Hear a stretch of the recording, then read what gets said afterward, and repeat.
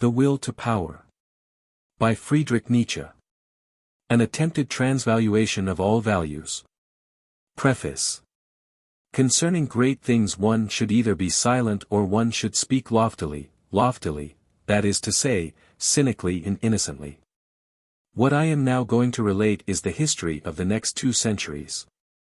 I shall describe what will happen, what must necessarily happen, the triumph of nihilism. This history can be written already. For necessity itself is at work in bringing it about. This future is already proclaimed by 100 different omens, as a destiny it announces its advent everywhere, for this music of tomorrow all ears are already pricked. The whole of our culture in Europe has long been writhing in an agony of suspense which increases from decade to decade as if in expectation of a catastrophe, restless, violent, helter-skelter, like a torrent that will reach its bourne. And refuses to reflect, that even dreads reflection. 3. On the other hand, the present writer has done little else, hitherto, than reflect and meditate, like an instinctive philosopher and anchorite, who found his advantage in isolation, in remaining outside, in patience, procrastination, and lagging behind. Like a weighing and testing spirit who has already lost his way in every labyrinth of the future, like a prophetic bird spirit that looks backwards when it would announce what is to come. Like the first perfect European nihilist, who, however, has already outlived nihilism in his own soul, who has outgrown, overcome, and dismissed it. 4. For the reader must not misunderstand the meaning of the title which has been given to this evangel of the future. The Will to Power, an attempted transvaluation of all values, with this formula a counter-movement finds expression, in regard to both a principle and a mission, a movement which in some remote future will supersede this perfect nihilism. But which nevertheless regards it as a necessary step, both logically and psychologically, towards its own advent, and which positively cannot come, except on top of and out of it. 4. Why is the triumph of nihilism inevitable now? Because the very values current amongst us today will arrive at their logical conclusion in nihilism, because nihilism is the only possible outcome of our greatest values and ideals. Because we must first experience nihilism before we can realize what the actual worth of these values was. Sooner or later we shall be in need of new values.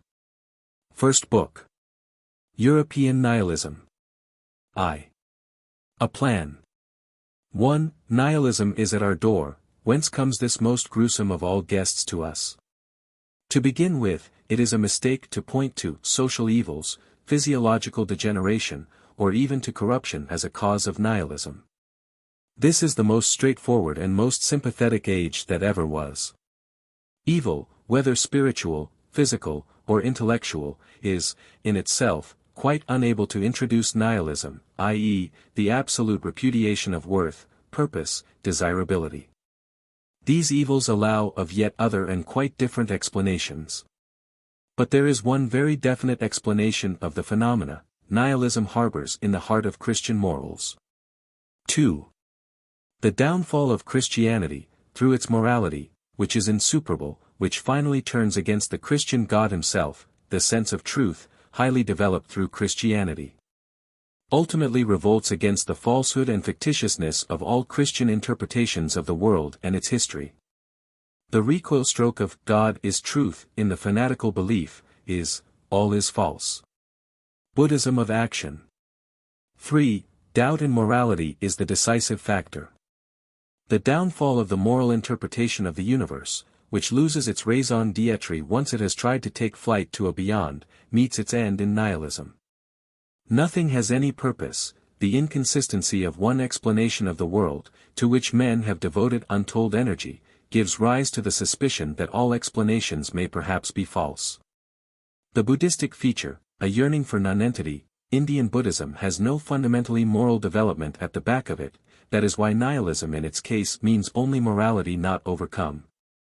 Existence is regarded as a punishment and conceived as an error is thus held to be punishment, a moral valuation. Philosophical attempts to overcome the moral God, Hegel, pantheism. The vanquishing of popular ideals, the wizard, the saint, the bard. Antagonism of true and beautiful and good. 4. Against purposelessness, on the one hand, against moral valuations on the other, how far has all science and philosophy been cultivated heretofore under the influence of moral judgments? And have we not got the additional factor, the enmity of science, into the bargain? Or the prejudice against science? Criticism of Spinoza. Christian valuations everywhere present as remnants in socialistic and positivistic systems. A criticism of Christian morality is altogether lacking. 5. The nihilistic consequences of present natural science, along with its attempts to escape into a beyond. Out of its practice there finally arises a certain self-annihilation, an antagonistic attitude towards itself, a sort of anti-scientificality. Since Copernicus man has been rolling away from the center towards X. 6. The nihilistic consequences of the political and politico-economical way of thinking, where all principles at length become tainted with the atmosphere of the platform, the breath of mediocrity, insignificance, dishonesty, etc. Nationalism. Anarchy, etc. Punishment. Everywhere the deliverer is missing, either as a class or as a single man, the justifier. 7. Nihilistic consequences of history and of the practical historian, i.e., the romanticist. The attitude of art is quite unoriginal in modern life. Its gloominess. Goethe's so-called Olympian state. 8. Art and the preparation of nihilism. Romanticism, the conclusion of Wagner's Ring of the Nibelung. I. Nihilism. 1.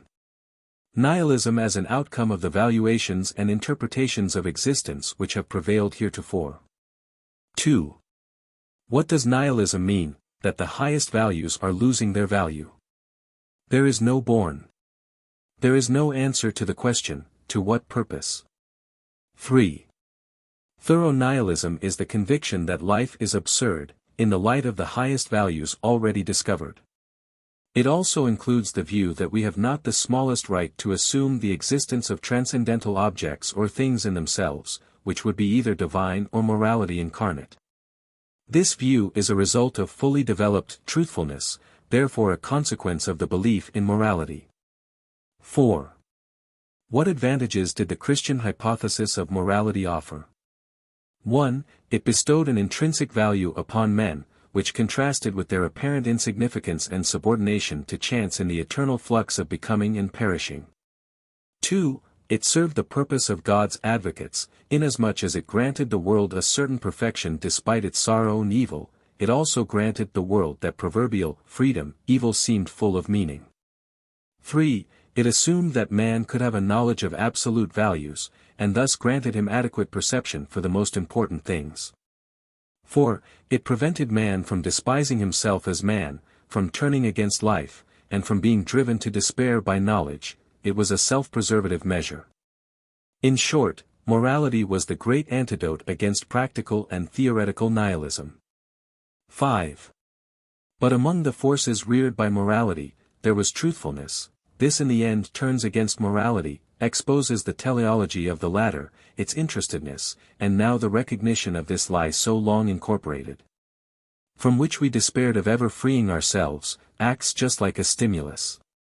We perceive certain needs in ourselves, implanted during the long dynasty of the moral interpretation of life, which now seem to us to be needs of untruth. On the other hand, those very needs represent the highest values owing to which we are able to endure life. We have ceased from attaching any worth to what we know, and we dare not attach any more worth to that with which we would fain deceive ourselves. From this antagonism there results a process of dissolution. 6. This is the antinomy. In so far as we believe in morality, we condemn existence. 7. The highest values in the service of which man ought to live, more particularly when they oppressed and constrained him most, these social values, owing to their tone-strengthening tendencies, were built over men's heads as though they were the will of God or reality, or the actual world, or even a hope of a world to come. Now that the lowly origin of these values has become known, the whole universe seems to have been transvalued and to have lost its significance, but this is only an intermediate stage. 8. The consequence of nihilism, disbelief in all values, as a result of a moral valuation, we have grown to dislike egotism, even though we have realized the impossibility of altruism. We have grown to dislike what is most necessary, although we have recognized the impossibility of a liberum arbitrium and of an intelligible freedom. We perceive that we do not reach the spheres in which we have set our values, at the same time those other spheres in which we live have not thereby gained one iota in value. On the contrary, we are tired, because we have lost the main incentive to live. All in vain hitherto. 9. Pessimism as a preparatory state to nihilism. 10. A. Pessimism viewed as strength, in what respect? In the energy of its logic, as anarchy, nihilism, and analysis. B. Pessimism regarded as collapse, in what sense? In the sense of its being a softening influence, a sort of cosmopolitan befingering, a tout comprendre, and historical spirit. Critical tension, extremes make their appearance and become dominant. 11. The logic of pessimism leads finally to nihilism. What is the force at work?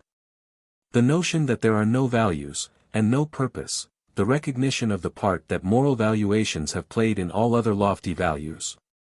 Result: moral valuations are condemnations, negations, morality is the abdication of the will to live. This is a Kantian term. Kant recognized two kinds of freedom, the practical and the transcendental kind. The first belongs to the phenomenal, the second to the intelligible world. Translator's note. 12. The collapse of cosmopolitan values. A.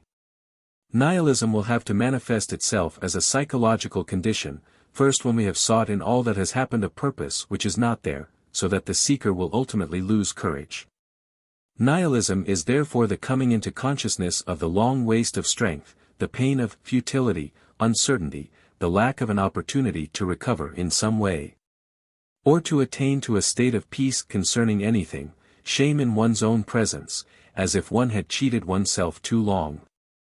The purpose above mentioned might have been achieved, in the form of a realization of a most high canon of morality in all worldly phenomena, the moral order of the universe. Or in the form of the increase of love and harmony in the traffic of humanity, or in the nearer approach to a general condition of happiness, or even in the march towards general nonentity. Any sort of goal always constitutes a purpose. The common factor to all these appearances is that something will be attained, through the process itself, and now we perceive that becoming has been aiming at nothing, and has achieved nothing. Hence the disillusionment in regard to a so-called purpose in existence, as a cause of nihilism. Whether this be in respect of a very definite purpose, or generalized into the recognition that all the hypotheses are false which have hitherto been offered as to the object of life, and which relate to the whole of evolution, man no longer an assistant in, let alone the culmination of, the evolutionary process. Nihilism will manifest itself as a psychological condition, in the second place, when man has fixed a totality, a systematization, even an organization in and behind all phenomena. So that the soul thirsting for respect and admiration will wallow in the general idea of a highest ruling and administrative power, if it be the soul of a logician. The sequence of consequences and perfect reasoning will suffice to conciliate everything. A kind of unity, some form of monism, and as a result of this belief man becomes obsessed by a feeling of profound relativity in dependence in the presence of an all which is infinitely superior to him, a sort of divinity. The general good exacts the surrender of the individual. But lo, there is no such general good. At bottom, man loses the belief in his own worth when no infinitely precious entity manifests itself through him, that is to say, he conceived such an all, in order to be able to believe in his own worth. Nihilism, as a psychological condition, has yet a third and last form. Admitting these 2 points of view, that no purpose can be assigned to becoming, and that no great entity rules behind all becoming, in which the individual may completely lose himself as in an element of superior value. There still remains the subterfuge which would consist in condemning this whole world of becoming as an illusion, and in discovering a world which would lie beyond it, and would be a real world. The moment, however, that man perceives that this world has been devised only for the purpose of meeting certain psychological needs, and that he has no right whatsoever to it, the final form of nihilism comes into being, which comprises a denial of a metaphysical world, and which forbids itself all belief in a real world. From this standpoint, the reality of becoming is the only reality that is admitted, all bypaths to back worlds and false godheads are abandoned, but this world is no longer endured, although no one wishes to disown it. What has actually happened? The feeling of worthlessness was realized when it was understood that neither the notion of purpose, nor that of unity, nor that of truth, could be made to interpret the general character of existence. Nothing is achieved or obtained thereby. The unity which intervenes in the multiplicity of events is entirely lacking, the character of existence is not true, it is false, there is certainly no longer any reason to believe in a real world. In short, the categories, purpose, unity, being, by means of which we had lent some worth to life, we have once more divorced from it, and the world now appears worthless to us. b. Admitting that we have recognized the impossibility of interpreting world by means of these three categories, and that from this standpoint the world begins to be worthless to us. We must ask ourselves whence we derived our belief in these three categories. Let us see if it is possible to refuse to believe in them. If we can deprive them of their value, the proof that they cannot be applied to the world, is no longer a sufficient reason for depriving that world of its value. Result, the belief in the categories of reason is the cause of nihilism. We have measured the worth of the world according to categories which can only be applied to a purely fictitious world. Conclusion: all values with which we have tried, hitherto, to lend the world some worth, from our point of view, and with which we have therefore deprived it of all worth, once these values have been shown to be inapplicable, all these values are psychologically the results of certain views of utility, established for the purpose of maintaining and increasing the dominion of certain communities, but falsely projected into the nature of things. It is always man's exaggerated ingenuousness to regard himself as the sense and measure of all things. This probably refers to Kant's celebrated table of 12 categories. The four classes, quantity, quality, relation, and modality, are each provided with three categories. Translator's note. 13. Nihilism represents an intermediary pathological condition, the vast generalization, the conclusion that there is no purpose in anything. Is pathological whether it be that the productive forces are not yet strong enough, or that decadence still hesitates and has not yet discovered its expedients.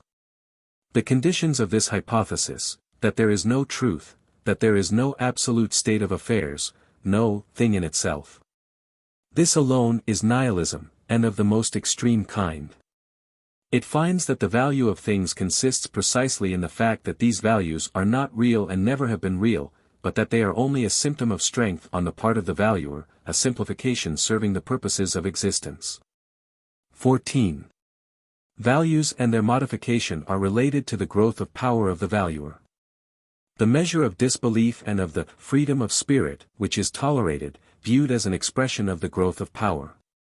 Nihilism viewed as the ideal of the highest spiritual power, of the overrich life, partly destructive, partly ironical. 15. What is belief? How is a belief born?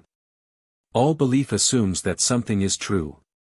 The extremist form of nihilism would mean that all belief, all assumption of truth, is false, because no real world is at hand. It were therefore only an appearance seen in perspective, whose origin must be found in us, seeing that we are constantly in need of a narrower, a shortened, and simplified world. This should be realized, that the extent to which we can, in our heart of hearts, acknowledge appearance, and the necessity of falsehood, without going to rack and ruin, is the measure of strength. In this respect, nihilism, in that it is the negation of a real world and of being, might be a divine view of the world. 16. If we are disillusioned, we have not become so in regard to life, but owing to the fact that our eyes have been opened to all kinds of desiderata. With mocking anger we survey that which is called ideal, we despise ourselves only because we are unable at every moment of our lives to quell that absurd emotion which is called idealism. This pampering by means of ideals is stronger than the anger of the disillusioned one. 17. To what extent does Schopenhauerian nihilism continue to be the result of the same ideal as that which gave rise to Christian theism? The amount of certainty concerning the most exalted desiderata, the highest values and the greatest degree of perfection, was so great, that the philosophers started out from it as if it had been an a priori and absolute fact, God at the head. As the given quantity, truth. To become like God, to be absorbed into the divine being, these were for centuries the most ingenious and most convincing desiderata, but that which convinces is not necessarily true on that account, it is nothing more nor less than convincing. An observation for donkeys. The granting of a personal reality to this accretion of ideals has been unlearned, people have become atheistic. But has the ideal actually been abandoned? The latest metaphysicians, as a matter of fact, still seek their true reality in it, the thing in itself, beside which everything else is merely appearance. Their dogma is, that because our world of appearance is so obviously not the expression of that ideal, it therefore cannot be true, and at bottom does not even lead back to that metaphysical world as cause. The unconditioned, in so far as it stands for that highest degree of perfection, cannot possibly be the reason of all the conditioned.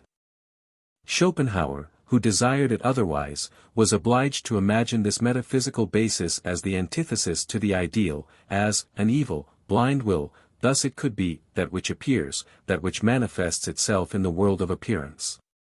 But even so, he did not give up that ideal absolute, he circumvented it.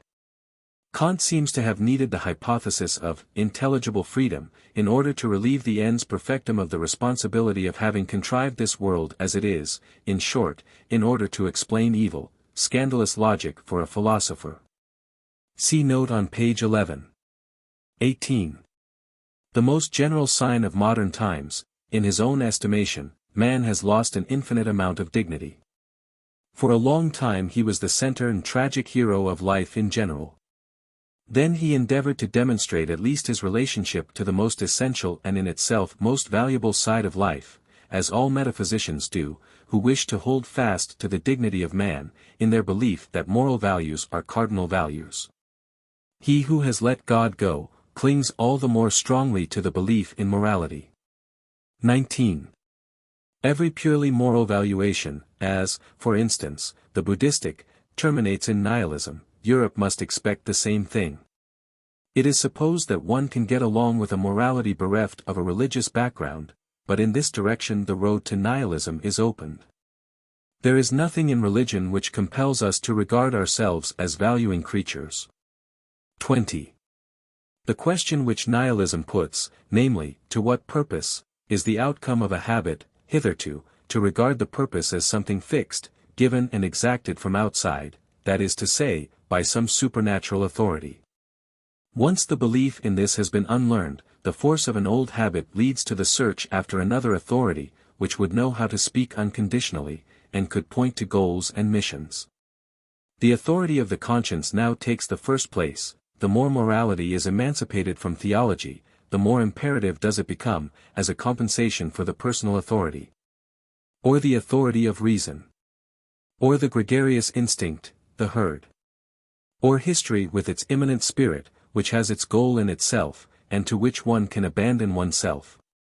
One would like to evade the will, as also the willing of a goal and the risk of setting oneself a goal. One would like to get rid of the responsibility, fatalism would be accepted. Finally, happiness, and with a dash of humbug, the happiness of the greatest number. It is said. 1. A definite goal is quite unnecessary. 2. Such a goal cannot possibly be foreseen. Precisely now, when will in its fullest strength were necessary, it is in the weakest and most pusillanimous condition. Absolute mistrust concerning the organizing power of the will. 21. The perfect nihilist. The nihilist's eye idealizes in an ugly sense, and is inconstant to what it remembers. It allows its recollections to go astray and to fade. It does not protect them from that cadaverous coloration with which weakness dyes all that is distant and past. And what it does not do for itself it fails to do for the whole of mankind as well, that is to say, it allows it to drop. 22. Nihilism. It may be two things. A. Nihilism as a sign of enhanced spiritual strength, active nihilism. B. Nihilism as a sign of the collapse and decline of spiritual strength, passive nihilism. 23. Nihilism, a normal condition. It may be a sign of strength. Spiritual vigor may have increased to such an extent that the goals toward which man has marched hitherto, the convictions, articles of faith, are no longer suited to it, for a faith generally expresses the exigencies of the conditions of existence, a submission to the authority of an order of things which conduces to the prosperity, the growth and power of a living creature. On the other hand, a sign of insufficient strength, to fix a goal, a wherefore, and a faith for itself. It reaches its maximum of relative strength, as a powerful destructive force, in the form of active nihilism.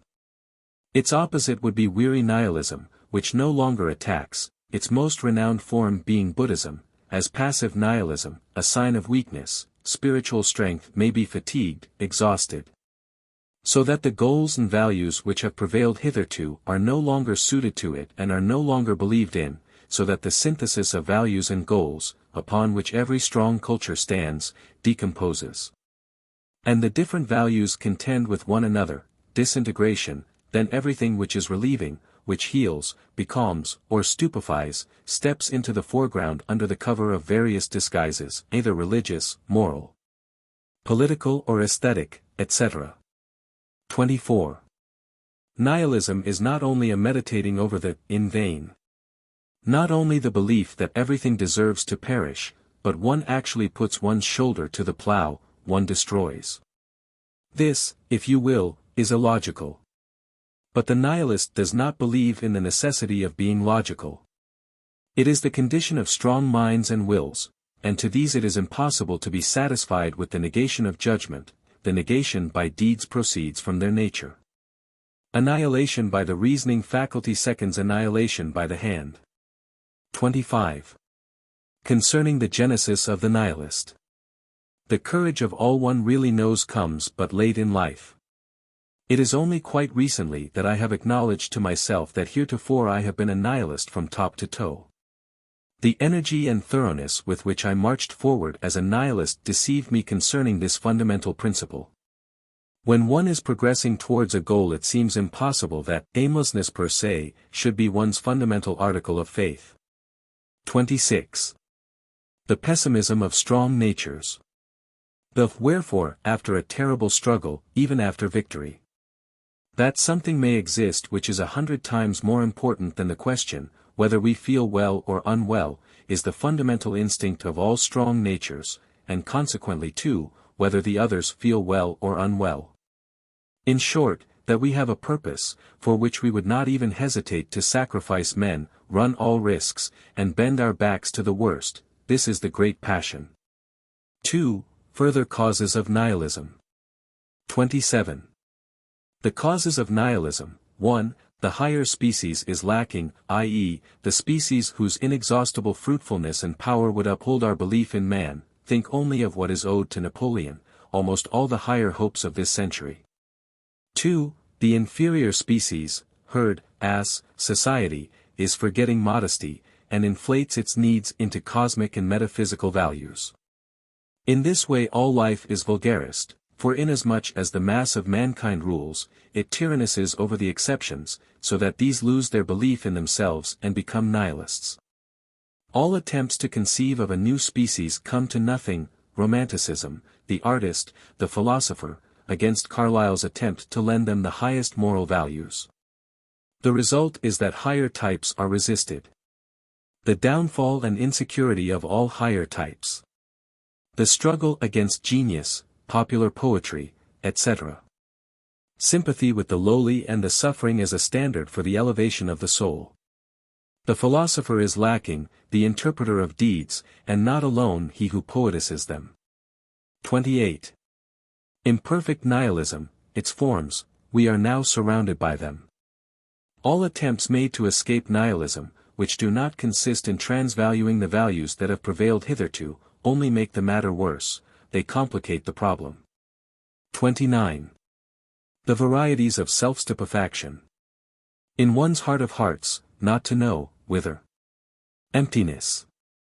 The attempt to rise superior to it all by means of emotional intoxication in the form of music, in the form of cruelty, in the tragic joy over the ruin of the noblest, and in the form of blind gushing enthusiasm over individual men or distinct periods, in the form of hatred, etc.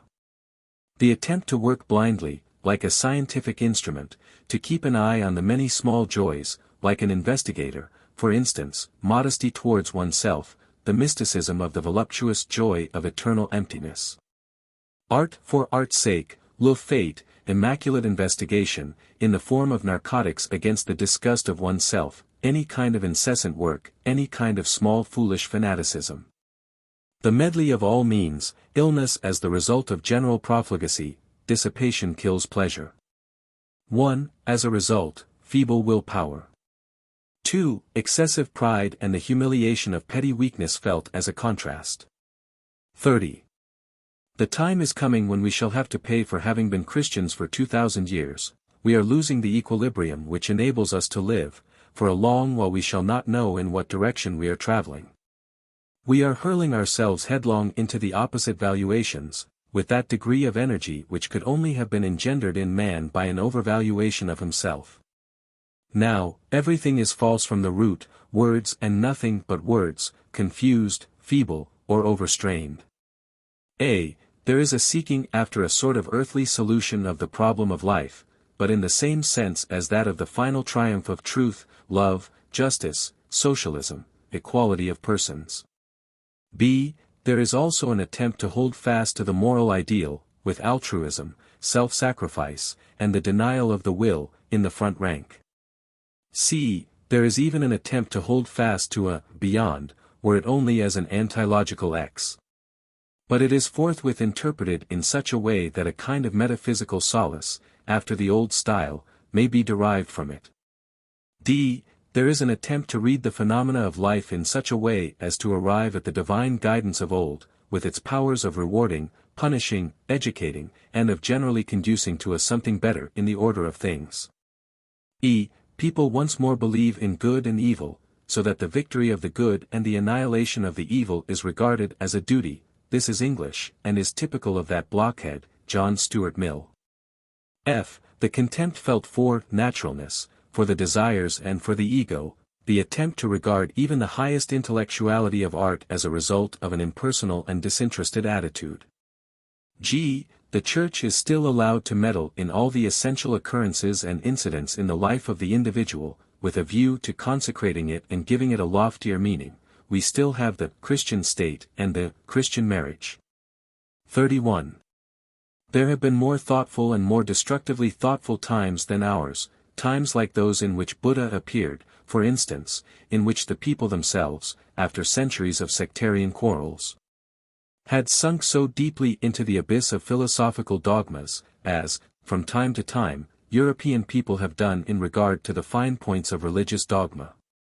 Literature and the press would be the last things to seduce one to any high opinion of the spirit of our times, the millions of spiritists.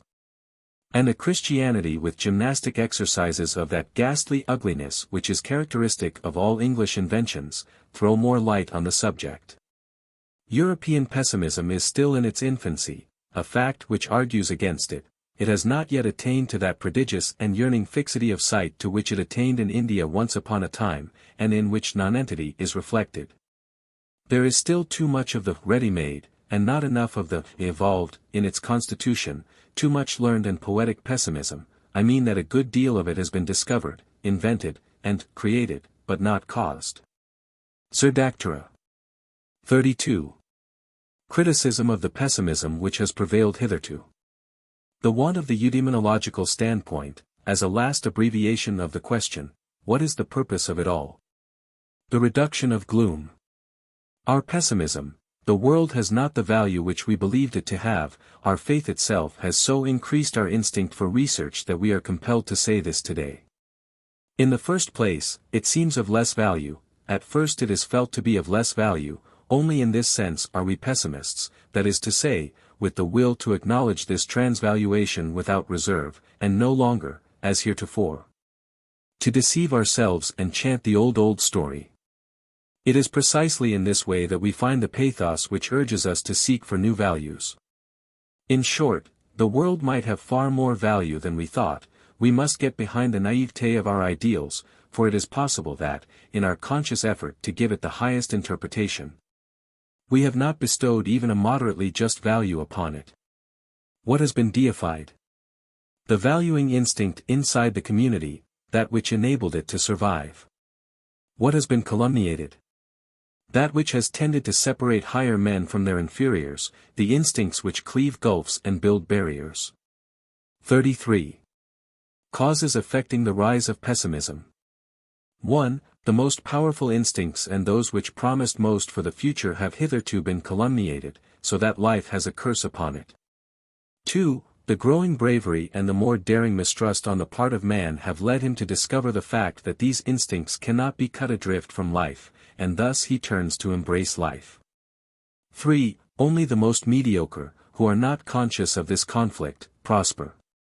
The higher species fail, and as an example of degeneration tend to dispose all hearts against them. On the other hand, there is some indignation caused by the mediocre positing themselves as the end and meaning of all things. No one can any longer reply to the question, why? 4. Belittlement, susceptibility to pain, unrest, haste, and confusion are steadily increasing. The materialization of all these tendencies, which is called civilization, becomes every day more simple, with the result that, in the face of the monstrous machine, the individual despairs and surrenders. 34. Modern pessimism is an expression of the uselessness only of the modern world, not of the world in existence as such. 35. The preponderance of pain over pleasure, or the reverse, hedonism. Both of these doctrines are already signposts to nihilism. For here, in both cases, no other final purpose is sought than the phenomenon pleasure or pain. But only a man who no longer dares to posit a will, a purpose, and a final goal can speak in this way. According to every healthy type of man, the worth of life is certainly not measured by the standard of these secondary things. And a preponderance of pain would be possible and, in spite of it, a mighty will, a saying of yet to life, and a holding of this preponderance for necessary. Life is not worth living, resignation, what is the good of tears? This is a feeble and sentimental attitude of mind. Un monstre guy vaut mieux qu'un sentimental ennuyeux. 36. The philosophy nihilist is convinced that all phenomena are without sense and are in vain, and that there ought to be no such thing as being without sense and in vain. But whence comes this, there ought not to be? Whence this sense and this standard? At bottom the nihilist supposes that the sight of such a desolate, useless being is unsatisfying to the philosopher, and fills him with desolation and despair. This aspect of the case is opposed to our subtle sensibilities as a philosopher. It leads to the absurd conclusion that the character of existence must perforce afford pleasure to the philosopher if it is to have any right to subsist. Now it is easy to understand that happiness and unhappiness, within the phenomena of this world, can only serve the purpose of means. The question yet remaining to be answered is whether it will ever be possible for us to perceive the object and purpose of life, whether the problem of purposelessness or the reverse is not quite beyond our ken. 37. The development of nihilism out of pessimism. The denaturalization of values. Scholasticism of values. The values isolated, idealistic, instead of ruling and leading action, turn against it and condemn it. Opposites introduced in the place of natural gradations and ranks. Hatred of the order of rank. Opposites are compatible with a plebeian age, because they are more easy to grasp. The rejected world is opposed to an artificially constructed, true and valuable, one. At last we discover out of what material the true world was built. All that remains, now, is the rejected world, and to the account of our reasons for rejecting it we place our greatest disillusionment. At this point nihilism is reached, the directing values have been retained, nothing more. This gives rise to the problem of strength and weakness. 1. The weak fall to pieces upon it. 2. The strong destroy what does not fall to pieces of its own accord. 3. The strongest overcome the directing values. The whole condition of affairs produces the tragic age. 3. The nihilistic movement as an expression of decadence. 38. Just lately an accidental and in every way inappropriate term has been very much misused. Everywhere people are speaking of pessimism. And there is a fight around the question, to which some replies must be forthcoming: which is right, pessimism or optimism? People have not yet seen what is so terribly obvious, namely, that pessimism is not a problem but a symptom, that the term ought to be replaced by nihilism, that the question, to be or not to be, is itself an illness, a sign of degeneracy. An idiosyncrasy. The nihilistic movement is only an expression of physiological decadence. 39. To be understood, that every kind of decline and tendency to sickness has incessantly been at work in helping to create general evaluations, that in those valuations which now dominate, decadence has even begun to preponderate. That we have not only to combat the conditions which present misery and degeneration have brought into being, but that all decadence, previous to that of our own times, has been transmitted and has therefore remained an active force amongst us. A universal departure of this kind, on the part of man, from his fundamental instincts, such universal decadence of the valuing judgment, is the note of interrogation par excellence, the real riddle, which the animal, man, sets to all philosophers. 40. The notion, decadence, decay, decline, and waste, are, per se, in no way open to objection. They are the natural consequences of life and vital growth. The phenomenon of decadence is just as necessary to life as advance or progress is. We are not in a position which enables us to suppress it. On the contrary, reason would have it retain its rights. It is disgraceful on the part of socialist theorists to argue that circumstances and social combinations could be devised which would put an end to all vice, illness, crime, prostitution, and poverty. But that is tantamount to condemning life. A society is not at liberty to remain young. And even in its prime it must bring forth ordure in decaying matter. The more energetically and daringly it advances, the richer will it be in failures and in deformities, and the nearer it will be to its fall. Age is not deferred by means of institutions. Nor is illness. Nor is vice. 41. Fundamental aspect of the nature of decadence, what has heretofore been regarded as its causes are its effects. In this way, the whole perspective of the problems of morality is altered. All the struggle of morals against vice, luxury, crime, and even against illness, seems a naivete, a superfluous effort. There is no such thing as improvement, a word against repentance. Decadence itself is not a thing that can be withstood. It is absolutely necessary and is proper to all ages and all peoples. That which must be withstood, and by all means in our power, is the spreading of the contagion among the sound parts of the organism. Is that done? The very reverse is done. It is precisely on this account that one makes a stand on behalf of humanity. How do the highest values created hitherto stand in relation to this fundamental question in biology? Philosophy, religion, morality, art, etc. The remedy, militarism, for instance, from Napoleon onwards, who regarded civilization as his natural enemy. 42. All those things which heretofore have been regarded as the causes of degeneration, are really its effects. But those things also which have been regarded as the remedies of degeneration are only palliatives of certain effects thereof. The cured are types of the degenerate. The results of decadence, vice, viciousness, illness, sickliness, crime, criminality, celibacy, sterility, hysteria, the weakness of the will, alcoholism, pessimism, anarchy, debauchery, also of the spirit. The calumniators, underminers, skeptics, and destroyers. 43. Concerning the notion, decadence. 1. Skepticism is a result of decadence, just as spiritual debauchery is. 2. Moral corruption is a result of decadence, the weakness of the will and the need of strong stimulants. 3. Remedies, whether psychological or moral, do not alter the march of decadence, they do not arrest anything, physiologically they do not count. A peep into the enormous futility of these pretentious reactions. They are forms of anesthetizing oneself against certain fatal symptoms resulting from the prevailing condition of things, they do not eradicate the morbid element. They are often heroic attempts to cancel the decadent man, to allow only a minimum of his deleterious influence to survive. For, nihilism is not a cause, but only the rationale of decadence. 5. The good and the bad are no more than two types of decadence, they come together in all its fundamental phenomena. 6. The social problem is a result of decadence.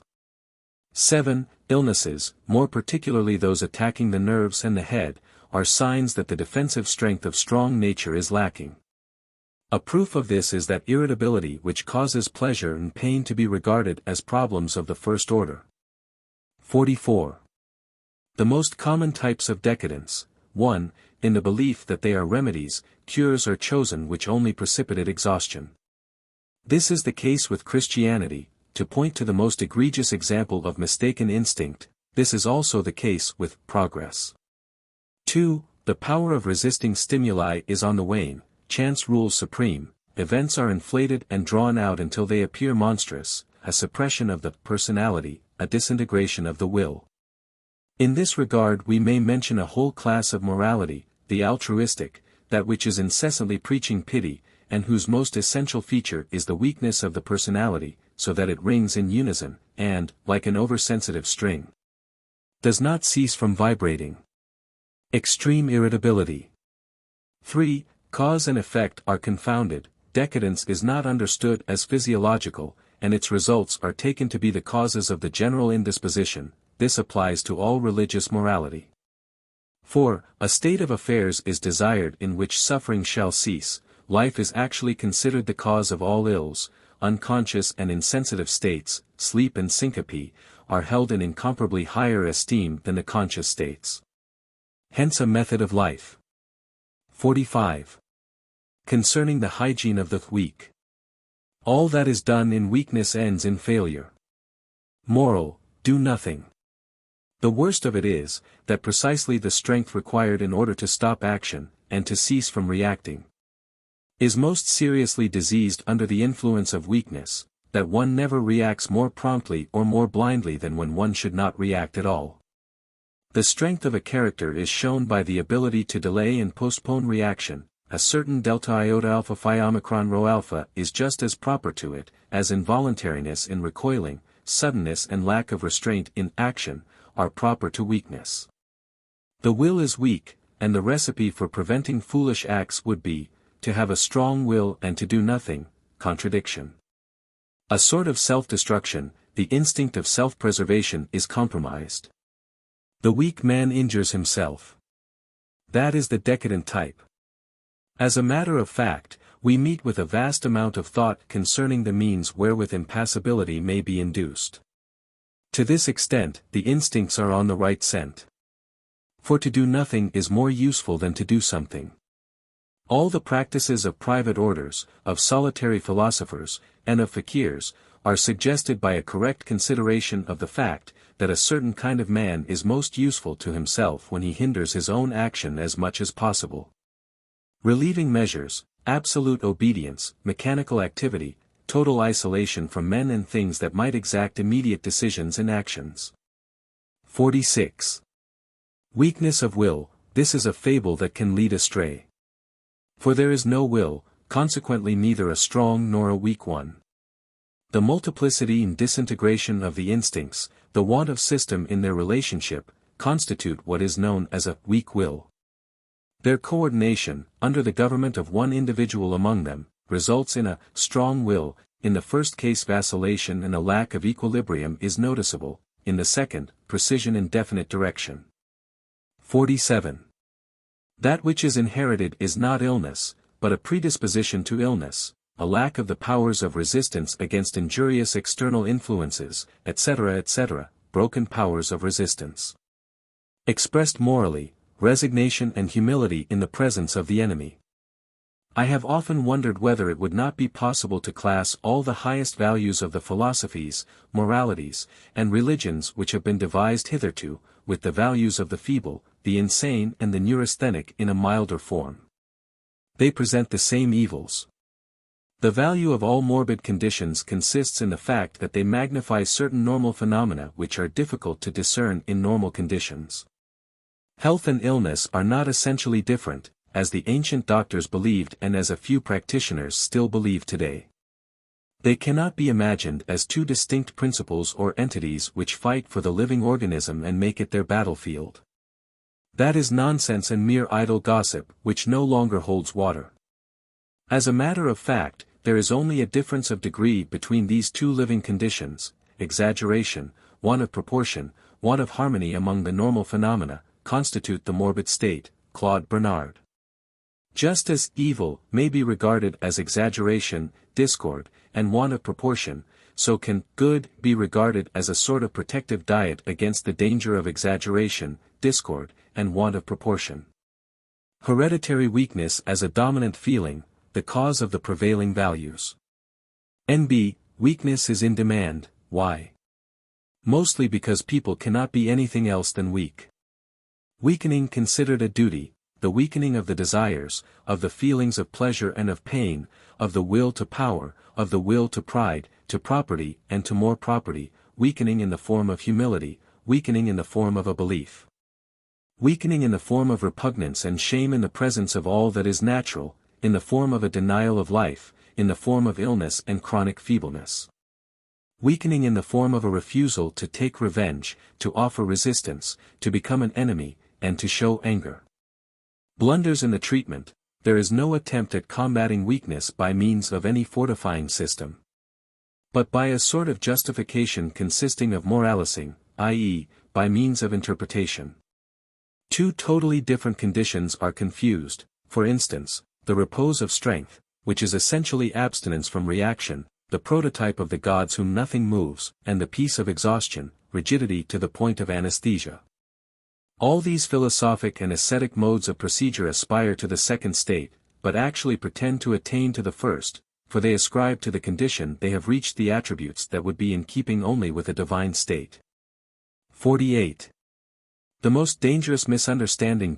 There is one concept which apparently allows of no confusion or ambiguity, and that is the concept exhaustion. Exhaustion may be acquired or inherited. In any case it alters the aspect and value of things.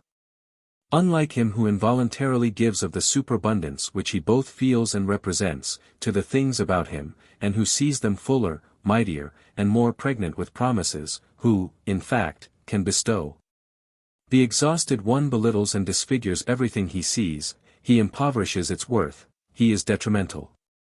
No mistake seems possible in this matter, and yet history discloses the terrible fact, that the exhausted have always been confounded with those with the most abundant resources, and the latter with the most detrimental.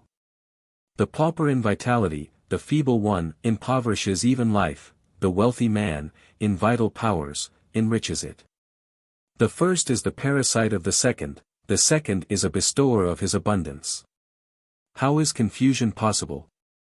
When he who was exhausted came forth with the bearing of a very active and energetic man, when degeneration implied a certain excess of spiritual and nervous discharge, he was mistaken for the wealthy man.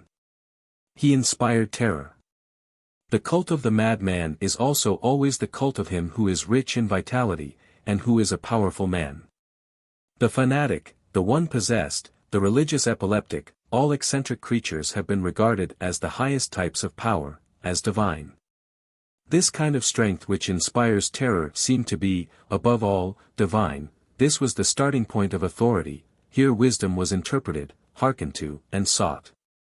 Out of this there was developed, everywhere almost, a will to deify, i.e., to a typical degeneration of spirit, body, and nerves, an attempt to discover the road to this higher form of being. To make oneself ill or mad, to provoke the symptoms of serious disorder, was called getting stronger, becoming more superhuman, more terrible and more wise.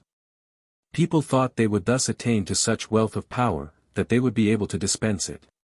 Wheresoever there have been prayers, someone has been sought who had something to give away. What led astray, here, was the experience of intoxication. This increases the feeling of power to the highest degree, therefore, to the mind of the ingenuous, it is power. On the highest altar of power the most intoxicated man must stand, the ecstatic. There are two causes of intoxication, superabundant life, and a condition of morbid nutrition of the brain. 49. Acquired, not inherited exhaustion. 1. Inadequate nourishment, often the result of ignorance concerning diet, as, for instance, in the case of scholars. 2. Erotic precocity, the damnation more especially of the youth of France, Parisian youths, above all, who are already dirted and ruined when they step out of their lycées into the world, and who cannot break the chains of despicable tendencies. Ironical and scornful towards themselves, galley slaves despite all their refinement, moreover, in the majority of cases, already a symptom of racial and family decadence, as all hypersensitiveness is. And examples of the infection of environment, to be influenced by one's environment is also a sign of decadence. 3. Alcoholism, not the instinct but the habit, foolish imitation, the cowardly or vain adaptation to a ruling fashion. What a blessing a Jew is among Germans! See the obtuseness, the flaxen head, the blue eye, and the lack of intellect in the face, the language, and the bearing. The lazy habit of stretching the limbs, and the need of repose among Germans, a need which is not the result of overwork, but of the disgusting excitation and overexcitation caused by alcohol. 50. A theory of exhaustion. Vice, the insane, also artists, the criminals, the anarchists, these are not the oppressed classes, but the outcasts of the community of all classes hitherto. Seeing that all our classes are permeated by these elements, we have grasped the fact that modern society is not a society or a body, but a diseased agglomeration of Chandala, a society which no longer has the strength even to excrete. To what extent living together for centuries has very much deepened sickliness. Modern virtue. Modern intellect, as forms of disease. Modern science. 51. The state of corruption.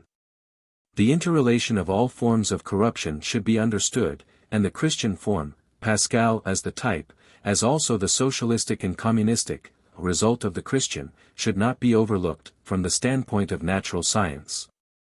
The highest conception of society according to socialists, is the lowest in the order of rank among societies. The beyond, corruption, as though outside the real world of becoming there were a world of being. Here there must be no compromise, but selection, annihilation, and war. The Christian nihilistic standard of value must be withdrawn from all things and attacked beneath every disguise. For instance, from modern sociology, music, and pessimism, all forms of the Christian ideal of values. Either one thing or the other is true, that is to say, tending to elevate the type man. The priest, the shepherd of souls, should be looked upon as a form of life which must be suppressed. All education, hitherto, has been helpless, adrift, without ballast, and afflicted with the contradiction of values. Either one thing or the other is true, that is to say, tending to elevate the type man. The priest, the shepherd of souls, should be looked upon as a form of life which must be suppressed. All education, hitherto, has been helpless, adrift, without ballast, and afflicted with the contradiction of values. 52. If nature have no pity on the degenerate, it is not therefore immoral. The growth of physiological and moral evils in the human race, is rather the result of morbid and unnatural morality. The sensitiveness of the majority of men is both morbid and unnatural. Why is it that mankind is corrupt in a moral and physiological respect? The body degenerates if one organ is unsound. The right of altruism cannot be traced to physiology, neither can the right to help and to the equality of fate. These are all premiums for degenerates and failures. There can be no solidarity in a society containing unfruitful, unproductive, and destructive members, who, by the by, are bound to have offspring even more degenerate than they are themselves. 53. Decadence exercises a profound and perfectly unconscious influence, even over the ideals of science. All our sociology is a proof of this proposition. And it has yet to be reproached with the fact that it has only the experience of society in the process of decay, and inevitably takes its own decaying instincts as the basis of sociological judgment. The declining vitality of modern Europe formulates its social ideals in its decaying instincts, and these ideals are all so like those of old and effete races, that they might be mistaken for one another. The gregarious instinct, then, now a sovereign power, is something totally different from the instinct of an aristocratic society, and the value of the sum depends upon the value of the units constituting it. The whole of our sociology knows no other instinct than that of the herd, i.e., of a multitude of mere ciphers, of which every cipher has equal rights, and where it is a virtue to be, not. The valuation with which the various forms of society are judged today is absolutely the same with that which assigns a higher place to peace than to war, but this principle is contrary to the teaching of biology, and is itself a mere outcome of decadent life. Life is a result of war, society is a means to war. Mr. Herbert Spencer was a decadent in biology, as also in morality. He regarded the triumph of altruism as a desideratum. 54. After thousands of years of error and confusion, it is my good fortune to have rediscovered the road which leads to a yeah and to a nay. I teach people to say nay in the face of all that makes for weakness and exhaustion. I teach people to say yeah in the face of all that makes for strength, that preserves strength, and justifies the feeling of strength. Up to the present, neither the one nor the other has been taught, but rather virtue, disinterestedness, pity, and even the negation of life. All these are values proceeding from exhausted people. After having pondered over the physiology of exhaustion for some time, I was led to the question, to what extent the judgments of exhausted people had percolated into the world of values. The result at which I arrived was as startling as it could possibly be, even for one like myself who was already at home in many a strange world. I found that all prevailing values, that is to say, all those which had gained ascendancy over humanity, or at least over its tamer portions, could be traced back to the judgment of exhausted people. Under the cover of the holiest names, I found the most destructive tendencies. People had actually given the name God to all that renders weak, teaches weakness, and infects with weakness. I found that the good man was a form of self-affirmation on the part of decadence. That virtue which Schopenhauer still proclaimed as superior to all, and as the most fundamental of all virtues. Even that same pity I recognized as more dangerous than any vice.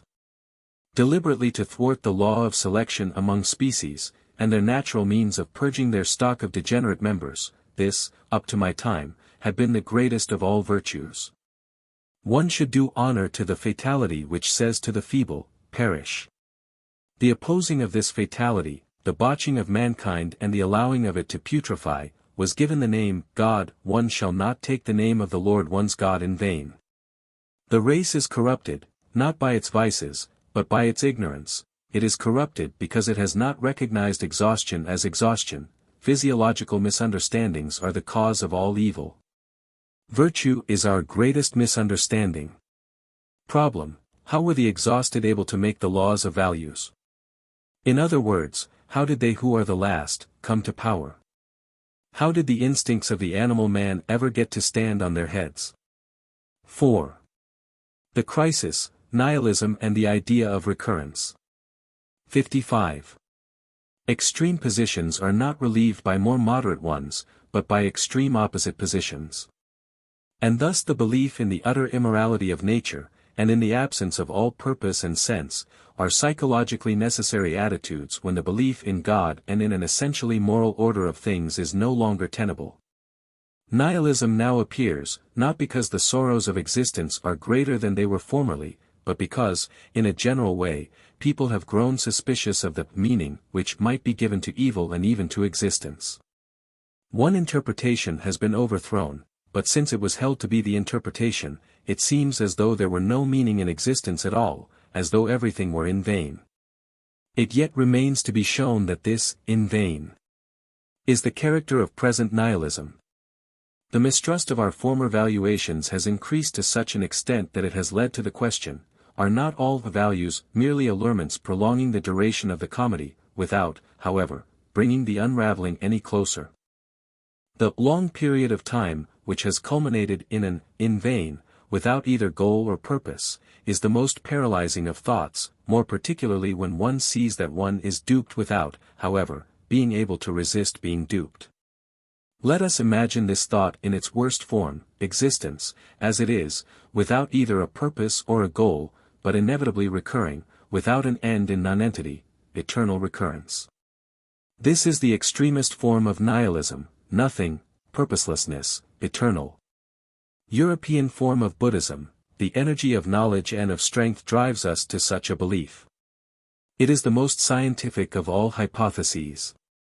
We deny final purposes. If existence had a final purpose, it would have reached it. It should be understood that what is being aimed at, here, is a contradiction of pantheism, for everything perfect, divine, eternal, also leads to the belief in eternal recurrence. Question: has this pantheistic and affirmative attitude to all things also been made possible by morality? At bottom only the moral God has been overcome. Is there any sense in imagining a God beyond good and evil? Would pantheism in this sense be possible? Do we withdraw the idea of purpose from the process, and affirm the process notwithstanding? This were so if, within that process, something were attained every moment, and always the same thing. Spinoza won an affirmative position of this sort, in the sense that every moment, according to him, has a logical necessity, and he triumphed by means of his fundamentally logical instinct over a like conformation of the world. But his case is exceptional. If every fundamental trait of character, which lies beneath every act, and which finds expression in every act, were recognized by the individual as his fundamental trait of character, this individual would be driven to regard every moment of his existence in general, triumphantly as good. It would simply be necessary for that fundamental trait of character to be felt in oneself as something good, valuable, and pleasurable.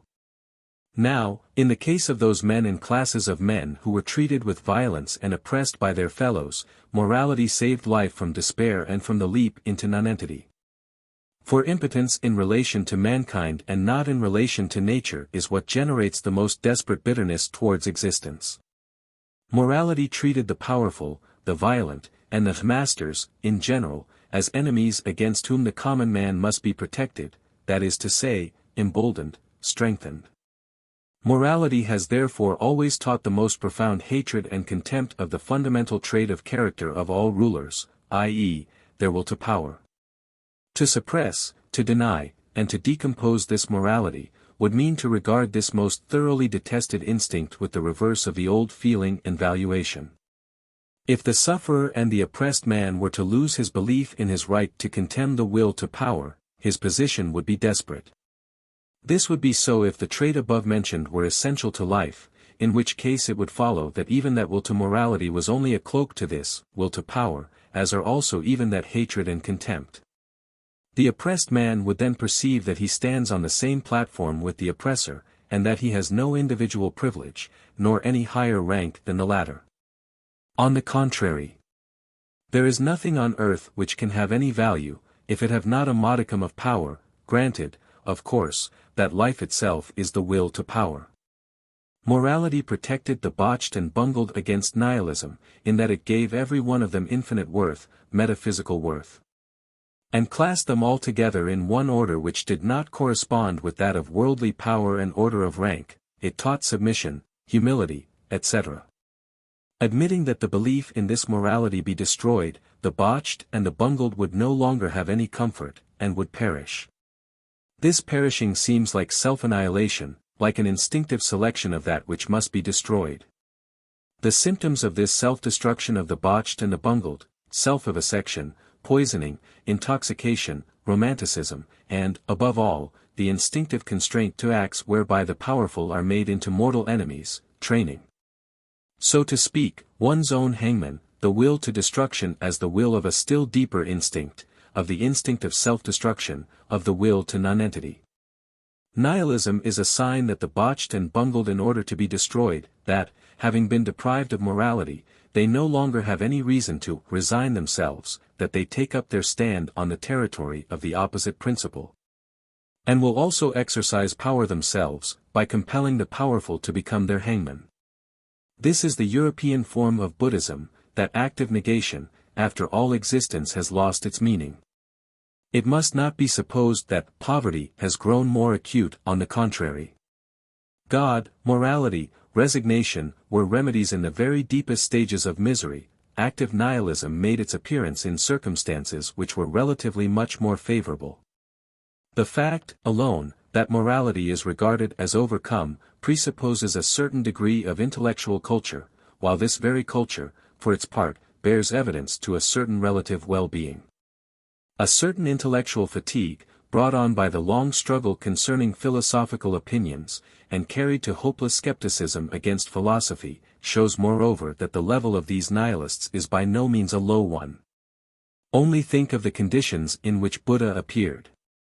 The teaching of the eternal recurrence would have learned principles to go upon, just as Buddha's teaching, for instance, had the notion of causality, etc. What do we mean today by the words, botched and bungled? In the first place, they are used physiologically and not politically.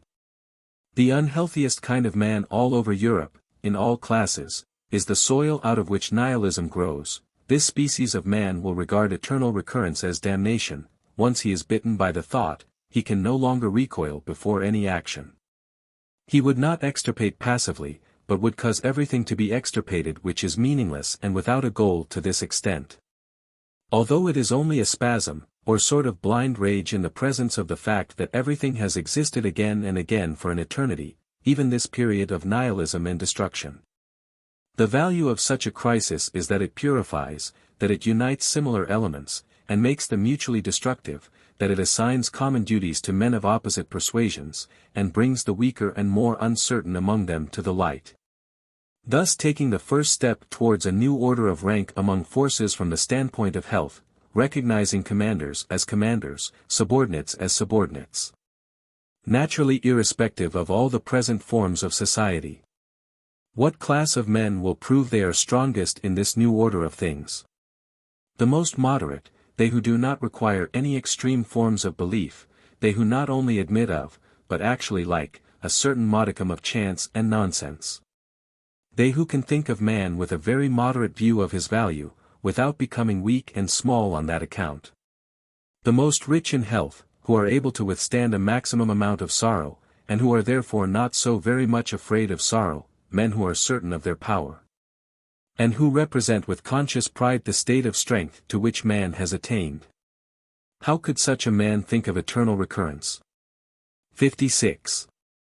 The periods of European nihilism.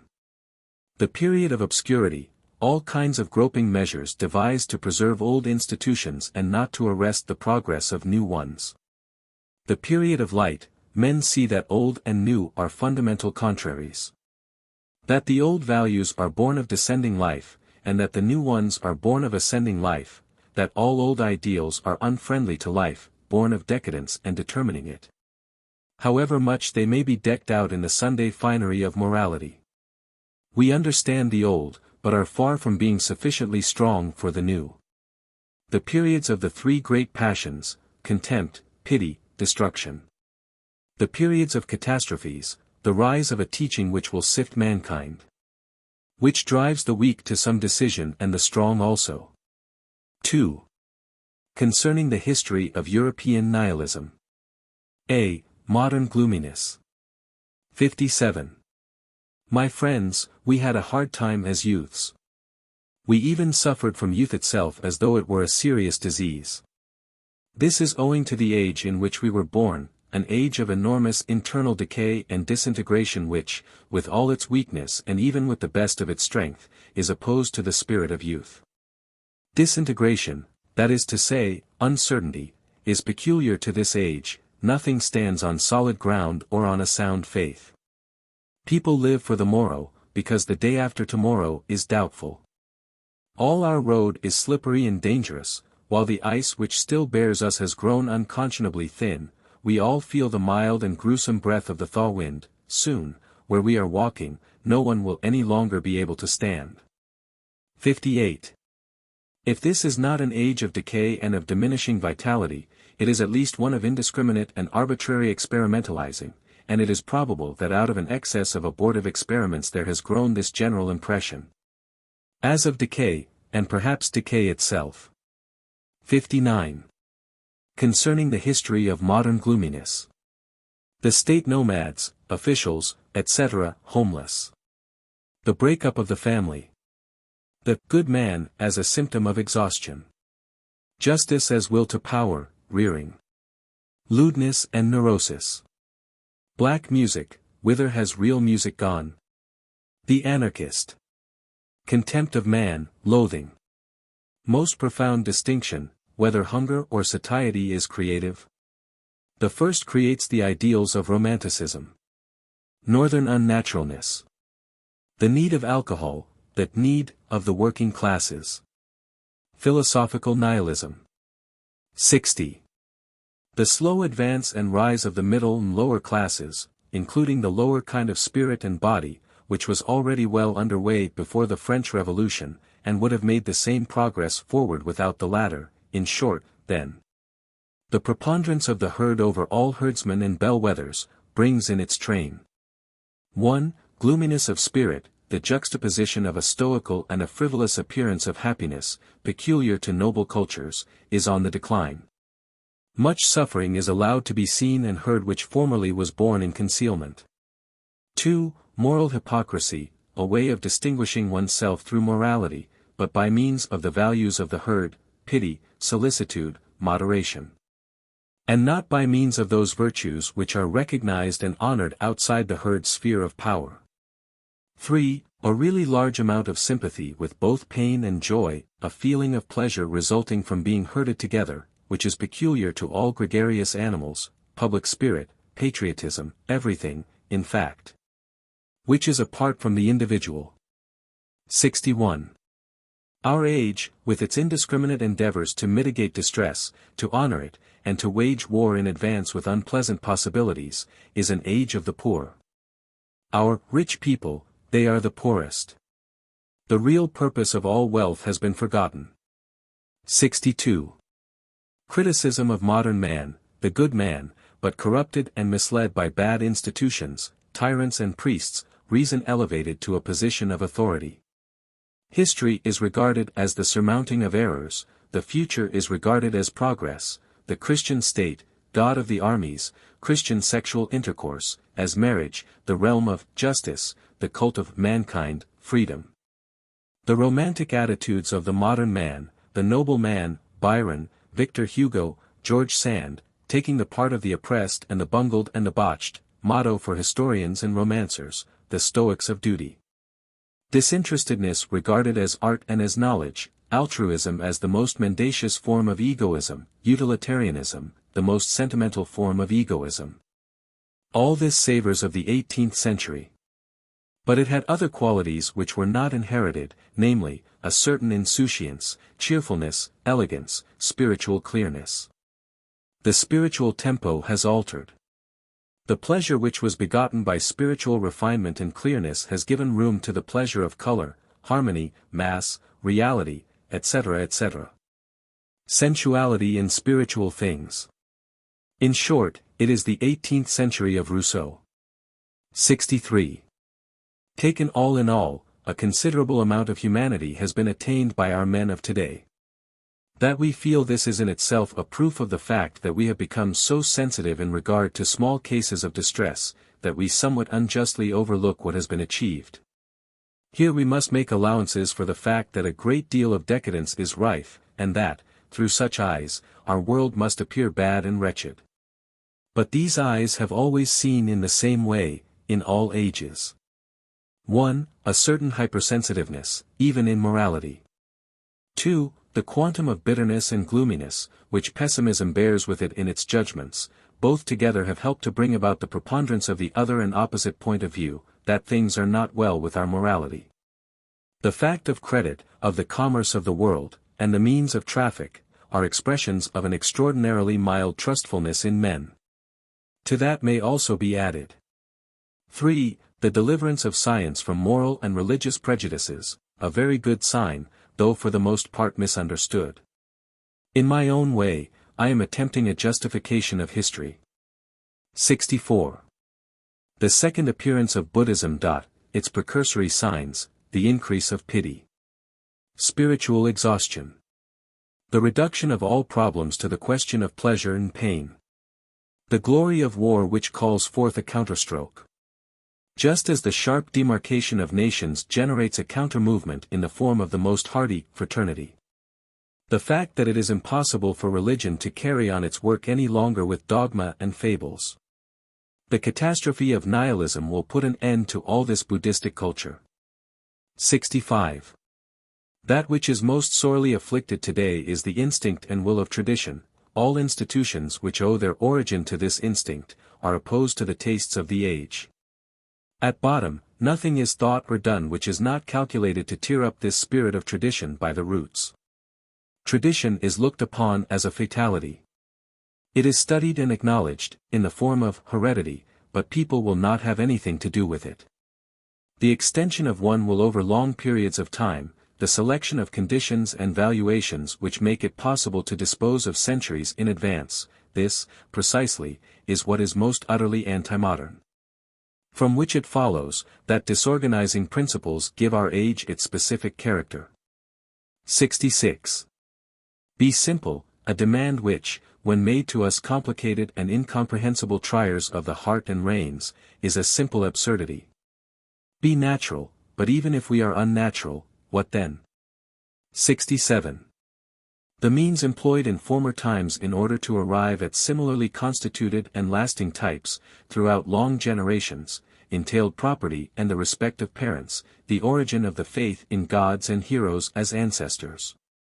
Now, the subdivision of property belongs to the opposite tendency. The centralization of an enormous number of different interests in one soul, which, to that end, must be very strong and mutable. 68. Why does everything become mummery?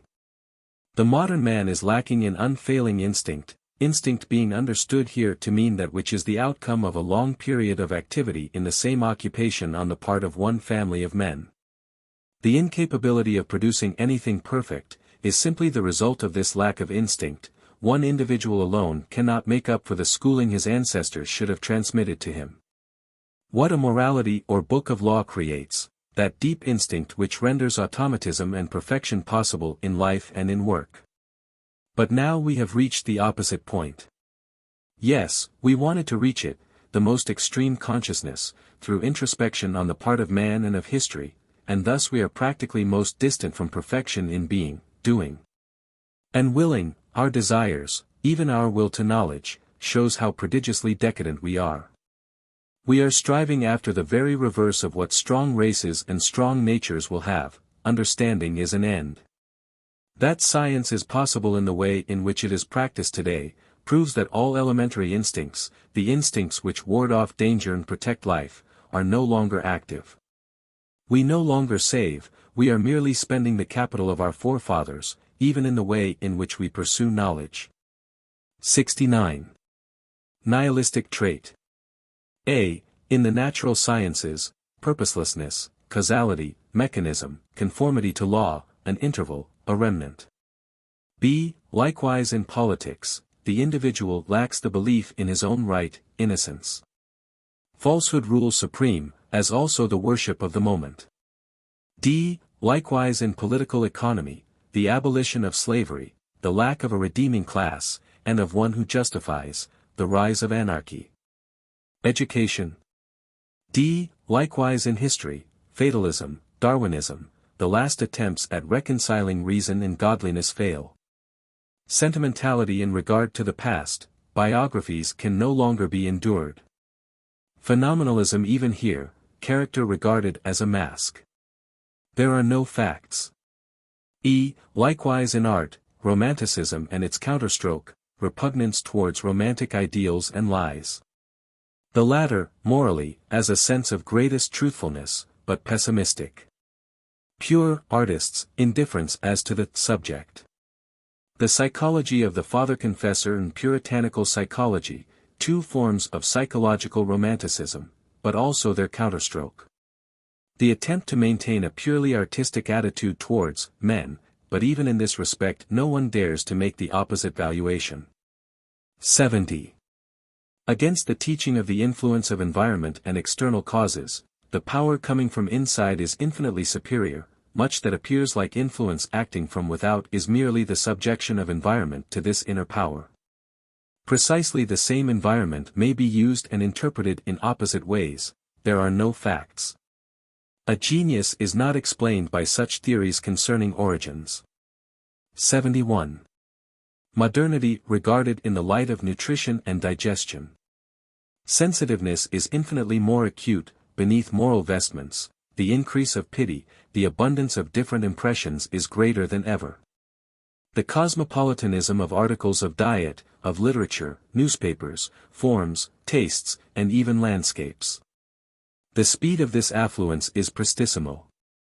Impressions are wiped out, and people instinctively guard against assimilating anything or against taking anything seriously and digesting it. The result is a weakening of the powers of digestion. There begin a sort of adaptation to this accumulation of impressions. Man unlearns the art of doing, and all he does is to react to stimuli coming from his environment. He spends his strength, partly in the process of assimilation, partly in defending himself, and again partly in responding to stimuli. Profound enfeeblement of spontaneity, the historian, the critic, the analyst, the interpreter, the observer, the collector, the reader, all reactive talents, all science. Artificial modification of one's own nature in order to make it resemble a mirror. One is interested, but only epidermally. This is systematic coolness, equilibrium, a steady low temperature, just beneath the thin surface on which warmth, movement, storm, and undulations play. Opposition of external mobility to a certain dead heaviness and fatigue. 72. Where must our modern world be classed, under exhaustion or under increasing strength? Its multiformity and lack of repose are brought about by the highest form of consciousness. 73. Overwork, curiosity and sympathy, are modern vices. 74. A contribution to the characterization of modernity. Exaggerated development of intermediate forms, the decay of types, the breakup of tradition, schools. The predominance of the instincts, philosophically prepared, the unconscious has the greater value, after the appearance of the enfeeblement of will power and of the will to an end and to the means thereto. 75. A capable artisan or scholar cuts a good figure if he have his pride in his art, and looks pleasantly and contentedly upon life. On the other hand, there is no sight more wretched than that of a cobbler or a schoolmaster who, with the air of a martyr, gives one to understand that he was really born for something better. There is nothing better than what is good. And that is, to have a certain kind of capacity and to use it. This is virtue in the Italian style of the Renaissance. Nowadays, when the state has a nonsensically oversized belly, in all fields and branches of work there are representatives over and above the real workmen. For instance, in addition to the scholars, there are the journalists. In addition to the suffering masses, there is a crowd of jabbering and bragging ne'er-do-wells who represent that suffering, not to speak of the professional politicians who, though quite satisfied with their lot, stand up in Parliament and, with strong lungs, represent grievances. Our modern life is extremely expensive, thanks to the host of middlemen that infest it. Whereas in the city of antiquity, and in many a city of Spain and Italy today, where there is an echo of the ancient spirit, the man himself comes forward and will have nothing to do with a representative or an intermediary in the modern style, except perhaps to kick him hence. 76. The preeminence of the merchant and the middleman, even in the most intellectual spheres, the journalist, the representative, the historian, as an intermediary between the past and the present, the exotic and cosmopolitan. The middleman between natural science and philosophy, the semi-theologians. 77. The men I have regarded with the most loathing, heretofore, are the parasites of intellect. They are to be found everywhere, already, in our modern Europe, and as a matter of fact their conscience is as light as it possibly can be. They may be a little turbid, and savor somewhat of pessimism, but in the main they are voracious, dirty, dirtying, stealthy, insinuating, light-fingered gentry, scabby, and as innocent as all small sinners and microbes are. They live at the expense of those who have intellect and who distribute it liberally.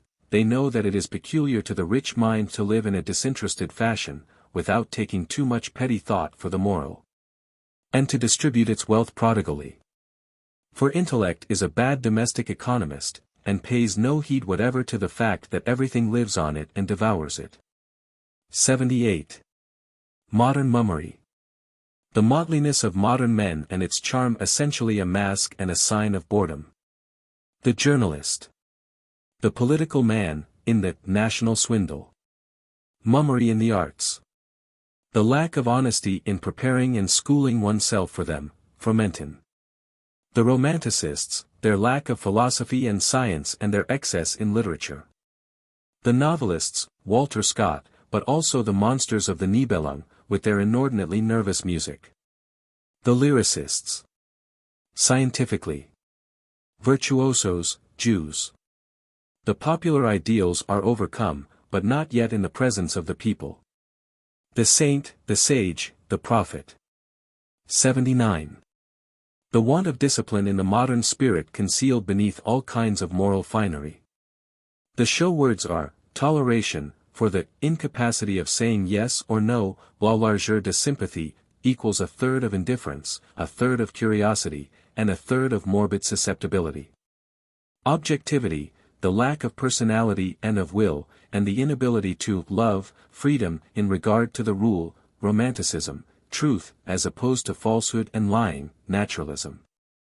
The scientific spirit, the human document, or, in plain English, the serial story, which means addition, instead of composition, passion, in the place of disorder and intemperance. Depth in the place of confusion and the pell-mell of symbols. 80. Concerning the criticism of big words. I am full of mistrust and malice towards what is called ideal. This is my pessimism, that I have recognized to what extent sublime sentiments are a source of evil, that is to say, a belittling and depreciating of man. Every time progress is expected to result from an ideal, disappointment invariably follows. The triumph of an ideal has always been a retrograde movement. Christianity, revolution, the abolition of slavery, equal rights, philanthropy, love of peace, justice, truth, all these big words are only valuable in a struggle, as banners, not as realities, but as show words, for something quite different, even quite opposed to what they mean. 81. The kind of man is known who has fallen in love with the sentence, tout comprendre est tout pardonner, it is the weak and, above all, the disillusioned. If there is something to pardon in everything, there is also something to contemn. It is the philosophy of disappointment, which here swathes itself so humanly in pity, and gazes out so sweetly. They are romanticists, whose faith has gone to pot, now they at least wish to look on and see how everything vanishes and fades. They call it l'art pour l'art, objectivity, etc. 82.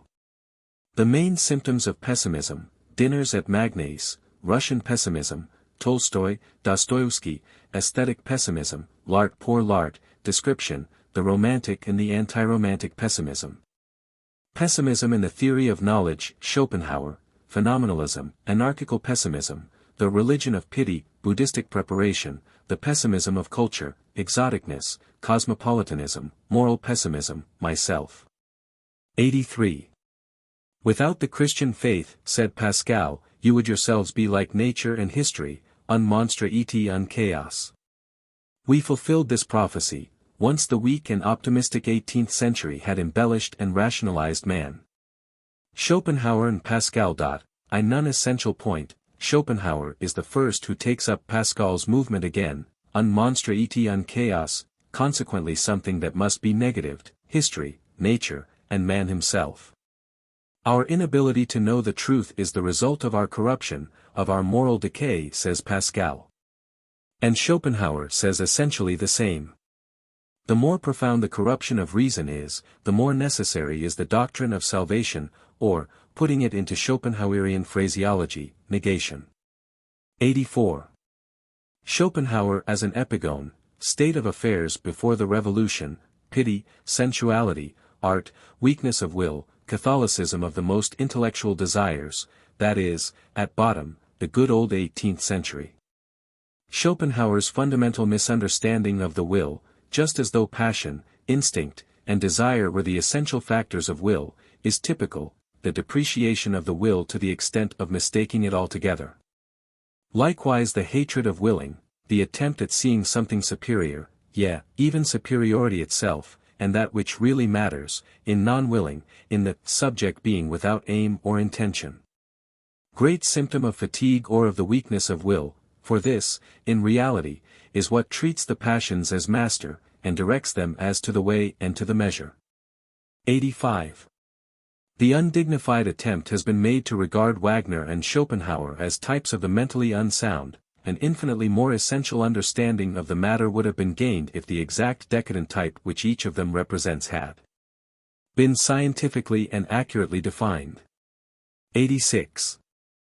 In my opinion, Henrik Ibsen has become very German. With all his robust idealism and will to truth, he never dared to wring himself free from moral illusionism which says freedom, and will not admit, even to itself, what freedom is, the second stage in the metamorphosis of the will to power, in him who lacks it. In the first stage, one demands justice at the hands of those who have power. In the second, one speaks of freedom, that is to say, one wishes to shake oneself free from those who have power. In the third stage, one speaks of equal rights, that is to say, so long as one is not a predominant personality one wishes to prevent one's competitors from growing in power. 87. The decline of Protestantism, theoretically and historically understood as a half-measure. Undeniable predominance of Catholicism today, Protestant feeling is so dead that the strongest anti-Protestant movements, Wagner's Parsifal, for instance, are no longer regarded as such. The whole of the more elevated intellectuality in France is Catholic in instinct. Bismarck recognized that there was no longer any such thing as Protestantism. 88.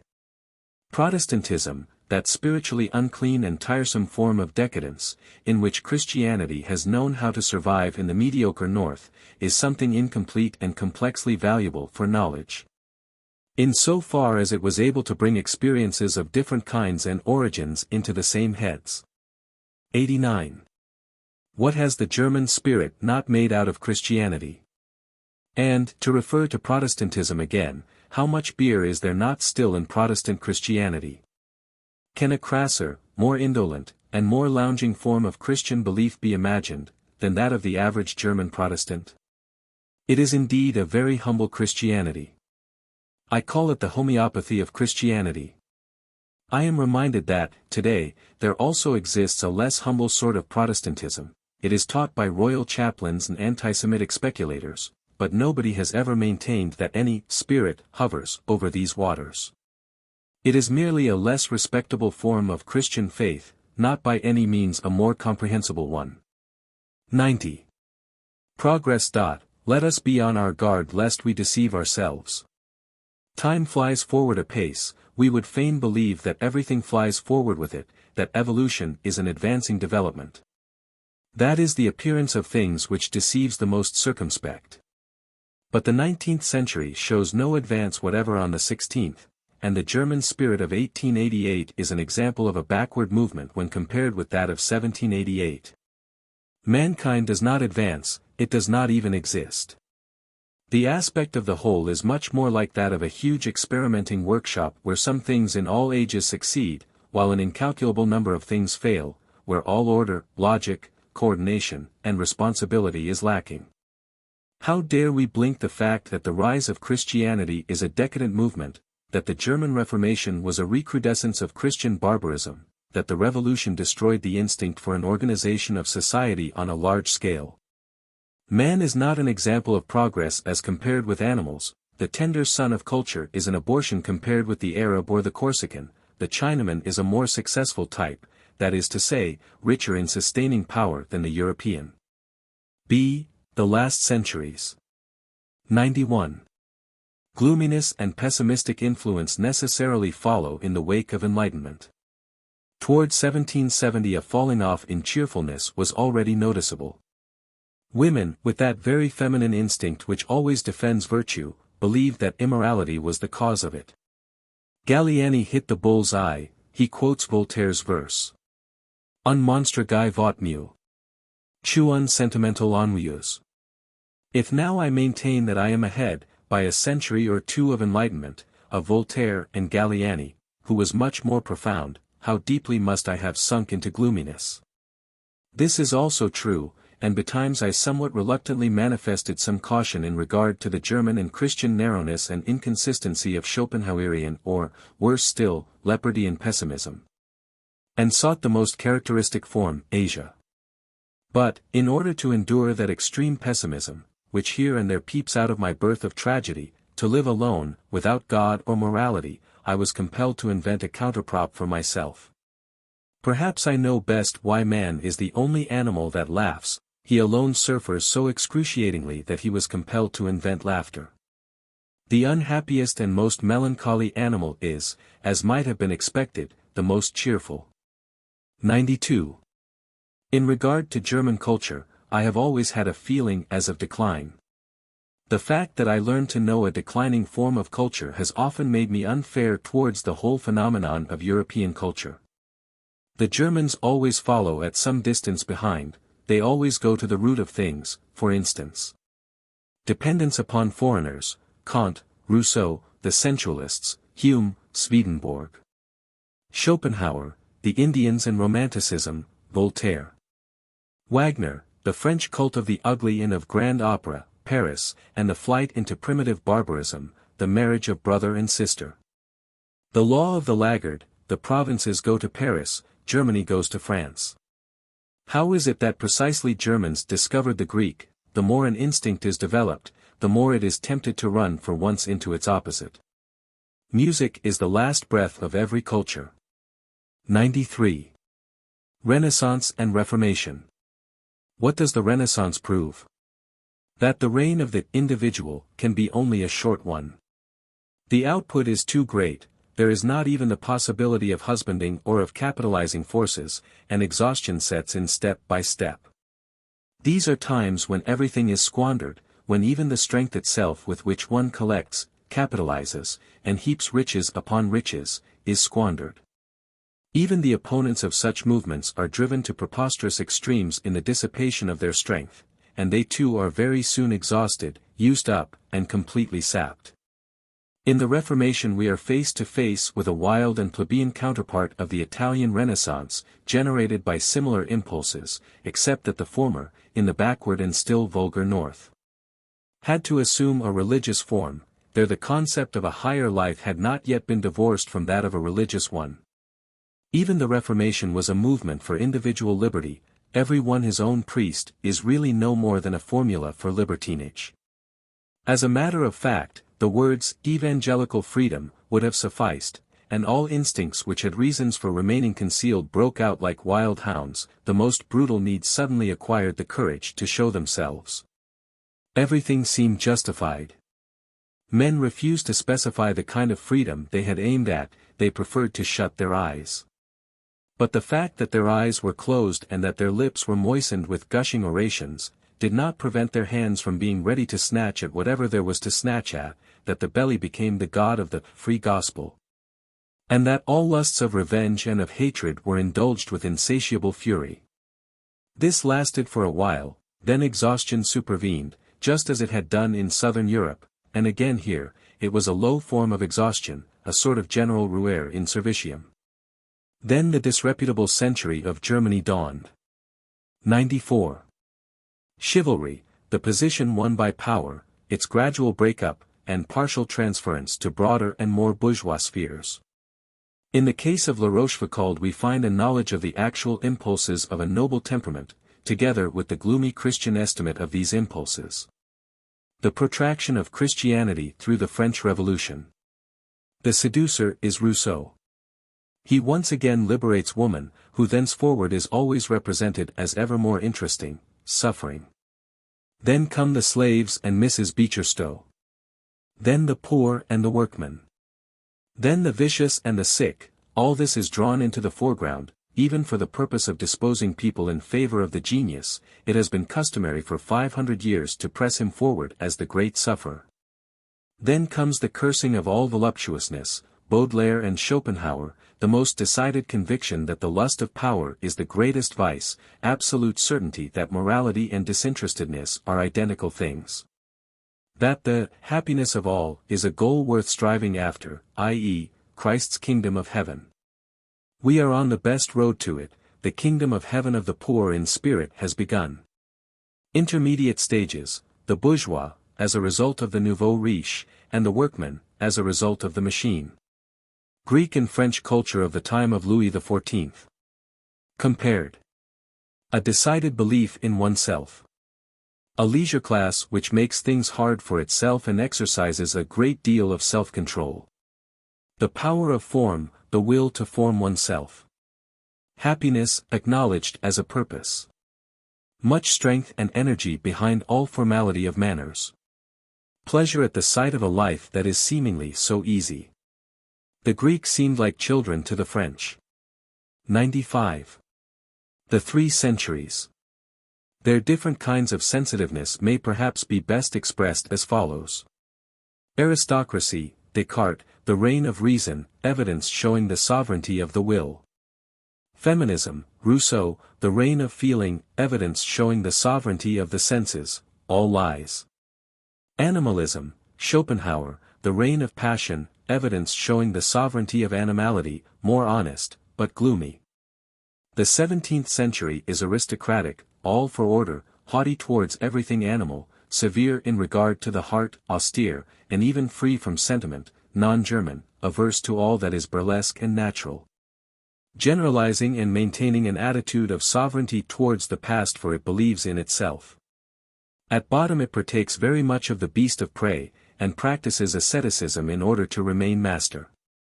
It is the century of strength of will, as also that of strong passion. The 18th century is dominated by woman. It is gushing, spiritual, and flat, but with intellect at the service of aspirations and of the heart. It is a libertine in the pleasures of intellect, undermining all authorities. Emotionally intoxicated, cheerful, clear, humane, and sociable, false to itself and at bottom very rascally. The 19th century is more animal, more subterranean, hateful, realistic, plebeian, and on that very account, better, more honest, more submissive to reality, of what kind soever, and truer. But weak of will, sad, obscurely exacting and fatalistic. It has no feeling of timidity or reverence, either in the presence of reason or the heart. Thoroughly convinced of the dominion of the desires, Schopenhauer said, will, but nothing is more characteristic of his philosophy than that it entirely lacks all actual willing. Even morality is reduced to an instinct, pity. Auguste Comte is the continuation of the 18th century, the dominion of the heart over the head, sensuality in the theory of knowledge, altruistic exaltation. The fact that science has become as sovereign as it is today, proves how the 19th century has emancipated itself from the dominion of ideals. A certain absence of needs and wishes makes our scientific curiosity and rigor possible. This is our kind of virtue. Romanticism is the counterstroke of the 18th century. A sort of accumulated longing for its grand style of exaltation, as a matter of fact, largely mingled with mummery and self-deception. The desire was to represent strong nature and strong passion. The 19th century instinctively goes in search of theories by means of which it may feel its fatalistic submission to the empire of facts justified. Hegel's success against sentimentality and romantic idealism was already a sign of its fatalistic trend of thought, in its belief that superior reason belongs to the triumphant side. And in its justification of the actual state, in the place of humanity, etc.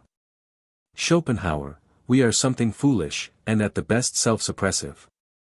The success of determinism, the genealogical derivation of obligations which were formerly held to be absolute, the teaching of environment and adaptation, the reduction of will to a process of reflex movement. The denial of the will as a working cause.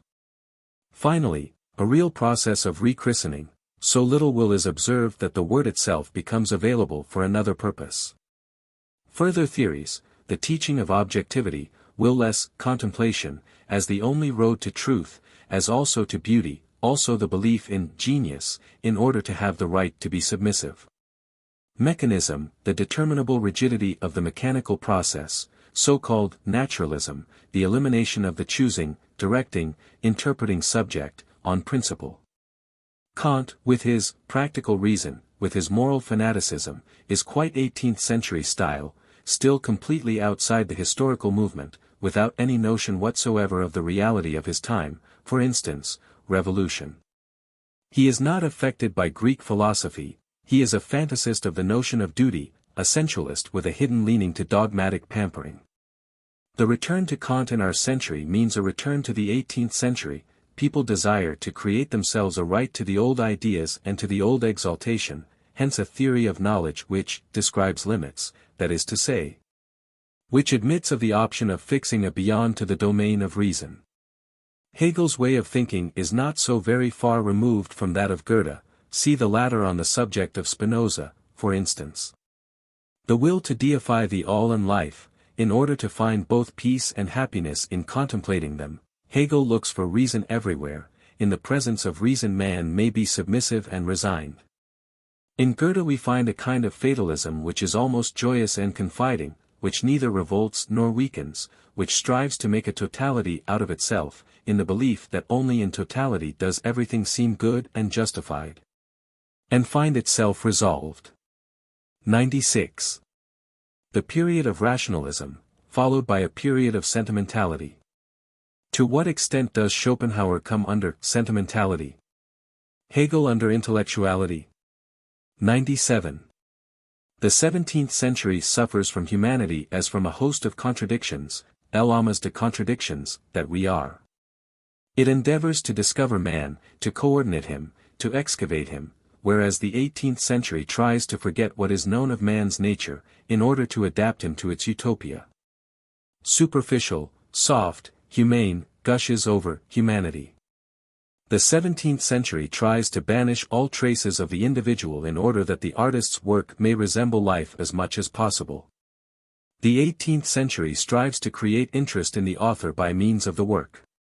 The 17th century seeks art in art, a piece of culture, the 18th uses art in its propaganda for political and social reforms. Utopia, the ideal man, the deification of nature, the vanity of making one's own personality the center of interest, subordination to the propaganda of social ideas, charlatanism, all this we derive from the 18th century. The style of the 17th century, propria exact et libra. The strong individual who is self-sufficient, or who appeals ardently to God, and that obtrusiveness and indiscretion of modern authors, these things are opposites. Showing oneself off, what a contrast to the scholars of Port Royal. Alfieri had a sense for the grand style. The hate of the burlesque, that which lacks dignity, the lack of a sense of nature belongs to the 17th century. 98. Against Rousseau. Alas. Man is no longer sufficiently evil. Rousseau's opponents, who say that man is a beast of prey, are unfortunately wrong. Not the corruption of man, but the softening and moralizing of him is the curse. In the sphere which Rousseau attacked most violently, the relatively strongest and most successful type of man was still to be found, the type which still possessed the great passions intact, will to power, will to pleasure. The will and ability to command. The man of the 18th century must be compared with the man of the Renaissance, also with the man of the 17th century in France. If the matter is to be understood at all, Rousseau is a symptom of self-contempt and of inflamed vanity, both. Signs that the dominating will is lacking. He moralizes and seeks the cause of his own misery after the style of a revengeful man in the ruling classes. 99. Voltaire, Rousseau. A state of nature is terrible, man is a beast of prey, our civilization is an extraordinary triumph over this beast of prey in nature. This was Voltaire's conclusion. He was conscious of the mildness, the refinements, the intellectual joys of the civilized state. He despised obtuseness, even in the form of virtue, and the lack of delicacy even in ascetics and monks. The moral depravity of man seemed to preoccupy Rousseau. The words, unjust, cruel, are the best possible for the purpose of exciting the instincts of the oppressed, who otherwise find themselves under the ban of the vetedom and of disgrace. So that their conscience is opposed to their indulging any insurrectional desires. These emancipators seek one thing above all, to give their party the great accents and attitudes of higher nature. 100. Rousseau, the rule founded on sentiment. Nature as the source of justice. Man perfects himself in proportion as he approaches nature, according to Voltaire, in proportion as he leaves nature behind. The very same periods seem to the one to demonstrate the progress of humanity and, to the other, the increase of injustice and inequality. Voltaire, who still understood humanita in the sense of the Renaissance, as also virtue, as higher culture, fights for the cause of the honnêtes gens, la bonne compagnie, taste, science, arts, and even for the cause of progress and civilization. The flare-up occurred toward 1760, on the one hand the citizen of Geneva, on the other le Seigneur de Ferney. It is only from that moment and henceforward that Voltaire was the man of his age, the philosopher, the representative of toleration and of disbelief. Theretofore he had been merely un bel esprit. His envy and hatred of Rousseau's success forced him upwards. Pour la canaille un dieu rémunérateur et vengeur, Voltaire. The criticism of both standpoints in regard to the value of civilization. To Voltaire nothing seems finer than the social invention. There is no higher goal than to uphold and perfect it. L'honnêteté consists precisely in respecting social usage. Virtue in a certain obedience towards various necessary prejudices, which favor the maintenance of society. Missionary of culture, aristocrat, representative of the triumphant and ruling classes and their values. But Rousseau remained a plebeian, even as Homs de Lettres. This was preposterous, his shameless contempt for everything that was not himself.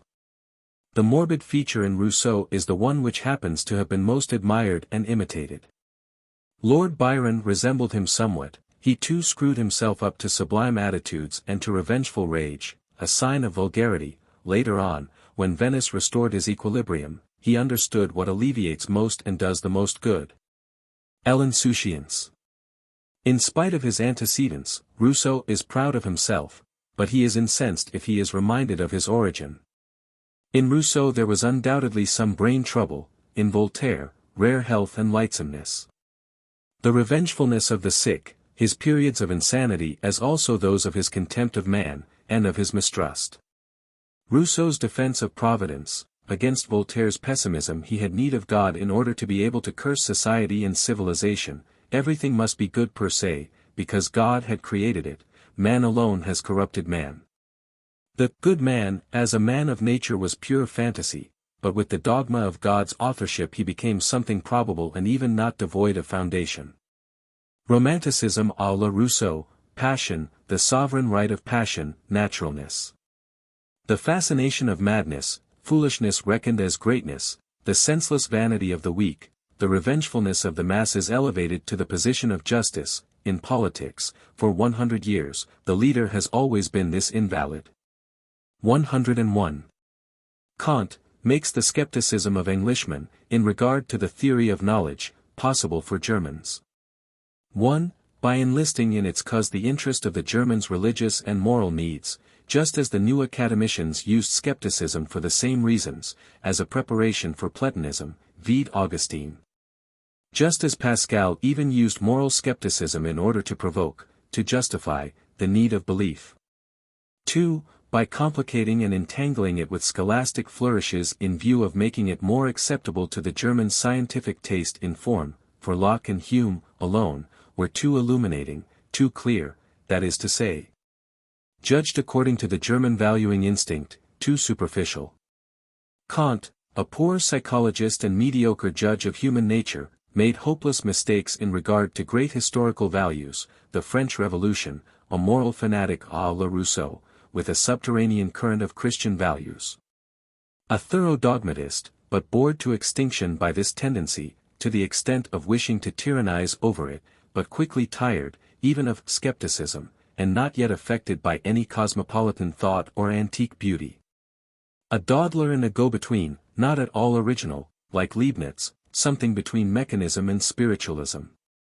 Like Goethe, something between the taste of the 18th century and that of the historical sense, which is essentially a sense of exoticism, like German music, between French and Italian music. Like Charles the Great, who mediated and built bridges between the Roman Empire and nationalism, a dawdler par excellence. 102. In what respect have the Christian centuries with their pessimism been stronger centuries than the 18th, and how do they correspond with the tragic age of the Greeks? The 19th century versus the 18th. How was it an error? How was it a step backwards from the latter? More lacking in spirit and in taste, how did it show an advance on the latter? More gloomy, more realistic, stronger. 103. How can we explain the fact that we feel something in common with the Campagna Romana and the high mountain chain? Chateaubriand in a letter to M. de Fontaines in 1803 writes his first impression of the Campagna Romana. The President de Brosses says of the Campagna Romana, Il fallait que Romulus fut ivre quand il songeait à battre un ville dans un terrain aussi laid. Even Delacroix would have nothing to do with Rome, it frightened him. He loved Venice, just as Shakespeare, Byron, and Georges Sand did. Théophile Gautier's and Richard Wagner's dislike of Rome must not be forgotten. Lamartine has the language for Sorrento and Posillipo. Victor Hugo raves about Spain, parce qu'aucune autre nation n'a moins empreinte à l'antiquité, parce qu'elle n'a subi aucune influence classique. 104. The two great attempts that were made to overcome the 18th century. Napoleon, in that he called man, the soldier, and the great struggle for power, to life again, and conceived Europe as a political power. Goethe, in that he imagined a European culture which would consist of the whole heritage of what humanity had attained to up to his time. German culture in this century inspires mistrust, the music of the period lacks that complete element which liberates and binds as well, to wit, Goethe. The preeminence of music in the Romanticists of 1830 and 1840. Delacroix. Ingres, a passionate musician, admired Gluck, Haydn, Beethoven, Mozart, said to his pupils in Rome, Si je pouvais vous rendre tous musiciens, vous y gagneries comme peintres, likewise Horace Vernet. Who was particularly fond of Don Juan, as Mendelssohn assures us, 1831. Stendhal, too, who says of himself, Combien de luz n'y ferais je pas apide, et à combien de jours de prison ennemis soumetterais je pas pour entendre Don Juan ou le matrimonio segreto, et je n'y sais pour quelle autre chose je ferais cet effort. He was then 56 years old. The borrowed forms, for instance, Brahms as a typical epigone, likewise Mendelssohn's cultured Protestantism, a former soul, is turned into poetry posthumously. The moral and poetical substitutions in Wagner, who used one art as a stopgap to make up for what another lacked. The historical sense, inspiration derived from poems, sagas. That characteristic transformation of which G. Flaubert is the most striking example among Frenchmen, and Richard Wagner the most striking example among Germans, shows how the romantic belief in love and the future changes into a longing for nonentity in 1830–50. 106. How is it that German music reaches its culminating point in the age of German Romanticism? How is it that German music lacks Goethe? On the other hand, how much Schiller, or more exactly, how much Thekla, is there not in Beethoven? Schumann has Eichendorff, Uhland, Heine, Hoffmann, Tieck, in him. Richard Wagner has Freischütz, Hoffmann, Grimm, the romantic saga, the mystic Catholicism of instinct, symbolism, the free-spiritedness of passion, Rousseau's intention. The Flying Dutchman savors of France, where Le Ténébreux, 1830, was the type of the seducer. The cult of music, the revolutionary romanticism of form. Wagner synthesizes German and French romanticism. Thekla is the sentimental heroine in Schiller's Wallenstein. Translator's note. 107. From the point of view only of his value to Germany and to German culture, Richard Wagner is still a great problem, perhaps a German misfortune, in any case, however, a fatality. But what does it matter? Is he not very much more than a German event? It also seems to me that to no country on earth is he less related than to Germany. Nothing was prepared there for his advent, his whole type is simply strange amongst Germans. There he stands in their midst, wonderful, misunderstood, incomprehensible. But people carefully avoid acknowledging this, they are too kind, too square-headed, too German for that. Credo quia absurdus est, thus did the German spirit wish it to be, in this case too, hence it is content meanwhile to believe everything Richard Wagner wanted to have believed about himself. In all ages the spirit of Germany has been deficient in subtlety and divining powers concerning psychological matters. Now that it happens to be under the high pressure of patriotic nonsense and self-adoration, it is visibly growing thicker and coarser. How could it therefore be equal to the problem of Wagner? 108. The Germans are not yet anything, but they are becoming something, that is why they have not yet any culture, that is why they cannot yet have any culture, they are not yet anything, that means they are all kinds of things. They are becoming something, that means that they will one day cease from being all kinds of things. The latter is at bottom only a wish, scarcely a hope yet. Fortunately it is a wish with which one can live, a question of will, of work, of discipline, a question of training, as also of resentment, of longing, of privation, of discomfort, yea, even of bitterness, in short. We Germans will get something out of ourselves, something that has not yet been wanted of us, we want something more. That this German, as he is not as yet, has a right to something better than the present German culture. That all who wish to become something better, must wax angry when they perceive a sort of contentment, an impudent setting oneself at ease, or a process of self-sensing, in this quarter, that is my second principle. In regard to which my opinions have not yet changed. See, signs of increasing strength. 109. First principle, everything that characterizes modern men savors of decay, but side by side with the prevailing sickness there are signs of a strength and powerfulness of soul which are still untried. The same causes which tend to promote the belittling of men, also force the stronger and rarer individuals upwards to greatness. 110. General survey, the ambiguous character of our modern world, precisely the same symptoms might at the same time be indicative of either decline or strength. And the signs of strength and of emancipation dearly bought, might in view of traditional, or hereditary, appreciations concerned with the feelings, be misunderstood as indications of weakness. In short, feeling, as a means of fixing valuations, is not on a level with the times. Generalized, every valuation is always backward. It is merely the expression of the conditions which favored survival and growth in a much earlier age. It struggles against new conditions of existence out of which it did not arise, and which it therefore necessarily misunderstands, it hinders. And excites suspicion against, all that is new. 111. The problem of the 19th century. To discover whether its strong and weak side belong to each other. Whether they have been cut from one and the same piece. Whether the variety of its ideals and their contradictions are conditioned by a higher purpose, whether they are something higher. For it might be the prerequisite of greatness, that growth should take place amid such violent tension. Dissatisfaction, nihilism, might be a good sign. 112. General survey. As a matter of fact, all abundant growth involves a concomitant process of crumbling to bits and decay, suffering, and the symptoms of decline belong to ages of enormous progress. Every fruitful and powerful movement of mankind has always brought about a concurrent nihilistic movement. Under certain circumstances, the appearance of the extremist form of pessimism and actual nihilism might be the sign of a process of incisive and most essential growth, and of mankind's transit into completely new conditions of existence.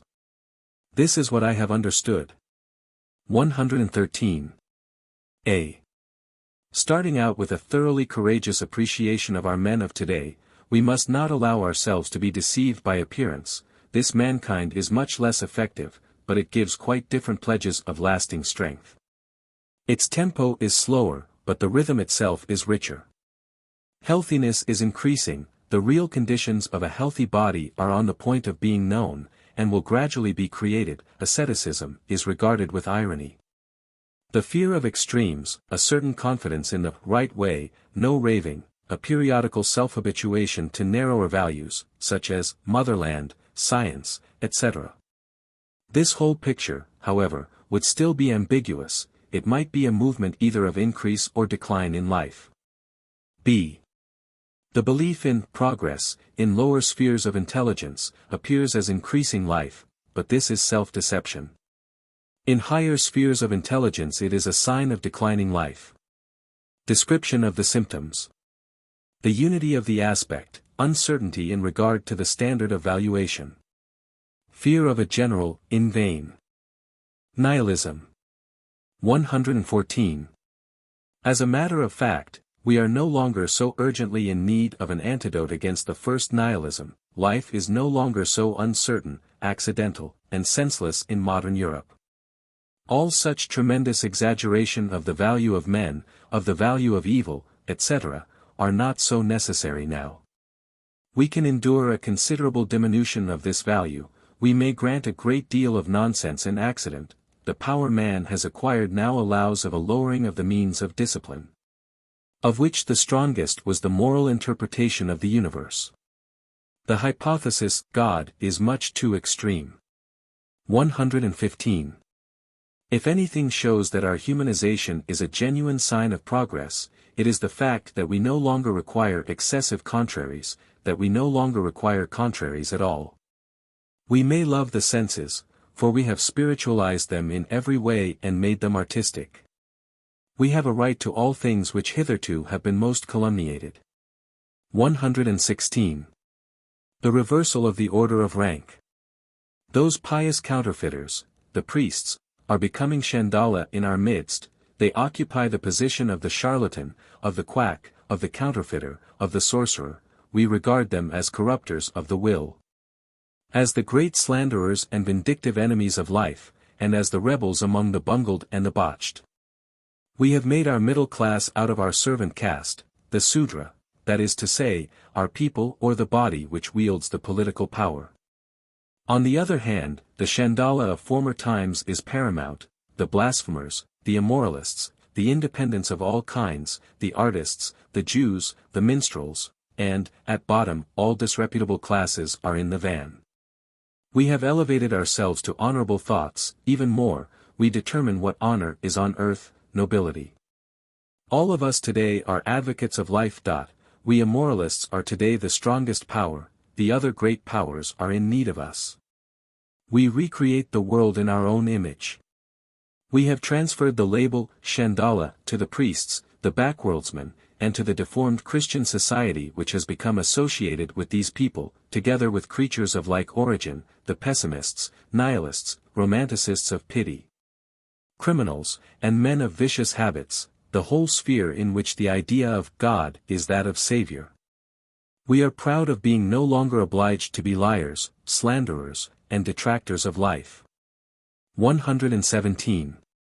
The advance of the 19th century upon the 18th, at bottom we good Europeans are carrying on a war against the 18th century.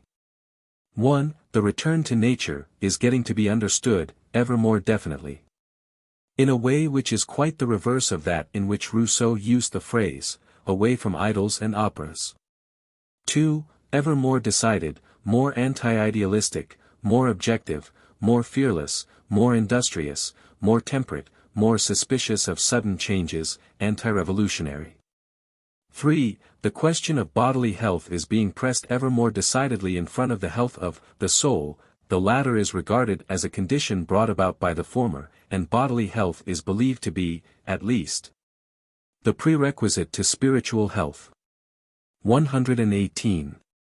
If anything at all has been achieved, it is a more innocent attitude towards the senses, a happier, more favorable demeanor in regard to sensuality, resembling rather the position taken up by Goethe. A prouder feeling has also been developed in knowledge, and the Rein Thor meets with little faith. This is a reference to Wagner's Parsifal. The character, as is well known, is written to represent a son of heart's affliction, and a child of wisdom, humble, guileless, loving, pure, and a fool. Translator's note. 119. We, objective people. It is not pity that opens up the way for us to all that is most remote and most strange in life and culture, but our accessibility and ingenuousness, which precisely does not pity, but rather takes pleasure in hundreds of things which formerly caused pain, which in former days either outraged or moved us, or in the presence of which we were either hostile or indifferent. Pain in all its various phases is now interesting to us. On that account we are certainly not the more pitiful. Even though the sight of pain may shake us to our foundations and move us to tears, and we are absolutely not inclined to be more helpful in view thereof. In this deliberate desire to look on at all pain and error, we have grown stronger and more powerful than in the 18th century. It is a proof of our increase of strength. We have drawn closer to the 17th and 16th centuries. But it is a profound mistake to regard our romanticism as a proof of our beautified souls. We want stronger sensations than all coarser ages and classes have wanted. This fact must not be confounded with the needs of neurotics and decadents. In their case, of course, there is a craving for pepper, even for cruelty. We are all seeking conditions which are emancipated from the bourgeois, and to a greater degree from the priestly notion of morality. Every book which savors at all of priestdom and theology gives us the impression of pitiful niaiserie and mental indigence. Good company, in fact, finds everything insipid which is not forbidden and considered compromising in bourgeois circles, and the case is the same with books, music, politics, and opinions on women. 120. The simplification of man in the 19th century, the 18th century was that of elegance, subtlety, and generous feeling, not return to nature, for no natural humanity has ever existed yet. Scholastic, unnatural, and anti-natural values are the rule and the beginning. Man only reaches nature after a long struggle, he never turns his back to her. To be natural means to dare to be as immoral as nature is. We are coarser, more direct, richer in irony towards generous feelings, even when we are beneath them. Our haute volée, the society consisting of our rich and leisured men, is more natural. People hunt each other. The love of the sexes is a kind of sport in which marriage is both a charm and an obstacle. People entertain each other and live for the sake of pleasure. Bodily advantages stand in the first rank, and curiosity and daring are the rule. Our attitude towards knowledge is more natural.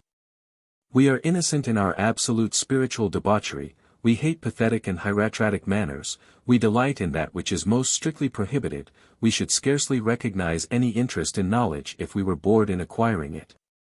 Our attitude to morality is also more natural. Principles have become a laughing-stock. No one dares to speak of his duty, unless in irony.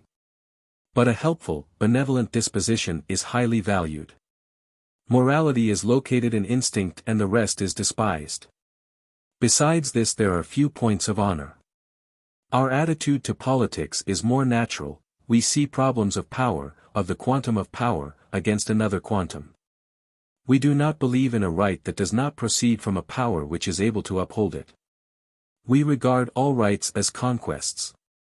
Our valuation of great men and things is more natural. We regard passion as a privilege.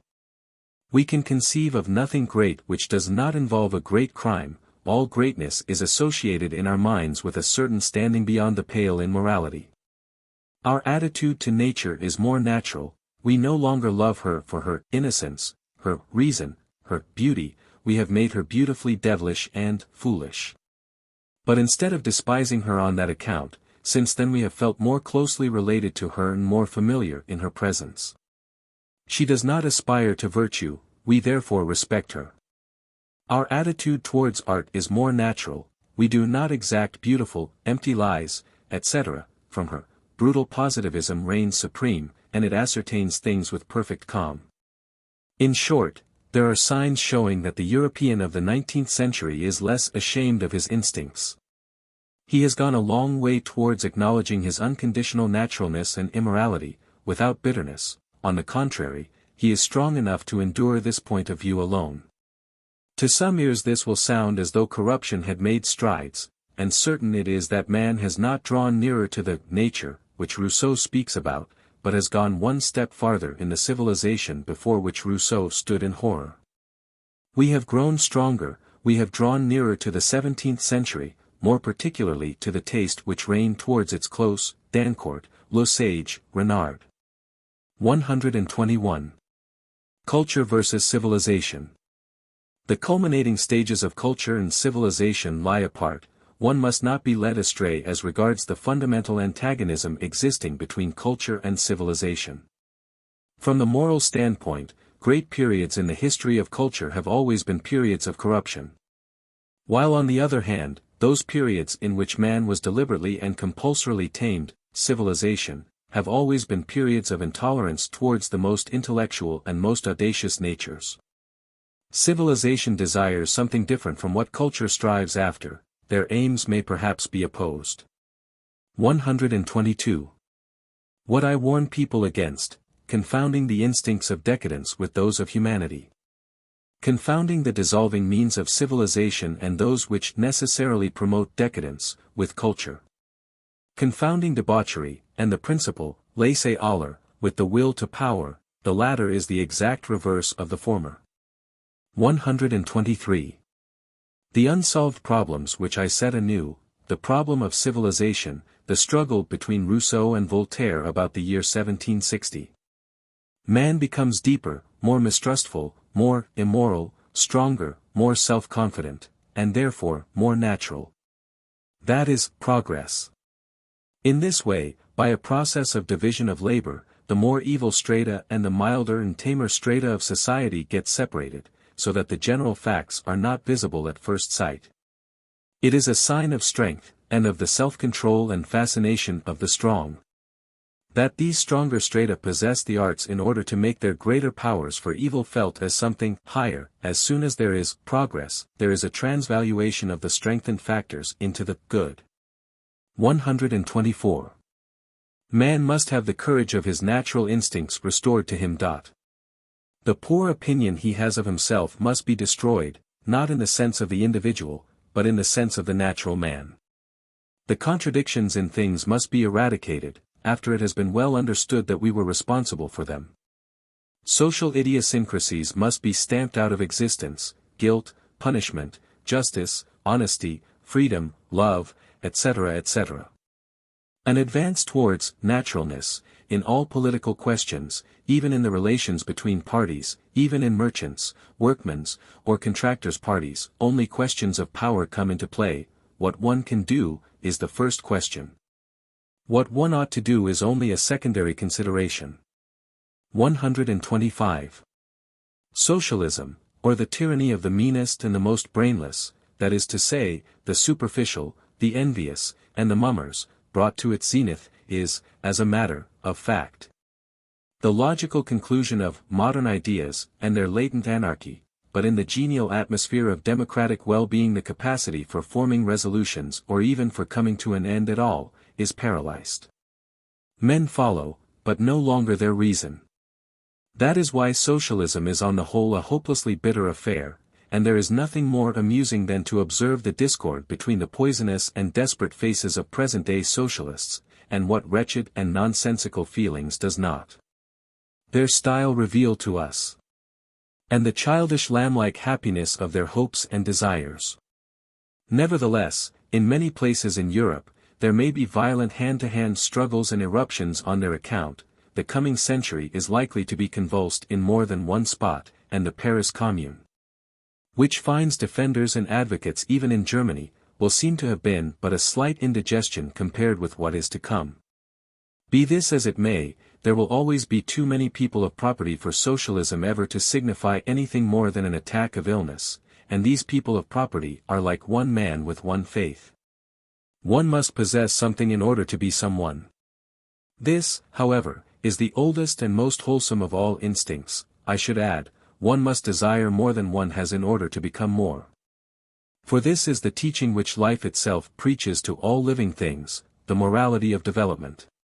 To have and to wish to have more, in a word, growth, that is life itself. In the teaching of socialism, a will to the denial of life is but poorly concealed. Botched men and races they must be who have devised a teaching of this sort. In fact, I even wish a few experiments might be made to show that in a socialistic society, life denies itself, and itself cuts away its own roots. The earth is big enough and man is still unexhausted enough for a practical lesson of this sort and demonstratio ad absurdum, even if it were accomplished only by a vast expenditure of lives, to seem worth while to me. Still, socialism, like a restless mole beneath the foundations of a society wallowing in stupidity, will be able to achieve something useful and salutary. It delays peace on earth, and the whole process of character softening of the democratic herding animal. It forces the European to have an extra supply of intellect, that is to say, craft and caution, and prevents his entirely abandoning the manly and warlike qualities. It also saves Europe a while from the marasmus femininus which is threatening it. 126. The most favorable obstacles and remedies of modernity. 1. Compulsory military service with real wars in which all joking is laid aside. 2. National thick-headedness, which simplifies and concentrates. 3. Improved nutrition, meat. 4. Increasing cleanliness and wholesomeness in the home. 5. The predominance of physiology over theology, morality, economics, and politics. 6. Military discipline in the exaction and the practice of one's duty.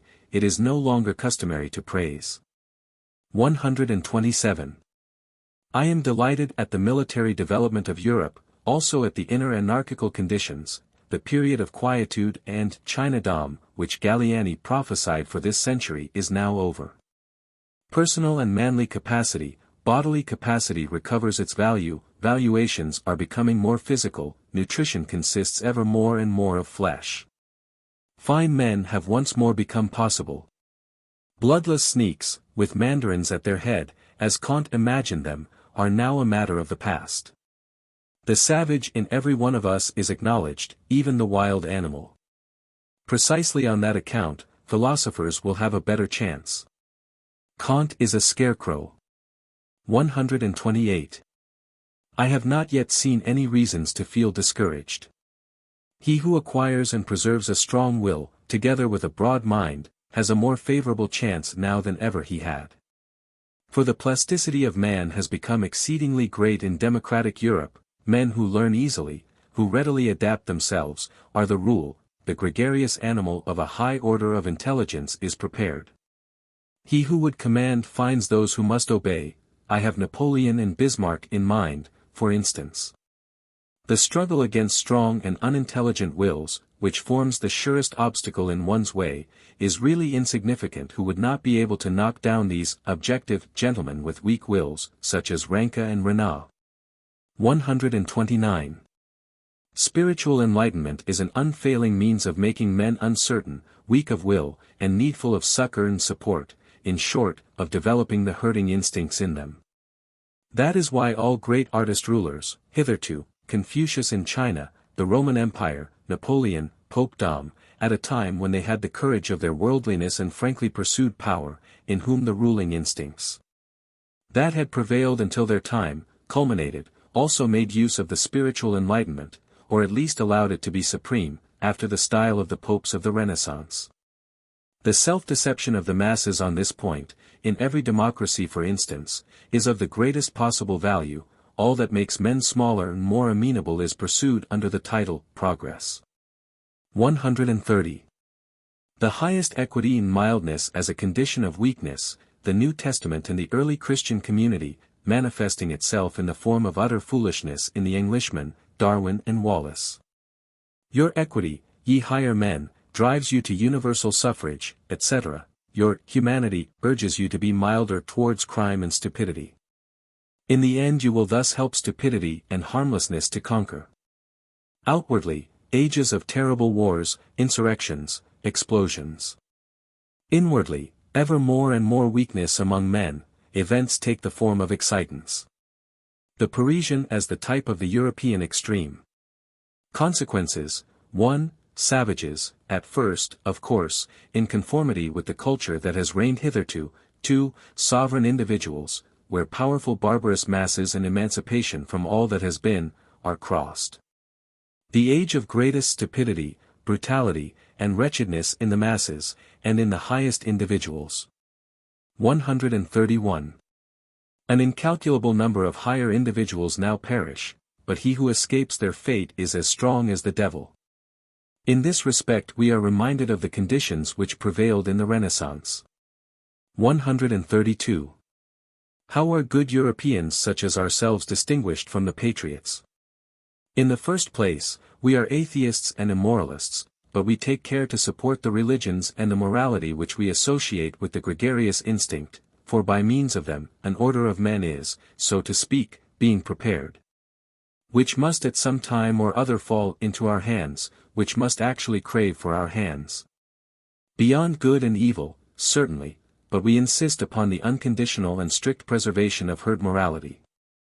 We reserve ourselves the right to several kinds of philosophy which it is necessary to learn, under certain circumstances, the pessimistic kind as a hammer. A European Buddhism might perhaps be indispensable. We should probably support the development and the maturation of democratic tendencies, for it conduces to weakness of will. In socialism, we recognize a thorn which prevents smug ease. Attitude towards the people. Our prejudices. We pay attention to the results of crossbreeding. Detached, well-to-do, strong, irony concerning the press and its culture. Our care, that scientific men should not become journalists. We mistrust any form of culture that tolerates newspaper reading or writing. We make our accidental positions, as Goethe and Stendhal did, our experiences, a foreground, and we lay stress upon them, so that we may deceive concerning our backgrounds. We ourselves wait and avoid putting our heart into them.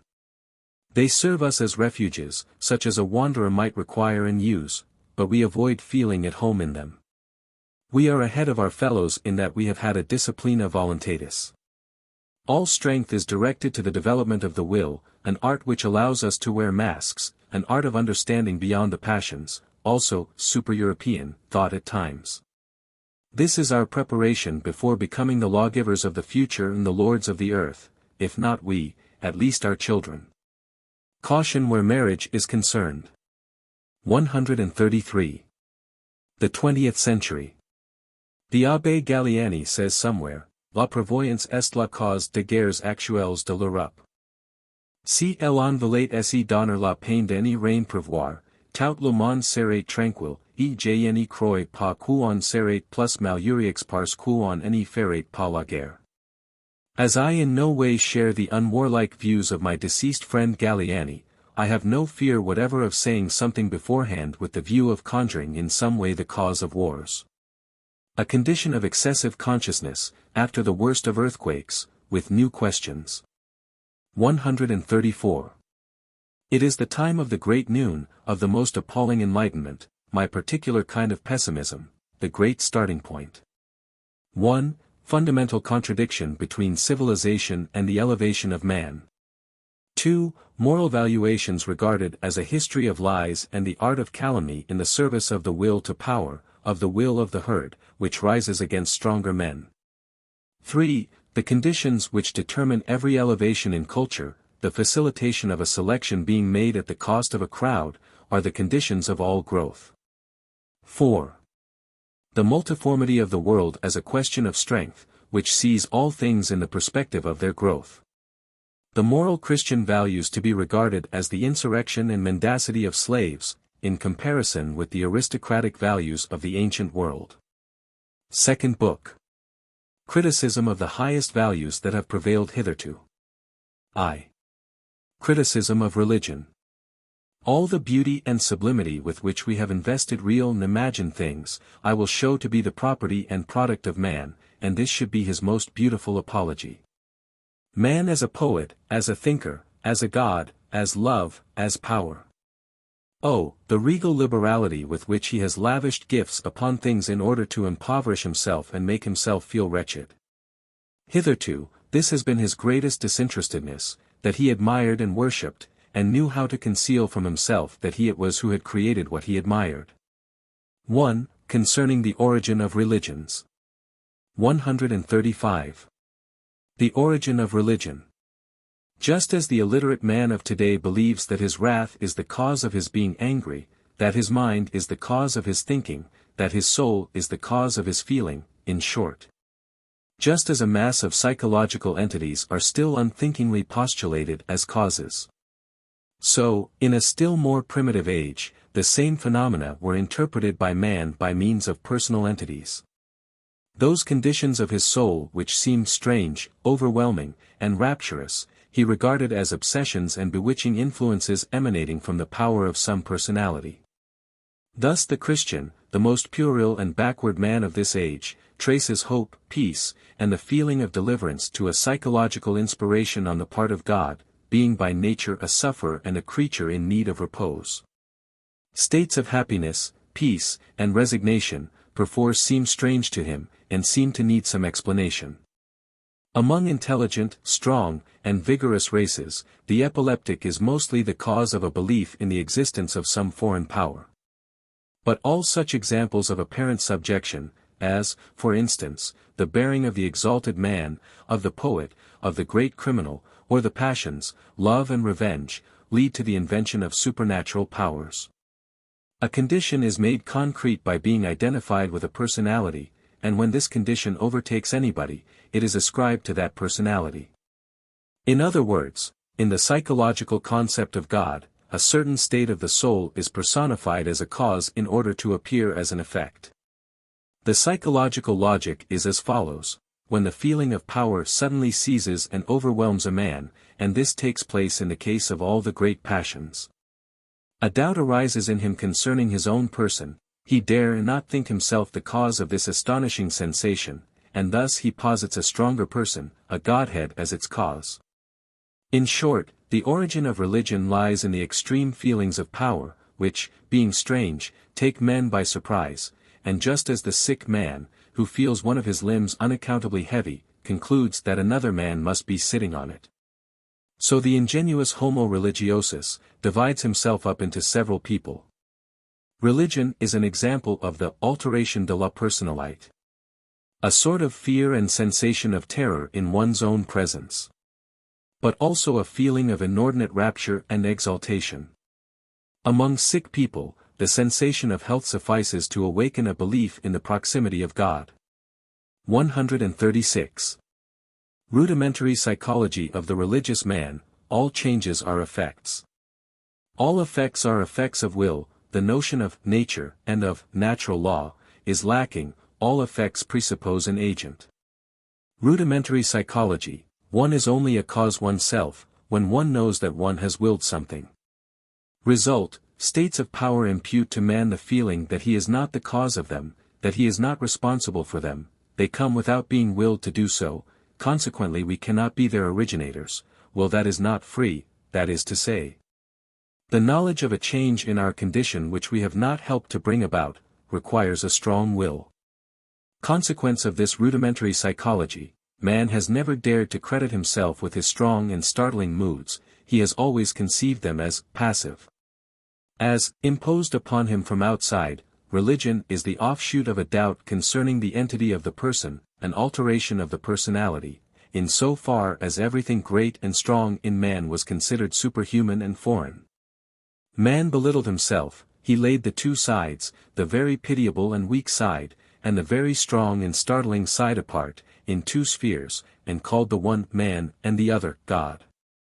And he has continued to act on these lines, during the period of the moral idiosyncrasy he did not interpret his lofty and sublime moral states as proceeding from his own will, or as the work of the person. Even the Christian himself divides his personality into two parts, the one a mean and weak fiction which he calls man, and the other which he calls God, deliverer and savior. Religion has lowered the concept man. Its ultimate conclusion is that all goodness, greatness, and truth are superhuman, and are only obtainable by the grace of God. 137. One way of raising man out of his self-abasement, which brought about the decline of the point of view that classed all lofty and strong states of the soul as strange, was the theory of relationship. These lofty and strong states of the soul could at least be interpreted as the influence of our forebears. We belonged to each other, we were irrevocably joined. We grew in our own esteem, by acting according to the example of a model known to us all. There is an attempt on the part of noble families to associate religion with their own feelings of self-respect. Poets and seers do the same thing. They feel proud that they have been worthy, that they have been selected for such association. They esteem it an honor, not to be considered at all as individuals, but as mere mouthpieces. Homer. Man gradually takes possession of the highest and proudest states of his soul, as also of his acts and his works. Formerly it was believed that one paid oneself the greatest honor by denying one's own responsibility for the highest deeds one accomplished, and by ascribing them to God. The will which was not free, appeared to be that which imparted a higher value to a deed. In those days a God was postulated as the author of the deed. 138. Priests are the actors of something which is supernatural, either in the way of ideals, gods, or saviors, and they have to make people believe in them. In this they find their calling, this is the purpose of their instincts. In order to make it as credible as possible, they have to exert themselves to the utmost extent in the art of posing. Their actors' sagacity must, above all, aim at giving them a clean conscience, by means of which, alone, it is possible to persuade effectively. 139. The priest wishes to make it an understood thing, that he is the highest type of man, that he rules, even over those who wield the power, that he is indispensable and unassailable, that he is the strongest power in the community. Not by any means to be replaced or undervalued. Means thereto, he alone is cultured, he alone is the man of virtue, he alone has sovereign power over himself, he alone is, in a certain sense, God, and ultimately goes back to the Godhead. He alone is the middleman between God and others. The Godhead administers punishment to every one who puts the priest at a disadvantage, or who thinks in opposition to him. Means thereto, truth exists. There is only one way of attaining to it, and that is to become a priest.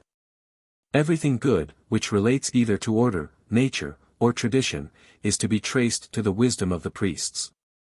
The Holy Book is their work. The whole of nature is only a fulfillment of the maxims which it contains. No other source of goodness exists than the priests. Every other kind of perfection, even the warriors, is different in rank from that of the priests. Consequence, if the priest is to be the highest type, then the degrees which lead to his virtues must be the degrees of value among men. Study, emancipation from material things, inactivity, impassibility, absence of passion, solemnity. The opposite of all this is found in the lowest type of man. The priest has taught a kind of morality which conduces to his being considered the highest type of man. He conceives a type which is the reverse of his own, the Chandala.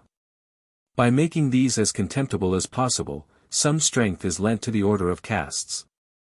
The priest's excessive fear of sensuality also implies that the latter is the most serious threat to the order of castes, that is to say, order in general.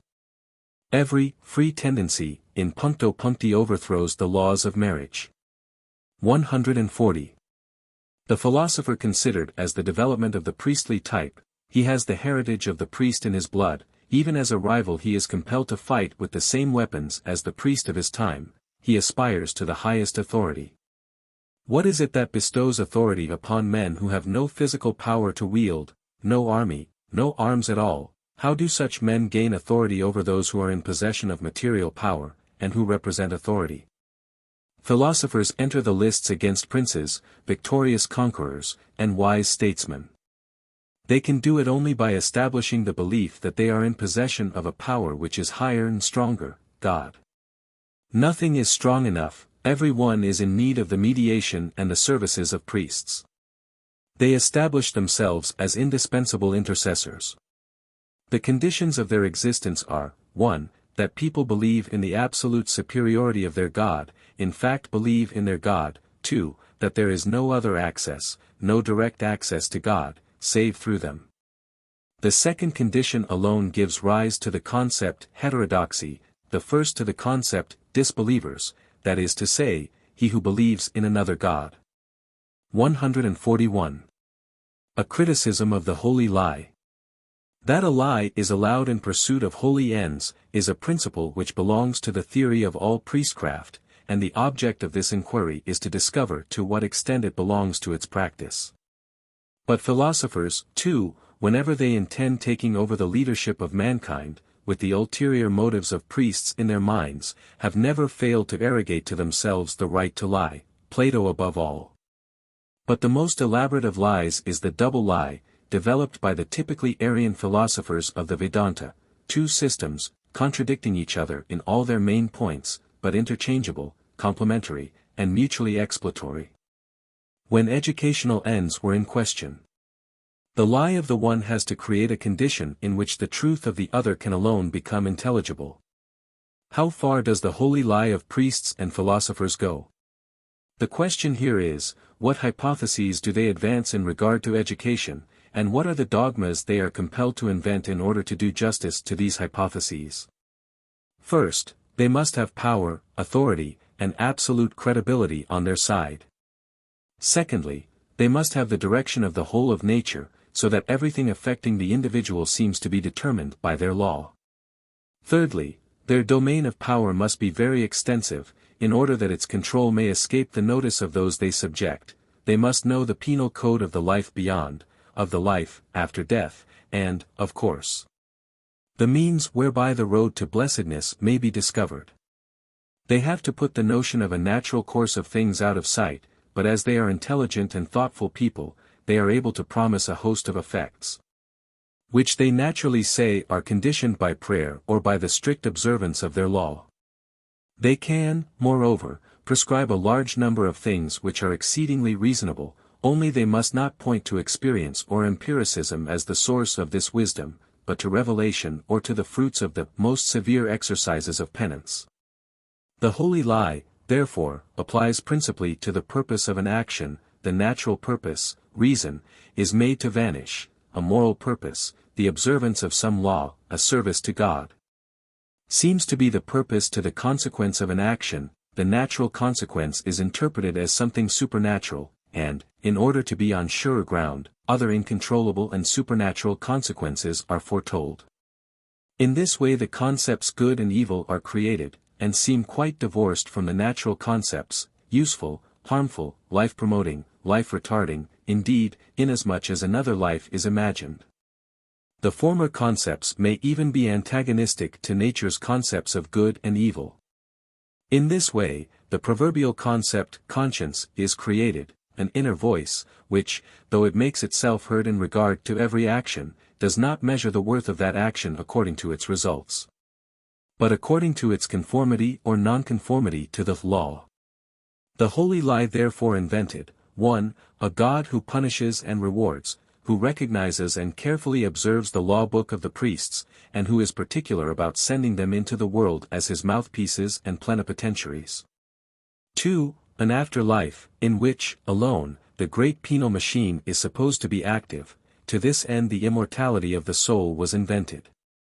3. A conscience in man, understood as the knowledge that good and evil are permanent values, that God himself speaks through it, whenever its counsels are in conformity with priestly precepts. 4. Morality as the denial of all natural processes, as the subjection of all phenomena to a moral order, as the interpretation of all phenomena as the effects of a moral order of things, that is to say, the concept of punishment and reward, as the only power and only creator of all transformations. 5. Truths given, revealed, and identical with the teaching of the priests, as the condition to all salvation and happiness in this and the next world. In short, what is the price paid for the improvements supposed to be due to morality? The unhinging of reason, the reduction of all motives to fear and hope, punishment and reward, dependence upon the tutelage of priests, and upon a formulary exactitude which is supposed to express a divine will. The implantation of a conscience which establishes a false science in the place of experience and experiment, as though all one had to do or had not to do were predetermined, a kind of contraction of the seeking and striving spirit. In short, the worst mutilation of man that can be imagined, and it is pretended that the good man is the result. Practically speaking, all reason, the whole heritage of intelligence, subtlety, and caution, the first condition of the priestly canon, is arbitrarily reduced, when it is too late. To a simple mechanical process, conformity with the law becomes a purpose in itself, it is the highest purpose. Life no longer contains any problems, the whole conception of the world is polluted by the notion of punishment. Life itself, owing to the fact that the priest's life is upheld as the non plus ultra of perfection, is transformed into a denial and pollution of life. The concept God represents an aversion to life, and even a criticism and a contemning of it. Truth is transformed in the mind, into priestly prevarication, the striving after truth, into the study of the scriptures, into the way to become a theologian. 142. A criticism of the law book of Manu. The whole book is founded upon the holy lie. Was it the well-being of humanity that inspired the whole of this system? Was this kind of man, who believes in the interested nature of every action, interested or not interested in the success of this system? The desire to improve mankind, whence comes the inspiration to this feeling? Whence is the concept improvement taken? We find a class of men, the sacerdotal class, who consider themselves the standard pattern, the highest example and most perfect expression of the type man. The notion of improving mankind, to this class of men, means to make mankind like themselves. They believe in their own superiority, they will be superior in practice, the cause of the holy lie is the will to power. Establishment of the dominion, to this end, ideas which place a non plus ultra of power with the priesthood are made to prevail. Power acquired by lying was the result of the recognition of the fact that it was not already possessed physically, in a military form. Lying as a supplement to power, this is a new concept of truth. It is a mistake to presuppose unconscious and innocent development in this quarter, a sort of self-deception. Fanatics are not the discoverers of such exhaustive systems of oppression. Cold-blooded reflection must have been at work here. The same sort of reflection which Plato showed when he worked out his state, one must desire the means when one desires the end. Concerning this political maxim, all legislators have always been quite clear. We possess the classical model, and it is specifically Aryan, we can therefore hold the most gifted and most reflective type of man responsible for the most systematic lie that has ever been told. Everywhere almost the lie was copied, and thus avian influence corrupted the world. 143. Much is said today about the Semitic spirit of the New Testament, but the thing referred to is merely priestcraft, and in the purest example of an Aryan lawbook, in Manu, this kind of Semitic spirit, that is to say, sacerdotalism, is worse than anywhere else. The development of the Jewish hierarchy is not original, they learnt the scheme in Babylon, it is Aryan. When, later on, the same thing became dominant in Europe, under the preponderance of Germanic blood, this was in conformity to the spirit of the ruling race, a striking case of atavism. The Germanic Middle Ages aimed at a revival of the Aryan order of castes. Mohammedanism in its turn learned from Christianity the use of a beyond as an instrument of punishment. The scheme of a permanent community, with priests at its head, this oldest product of Asia's great culture in the domain of organization, naturally provoked reflection and imitation in every way. Plato is an example of this, but above all, the Egyptians. 144. Moralities and religions are the principal means by which one can modify men into whatever one. Provided one is possessed of an overflow of creative power, and can cause one's will to prevail over long periods of time. 145.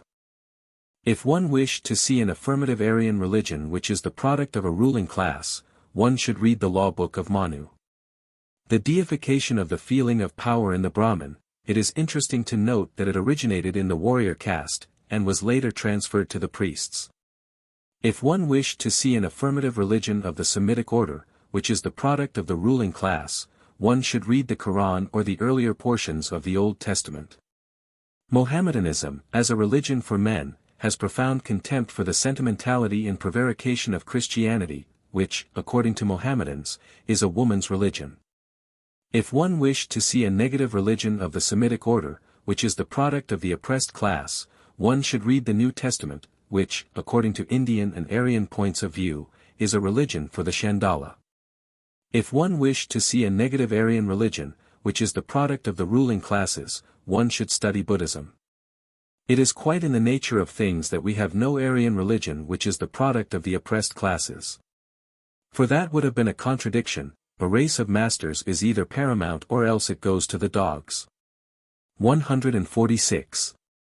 Religion, per se, has nothing to do with morality. Yet both offshoots of the Jewish religion are essentially moral religions, which prescribe the rules of living, and procure obedience to their principles by means of rewards and punishment. 147. Paganism, Christianity. Paganism is that which says yet to all that is natural, it is innocence in being natural, naturalness. Christianity is that which says no to all that is natural, it is a certain lack of dignity in being natural, hostility to nature. Innocent, Petronius is innocent, for instance. Beside this happy man a Christian is absolutely devoid of innocence. But since even the Christian status is ultimately only a natural condition, the term Christian soon begins to mean the counterfeiting of the psychological interpretation. 148. The Christian priest is from the root a mortal enemy of sensuality. One cannot imagine a greater contrast to his attitude than the guileless, slightly odd, and solemn attitude which the religious rites of the most honorable women in Athens maintained in the presence of the symbol of sex. In all non-ascetic religions the procreative act is the secret per se, a sort of symbol of perfection and of the designs of the future, rebirth, immortality. 149. Our belief in ourselves is the greatest fetter, the most telling spur, and the strongest pinion. Christianity ought to have elevated the innocence of man to the position of an article of belief. Men would then have become gods. In those days believing was still possible. 150.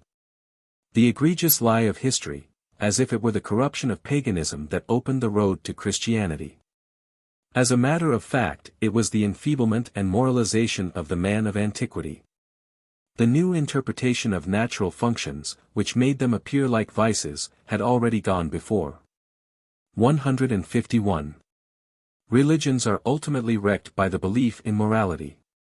The idea of the Christian moral God becomes untenable, hence atheism, as though there could be no other God. Culture is likewise wrecked by the belief in morality. For when the necessary and only possible conditions of its growth are revealed, nobody will any longer countenance it. Buddhism. 152. The physiology of nihilistic religions. All in all, the nihilistic religions are systematized histories of sickness described in religious and moral terminology. In pagan cultures it is around the interpretation of the great annual cycles that the religious cult turns. In Christianity it is around a cycle of paralytic phenomena. 153. This nihilistic religion gathers together all the decadent elements and things of like order which it can find in antiquity, viz. A. The weak and the botched, the refuse of the ancient world, and that of which it rid itself with most violence. B. Those who are morally obsessed and anti-pagan.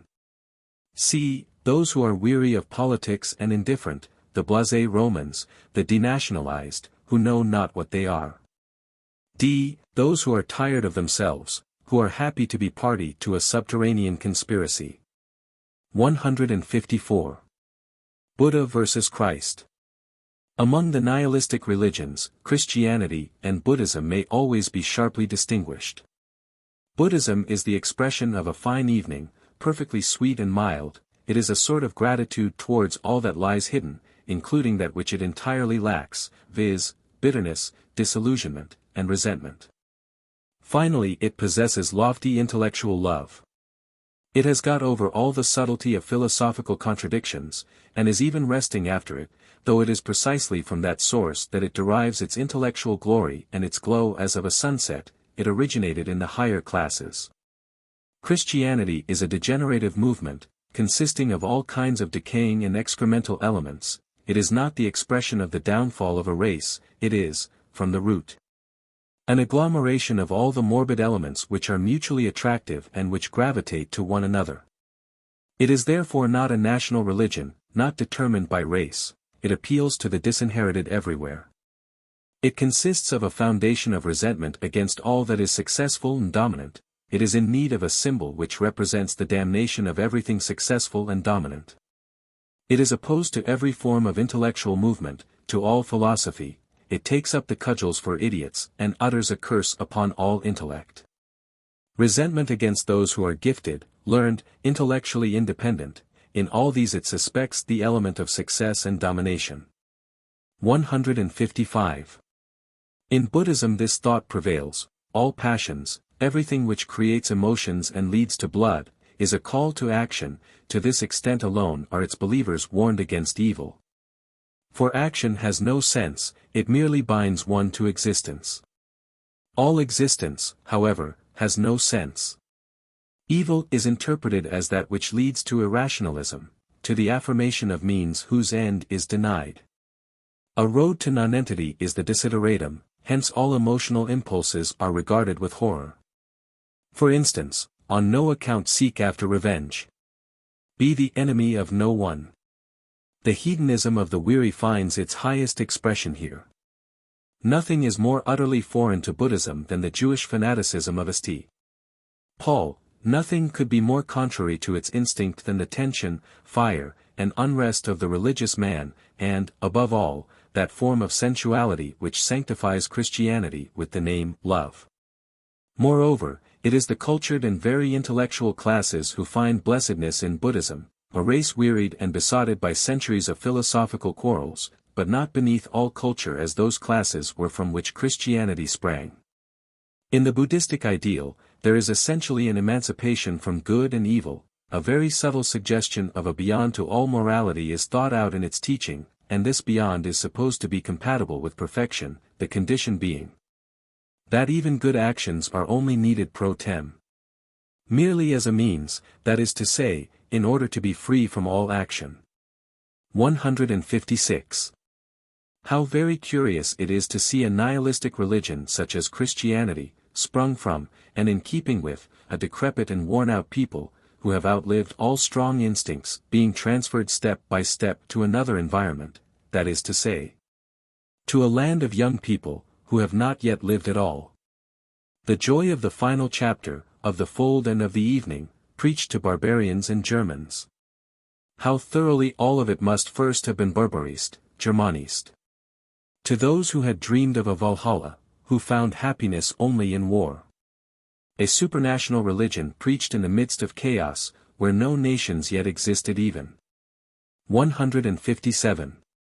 The only way to refute priests and religions is this, to show that their errors are no longer beneficent, that they are rather harmful.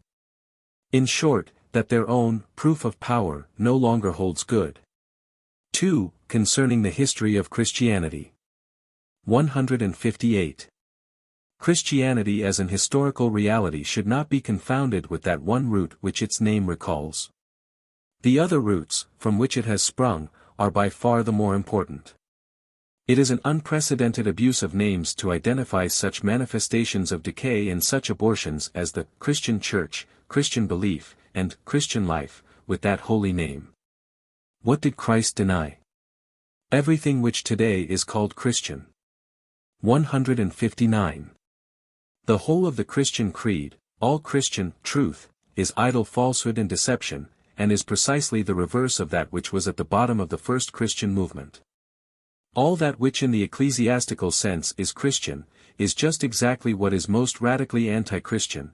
crowds of things and people appear instead of symbols, history takes the place of eternal facts, it is all forms, rites, and dogmas instead of a practice of life. To be really Christian would mean to be absolutely indifferent to dogmas, cults, priests, church, and theology. The practice of Christianity is no more an impossible fantasy than the practice of Buddhism is, it is merely a means to happiness. 160. Jesus goes straight to the point, the kingdom of heaven, in the heart, and he does not find the means in duty to the Jewish church, he even regards the reality of Judaism, its need to maintain itself, as nothing. He is concerned purely with the inner man. Neither does he make anything of all the coarse forms relating to man's intercourse with God, he is opposed to the whole of the teaching of repentance and atonement. He points out how man ought to live in order to feel himself deified, and how futile it is on his part to hope to live properly by showing repentance and contrition for his sins. Sin is of no account is practically his chief standpoint. Sin, repentance, forgiveness, all this does not belong to Christianity, it is Judaism or paganism which has become mixed up with Christ's teaching. 161. The kingdom of heaven is a state of the heart, of children it is written, for theirs is the kingdom of heaven, it has nothing to do with superterrestrial things. The kingdom of God cometh, not chronologically or historically, not on a certain day in the calendar, it is not something which one day appears and was not previously there.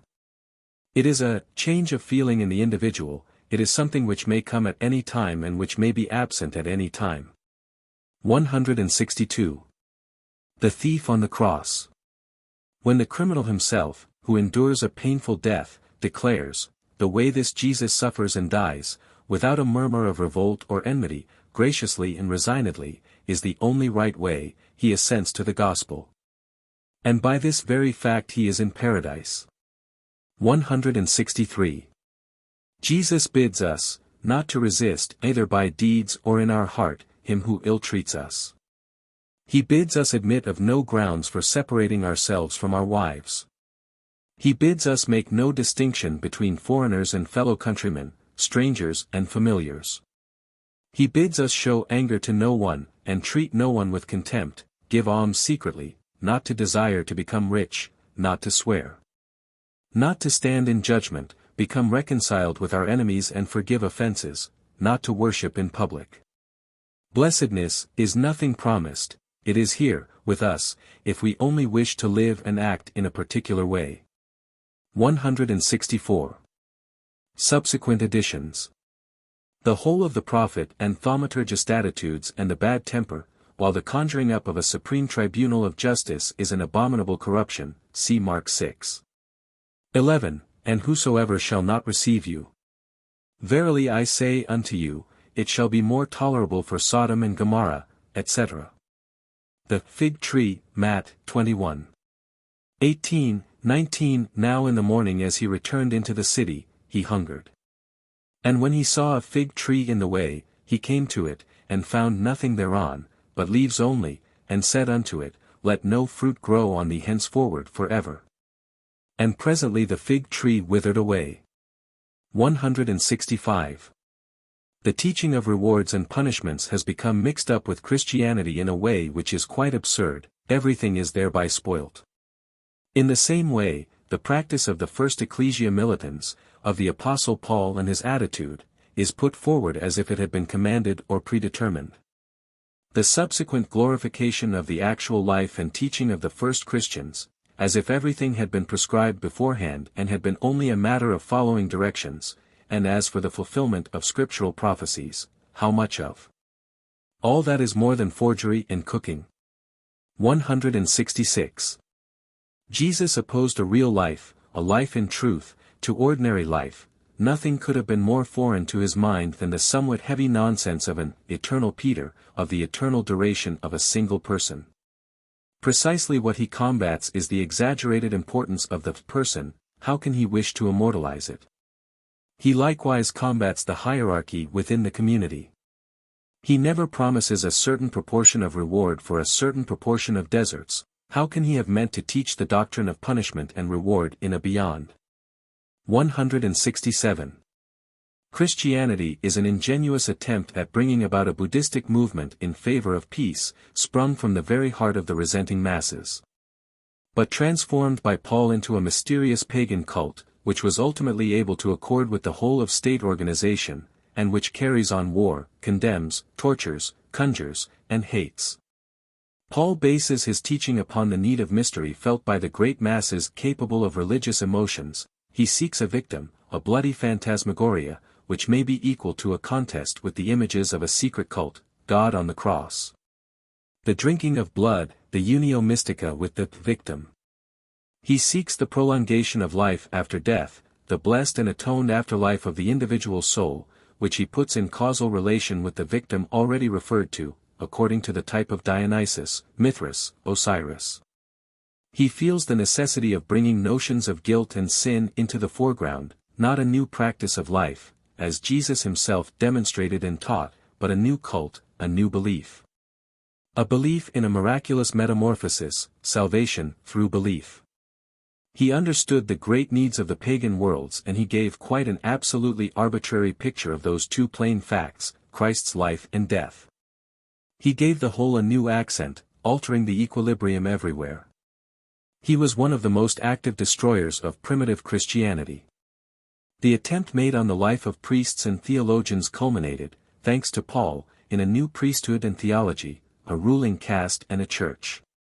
The attempt made to suppress the fussy importance of the person, culminated in the belief in the eternal personality, and in the anxiety concerning eternal salvation, and in the most paradoxical exaggeration of individual egoism. This is the humorous side of the question, tragic humor. Paul again set up on a large scale precisely what Jesus had overthrown by his life. At last, when the church edifice was complete, it even sanctioned the existence of the state. 168.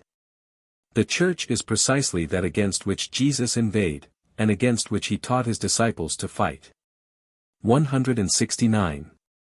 A God who died for our sins, salvation through faith, resurrection after death, all these things are the counterfeit coins of real Christianity, for which that pernicious blockhead Paul must be held responsible. The life which must serve as an example consists in love and humility, in the abundance of hearty emotion which does not even exclude the lowliest, in the formal renunciation of all desire of making its rights felt. In conquest, in the sense of triumph over oneself, in the belief in salvation in this world, despite all sorrow, opposition, and death, in forgiveness and the absence of anger and contempt, in the absence of a desire to be rewarded. In the refusal to be bound to anybody, abandonment to all that is most spiritual and intellectual, in fact, a very proud life controlled by the will of a servile and poor life. Once the Church had allowed itself to take over all the Christian practice, and had formally sanctioned the state, that kind of life which Jesus combats and condemns. It was obliged to lay the sense of Christianity in other things than early Christian ideals, that is to say, in the faith in incredible things, in the ceremonial of prayers, worship, feasts, etc. etc. The notions sin, forgiveness, punishment, reward, everything, in fact, which had nothing in common with, and was quite absent from, primitive Christianity, now comes into the foreground. An appalling stew of Greek philosophy and Judaism. Asceticism, continual judgments and condemnations, the order of rank, etc. 170. Christianity has, from the first, always transformed the symbolical into crude realities. 1. The antitheses, true life and false life, were misunderstood and changed into life here and life beyond. 2. The notion, eternal life, as opposed to the personal life which is ephemeral, is translated into personal immortality. 3. The process of fraternizing by means of sharing the same food and drink, after the Hebrew-Arabian manner, is interpreted as the miracle of transubstantiation. 4. Resurrection, which was intended to mean the entrance to the true life, in the sense of being intellectually born again, becomes an historical contingency, supposed to take place at some moment after death. 5. The teaching of the Son of Man as the Son of God, that is to say, the life relationship between man and God, becomes the second person of the Trinity, and thus the filial relationship of every man, even the lowest, to God, is done away with.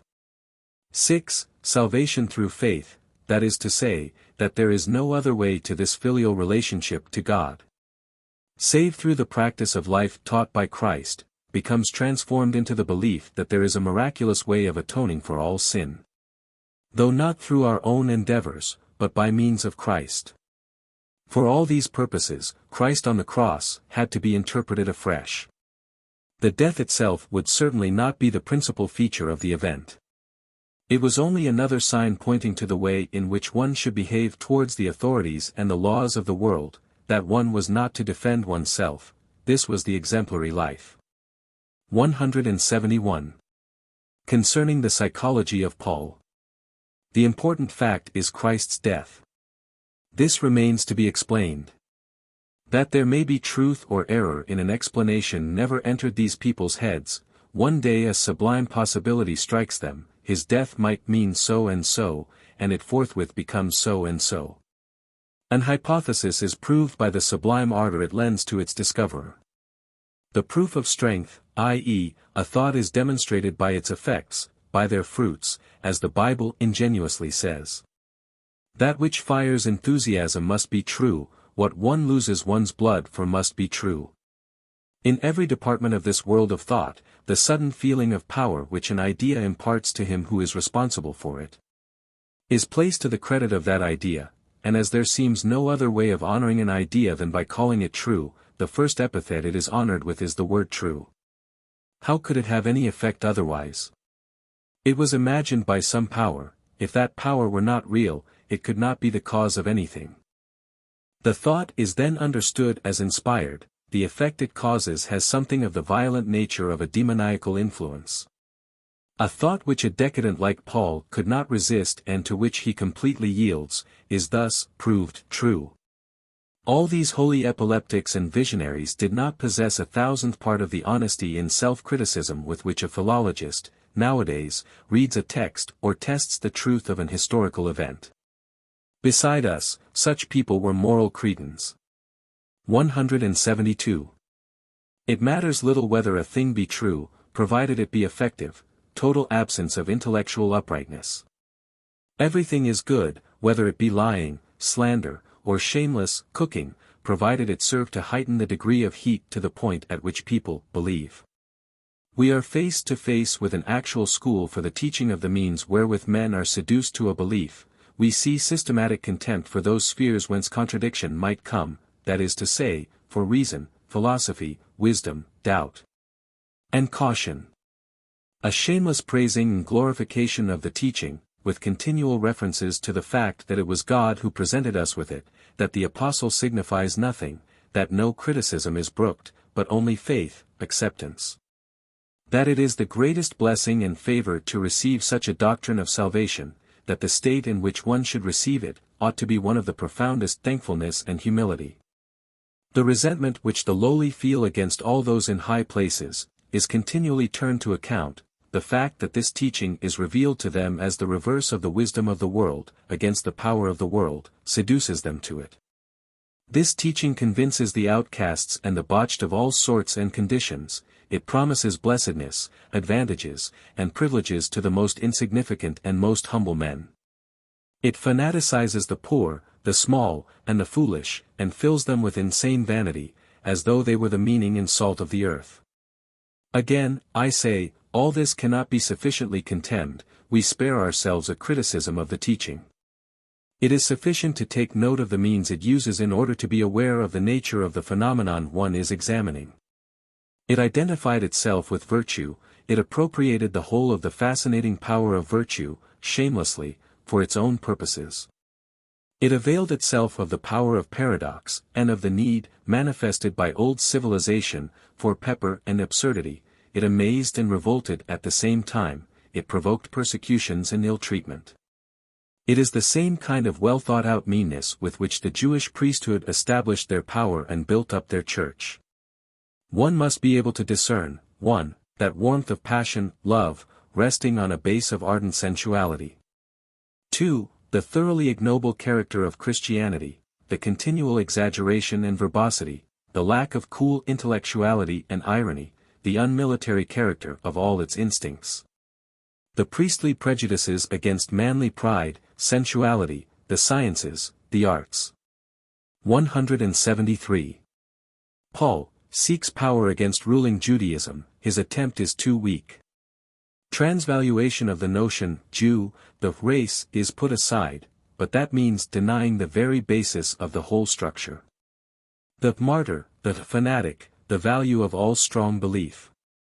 Christianity is the form of decay of the old world, after the latter's collapse, and it is characterized by the fact that it brings all the most sickly and unhealthy elements and needs to the top. Consequently, other instincts had to step into the foreground, in order to constitute an entity, a power able to stand alone. In short, a condition of tense sorrow was necessary. Like that out of which the Jews had derived their instinct of self-preservation. The persecution of Christians was invaluable for this purpose. Unity in the face of danger, the conversion of the masses becomes the only means of putting an end to the persecution of the individual. The notion, conversion, is therefore made as elastic as possible. 174. The Christian Judaic life, here resentment did not prevail. The great persecutions alone could have driven out the passions to that extent, as also the ardor of love and hate. When the creatures a man most loves are sacrificed before his eyes for the sake of his faith, that man becomes aggressive. The triumph of Christianity is due to its persecutors. Asceticism is not specifically Christian, this is what Schopenhauer misunderstood. It only shoots up in Christianity, wherever it would have existed without that religion. Melancholy Christianity, the torture and torment of the conscience, also only a peculiarity of a particular soil, where Christian values have taken root, it is not Christianity properly speaking. Christianity has absorbed all the different kinds of diseases which grow from morbid soil. One could refute it at one blow by showing that it did not know how to resist any contagion. But that precisely is the essential feature of it. Christianity is a type of decadence. 175.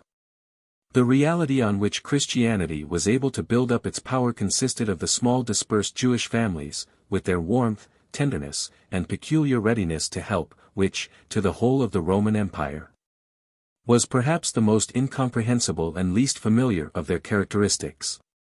They were also united by their pride at being a chosen people, concealed beneath a cloak of humility, and by their secret denial of all that was uppermost and that possessed power and splendor, although there was no shade of envy in their denial.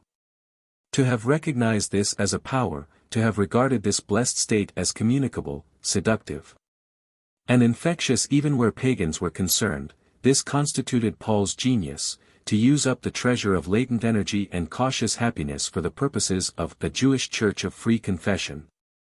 And to avail himself of all the Jewish experience, their propaganda, and their expertness in the preservation of a community under a foreign power, this is what he conceived to be his duty. He it was who discovered that absolutely unpolitical and isolated body of paltry people, and their art of asserting themselves and pushing themselves to the front. By means of a host of acquired virtues which are made to represent the only forms of virtue, the self-preservative measure and weapon of success of a certain class of man. The principle of love comes from the small community of Jewish people, a very passionate soul glows here, beneath the ashes of humility in wretchedness, it is neither Greek, Indian, nor German. The song in praise of love which Paul wrote is not Christian, it is the Jewish flare of that eternal flame which is Semitic. If Christianity has done anything essentially new in a psychological sense, it is this, that it has increased the temperature of the soul among those cooler and more noble races who were at one time at the head of affairs. It discovered that the most wretched life could be made rich and invaluable, by means of an elevation of the temperature of the soul. It is easily understood that a transfer of this sort could not take place among the ruling classes. The Jews and Christians were at a disadvantage owing to their bad manners, spiritual strength and passion, when accompanied by bad manners. Only provoke loathing. I become aware of these bad manners while reading the New Testament. It was necessary to be related both in baseness and sorrow with this type of lower manhood in order to feel anything attractive in him. The attitude a man maintains towards the New Testament is a test of the amount of taste he may have for the classics, see Tacitus. He who is not revolted by it, he who does not feel honestly and deeply that he is in the presence of a sort of fide superstitio when reading it, and who does not draw his hand back so as not to soil his fingers, such a man does not know what is classical. A man must feel about the cross as Goethe did. Vieles kann ich ertragen. Die meisten beschwerlichen Dinge. Duld ich mit ruhigem Mut, wie es ein Gott mir gebührt. Wenn ich sind mir jedig wie Gift und Schlange so weiter. Wir, Rauch de Tabaks, Wahnsinn, und Nablock und. Goethe's Venetian Epigrams, number 67. Much can I bear. Things the most irksome. I endure with such patience as comes from a God. For things, however, repulse me like venom, tobacco, smoke, garlic, bugs, and the cross. Translator's Note. 176. The reaction of paltry people, love provides the feeling of highest power. It should be understood to what extent, not man in general, but only a certain kind of man is speaking here. We are godly in love, we shall be the children of God, God loves us and wants nothing from us save love. That is to say, all morality, obedience, and action, do not produce the same feeling of power and freedom as love does. A man does nothing wicked from sheer love, but he does much more than if he were prompted by obedience and virtue alone. Here is the happiness of the herd, the communal feeling in big things as in small, the living sentiment of unity felt as the sum of the feeling of life. Helping, caring for, and being useful, constantly kindle the feeling of power. Visible success, the expression of pleasure, emphasize the feeling of power. Pride is not lacking either, it is felt in the form of the community, the house of God, and the chosen people. As a matter of fact, man has once more experienced an alteration of his personality, this time he called his feeling of love, God. The awakening of such a feeling must be pictured. It is a sort of ecstasy, a strange language, a gospel. It was this newness which did not allow man to attribute love to himself, he thought it was God leading him on and taking shape in his heart. God descends among men, one's neighbor is transfigured and becomes a God, in so far as he provokes the sentiment of love. Jesus is the neighbor, the moment he is transfigured in thought into a God. And into a cause provoking the feeling of power. 177. Believers are aware that they owe an infinite amount to Christianity, and therefore conclude that its founder must have been a man of the first rank. This conclusion is false, but it is typical of the reverence. Regarded objectively, it is, in the first place, just possible that they are mistaken concerning the extent of their debt to Christianity. A man's convictions prove nothing concerning the thing he is convinced about. And in religions they are more likely to give rise to suspicions. Secondly, it is possible that the debt owing to Christianity is not due to its founder at all, but to the whole structure, the whole thing, to the church, etc. The notion, founder, is so very equivocal that it may stand even for the accidental cause of a movement.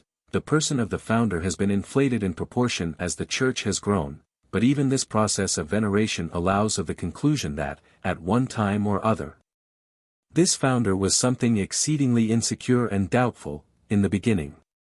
Let anyone think of the free and easy way in which Paul treats the problem of the personality of Jesus, how he almost juggles with it, someone who died, who was seen after his death. Someone whom the Jews delivered up to death, all this was only the theme, Paul wrote the music to it. 178. The founder of a religion may be quite insignificant, a wax vesta and no more. 179. Concerning the psychological problem of Christianity. The driving forces are, resentment, popular insurrection, the revolt of the bungled and the botched. In Buddhism it is different, it is not born of resentment. It rather combats resentment because the latter leads to action. This party, which stands for freedom, understands that the abandonment of antagonism in thought and deed is a condition of distinction and preservation. Here lies the psychological difficulty which has stood in the way of Christianity being understood.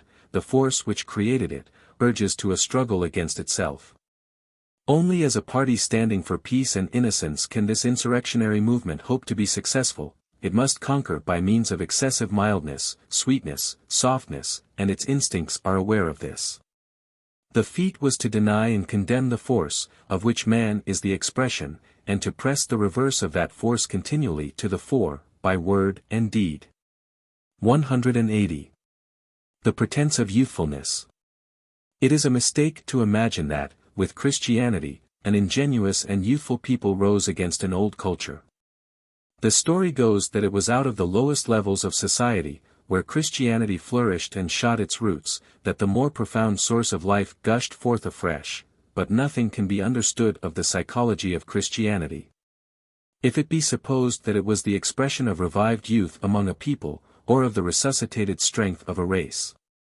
It is rather a typical form of decadence, of moral softening and of hysteria, amid a general hodgepodge of races and people that had lost all aims and had grown weary and sick. The wonderful company which gathered round this master seducer of the populace, would not be at all out of place in a Russian novel. All the diseases of the nerve seem to give one another a rendezvous in this crowd, the absence of a known duty. The feeling that everything is nearing its end, that nothing is any longer worthwhile, and that contentment lies in dolce far niente. The power and certainty of the future in the Jew's instinct, its monstrous will for life and for power, lies in its ruling classes. The people who upheld primitive Christianity are best distinguished by this exhausted condition of their instincts. On the one hand, they are sick of everything, on the other, they are content with each other, with themselves and for themselves. 181. Christianity regarded as emancipated Judaism, just as a nobility which is both racial and indigenous ultimately emancipates itself from these conditions, and goes in search of kindred elements.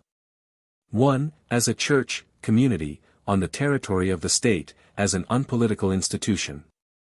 2. As life, breeding, practice, art of living. 3. As a religion of sin, sin committed against God, being the only recognized kind, and the only cause of all suffering, with a universal cure for it. There is no sin save against God. What is done against men, man shall not sit in judgment upon, nor call to account, except in the name of God.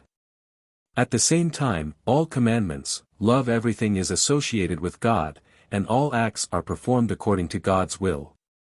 Beneath this arrangement there lies exceptional intelligence, a very narrow life, such as that led by the Eskimo, can only be endured by most peaceful and indulgent people. The Judeo-Christian dogma turns against sin in favor of the sinner. 182. The Jewish priesthood understood how to present everything it claimed to be right as a divine precept, as an act of obedience to God. And also to introduce all those things which conduced to preserve Israel and were the conditions of its existence, for instance, the large number of works, circumcision and the cult of sacrifices, as the very pivot of the national conscience. Not as nature, but as God. This process continued. Within the very heart of Judaism, where the need of these works was not felt, that is to say, as a means of keeping a race distinct, a priestly sort of man was pictured, whose bearing towards the aristocracy was like that of noble nature. A sacerdotalism of the soul, which now, in order to throw its opposite into strong relief, attaches value, not to the dutiful acts themselves, but to the sentiment. At bottom, the problem was once again, how to make a certain kind of soul prevail. It was also a popular insurrection in the midst of a priestly people, a pietistic movement coming from below, sinners, publicans, women, and children. Jesus of Nazareth was the symbol of their sect. And again, in order to believe in themselves, they were in need of a theological transfiguration. They require nothing less than the Son of God, in order to create a belief for themselves. And just as the priesthood had falsified the whole history of Israel, another attempt was made, here, to alter and falsify the whole history of mankind in such a way as to make Christianity seem like the most important event it contained. This movement could have originated only upon the soil of Judaism, the main feature of which was the confounding of guilt with sorrow and the reduction of all sin to sin against God. Of all this, Christianity is the second degree of power. 183. The symbolism of Christianity is based upon that of Judaism, which had already transfigured all reality, history, nature, into a holy and artificial unreality, which refused to recognize real history, and which showed no more interest in a natural course of things. 184. The Jews made the attempt to prevail, after two of their castes, the warrior and the agricultural castes, had disappeared from their midst. In this sense they are the castrated people, they have their priests and then, their Shandala. How easily a disturbance occurs among them, an insurrection of their Shandala. This was the origin of Christianity. Owing to the fact that they had no knowledge of warriors except as their masters, they introduced enmity towards the nobles, the men of honor, pride, and power, and the ruling classes, into their religion. They are pessimists from indignation. Thus they created a very important and novel position, the priests in the van of the Shandala, against the noble classes. Christianity was the logical conclusion of this movement. Even in the Jewish priesthood, it still scented the existence of the caste, of the privileged and noble minority, it therefore did away with priests. Christ is the unit of the Shandala who removes the priest, the Shandala who redeems himself. That is why the French Revolution is the lineal descendant and the continuator of Christianity. It is characterized by an instinct of hate towards castes, nobles, and the last privileges. 185. The Christian ideal, put on the stage with Jewish astuteness, these are the fundamental psychological forces of its nature. Revolt against the ruling spiritual powers. The attempt to make those virtues which facilitate the happiness of the lowly, a standard of all values, in fact, to call God that which is no more than the self-preservative instinct of that class of man possessed of least vitality. Obedience and absolute abstention from war and resistance, justified by this ideal. The love of one another as a result of the love of God. The trick, the denial of all natural mobilia, and their transference to the spiritual world beyond. The exploitation of virtue and its veneration for wholly interested motives, gradual denial of virtue in everything that is not Christian. 186. The profound contempt with which the Christian was treated by the noble people of antiquity is of the same order as the present instinctive aversion to Jews. It is the hatred which free and self-respecting classes feel towards those who wish to creep in secretly, and who combine an awkward bearing with foolish self-sufficiency. The New Testament is the gospel of a completely ignoble species of man. Its pretensions to highest values, to all values, is, as a matter of fact, revolting, even nowadays. 187. How little the subject matters. It is the spirit which gives the thing life. What a quantity of stuffy and sick-room air there is in all that chatter about redemption, love, blessedness, faith, truth, eternal life. Let anyone look into a really pagan book and compare the two. For instance, in Petronius, nothing at all is done, said, desired, and valued, which, according to a bigoted Christian estimate, is not sin, or even deadly sin. And yet how happy one feels with the purer air, the superior intellectuality, the quicker pace, and the free overflowing strength which is certain of the future. In the whole of the New Testament there is not one buffoonery, but that fact alone would suffice to refute any book. 188. The profound lack of dignity with which all life, which is not Christian, is condemned. It does not suffice them to think meanly of their actual opponents, they cannot do with less than a general slander of everything that is not themselves. An abject and crafty soul is in the most perfect harmony with the arrogance of piety, as witnessed the early Christians. The future, they see that they are heavily paid for it. Theirs is the muddiest kind of spirit that exists. The whole of Christ's life is so arranged as to confirm the prophecies of the Scriptures. He behaves in such wise in order that they may be right. 189.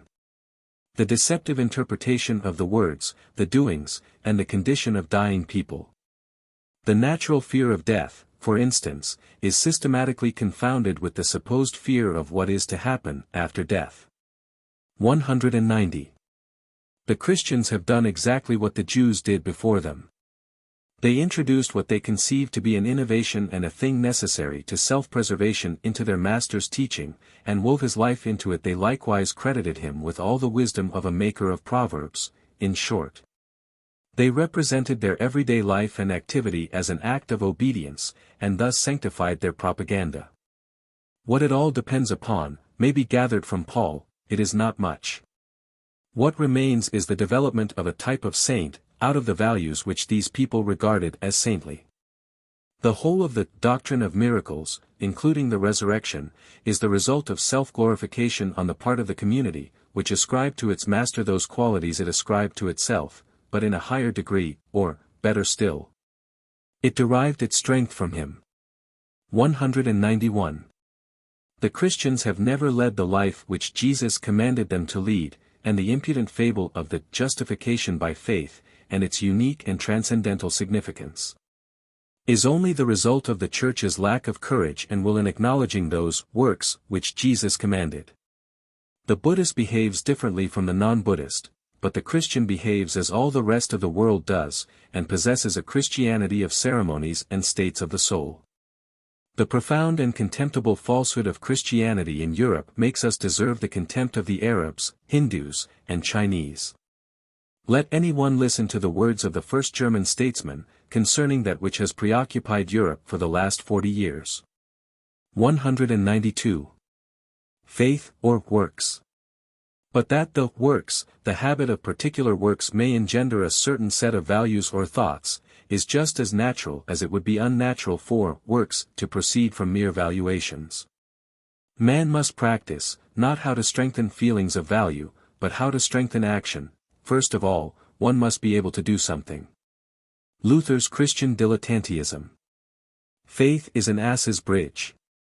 The background consists of a profound conviction on the part of Luther and his peers, that they are enabled to accomplish Christian works, a personal fact, disguised under an extreme doubt as to whether all action is not sin and devil's work. So that the worth of life depends upon isolated and highly strained conditions of inactivity, prayer, effusion, etc. Ultimately, Luther would be right, the instincts which are expressed by the whole bearing of the Reformers are the most brutal that exist. Only in turning absolutely away from themselves, and in becoming absorbed in the opposite of themselves, only by means of an illusion, faith, was existence endurable to them. 193. What was to be done in order to believe? An absurd question. That which is wrong with Christianity is, that it does none of the things that Christ commanded. It is a mean life, but seen through the eye of contempt. 194. The entrance into the real life, a man saves his own life by living the life of the multitude. 195. Christianity has become something fundamentally different from what its founder wished it to be. It is the great anti-pagan movement of antiquity, formulated with the use of the life, teaching, and words of the founder of Christianity, but interpreted quite arbitrarily. According to a scheme embodying profoundly different needs, translated into the language of all the subterranean religions then existing. It is the rise of pessimism, whereas Jesus wished to bring the peace and the happiness of the lambs and moreover the pessimism of the weak, of the inferior, of the suffering, and of the oppressed. Its mortal enemies are, 1. Power, whether in the form of character, intellect, or taste, and worldliness. 2. The good cheer of classical times, the noble levity and skepticism, hard pride, eccentric dissipation, and cold frugality of the sage, Greek refinement in manners, words, and form. Its mortal enemy is as much the Roman as the Greek. The attempt on the part of anti-paganism to establish itself on a philosophical basis, and to make its tenets possible, it shows a taste for the ambiguous figures of antique culture, and above all for Plato, who was, more than any other, an anti-Hellene and Semite in instinct. It also shows a taste for Stoicism, which is essentially the work of Semites. Dignity is regarded as severity, law, virtue is held to be greatness, self-responsibility, authority, greatest sovereignty over oneself. This is Semitic. The Stoic is an Arabian sheik wrapped in Greek togas and notions. 196. Christianity only resumes the fight which had already been begun against the classical ideal and noble religion. As a matter of fact, the whole process of transformation is only an adaptation to the needs and to the level of intelligence of religious masses then existing, those masses which believed in Isis, Mithras, Dionysus, and the Great Mother. And which demanded the following things of a religion: 1. Hopes of a beyond; 2. The bloody phantasmagoria of animal sacrifice, the mystery; 3. Holy legend and the redeeming deed; 4. Asceticism, denial of the world; superstitious, purification. 5. A hierarchy as a part of the community. In short, Christianity everywhere fitted the already prevailing and increasing anti-pagan tendency, those cults which Epicurus combated, or more exactly, those religions proper to the lower herd, women, slaves, and ignoble classes. The misunderstandings are therefore the following. 1. The immortality of the individual. 2. The assumed existence of another world. 3. The absurd notion of punishment and expiation in the heart of the interpretation of existence. 4. The profanation of the divine nature of man, instead of its accentuation, and the construction of a very profound chasm, which can only be crossed by the help of a miracle or by means of the most thorough self-contempt. 5. The whole world of corrupted imagination and morbid passion, instead of a simple and loving life of action, instead of Buddhistic happiness attainable on earth. 6. An ecclesiastical order with a priesthood, theology, cults, and sacraments. In short, everything that Jesus of Nazareth combated. 7. The miraculous in everything and everybody, superstition too, while precisely the trait which distinguished Judaism and primitive Christianity was their repugnance to miracles and their relative rationalism. 197. The psychological prerequisites, ignorance and lack of culture, the sort of ignorance which has unlearned every kind of shame. Let anyone imagine those impudent saints in the heart of Athens. The Jewish instinct of a chosen people, they appropriate all the virtues, without further ado, as their own, and regard the rest of the world as their opposite. This is a profound sign of spiritual depravity. The total lack of real aims and real duties, for which other virtues are required than those of the bigot, the state undertook this work for them, and the impudent people still behaved as though they had no need of the state. Except ye become as little children, oh, how far we are from this psychological ingenuousness. 198. The founder of Christianity had to pay dearly for having directed his teaching at the lowest classes of Jewish society and intelligence. They understood him only according to the limitations of their own spirit. It was a disgrace to concoct a history of salvation, a personal God, a personal Savior, a personal immortality, and to have retained all the meanness of the person, and of the history of a doctrine which denies the reality of all that is personal and historical. The legend of salvation takes the place of the symbolic now and all time, of the symbolic here and everywhere, and miracles appear instead of the psychological symbol. 199. Nothing is less innocent than the New Testament. The soil from which it sprang is known. These people, possessed of an inflexible will to assert themselves, and who, once they had lost all natural hold on life, and had long existed without any right to existence, still knew how to prevail by means of hypotheses which were as unnatural as they were imaginary, calling themselves the chosen people, the community of saints, the people of the promised land. And that church, these people made use of their pia phraus with such skill, and with such clean consciences, that one cannot be too cautious when they preach morality. When Jews step forward as the personification of innocence, the danger must be great. While reading the New Testament, a man should have his small fund of intelligence, mistrust, and wickedness constantly at hand. People of the lowest origin, partly mob, outcasts not only from good society, but also from respectable society, grown away from the atmosphere of culture, and free from discipline. Ignorant, without even a suspicion of the fact that conscience can also rule in spiritual matters.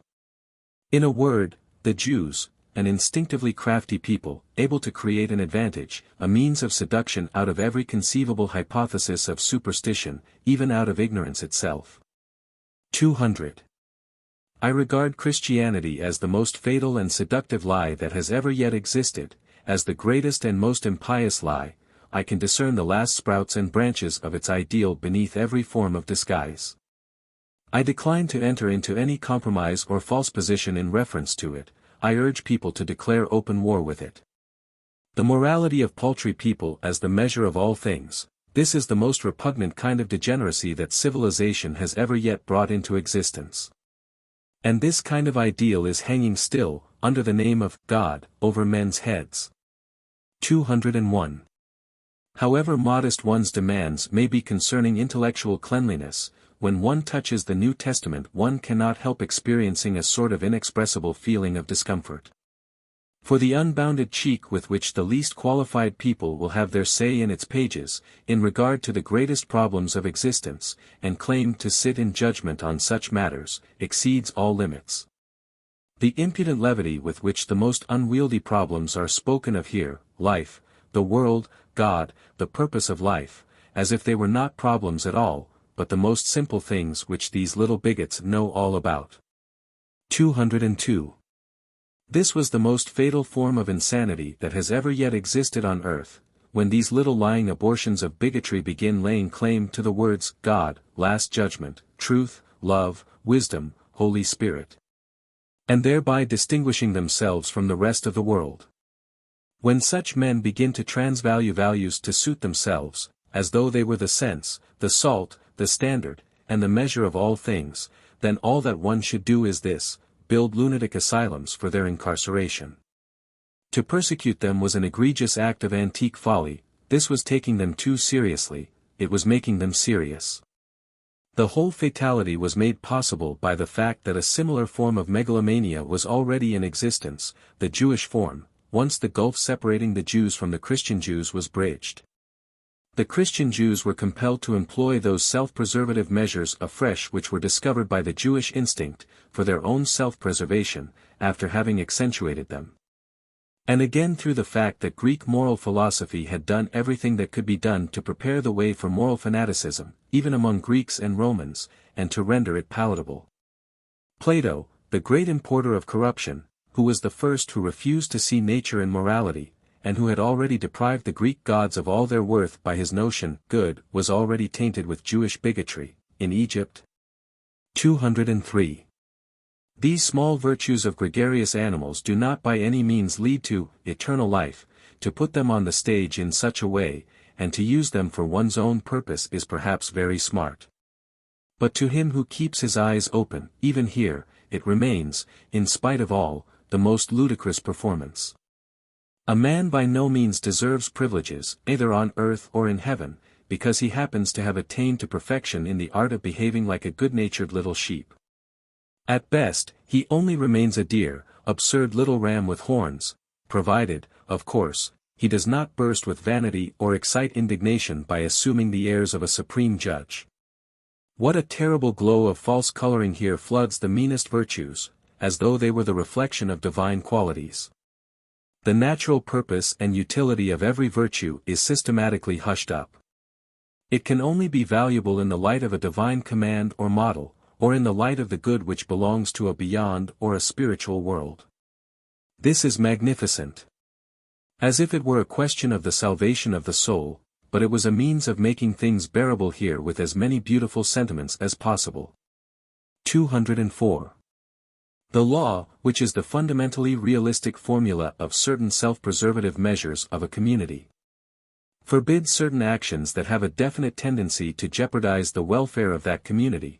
It does not forbid the attitude of mind which gives rise to these actions, for in the pursuit of other ends the community requires these forbidden actions. Namely, when it is a matter of opposing its enemies.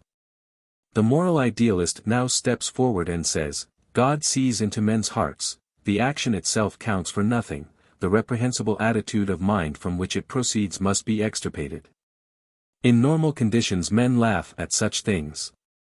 It is only in exceptional cases, when a community lives quite beyond the need of waging war in order to maintain itself, that an ear is lent to such things. Any attitude of mind is abandoned, the utility of which cannot be conceived.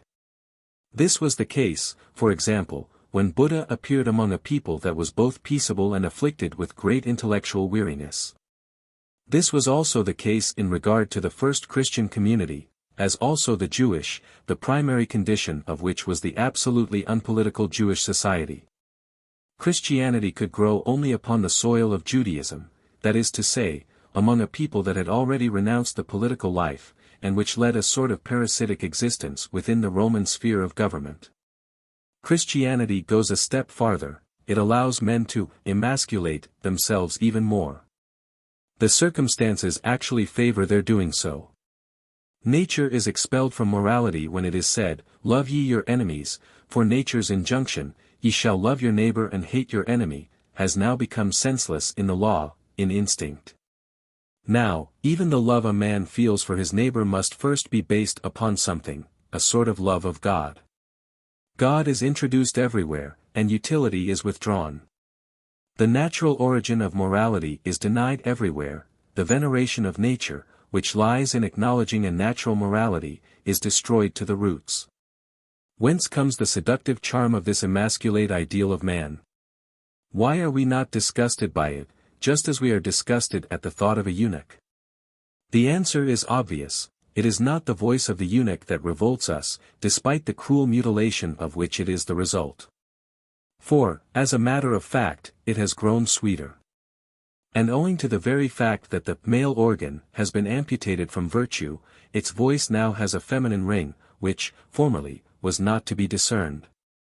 On the other hand, we have only to think of the terrible hardness, dangers, and accidents to which a life of manly virtues leads, the life of a Corsican, even at the present day. Or that of a heathen Arab, which resembles the Corsican's life even to the smallest detail. The Arab songs might have been written by Corsicans, in order to perceive how the most robust type of man was fascinated and moved by the voluptuous ring of this goodness and purity. A pastoral melody, an idyll, the good man, such things have most effect in ages when tragedy is abroad. With this, we have realized to what extent the idealist, the ideal eunuch, also proceeds from a definite reality and is not merely a visionary. He has perceived precisely that, for his kind of reality, a brutal injunction of the sort which prohibits certain actions has no sense, because the instinct which would urge him to these actions is weakened, thanks to a long need of practice. And of compulsion to practice. The castrator formulates a host of new self-preservative measures for a perfectly definite species of men, in this sense he is a realist. The means to which he has recourse for establishing his legislation, are the same as those of ancient legislators. He appeals to all authorities, to God, and he exploits the notions, guilt and punishment, that is to say. He avails himself of the whole of the older ideal, but interprets it differently. For instance, punishment is given a place in the inner self, it is called the pang of conscience. In practice this kind of man meets with his end the moment the exceptional conditions favoring his existence cease to prevail, a sort of insular happiness, like that of Tahiti, and of the little Jews in the Roman provinces.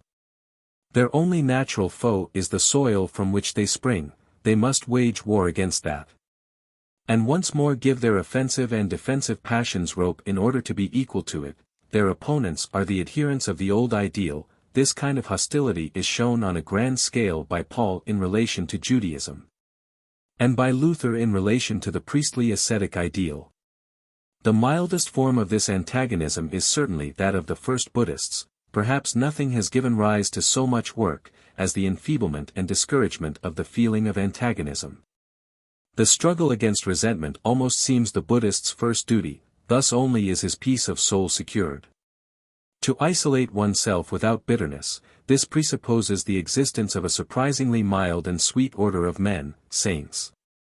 The astuteness of moral castration. How is war waged against the virile passions and valuations? No violent physical means are available, the war must therefore be one of ruses, spells, and lies, in short, a spiritual war.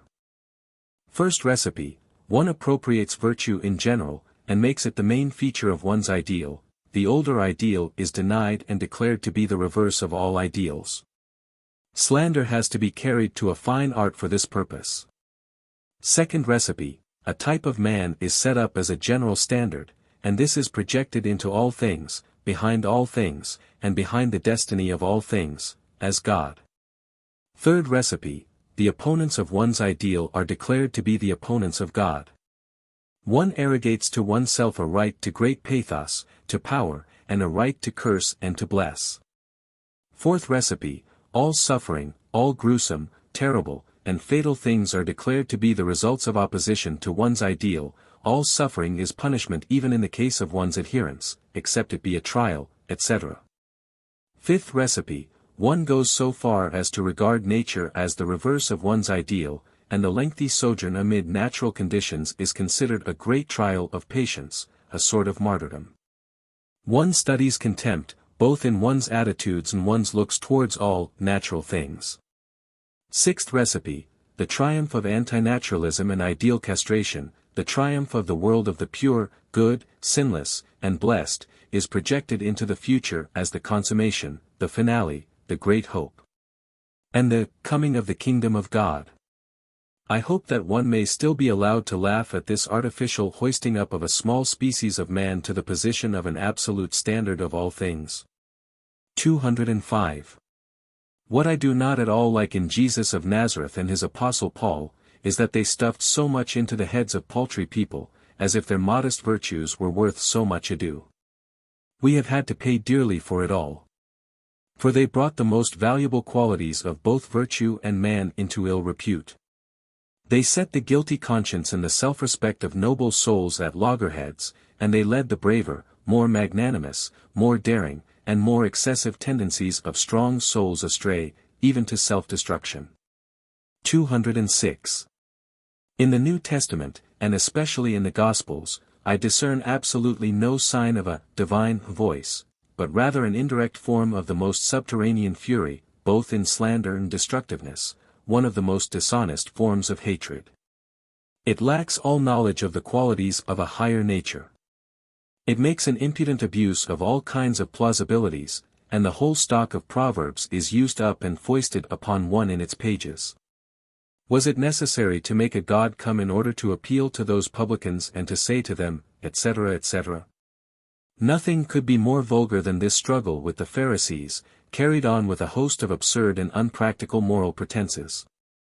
The mob, of course, has always been entertained by such feats. Fancy the reproach of hypocrisy, coming from those lips. Nothing could be more vulgar than this treatment of one's opponents, a most insidious sign of nobility or its reverse. 207. Primitive Christianity is the abolition of the state. It prohibits oaths, military service, courts of justice, self-defense or the defense of a community, and denies the difference between fellow countrymen and strangers. As also the order of castes. Christ's example: he does not withstand those who ill-treat him, he does not defend himself, he does more, he offers the left cheek, to the demand, "Tell us whether thou be the Christ."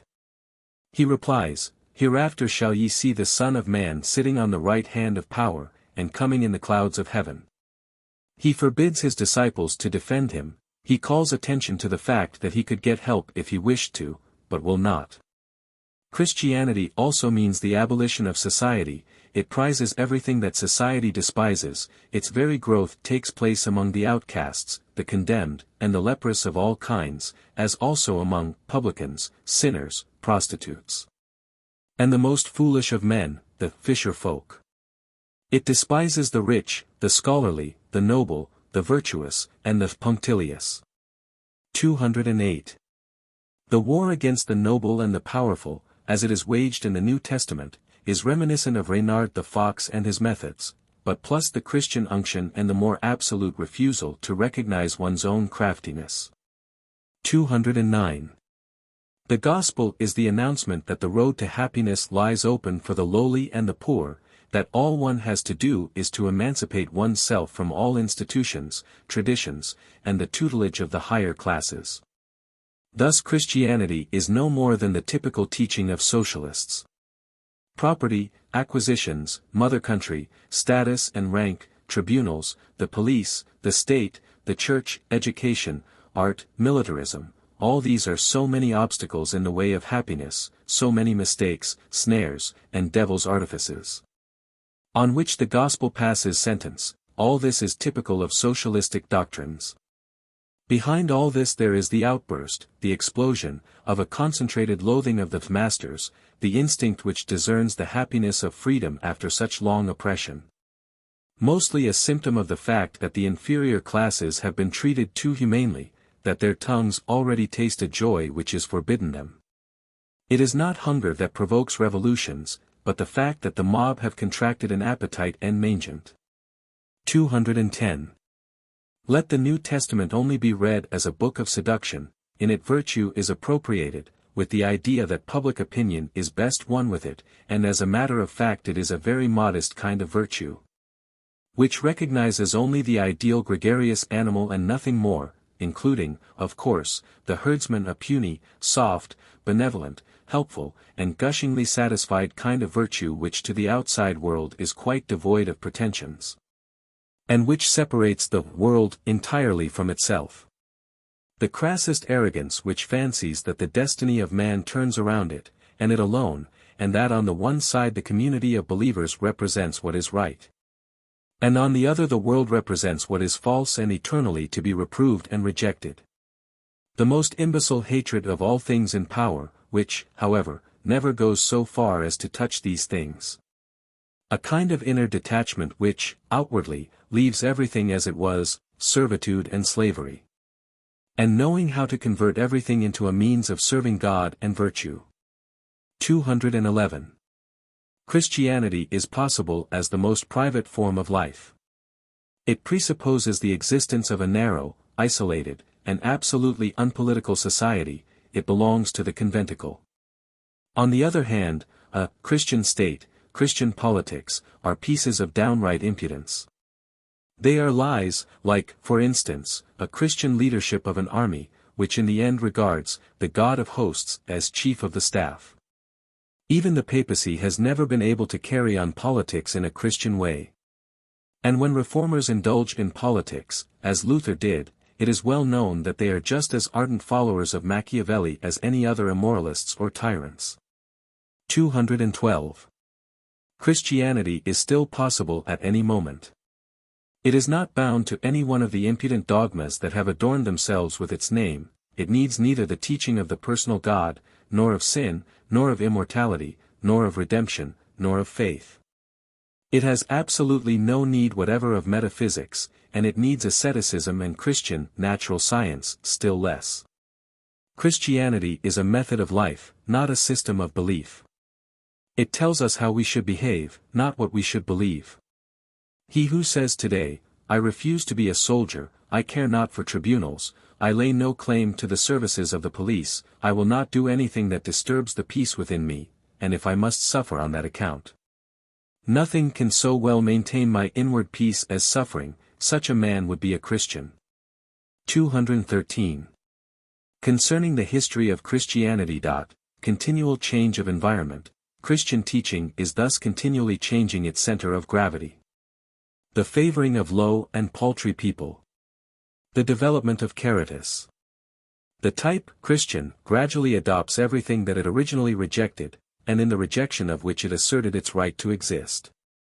The Christian becomes a citizen, a soldier, a judge, a workman, a merchant, a scholar, a theologian, a priest, a philosopher, a farmer, an artist, a patriot, a politician, a prince.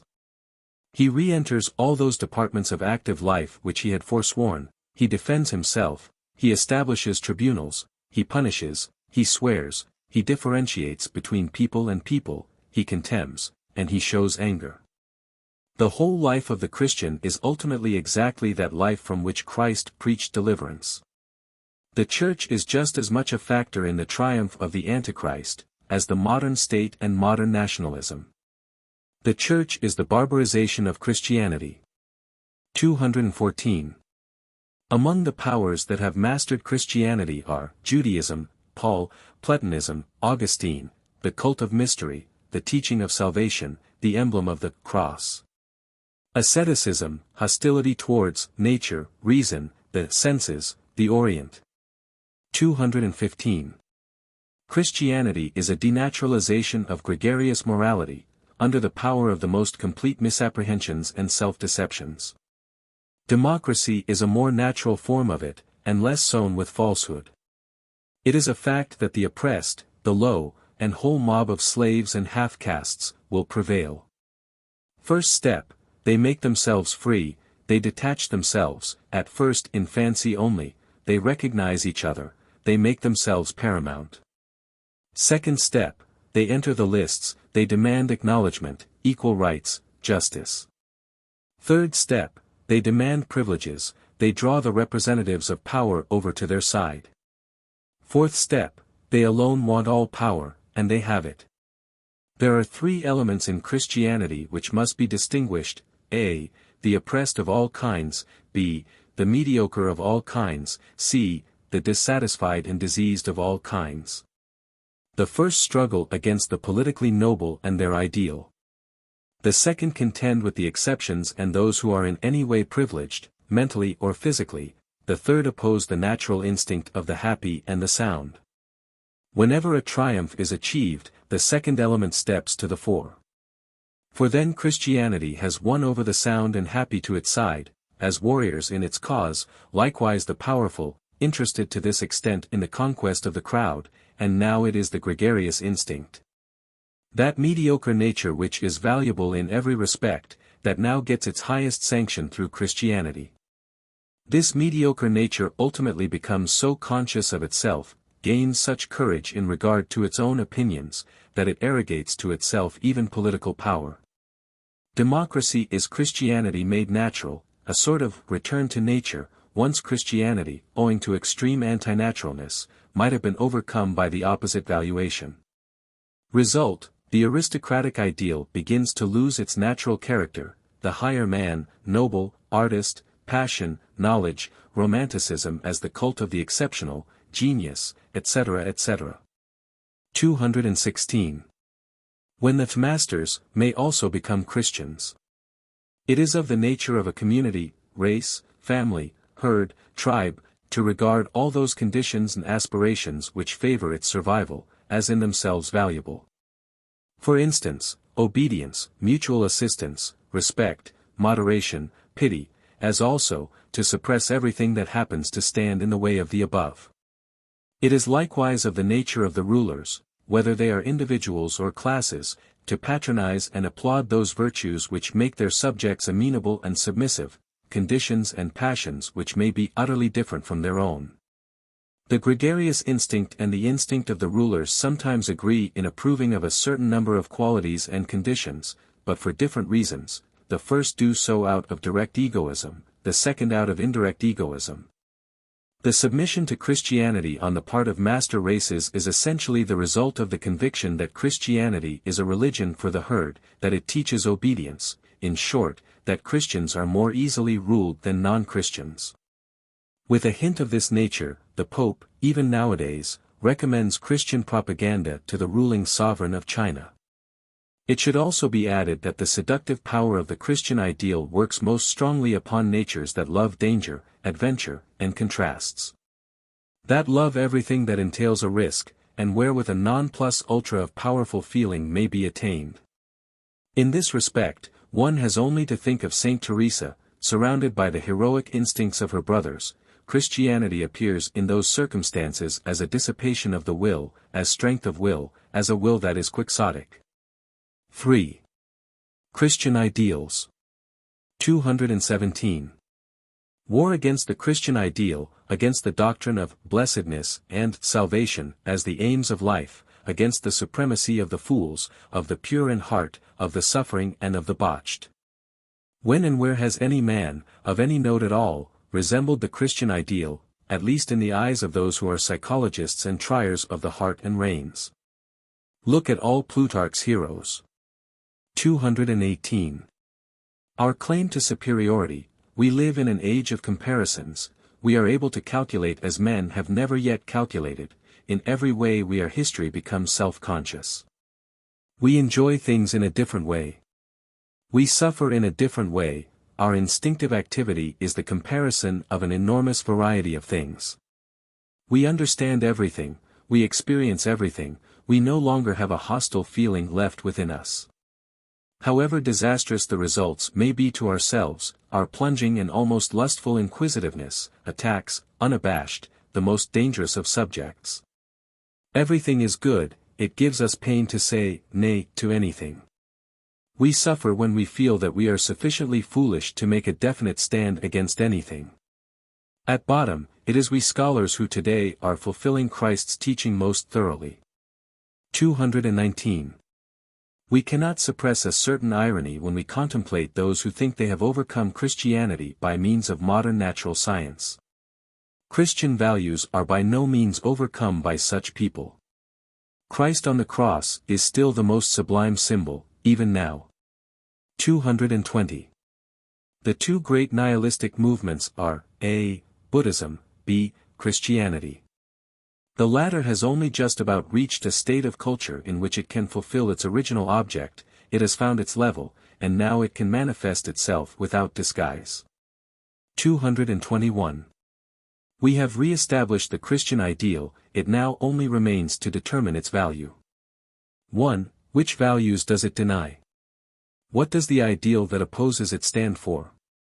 Pride, pathos of distance, great responsibility, exuberant spirits, splendid animalism, the instincts of war and of conquest. The deification of passion, revenge, cunning, anger, voluptuousness, adventure, knowledge, the noble ideal is denied, the beauty, wisdom, power, pomp, and awfulness of the type man, the man who postulates aims. The future man, here Christianity presents itself as the logical result of Judaism. 2. Can it be realized? Yes, of course, when the climatic conditions are favorable, as in the case of the Indian ideal. Both neglect the factor work. It separates a creature from a people, a state, a civilized community, and jurisdiction. It rejects education, wisdom, the cultivation of good manners, acquisition and commerce. It cuts adrift everything which is of use and value to men, by means of an idiosyncrasy of sentiment it isolates a man. It is non-political, anti-national, neither aggressive nor defensive, and only possible within a strictly ordered state or state of society, which allows these holy parasites to flourish at the cost of their neighbors. 3. It has now become the will to be happy, and nothing else. Blessedness stands for something self-evident, that no longer requires any justification, everything else, the way to live and let live, is only a means to an end. But what follows is the result of a low order of thought, the fear of pain, of defilement, of corruption, is great enough to provide ample grounds for allowing everything to go to the dogs. This is a poor way of thinking, and is the sign of an exhausted race. We must not allow ourselves to be deceived. Become as little children. Natures of the same order, Francis of Assisi, neurotic, epileptic, visionary, like Jesus. 222. The higher man distinguishes himself from the lower by his fearlessness and his readiness to challenge misfortune. It is a sign of degeneration when eudaimonistic values begin to prevail, physiological fatigue and enfeeblement of willpower. Christianity, with its prospect of blessedness, is the typical attitude of mind of a suffering and impoverished species of man. Abundant strength will be active, will suffer, and will go under. To it the bigotry of Christian salvation is bad music and hieratic posing and vexation. 223. Poverty, humility, and chastity are dangerous and slanderous ideals. But like poisons, which are useful cures in the case of certain diseases, they were also necessary in the time of the Roman Empire. All ideals are dangerous, because they lower and brand realities. They are all poisons, but occasionally indispensable as cures. 224.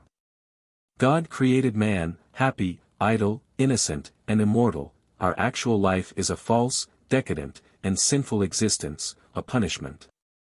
Suffering, struggle, work, and death are raised as objections against life. They make life questionable, unnatural, something that must cease, and for which one not only requires but also has remedies. Since the time of Adam, man has been in an abnormal state. God himself delivered up his Son for Adam's sin, in order to put an end to the abnormal condition of things. The natural character of life is a curse. To those who believe in him, Christ restores normal life, he makes them happy, idle, and innocent. But the world did not become fruitful without labor, women do not bear children without pain. Illness has not ceased, believers are served just as badly as unbelievers in this respect. All that has happened is, that man is delivered from death and sin, two assertions which allow of no verification, and which are therefore emphasized by the Church with more than usual heartiness. He is free from sin, not owing to his own efforts, not owing to a vigorous struggle on his part, but redeemed by the death of the Savior, consequently, perfectly innocent and paradisiacal. Actual life is nothing more than an illusion, that is to say, a deception, an insanity. The whole of struggling, fighting, and real existence, so full of light and shade, is only bad and false. Everybody's duty is to be delivered from it. Man, innocent, idle, immortal, and happy, this concept, which is the object of the most supreme desires, must be criticized before anything else. Why should guilt, work, death, and pain, and, from the Christian point of view, also knowledge, be contrary to all supreme desires, the lazy Christian notions, blessedness, innocence, immortality? 225. The eccentric concept, holiness, does not exist. God and man have not been divorced from each other. Miracles do not exist, such spheres do not exist, the only one to be considered is the intellectual, that is to say, the symbolically psychological. As decadence, a counterpart to Epicureanism. Paradise according to Greek notions was only Epicurus' garden. A life of this sort lacks a purpose, it strives after nothing.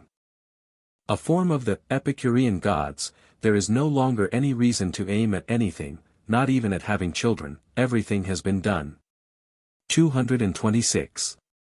They despised the body, they did not reckon with it, nay, more, they treated it as an enemy. It was their delirium to think that a man could carry a beautiful soul about in a body that was a cadaverous abortion.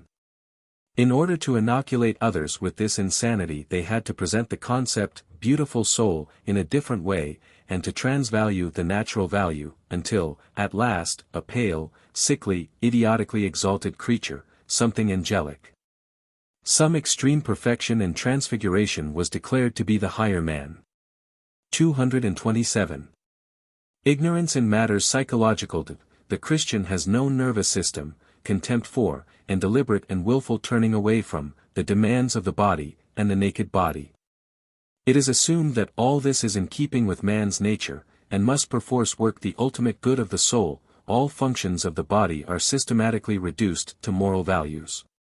Illness itself is regarded as determined by morality, it is held to be the result of sin, or it is a trial or a state of salvation, through which man becomes more perfect than he could become in a state of health, Pascal's idea. Under certain circumstances, there are willful attempts at inducing illness. 228. What in sooth is this struggle against nature, on the part of the Christian? We shall not, of course, let ourselves be deceived by his words and explanations. It is nature against something which is also nature. With many, it is fear, with others, it is loathing, with yet others, it is the sign of a certain intellectuality, the love of a bloodless and passionless ideal. And in the case of the most superior men, it is love of an abstract nature, these try to live up to their ideal. It is easily understood that humiliation in the place of self-esteem, anxious cautiousness towards the passions, emancipation from the usual duties, whereby, a higher notion of rank is created. The incitement to constant war on behalf of enormous issues, habituation to effusiveness of feelings, all this goes to constitute a type. In such a type the hypersensitiveness of a perishing body preponderates. But the nervousness and the inspirations it engenders are interpreted differently.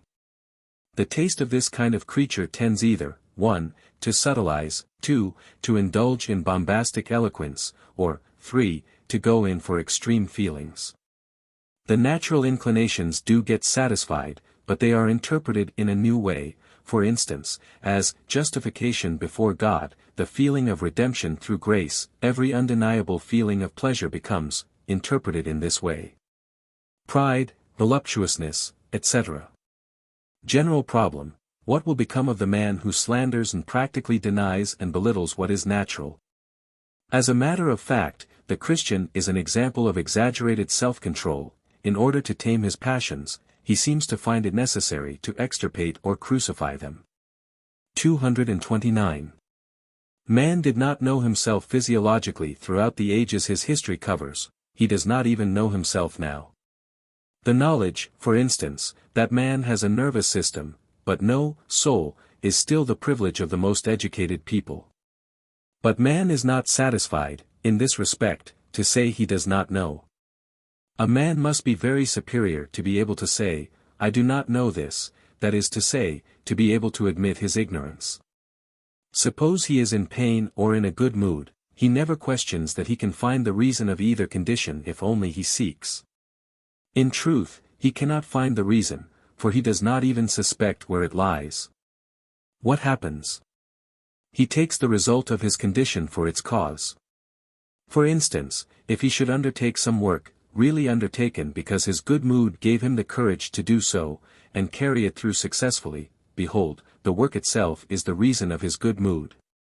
As a matter of fact, his success was determined by the same cause as that which brought about his good mood, that is to say, the happy coordination of physiological powers and functions. He feels bad, consequently he cannot overcome a care, a scruple, or an attitude of self-criticism. He really fancies that his disagreeable condition is the result of his scruple, of his sin, or of his self-criticism. But after profound exhaustion and prostration, a state of recovery sets in. How is it possible that I can feel so free, so happy? It is a miracle, only a God could have effected this change. Conclusion: He has forgiven my sin. From this follow certain practices. In order to provoke feelings of sinfulness and to prepare the way for crushed spirits, it is necessary to induce a condition of morbidity and nervousness in the body. The methods of doing this are well known. Of course, nobody suspects the causal logic of the fact. The maceration of the flesh is interpreted religiously, it seems like an end in itself. Whereas it is no more than a means of bringing about that morbid state of indigestion which is known as repentance, the fixed idea of sin, the hypnotizing of the hen by means of the chalk line, sin. The mishandling of the body prepares the ground for the required range of guilty feelings, that is to say, for that general state of pain which demands an explanation. On the other hand, the method of salvation may also develop from the above. Every dissipation of the feelings, whether prayers, movements, attitudes, or oaths, has been provoked, and exhaustion follows. Very often it is acute, or it appears in the form of epilepsy. And behind this condition of deep somnolence there come signs of recovery, or, in religious parlance, salvation. 230. Formerly, the conditions and results of physiological exhaustion were considered more important than healthy conditions and their results, and this was owing to the suddenness, fearfulness, and mysteriousness of the former.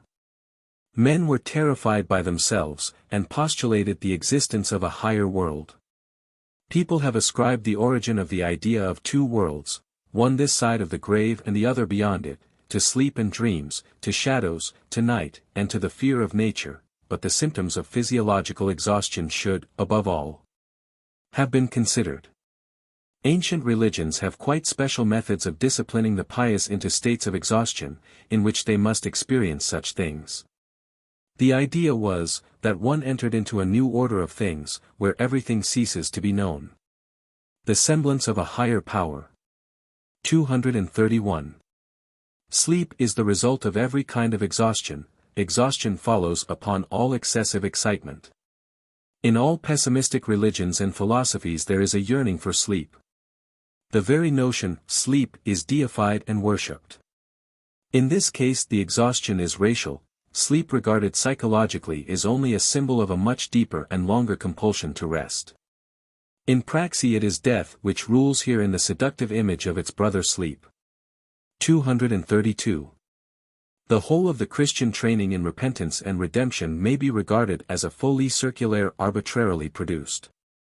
Though, of course, it can be produced only in people who are predisposed to it, that is to say, who have morbid tendencies in their constitutions. 233. Against remorse and its purely psychical treatment. To be unable to have done with an experience is already a sign of decadence. This reopening of old wounds, this wallowing in self-contempt and depression, is an additional form of disease. No salvation of the soul ever results from it, but only a new kind of spiritual illness.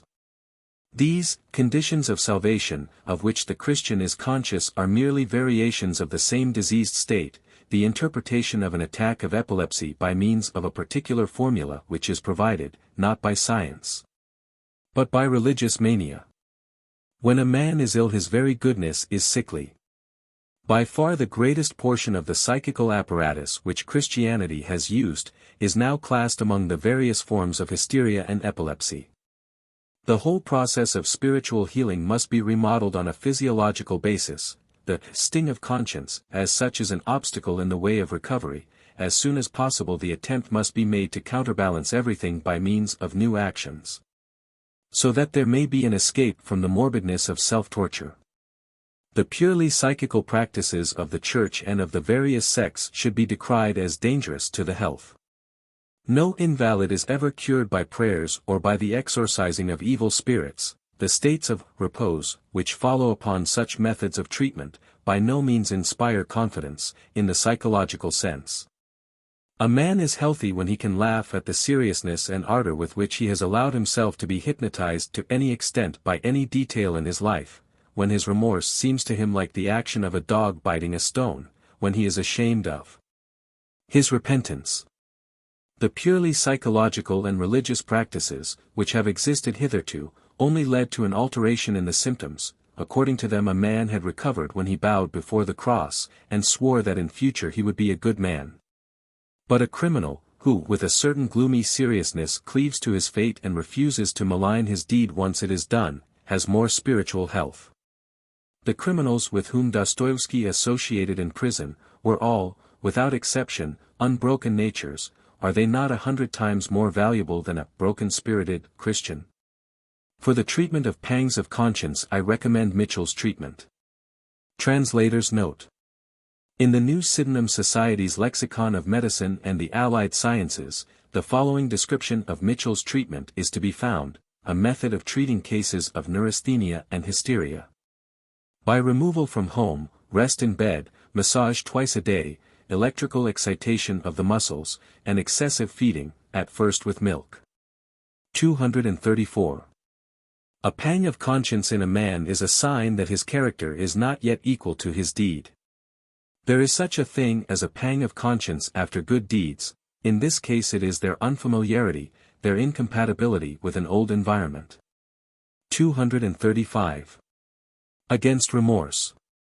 I do not like this form of cowardice in regard to one's own actions. One must not leave one's self in the lurch under the pressure of sudden shame or distress.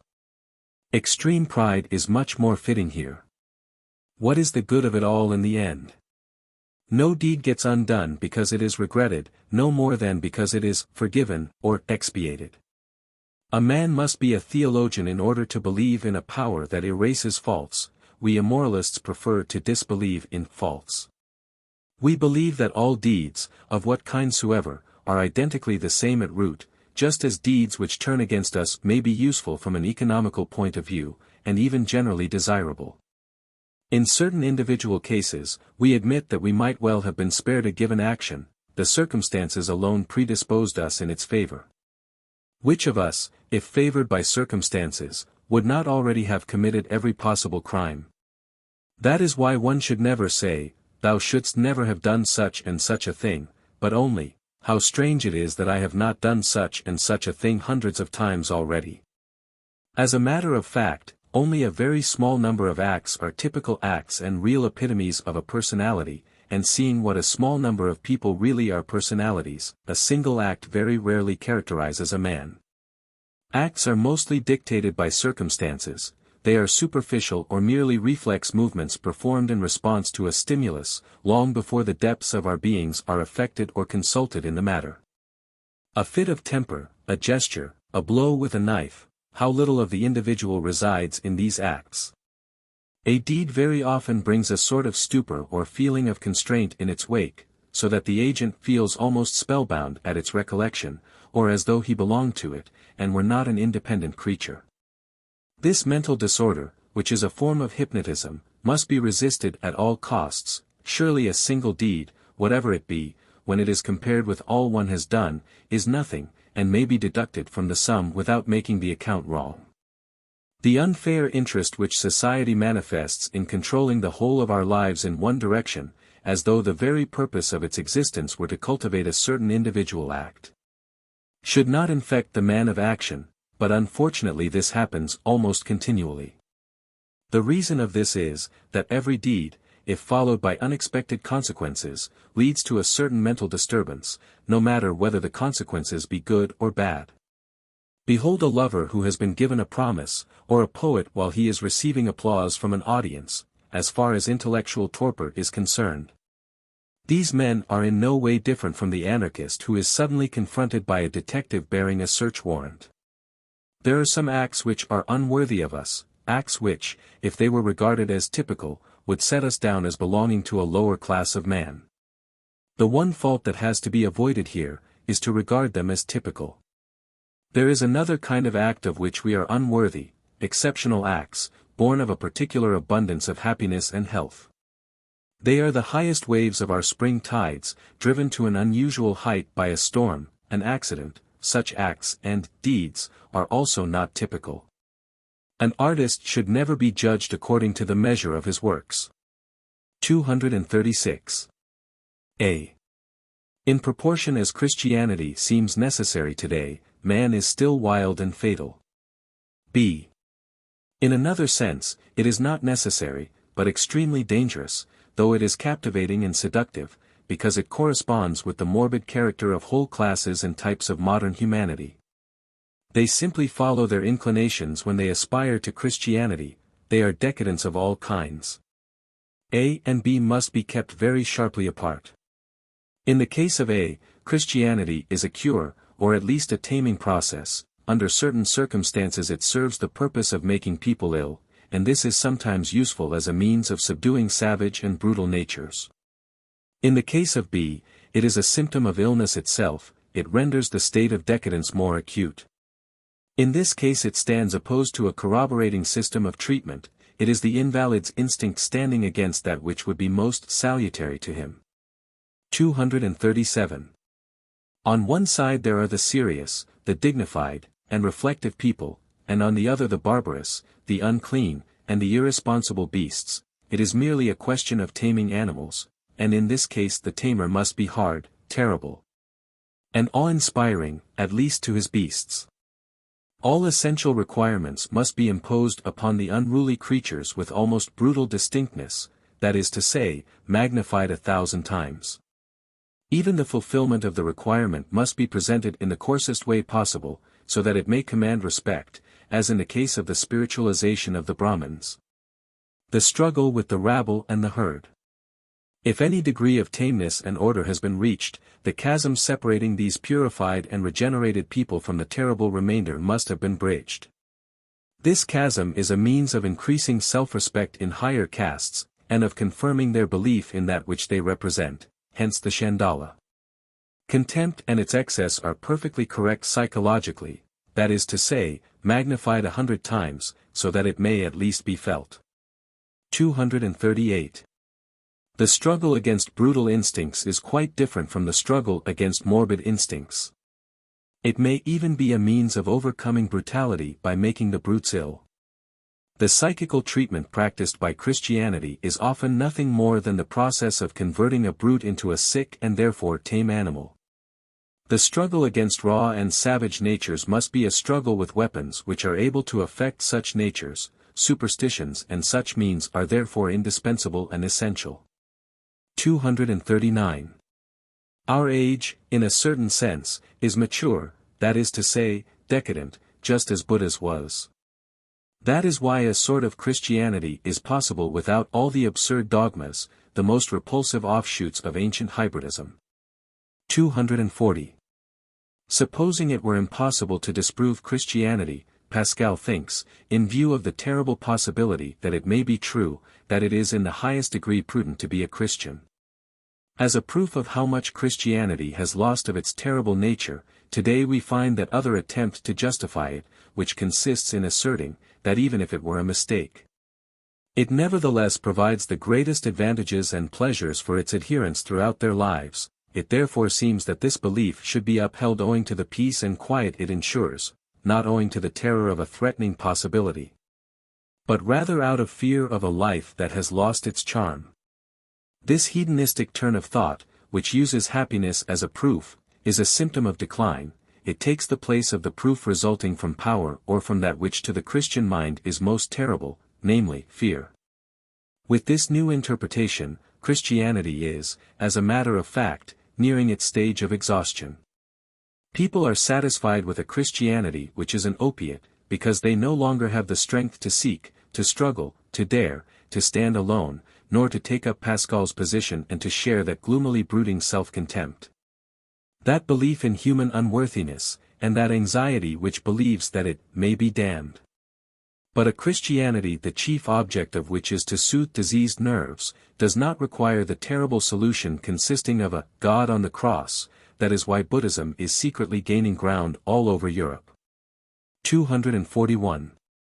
The humor of European culture: people regard one thing as true, but do the other. For instance, what is the use of all the art of reading and criticizing, if the ecclesiastical interpretation of the Bible, whether according to Catholics or Protestants, is still upheld? 242. No one is sufficiently aware of the barbarity of the notions among which we Europeans still live. To think that men have been able to believe that the salvation of the soul depended upon a book. And I am told that this is still believed. What is the good of all scientific education, all criticism and all hermeneutics, if such nonsense as the Church's interpretation of the Bible has not yet turned the colors of our bodies permanently into the red of shame?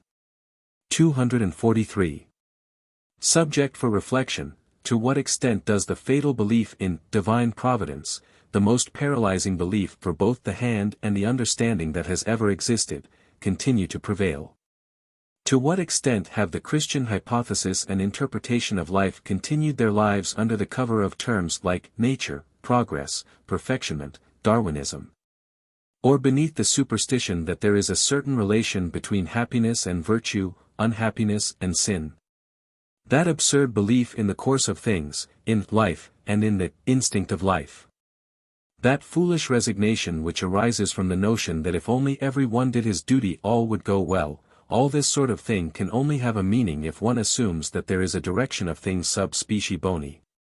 Even fatalism, our present form of philosophical sensibility, is the result of a long belief in divine providence, an unconscious result, as though it were nothing to do with us how everything goes. As though we might let things take their own course, the individual being only a modus of the absolute reality. 244. It is the height of psychological falsity on the part of man to imagine a being according to his own petty standard, who is a beginning, a thing in itself, and who appears to him good, wise, mighty, and precious. For thus he suppresses in thoughts all the causality by means of which every kind of goodness, wisdom, and power comes into existence and has value. In short, elements of the most recent and most conditional origin were regarded not as evolved, but as spontaneously generated and things in themselves, and perhaps as the cause of all things. Experience teaches us that, in every case in which a man has elevated himself to any great extent above the average of his fellows, every high degree of power always involves a corresponding degree of freedom from good and evil as also from true and false, and cannot take into account what goodness dictates. The same holds good of a high degree of wisdom. In this case goodness is just as much suppressed as truthfulness, justice, virtue, and other popular whims in valuations. In fact, is it not obvious that every high degree of goodness itself presupposes a certain intellectual myopia and obtuseness? As also an inability to distinguish at a great distance between true and false, useful and harmful? Not to mention the fact that a high degree of power in the hands of the highest goodness might lead to the most baleful consequences, the suppression of evil. In sooth, it is enough to perceive with what aspirations the God of love inspires his believers. They ruin mankind for the benefit of good men. In practice, this same God has shown himself to be a God of the most acute myopia, devilry, and impotence, in the face of the actual arrangement of the universe, and from this the value of his conception may be estimated. Knowledge and wisdom can have no value in themselves, any more than goodness can. The goal they are striving after must be known first. For then only can their value or worthlessness be judged. A goal might be imagined which would make excessive wisdom a great disadvantage, if, for instance, complete deception were a prerequisite to the enhancement of life. Likewise, if goodness were able to paralyze and depress the mainsprings of the great passions. Taking our human life as it is, it cannot be denied that all truth, goodness, holiness, and godliness, in the Christian sense, have hitherto shown themselves to be great dangers. Even now mankind is in danger of perishing owing to an ideal which is hostile to life. 245. Let any one think of the loss which all human institutions suffer, when a divine and transcendental, higher sphere is postulated which must first sanction these institutions. By recognizing their worth in this sanction alone, as in the case of marriage, for instance, their natural dignity is reduced, and under certain circumstances denied. Nature is spitefully misjudged in the same ratio as the antinatural notion of a God is held in honor. Nature, then, comes to mean no more than contemptible, bad. The fatal nature of a belief in God as the reality of the highest moral qualities, through it, all real values were denied and systematically regarded as valueless. Thus anti-nature ascended the throne. With relentless logic the last step was reached, and this was the absolute demand to deny nature. 246. By pressing the doctrine of disinterestedness and love into the foreground, Christianity by no means elevated the interests of the species above those of the individual. Its real historical effect, its fatal effect, remains precisely the increase of egotism, of individual egotism, to excess, to the extreme which consists in the belief in individual immortality. The individual was made so important and so absolute, by means of Christian values, that he could no longer be sacrificed, despite the fact that the species can only be maintained by human sacrifices. All souls became equal before God, but this is the most pernicious of all valuations. If one regards individuals as equals, the demands of the species are ignored, and a process is initiated which ultimately leads to its ruin. Christianity is the reverse of the principle of selection. If the degenerate and sick man, the Christian, is to be of the same value as the healthy man, the pagan, or if he is even to be valued higher than the latter, as Pascal's view of health and sickness would have us value him, the natural course of evolution is thwarted and the unnatural becomes law. In practice this general love of mankind is nothing more than deliberately favoring all the suffering, the botched, and the degenerate. It is this love that has reduced and weakened the power, responsibility, and lofty duty of sacrificing men. According to the scheme of Christian values, all that remained was the alternative of self-sacrifice, but this vestige of human sacrifice, which Christianity conceded and even recommended, has no meaning when regarded in the light of rearing a whole species. The prosperity of the species is by no means affected by the sacrifice of one individual, whether in the monastic and ascetic manner, or by means of crosses, stakes, and scaffolds, as the martyrs of error. What the species requires is the suppression of the physiologically botched, the weak and the degenerate, but it was precisely to these people that Christianity appealed as a preservative force. It simply strengthened that natural and very strong instinct of all the weak which bids them protect, maintain, and mutually support each other. What is Christian virtue and love of men, if not precisely this mutual assistance with a view to survival, this solidarity of the weak, this thwarting of selection? What is Christian altruism, if it is not the mob egotism of the weak which divines that, if everybody looks after everybody else, every individual will be preserved for a longer period of time? He who does not consider this attitude of mind as immoral, as a crime against life, himself belongs to the sickly crowd, and also shares their instincts. Genuine love of mankind exacts sacrifice for the good of the species, it is hard, full of self-control, because it needs human sacrifices. And this pseudo-humanity which is called Christianity, would fain establish the rule that nobody should be sacrificed. 247. Nothing could be more useful and deserves more promotion than systematic nihilism in action. As I understand the phenomena of Christianity in pessimism, this is what they say: we are ripe for nonentity, for us it is reasonable not to be. This hint from reason, in this case, is simply the voice of selective nature.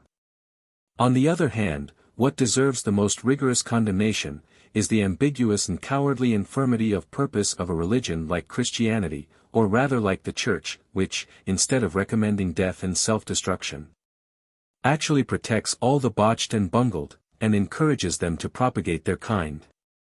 Problem: with what kind of means could one lead up to a severe form of really contagious nihilism, a nihilism which would teach and practice voluntary death with scientific conscientiousness, and not the feeble continuation of a vegetative sort of life with false hopes of a life after death? Christianity cannot be sufficiently condemned for having depreciated the value of a great cleansing nihilistic movement, like the one which was probably in the process of formation, by its teaching of the immortality of the private individual, as also by the hopes of resurrection which it held out, that is to say, by dissuading people from performing the deed of nihilism which is suicide. In the latter's place it puts lingering suicide, and gradually a puny, meager, but durable life, gradually a perfectly ordinary, bourgeois, mediocre life, etc. 248. Christian moral quackery. Pity and contempt succeed each other at short intervals, and at the sight of them I feel as indignant as if I were in the presence of the most despicable crime. Here error is made a duty, a virtue, misapprehension has become a knack, the destructive instinct is systematized under the name of redemption. Here every operation becomes a wound, an amputation of those very organs whose energy would be the prerequisite to a return of health. And in the best of cases no cure is effected. All that is done is to exchange one set of evil symptoms for another set. And this pernicious nonsense, this systematized profanation and castration of life, passes for holy and sacred. To be in its service, to be an instrument of this art of healing, that is to say, to be a priest, is to be rendered distinguished, reverent, holy, and sacred. God alone could have been the author of this supreme art of healing. Redemption is only possible as a revelation, as an act of grace, as an unearned gift, made by the Creator Himself. Proposition I, spiritual healthiness is regarded as morbid, and creates suspicion. Proposition II. The prerequisites of a strong, exuberant life, strong desires and passions, are reckoned as objections against strong and exuberant life. Proposition III. Everything which threatens danger to man, and which can overcome and ruin him, is evil, and should be torn root and branch from his soul. Proposition IV. Man converted into a weak creature, inoffensive to himself and others, crushed by humility and modesty, and conscious of his weakness, in fact, the sinner, this is the desirable type. And one which one can produce by means of a little spiritual surgery. 249. What is it I protest against? That people should regard this paltry and peaceful mediocrity, this spiritual equilibrium which knows nothing of the fine impulses of great accumulations of strength, as something high, or possibly as the standard of all things. Bacon of Verlum says, Infamarum virtutum apud vulgus laus est, mediorum admiratio, supremarum sensus nullus. Christianity as a religion, however, belongs to the vulgus, it has no feeling for the highest kind of virtus. 250. Let us see what the genuine Christian does of all the things which his instincts forbid him to do. He covers beauty, pride, riches, self-reliance, brilliancy, knowledge, and power with suspicion and mud, in short. All culture, his object is to deprive the latter of its clean conscience. 251. The attacks made upon Christianity, hitherto, have been not only timid but false. So long as Christian morality was not felt to be a capital crime against life, its apologists had a good time. The question concerning the mere truth of Christianity, whether in regard to the existence of its God, or to the legendary history of its origin, not to speak of its astronomy and natural science, is quite beside the point so long as no inquiry is made into the value of Christian morality.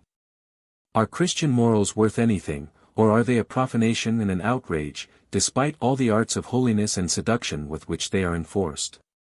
The question concerning the truth of the religion may be met by all sorts of subterfuges. And the most fervent believers can, in the end, avail themselves of the logic used by their opponents, in order to create a right for their side to assert that certain things are irrefutable, that is to say, they transcend the means employed to refute them. Nowadays this trick of dialectics is called Kantian criticism. 252. Christianity should never be forgiven for having ruined such men as Pascal. This is precisely what should be combated in Christianity, namely, that it has the will to break the spirit of the strongest and noblest natures. One should take no rest until this thing is utterly destroyed, the ideal of mankind which Christianity advances, the demands it makes upon men, and its nay, and yet relative to humanity. The whole of the remaining absurdities, that is to say, Christian fable, Christian cobweb spinning in ideas and principles, and Christian theology, do not concern us. They might be 1,000 times more absurd and we should not raise a finger to destroy them. But what we do stand up against, is that ideal which, thanks to its morbid beauty and feminine seductiveness, thanks to its insidious and slanderous eloquence, appeals to all the cowardices and vanities of wearied souls. And the strongest have their moments of fatigue, as though all that which seems most useful and desirable at such moments, that is to say, confidence, artlessness, modesty, patience, love of one's like, resignation, submission to God, and a sort of self-surrender, were useful and desirable per se. As though the puny, modest abortion which in these creatures takes the place of a soul, this virtuous, mediocre animal and sheep of the flock, which deigns to call itself man, were not only to take precedence of the stronger, more evil, more passionate, more defiant, and more prodigal type of man, who by virtue of these very qualities is exposed to 100 times more dangers than the former, but were actually to stand as an ideal for man in general, as a goal, a measure, the highest desideratum. The creation of this ideal was the most appalling temptation that had ever been put in the way of mankind. For, with it, the stronger and more successful exceptions, the lucky cases among men, in which the will to power and to growth leads the whole species, man, one step farther forward, this type was threatened with disaster. By means of the values of this ideal, the growth of such higher men would be checked at the root. For these men, owing to their superior demands and duties, readily accept a more dangerous life. Speaking economically, it is a case of an increase in the costs of the undertaking coinciding with a greater chance of failure. What is it we combat in Christianity? That it aims at destroying the strong, at breaking their spirit, at exploiting their moments of weariness and debility, at converting their proud assurance into anxiety and conscience trouble. That it knows how to poison the noblest instincts and to infect them with disease, until their strength, their will to power, turns inwards against themselves, until the strong perish through their excessive self-contempt and self-immolation, that gruesome way of perishing, of which Pascal is the most famous example. 2. A criticism of morality. 1. The origin of moral valuations. 253. This is an attempt at investigating morality without being affected by its charm, and not without some mistrust in regard to the beguiling beauty of its attitudes and looks.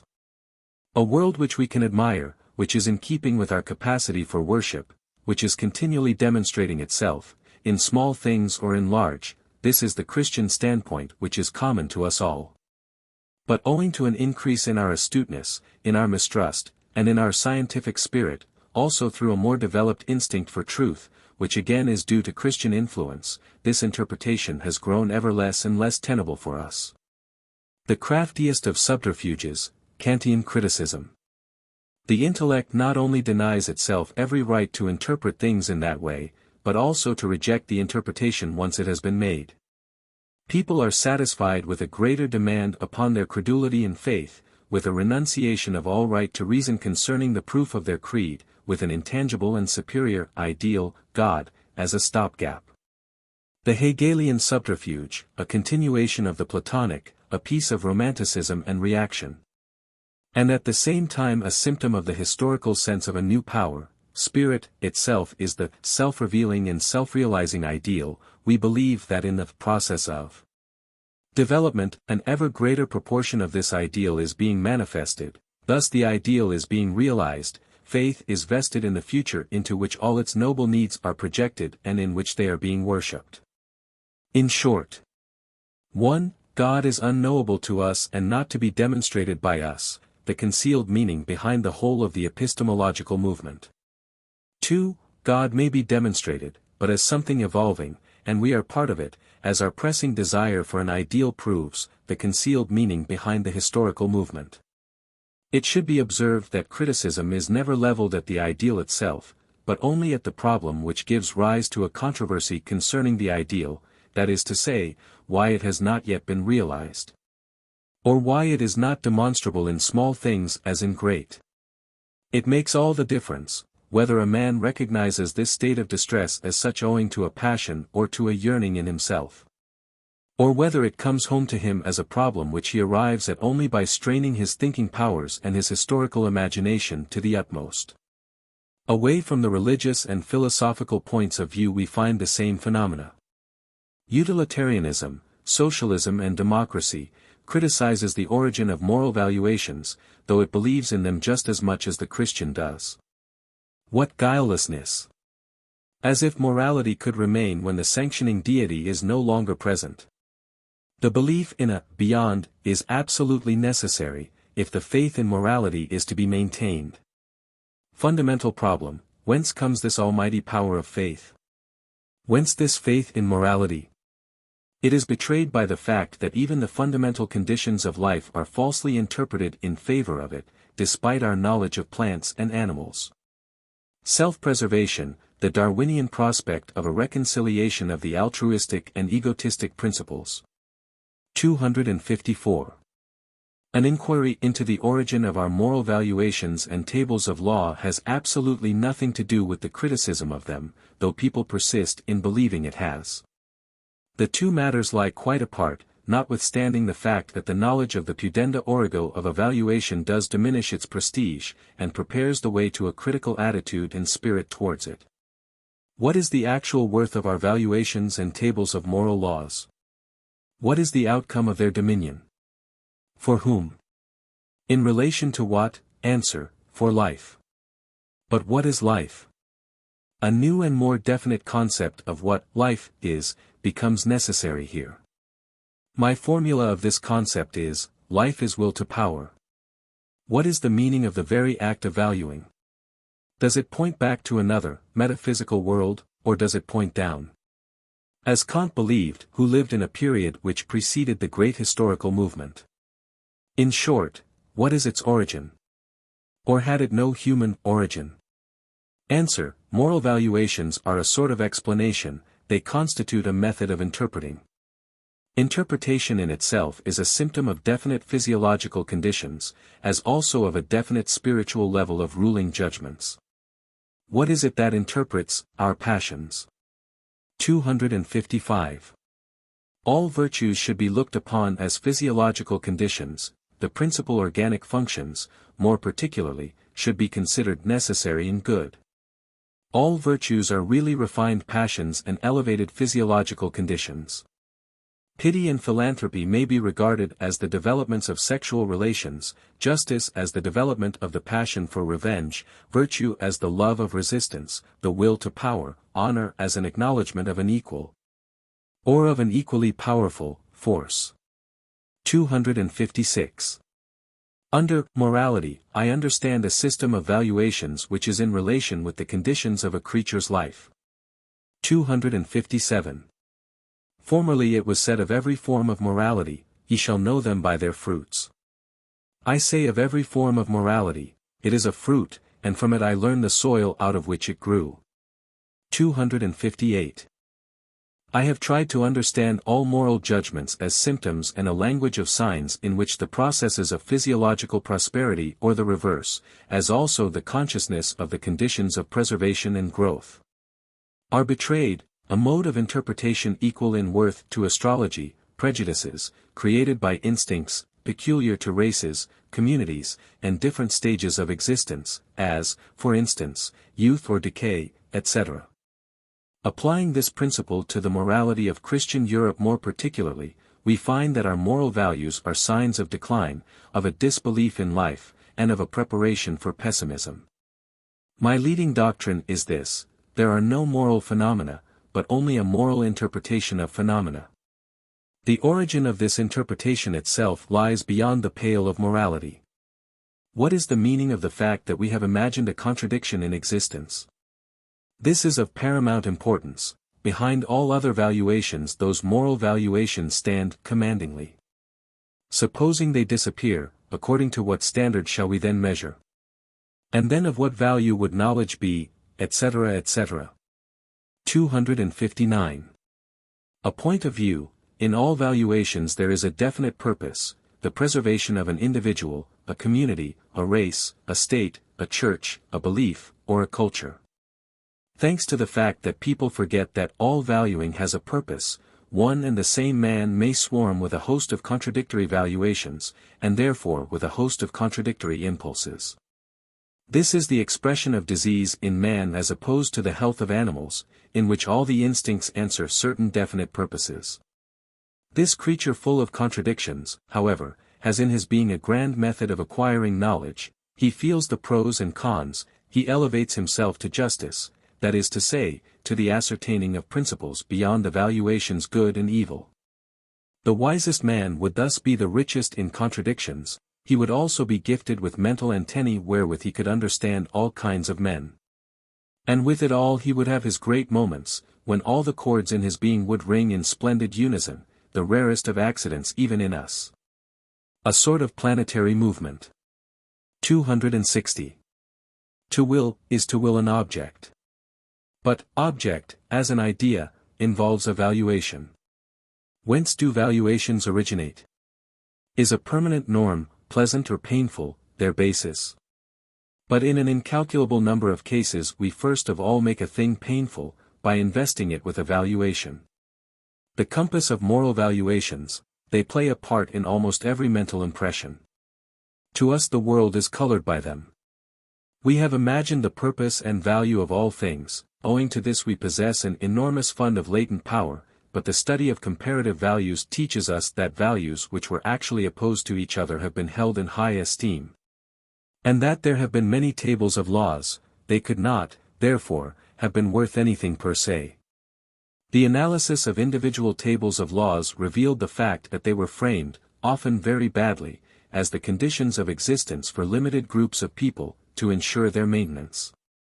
Upon examining modern men, we found that there are a large number of very different values to hand. And that they no longer contain any creative power, the fundamental principle, the condition of existence, is now quite divorced from the moral values. It is much more superfluous and not nearly so painful. It becomes an arbitrary matter. Chaos. Who creates the goal which stands above mankind and above the individual? Formerly morality was a preservative measure, but nobody wants to preserve any longer, there is nothing to preserve. Thus we are reduced to an experimental morality, each must postulate a goal for himself. 261. What is the criterion of a moral action? 1. Its disinterestedness, 2. Its universal acceptation, etc. But this is parlor morality. Races must be studied and observed, and, in each case, the criterion must be discovered, as also the thing it expresses, a belief such as, this particular attitude or behavior belongs to the principal condition of our existence. Immoral means, that which brings about ruin. Now all societies in which these principles were discovered have met with their ruin, a few of these principles have been used and used again, because every newly established community required them. This was the case, for instance, with, "Thou shalt not steal." In ages when people could not be expected to show any marked social instinct, as, for instance, in the age of the Roman Empire, the latter was, religiously speaking, directed towards the idea of spiritual salvation, or, in philosophical parlance, towards the greatest happiness. For even the philosophers of Greece did not feel any more for their Piomicron lambda iota. 262. The necessity of false values. A judgment may be refuted when it is shown that it was conditioned, but the necessity of retaining it is not thereby cancelled. Reasons can no more eradicate false values than they can alter astigmatism in a man's eyes. The need of their existence must be understood, they are the result of causes which have nothing to do with reasoning. 263. To see and reveal the problem of morality seems to me to be the new task and the principal thing of all. I deny that this has been done by moral philosophies heretofore. 264. How false and deceptive men have always been concerning the fundamental facts of their inner world. Here to have no eye, here to hold one's tongue, and here to open one's mouth. 265. There seems to be no knowledge or consciousness of the many revolutions that have taken place in moral judgments, and of the number of times that evil has really and seriously been christened good, and vice versa. I myself pointed to one of these transformations with the words Sittlichkeit der Sitt. Even conscience has changed its sphere, formerly there was such a thing as a gregarious pang of conscience. The morality of custom. 266. A. Morality as the work of immorality. 1. In order that moral values may attain to supremacy, a host of immoral forces and passions must assist them. 2. The establishment of moral values is the work of immoral passions and considerations. B. Morality as the work of error. C. Morality gradually contradicts itself. Requital, truthfulness, doubt, Piomicron chi, judging. The immorality of belief in morality. The steps. 1. Absolute dominion of morality, all biological phenomena measured and judged according to its values. 2. The attempt to identify life with morality, symptom of awakened skepticism, morality must no longer be regarded as the opposite of life. Many means are sought, even a transcendental one. 3. The opposition of life and morality. Morality condemned and sentenced by life. D. To what extent was morality dangerous to life? A. It depreciated the joy of living and the gratitude felt towards life, etc. B. It checked the tendency to beautify and to ennoble life.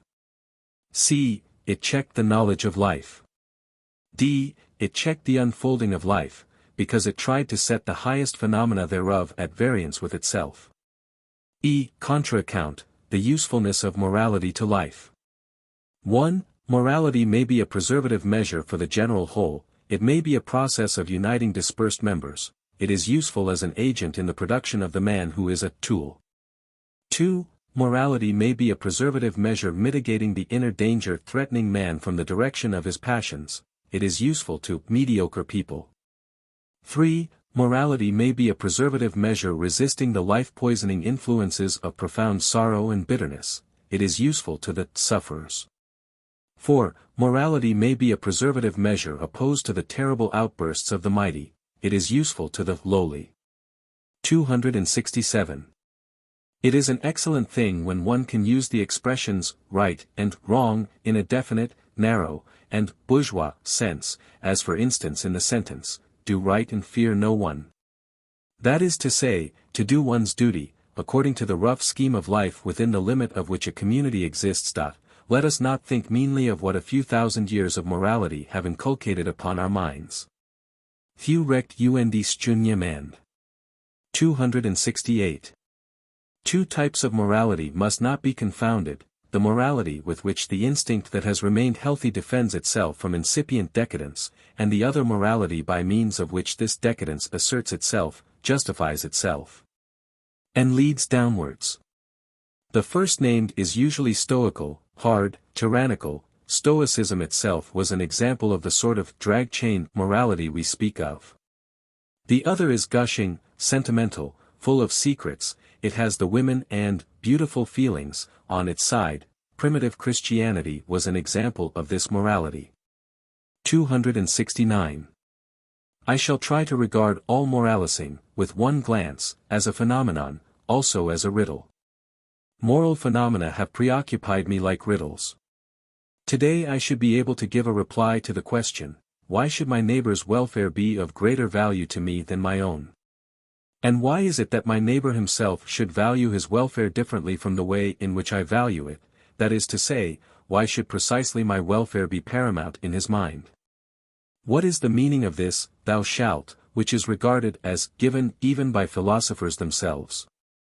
The seemingly insane idea that a man should esteem the act he performs for a fellow creature, higher than the one he performs for himself. And that the same fellow creature should do so too, that only those acts should be held to be good which are performed with an eye to the neighbor and for his welfare, has its reasons, namely, as the result of the social instinct which rests upon the valuation, that single individuals are of little importance although collectively their importance is very great. This, of course, presupposes that they constitute a community with one feeling and one conscience pervading the whole. It is therefore a sort of exercise for keeping one's eyes in a certain direction. It is the will to a kind of optics which renders a view of one's self impossible. My idea, goals are wanting, and these must be individuals. We see the general drift, every individual gets sacrificed and serves as a tool. Let anyone keep his eyes open in the streets, is not everyone he sees a slave? Whither? What is the purpose of it all? 270. How is it possible that a man can respect himself only in regard to moral values, that he subordinates and despises everything in favor of good, evil, improvement, spiritual salvation, etc.?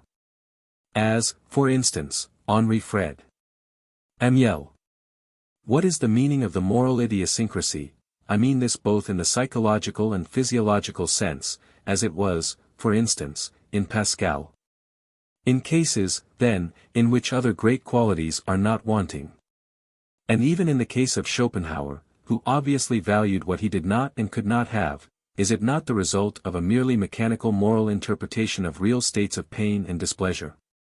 Is it not a particular form of sensibility which does not happen to understand the cause of its many unpleasurable feelings, but thinks to explain them with moral hypotheses? In this way an occasional feeling of well-being and strength always appears under the optics of a clean conscience, flooded with light through the proximity of God and the consciousness of salvation. Thus the moral idiosyncratist has, 1. Either acquired his real worth in approximating to the virtuous type of society, the good fellow, the upright man, a sort of medium state of high respectability, mediocre in all his abilities, but honest. Conscientious, firm, respected, and tried, in all his aspirations. 2. Or, he imagines he has acquired that worth, simply because he cannot otherwise understand all his states, he is unknown to himself, he therefore interprets himself in this fashion. Morality is the only scheme of interpretation by means of which this type of man can tolerate himself. Is it a form of vanity? 271. The predominance of moral values. The consequence of this predominance, the corruption of psychology, etc. The fatality which is associated with it everywhere. What is the meaning of this predominance? What does it point to? To a certain greater urgency of saying nay or yet definitely in this domain.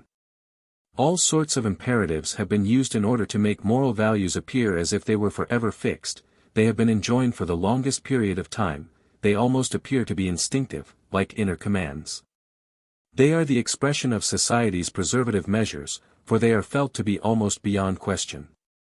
The practice, that is to say, the utility of being agreed concerning superior values, has attained in this respect to a sort of sanction. We observe that every care is taken to paralyze reflection and criticism in this department. Look at Kant's attitude. Not to speak of those who believe that it is immoral even to prosecute research in these matters. 272. My desire is to show the absolute homogeneity of all phenomena, and to ascribe to moral differentiations but the value of perspective. To show that all that which is praised as moral is essentially the same as that which is immoral, and was only made possible, according to the law of all moral development, that is to say, by means of immoral artifices and with a view to immoral ends, just as all that which has been decried as immoral is, from the standpoint of economics, both superior and essential. And how development leading to a greater abundance of life necessarily involves progress in the realm of immorality. Truth, that is the extent to which we allow ourselves to comprehend this fact. 273. But do not let us fear, as a matter of fact, we require a great deal of morality, in order to be immoral in this subtle way. Let me speak in a parable. A physiologist interested in a certain illness, and an invalid who wishes to be cured of that same illness, have not the same interests. Let us suppose that the illness happens to be morality, for morality is an illness, and that we Europeans are the invalid. What an amount of subtle torment and difficulty would arise supposing we Europeans were, at once, our own inquisitive spectators and the physiologist above mentioned. Should we under these circumstances earnestly desire to rid ourselves of morality? Should we want to? This is of course irrespective of the question whether we should be able to do so, whether we can be cured at all. 2. The herd. 274. Whose will to power is morality? The common factor of all European history since the time of Socrates is the attempt to make the moral values dominate all other values, in order that they should not be only the leader and judge of life, but also, 1. Knowledge, 2. Art. 3. Political and social aspirations. Amelioration regarded as the only duty, everything else used as a means thereto, or as a force distributing, hindering, and endangering its realization, and therefore to be opposed and annihilated. A similar movement to be observed in China and India. What is the meaning of this will to power on the part of moral values, which has played such a part in the world's prodigious evolutions? Answer: 3 powers lie concealed behind it. 1. The instinct of the herd opposed to the strong and the independent. 2. The instinct of all sufferers and all abortions opposed to the happy and well-constituted. 3. The instinct of the mediocre opposed to the exceptions. Enormous advantage of this movement, despite the cruelty, falseness, and narrow-mindedness which has helped it along, for the history of the struggle of morality with the fundamental instincts of life is in itself the greatest piece of immorality that has ever yet been witnessed on earth. 275. The fewest succeed in discovering a problem behind all that which constitutes our daily life, and to which we have become accustomed throughout the ages. Our eye does not seem focused for such things, at least. This seems to me to be the case in so far as our morality is concerned. Every man should be the preoccupation of his fellows. He who thinks in this way deserves honor. No one ought to think of himself. Thou shalt, an impulse which, like the sexual impulse, cannot fathom itself, is set apart and is not condemned as all the other instincts are. On the contrary, it is made to be their standard and their judge. The problem of equality, in the face of the fact that we all thirst for distinction, here, on the contrary, we should demand of ourselves what we demand of others. That is so tasteless and obviously insane. But, it is felt to be holy and of a higher order. The fact that it is opposed to common sense is not even noticed. Self-sacrifice and self-abnegation are considered distinguishing, as are also the attempt to obey morality implicitly, and the belief that one should be everyone's equal in its presence. The neglect and the surrender of life and of well-being is held to be distinguished, as are also the complete renunciation of individual valuations and the severe exaction from everyone of the same sacrifice. The value of an action is once and for all fixed, every individual must submit to this valuation. We see, an authority speaks, who speaks? We must condone it in human pride, if man tried to make this authority as high as possible, for he wanted to feel as humble as he possibly could by the side of it. Thus, God speaks. God was necessary as an unconditional sanction which has no superior, as a categorical imperator, or, in so far as people believed in the authority of reason. What was needed was a Unitarian metaphysics, by means of which this view could be made logical. Now, Admitting that faith in God is dead, the question arises once more, who speaks? My answer, which I take from biology and not from metaphysics, is, the gregarious instinct speaks. This is what desires to be master, hence its, thou shalt. It will allow the individual to exist only as a part of a whole, only in favor of the whole. It hates those who detach themselves from everything, it turns the hatred of all individuals against him. 276. The whole of the morality of Europe is based upon the values which are useful to the herd. The sorrow of all higher and exceptional men is explained by the fact that everything which distinguishes them from others reaches their consciousness in the form of a feeling of their own smallness and egregiousness. It is the virtues of modern men which are the causes of pessimistic gloominess. The mediocre, like the herd, are not troubled much with questions or with conscience, they are cheerful. Among the gloomy strong men, Pascal and Schopenhauer are noted examples. The more dangerous a quality seems to the herd, the more completely it is condemned. 277. The morality of truthfulness in the herd. Thou shalt be recognizable, thou shalt express thy inner nature by means of clear and constant signs, otherwise thou art dangerous, and supposing thou art evil, thy power of dissimulation is absolutely the worst thing for the herd. We despise the secretive and those whom we cannot identify. Consequently thou must regard thyself as recognizable, thou mayest not remain concealed from thyself, thou mayest not even believe in the possibility of thy ever changing.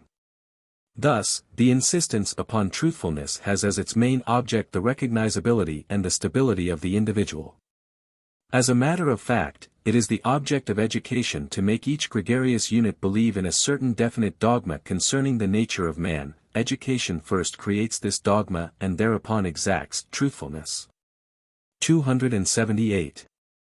Within the confines of a herd or of a community, that is to say, inter pairs, the overestimation of truthfulness is very reasonable. A man must not allow himself to be deceived, and consequently he adopts as his own personal morality that he should deceive no one, a sort of mutual obligation among equals. In his dealings with the outside world, caution and danger demand that he should be on his guard against deception. The first psychological condition of this attitude would mean that he is also on his guard against his own people. Mistrust thus appears as the source of truthfulness. 279. A criticism of the virtues of the herd.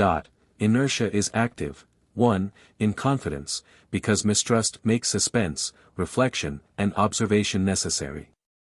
2. In veneration, where the gulf that separates power is great and submission necessary, then, so that fear may cease to exist, everybody tries to love and esteem.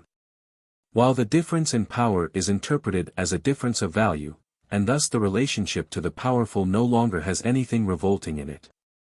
3. In the sense of truth. What is truth?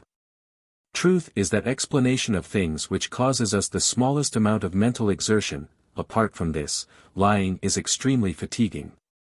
4. In sympathy. It is a relief to know oneself on the same level with all, to feel as all feel, and to accept a belief which is already current. It is something passive beside the activity which appropriates and continually carries into practice the most individual rights of valuation. The latter process allows of no repose. 5. In impartiality and coolness of judgment, people scout the strain of being moved, and prefer to be detached and objective. 6. In uprightness, people prefer to obey a law which is to hand rather than to create a new one, rather than to command themselves and others. The fear of commanding, it is better to submit than to rebel. 7. In toleration, the fear of exercising a right or of enforcing a judgment. 280. The instinct of the herd values the just milieu and the average as the highest and most precious of all things, the spot where the majority is to be found, and the air that it breathes there. In this way it is the opponent of all order of rank.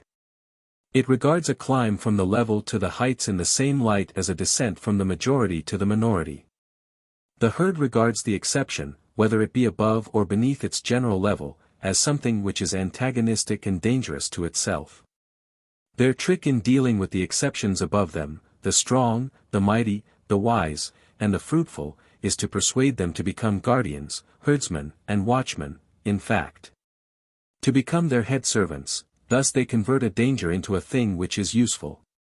In the middle, fear ceases. Here a man is alone with nothing, here there is not much room even for misunderstandings, here there is equality, here a man's individual existence is not felt as a reproach, but as the right existence. Here contentment reigns supreme. Mistrust is active only towards the exceptions, to be an exception is to be a sinner. 281. If, in compliance with our communal instincts, we make certain regulations for ourselves and forbid certain acts, we do not of course, in common reason, forbid a certain kind of existence, nor a certain attitude of mind. But only a particular application and development of this existence and attitude of mind. But then the idealist of virtue, the moralist, comes along and says, God sees into the human heart. What matters it that ye abstain from certain acts, ye are not any better on that account. Answer, Mr. Longiers and virtuemonger, we do not want to be better at all, we are quite satisfied with ourselves. All we desire is that we should not harm one another, and that is why we forbid certain actions when they take a particular direction, that is to say, when they are against our own interests, but that does not alter the fact that when these same actions are directed against the enemies of our community, against you, for instance, we are at a loss to know how to pay them sufficient honor. We educate our children up to them, we develop them to the fullest extent. Did we share that God-fearing radicalism which your holy craziness recommends, if we were greenhorns enough to condemn the source of those forbidden acts by condemning the heart and the attitude of mind which recommends them? That would mean condemning our very existence, and with it its greatest prerequisite, an attitude of mind, a heart, a passion which we revere with all our soul.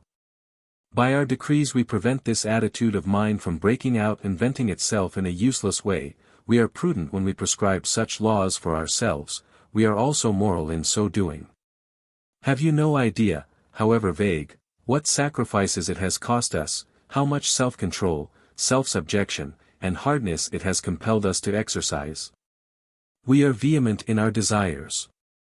There are times when we even feel as if we could devour each other.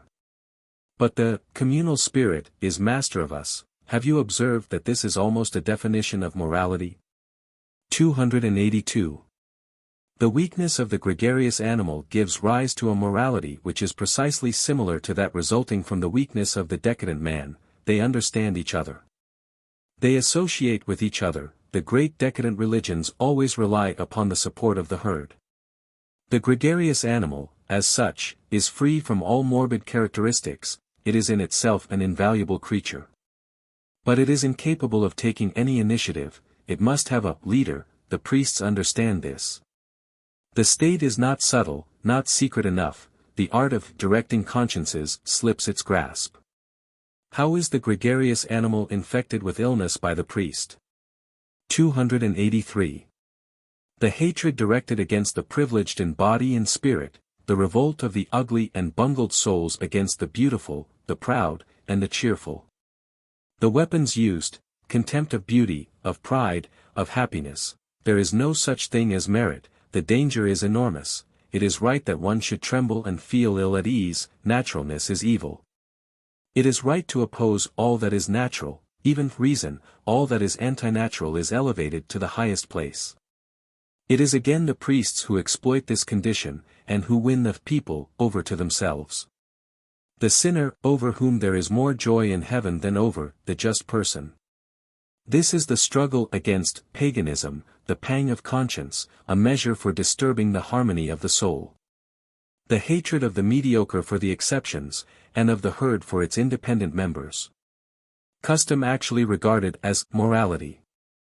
The revulsion of feeling against egotism, that only is worth anything which is done for another.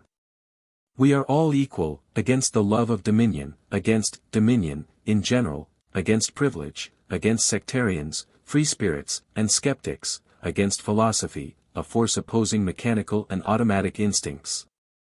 In philosophers themselves, the categorical imperative, the essential nature of morality, general and universal. 284.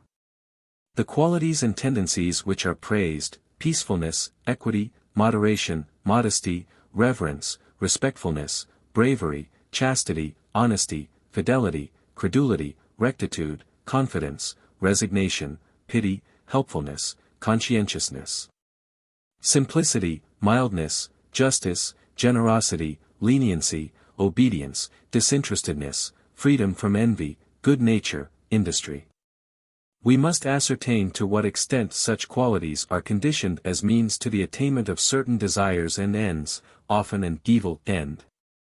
Or as results of dominating passions, for instance, intellectuality, or as the expressions of certain states of need, that is to say, as preservative measures, as in the case of citizens, slaves, women, etc. In short, every one of them is not considered good for its own sake, but rather because it approximates to a standard prescribed either by society or by the herd, as a means to the ends of the latter. As necessary for their preservation and enhancement, and also as the result of an actual gregarious instinct in the individual. These qualities are thus in the service of an instinct which is fundamentally different from these states of virtue.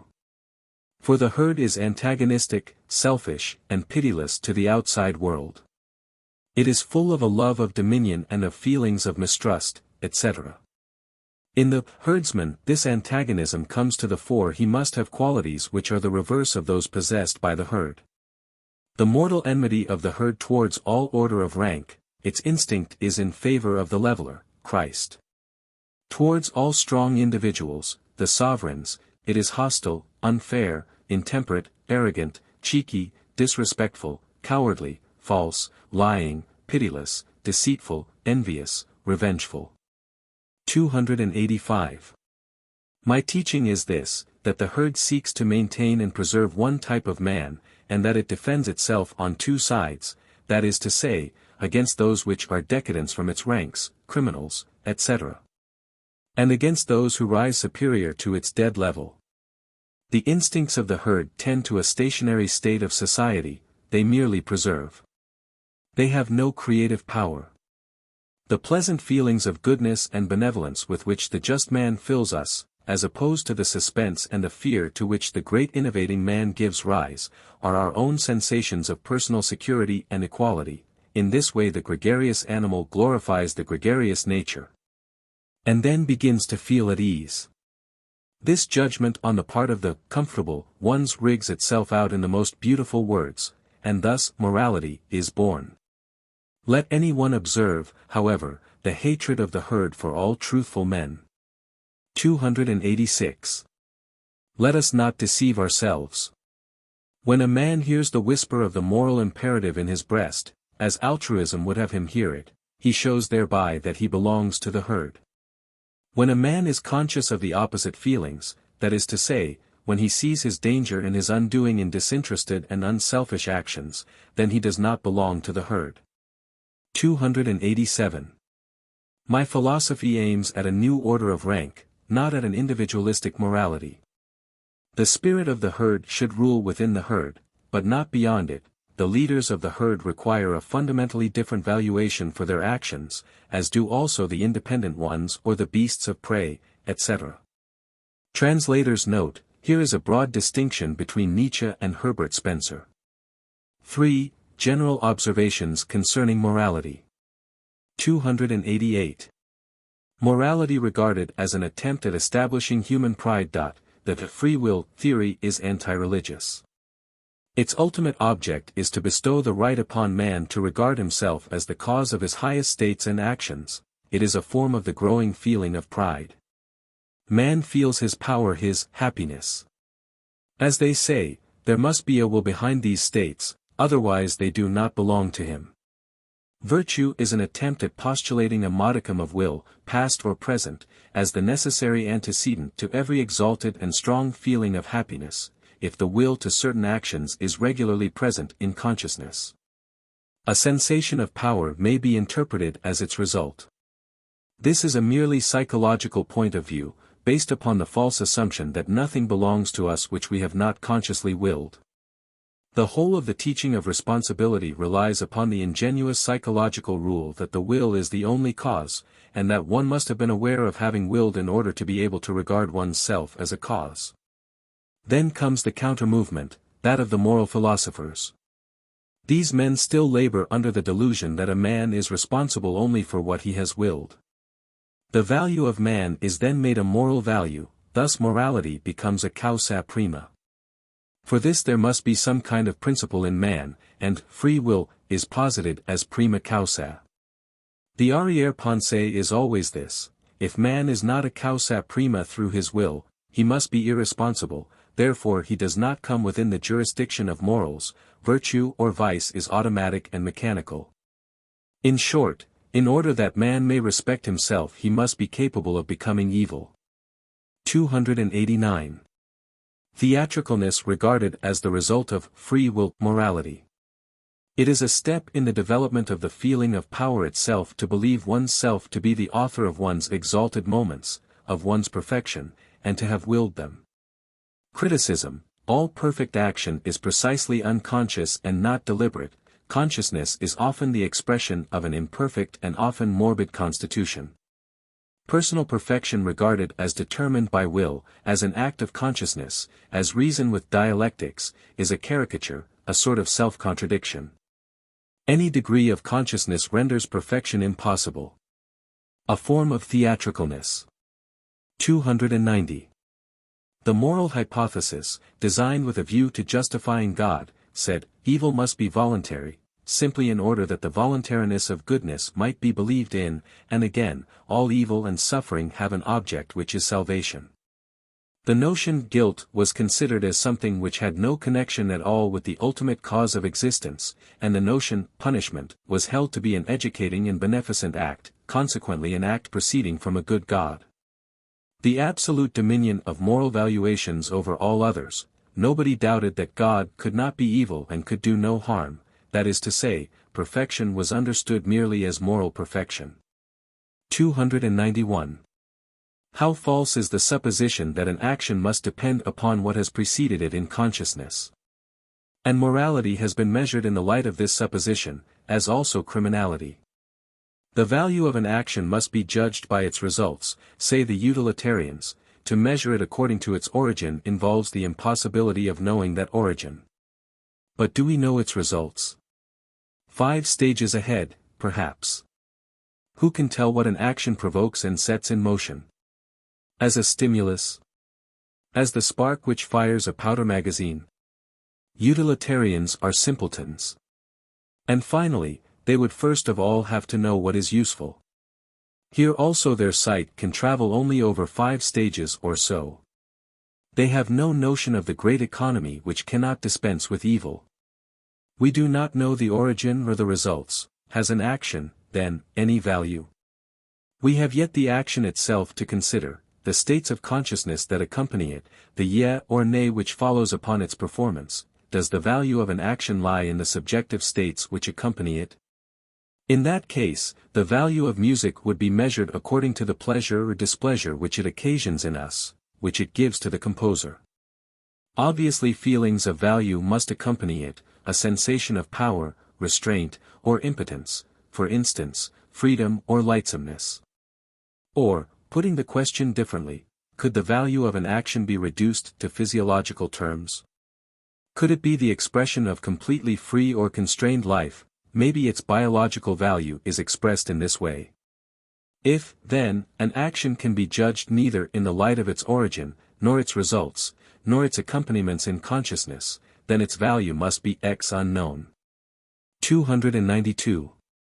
It amounts to a denaturalization of morality, to separate an action from a man, to direct hatred or contempt against sin, to believe that there are actions which are good or bad in themselves. The re-establishment of nature, an action in itself is quite devoid of value.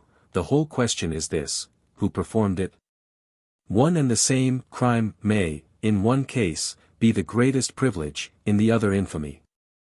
As a matter of fact, it is the selfishness of the judges which interprets an action, in regard to its author, according as to whether it was useful or harmful to themselves, or in relation to its degree of likeness or unlikeness to them. 293. The concept reprehensible action presents us with some difficulties. Nothing in all that happens can be reprehensible in itself, one would not dare to eliminate it completely. For everything is so bound up with everything else, that to exclude one part would mean to exclude the whole. A reprehensible action, therefore, would mean a reprehensible world as a whole. And even then, in a reprehensible world even reprehending would be reprehensible. And the consequence of an attitude of mind that condemns everything, would be the affirmation of everything in practice. If becoming is a huge ring, everything that forms a part of it is of equal value, is eternal and necessary. In all correlations of yea and nay, of preference and rejection, love and hate, all that is expressed is a certain point of view. Peculiar to the interests of a certain type of living organism, everything that lives says yea by the very fact of its existence. 294. Criticism of the subjective feelings of value. Conscience. Formerly people argued, conscience condemns this action, therefore this action is reprehensible. But, as a matter of fact, conscience condemns an action because that action has been condemned for a long period of time. All conscience does is to imitate. It does not create values. That which first led to the condemnation of certain actions, was not conscience, but the knowledge of, or the prejudice against, its consequences. The approbation of conscience, the feeling of well-being, of inner peace, is of the same order of emotions as the artist's joy over his work. It proves nothing. Self-contentment proves no more in favor of that which gives rise to it, than its absence can prove anything against the value of the thing which fails to give rise to it. We are far too ignorant to be able to judge of the value of our actions. In this respect we lack the ability to regard things objectively. Even when we condemn an action, we do not do so as judges, but as adversaries. When noble sentiments accompany an action, they prove nothing in its favor. An artist may present us with an absolutely insignificant thing, though he be in the throes of the most exalted pathos during its production. It were wiser to regard these sentiments as misleading. They actually beguile our eye and our power, away from criticism, from caution and from suspicion, and the result often is that we make fools of ourselves. They actually make fools of us. 295. We are heirs to the conscience vivisection and self-crucifixion of 2000 years. In these two practices lie perhaps our longest efforts at becoming perfect, our mastery, and certainly our subtlety. We have affiliated natural propensities with a heavy conscience. An attempt to produce an entirely opposite state of affairs would be possible, that is to say, to affiliate all desires of a beyond, all sympathy with things which are opposed to the senses, the intellect, and nature, in fact. All the ideals that have existed hitherto, which were all anti-worldly, with a heavy conscience. 296. The great crimes in psychology. 1. That all pain and unhappiness should have been falsified by being associated with what is wrong, guilt.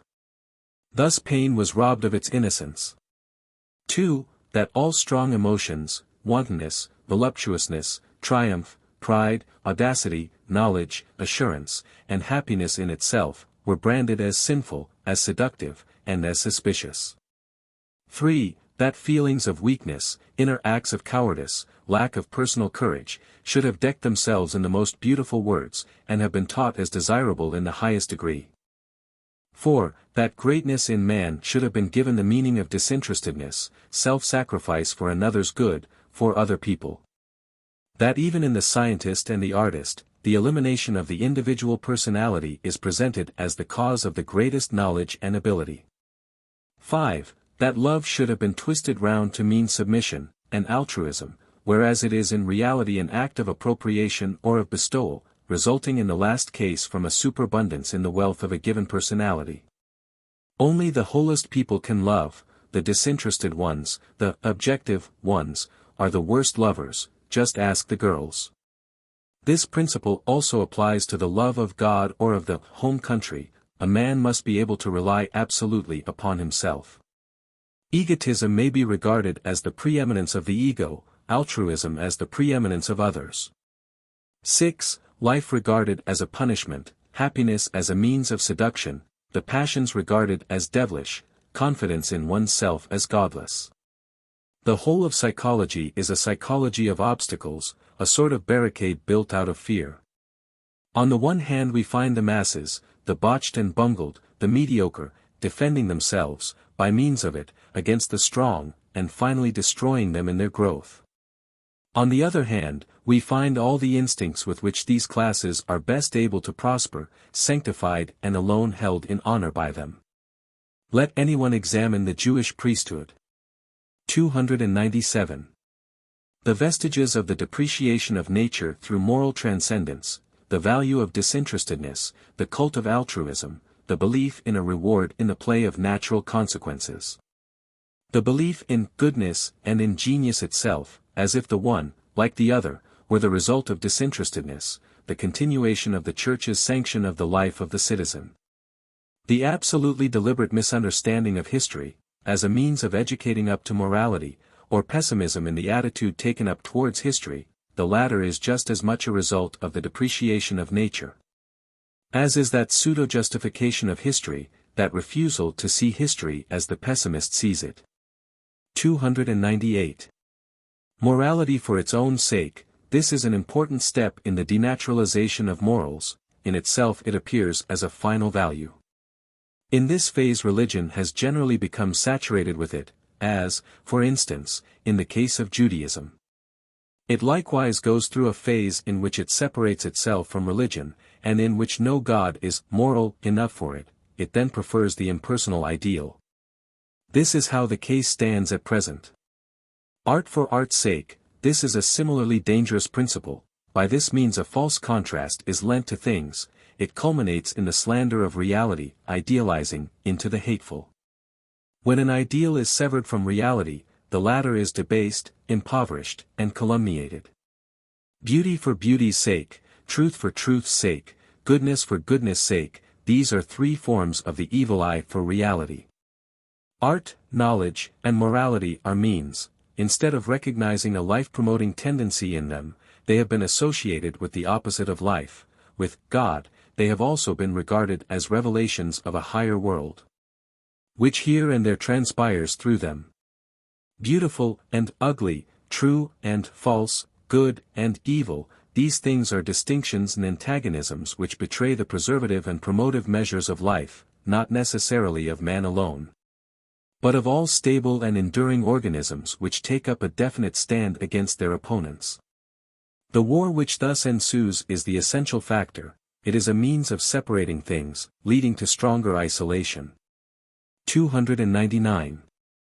Moral naturalism, the tracing back of apparently independent and supernatural values to their real nature, that is to say, to natural immorality, to natural utility, etc. Perhaps I may designate the tendency of these observations by the term moral naturalism. My object is to retranslate the moral values which have apparently become independent and unnatural into their real nature, that is to say, into their natural immorality. N.B. Refer to Jewish holiness and its natural basis. The case is the same in regard to the moral law which has been made sovereign, emancipated from its real feature, until it is almost the opposite of nature. The stages in the denaturalization of morality, or so-called idealization. First it is a road to individual happiness. Then it is the result of knowledge.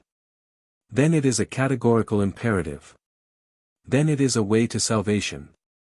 Then it is a denial of the will to live. The gradual progress of the hostility of morality to life. 300.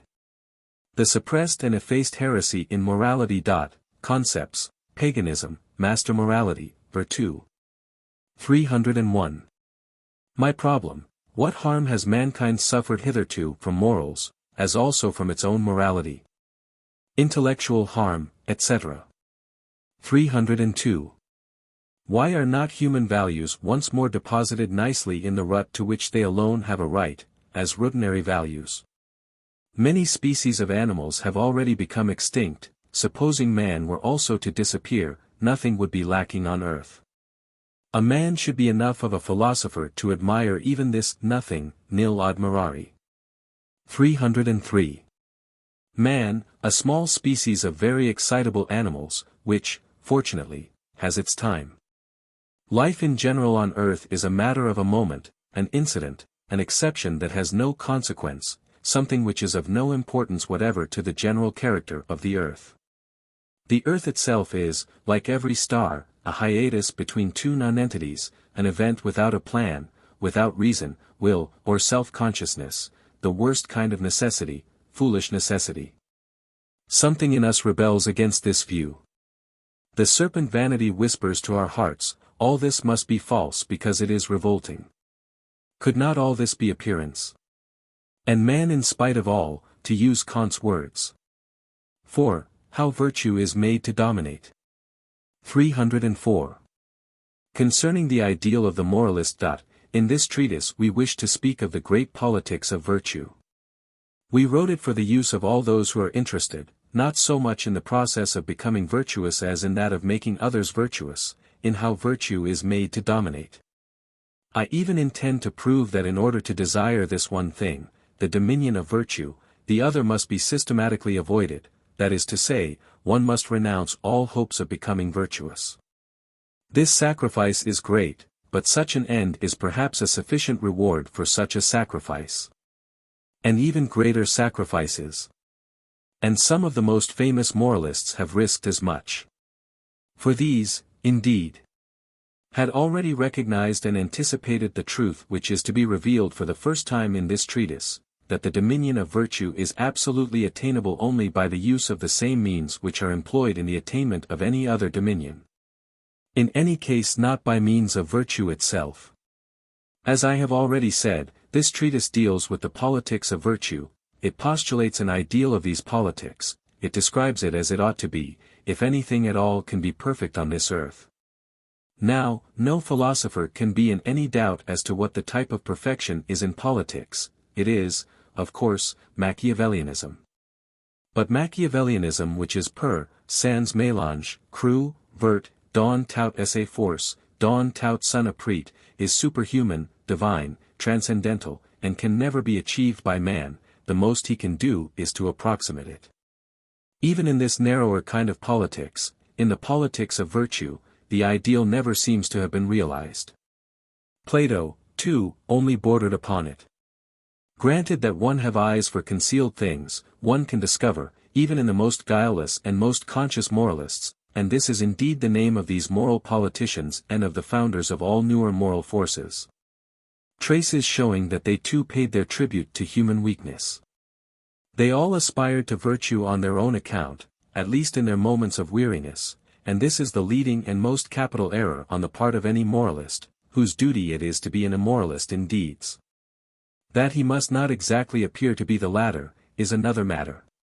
Or rather it is not another matter, systematic self-denial of this kind, or, expressed morally, dissimulation, belongs to, and is part and parcel of the moralist's canon and of his self-imposed duties, without it he can never attain to his particular kind of perfection.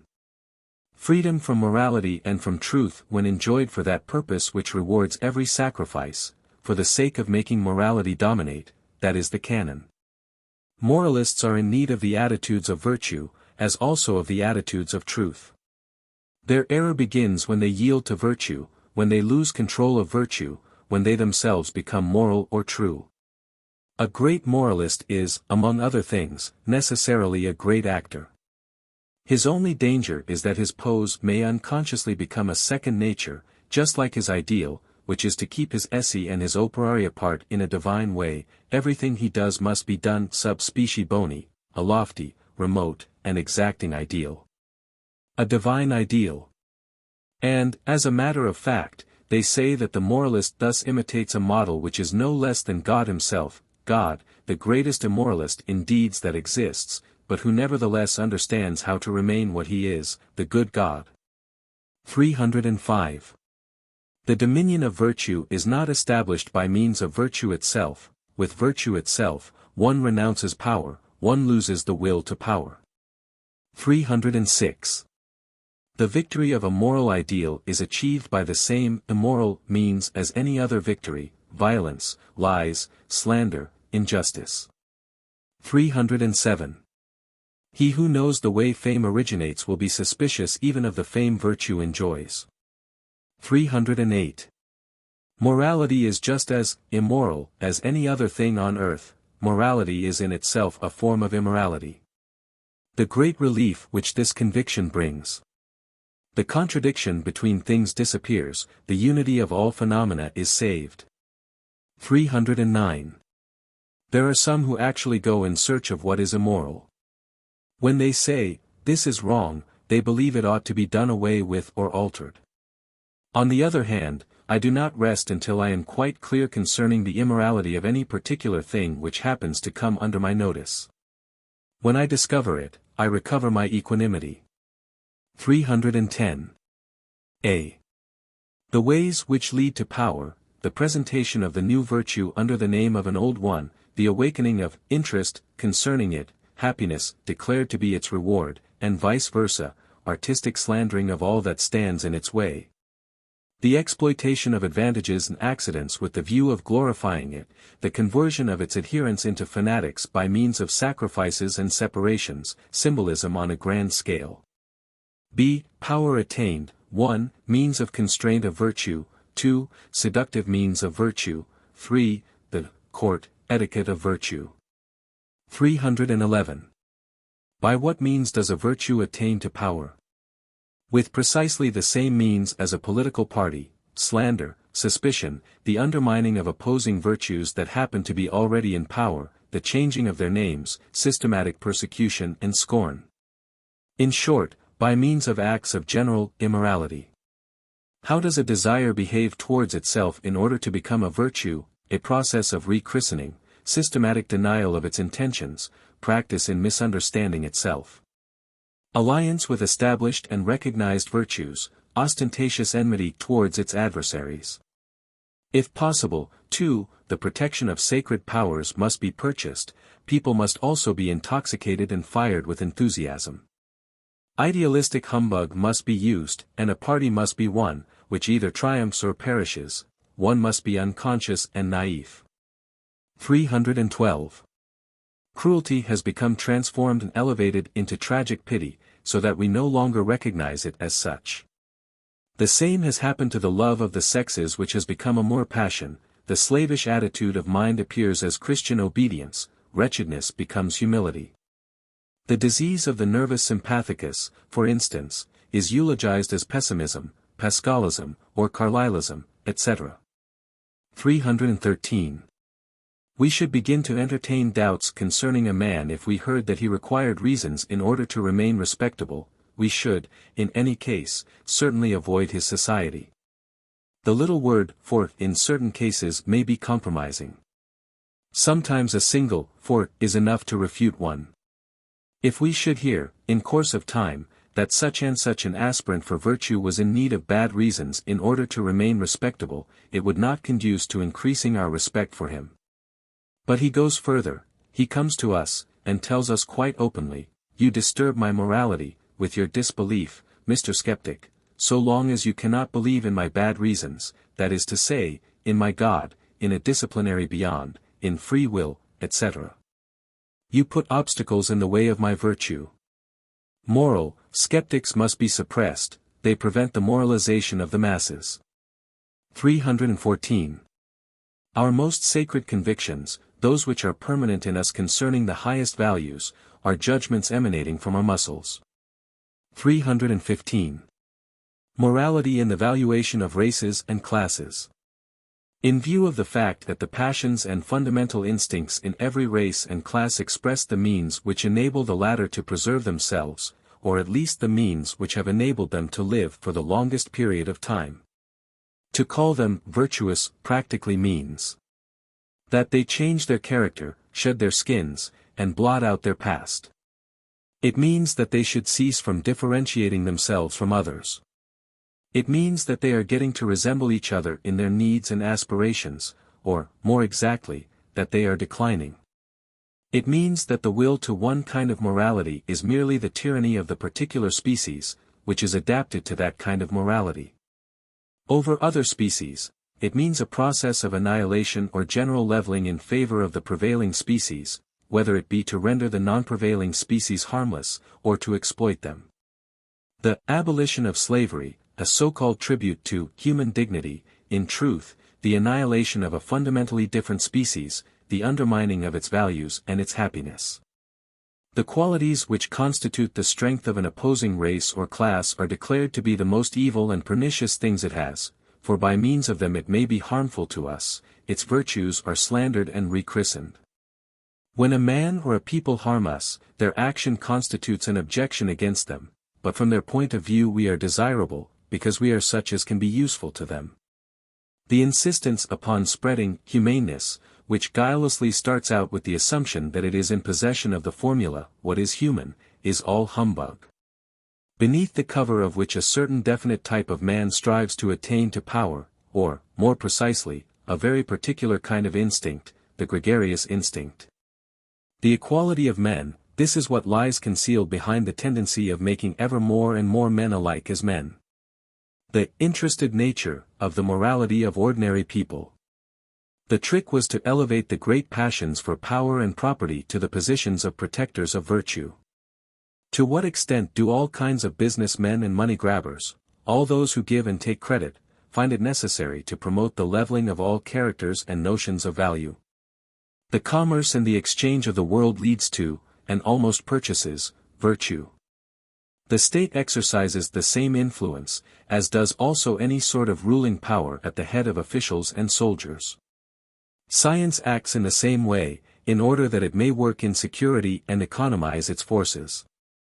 And the priesthood does the same. Communal morality is thus promoted here, because it is advantageous. And, in order to make it triumph, war and violence are waged against immorality, with what right? Without any right whatsoever, but in accordance with the instinct of self-preservation. The same classes avail themselves of immorality when it serves their purpose to do so. 316. Observe the hypocritical color which all civil institutions are painted, just as if they were the offshoots of morality, for instance, marriage, work, calling, patriotism, the family, order, and rights. But as they were all established in favor of the most mediocre type of man, to protect him from exceptions and the need of exceptions, one must not be surprised to find them sown with lies. 317. Virtue must be defended against its preachers, they are its worst enemies. For they teach virtue as an ideal for all. They divest virtue of the charm which consists in its rareness, its inimitableness, its exceptional and non-average character, that is to say, of its aristocratic charm. A stand must also be made against those embittered idealists who eagerly tap all pots and are satisfied to hear them ring hollow. What ingenuousness, to demand great and rare things, and then to declare, with anger and contempt of one's fellows, that they do not exist. It is obvious, for instance, that a marriage is worth only as much as those are worth whom it joins, that is to say, that on the whole it is something wretched and indecent, no priest or registrar can make anything else of it. Virtue has all the instincts of the average man against it, it is not profitable, it is not prudent, and it isolates. It is related to passion, and not very accessible to reason. It spoils the character, the head, and the senses, always, of course, subject to the medium standard of men. It provokes hostility towards order, and towards the lies which are concealed beneath all order, all institutions, and all reality. When seen in the light of its pernicious influence upon others, it is the worst of vices. I recognize virtue in that, 1. It does not insist upon being recognized, 2. It does not presuppose the existence of virtue everywhere, but precisely something else. 3. It does not suffer from the absence of virtue, but regards it rather as a relation of perspective which throws virtue into relief. It does not proclaim itself, for it makes no propaganda. 5. It allows no one to pose as judge because it is always a personal virtue. 6. It does precisely what is generally forbidden. Virtue as I understand it is the actual vetitum within all gregarious legislation. 7. In short, I recognize virtue in that it is in the Renaissance style, virtu, free from all moralic acid. Translator's note. Virtue is used here, of course, in the sense of the excellence of man, not in the sense of the Christian negative virtue. 318. In the first place, Messrs. Virtumongers, you have no superiority over us. We should like to make you take modesty a little more to heart. It is wretched personal interests and prudence which suggest your virtue to you. And if you had more strength and courage in your bodies, you would not lower yourselves thus to the level of virtuous nonentities. You make what you can of yourselves, partly what you are obliged to make, that is to say, what your circumstances force you to make, partly what suits your pleasure and seems useful to you. But if you do only what is in keeping with your inclinations, or what necessity exacts from you, 59 or what is useful to you, you ought neither to praise yourselves nor let others praise you. One is a thoroughly puny kind of man when one is only virtuous. Nothing should mislead you in this regard. Men who have to be considered at all, were never such donkeys of virtue, their inmost instinct, that which determined their quantum of power, did not find its reckoning thus, whereas with your minimum amount of power nothing can seem more full of wisdom to you than virtue. But the multitude are on your side, and because you tyrannize over us, we shall fight you. Translators note. Here Nietzsche returns to Christian virtue, which is negative and moral. 319. A virtuous man is of a lower species because, in the first place, he has no personality, but acquires his value by conforming with a certain human scheme which has been once and forever fixed. He has no independent value, he may be compared. He has his equals, he must not be an individual. Reckoning up the qualities of the good man, why is it they appear pleasant to us? Because they urge us neither to war, to mistrust, to caution, to the accumulating of forces, nor to severity. Our laziness, our good nature, and our levity, have a good time. This, our feeling of well-being, is what we project into the good man in the form of a quality, in the form of a valuable possession. 320. Under certain circumstances, virtue is merely a venerable form of stupidity. Who could blame you for it? And this form of virtue has not been outlived even today. A sort of honest peasant simplicity, which is possible, however, in all classes of society, and which one cannot meet with anything else than a respectful smile, still thinks today that everything is in good hands, that is to say, in God's hands, and when it supports this proposition with that same modest assurance as that with which it would assert that 2 and 2 are 4, we others naturally refrain from contradiction. Why disturb this pure foolery? Why darken it with our cares concerning man, people, goals, the future? Even if we wish to do so, we shouldn't succeed. In all things these people see the reflection of their own venerable stupidity and goodness, in them the old God, Deus Myops, still lives. We others see something else in everything, our problematic nature, our contradictions, our deeper, more painful, and more suspicious wisdom. 321. He who finds a particular virtue an easy matter, ultimately laughs at it. Seriousness cannot be maintained once virtue is attained. As soon as a man has reached virtue, he jumps out of it, whither? Into devilry. Meanwhile, how intelligent all our evil tendencies and impulses have become. What an amount of inquisitiveness torments them. They are all fish-hooks of knowledge. 322. The idea is to associate vice with something so terrible that at last one is obliged to run away from it in order to be rid of its associations. This is the well-known case of Tannhauser. Tannhauser, brought to his wits' end by Wagnerian music, cannot endure life any longer even in the company of Mrs. Venus. Suddenly virtue begins to have a charm for him. A Thuringian virgin goes up in price, and what is even worse still, he shows a liking for Wolfram von Eschenbach's melody. 323. The patrons of virtue. Lust of property, lust of power, laziness, simplicity, fear. All these things are interested in virtue, that is why it stands so securely. 324. Virtue is no longer believed in, its powers of attraction are dead. What is needed is someone who will once more bring it into the market in the form of an outlandish kind of adventure and of dissipation. It exacts too much extravagance and narrow-mindedness from its believers to allow of conscience not being against it today. Certainly, For people, without either consciences or scruples, this may constitute its new charm. It is now what it has never been before, a vice. 325. Virtue is still the most expensive vice, let it remain so. 326. Virtues are as dangerous as vices, in so far as they are allowed to rule over one as authorities and laws coming from outside, and not as qualities one develops oneself.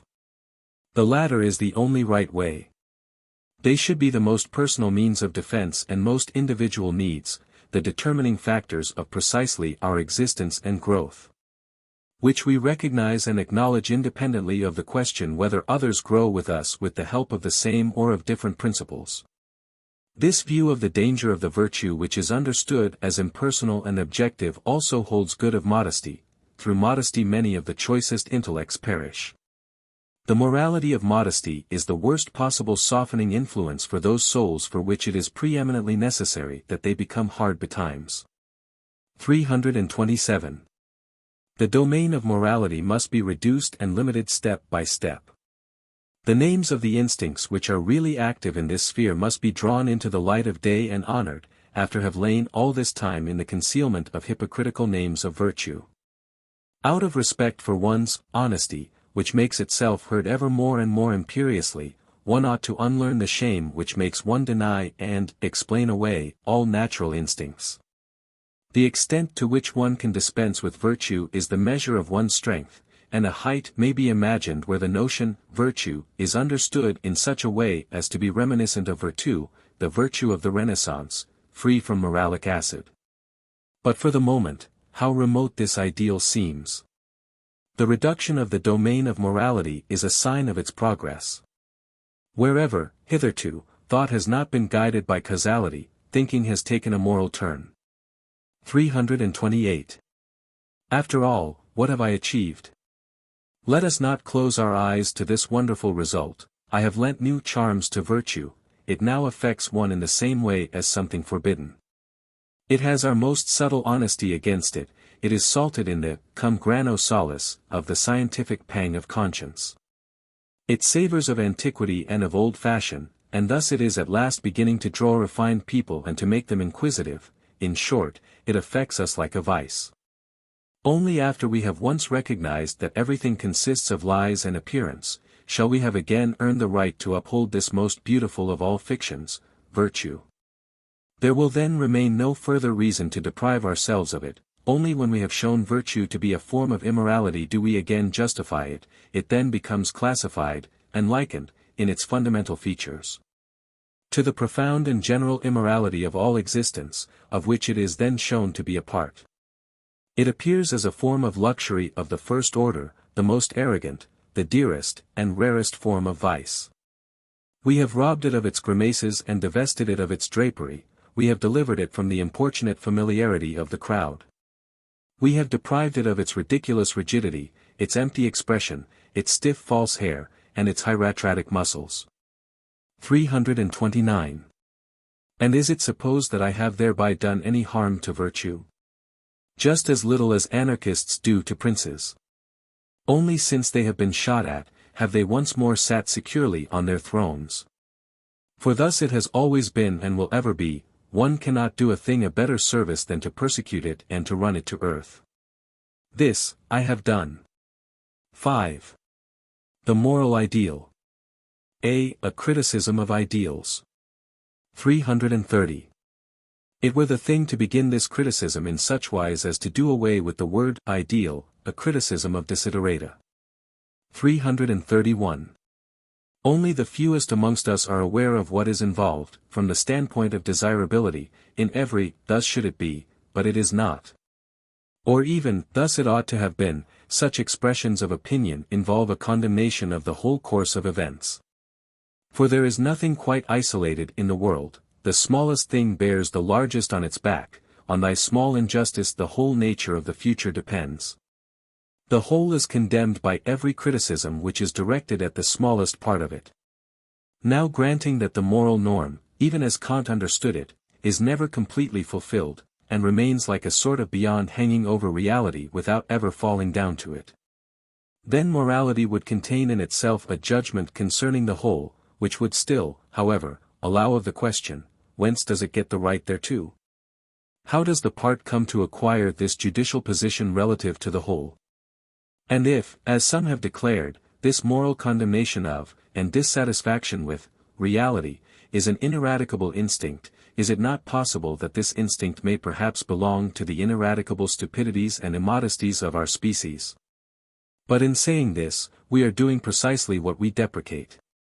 The point of view of desirability and of unauthorized fault-finding is part and parcel of the whole character of worldly phenomena, just as every injustice and imperfection is. It is our very notion of perfection, which is never gratified.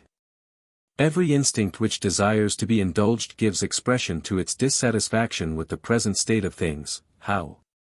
Is the whole perhaps made up of a host of dissatisfied parts, which all have desiderata in their heads? Is the course of things, perhaps, the road hence? The road leading away from reality, that is to say, eternal dissatisfaction in itself? Is the conception of desiderata perhaps the essential motive power of all things? Is it, Deus? It seems to me of the utmost importance that we should rid ourselves of the notion of the whole, of an entity, and of any kind of power or form of the unconditioned. For we shall never be able to resist the temptation of regarding it as the supreme being, and of christening it God. The all must be subdivided. We must unlearn our respect for it, and reappropriate that which we have lent the unknown and an imaginary entity, for the purposes of our neighbor and ourselves. Whereas, for instance, Kant said, two things remain forever worthy of honor, at the close of his practical reason, today we should prefer to say, digestion is more worthy of honor. The concept, the all, will always give rise to the old problems, how is evil possible, etc. Therefore, there is no all, there is no great sensorium or inventarium or power magazine. 332. A man as he ought to be, this sounds to me in just as bad taste as, a tree as it ought to be. 333. Ethics, or the philosophy of desirability. Things ought to be otherwise, things ought to become different, dissatisfaction would thus seem the heart of ethics. One could find a way out of it, first, by selecting only those states in which one is free from emotion. Secondly, by grasping the insolence and stupidity of the attitude of mind, for to desire that something should be otherwise than it is, means to desire that everything should be different, it involves a damaging criticism of the whole. But life itself consists in such desiring.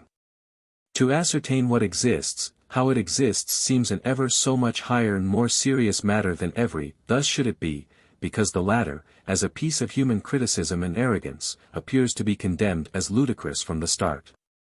It expresses a need which would fain have the organization of the world correspond with our human well-being, and which directs the will as much as possible towards the accomplishment of that relationship. On the other hand, this desire, thus it ought to be, has only called forth that other desire, what exists. The desire of knowing what exists, is already a consequence of the question, how? Is it possible? Why precisely so? Our wonder at the disagreement between our desires and the course of the world has led to our learning to know the course of the world. Perhaps the matter stands differently, maybe the expression, thus it ought to be, is merely the utterance of our desire to overcome the world. 334. Today, when every attempt at determining how man should be, is received with some irony, when we adhere to the notion that in spite of all one only becomes what one is, in spite of all, that is to say, education, instruction, environment, accident, and disaster, in the matter of morality we have learnt, in a very peculiar way, how to reverse the relation of cause and effect. Nothing perhaps distinguishes us more than this from the ancient believers in morality. We no longer say, for instance, vice is the cause of a man's physical ruin, and we no longer say, a man prospers with virtue because it brings a long life and happiness. Our minds today are much more inclined to the belief that vice and virtue are not causes but only effects. A man becomes a respectable member of society because he was a respectable man from the start, that is to say, because he was born in possession of good instincts and prosperous propensities. Should a man enter the world poor, and the son of parents who are neither economical nor thrifty, he is insusceptible of being improved, that is to say, he is only fit for the prison or the madhouse. Today we are no longer able to separate moral from physical degeneration, the former is merely a complicated symptom of the latter. A man is necessarily bad just as he is necessarily ill. Bad, this word here stands for a certain lack of capacity which is related physiologically with the degenerating type, for instance, a weak will, an uncertain and many-sided personality. The inability to resist reacting to a stimulus and to control oneself, and a certain constraint resulting from every suggestion proceeding from another's will. Vice is not a cause, it is an effect. Vice is a somewhat arbitrary epitome of certain effects resulting from physiological degeneracy. A general proposition such as that which Christianity teaches, namely, man is evil, would be justified provided one were justified in regarding a given type of degenerate man as normal.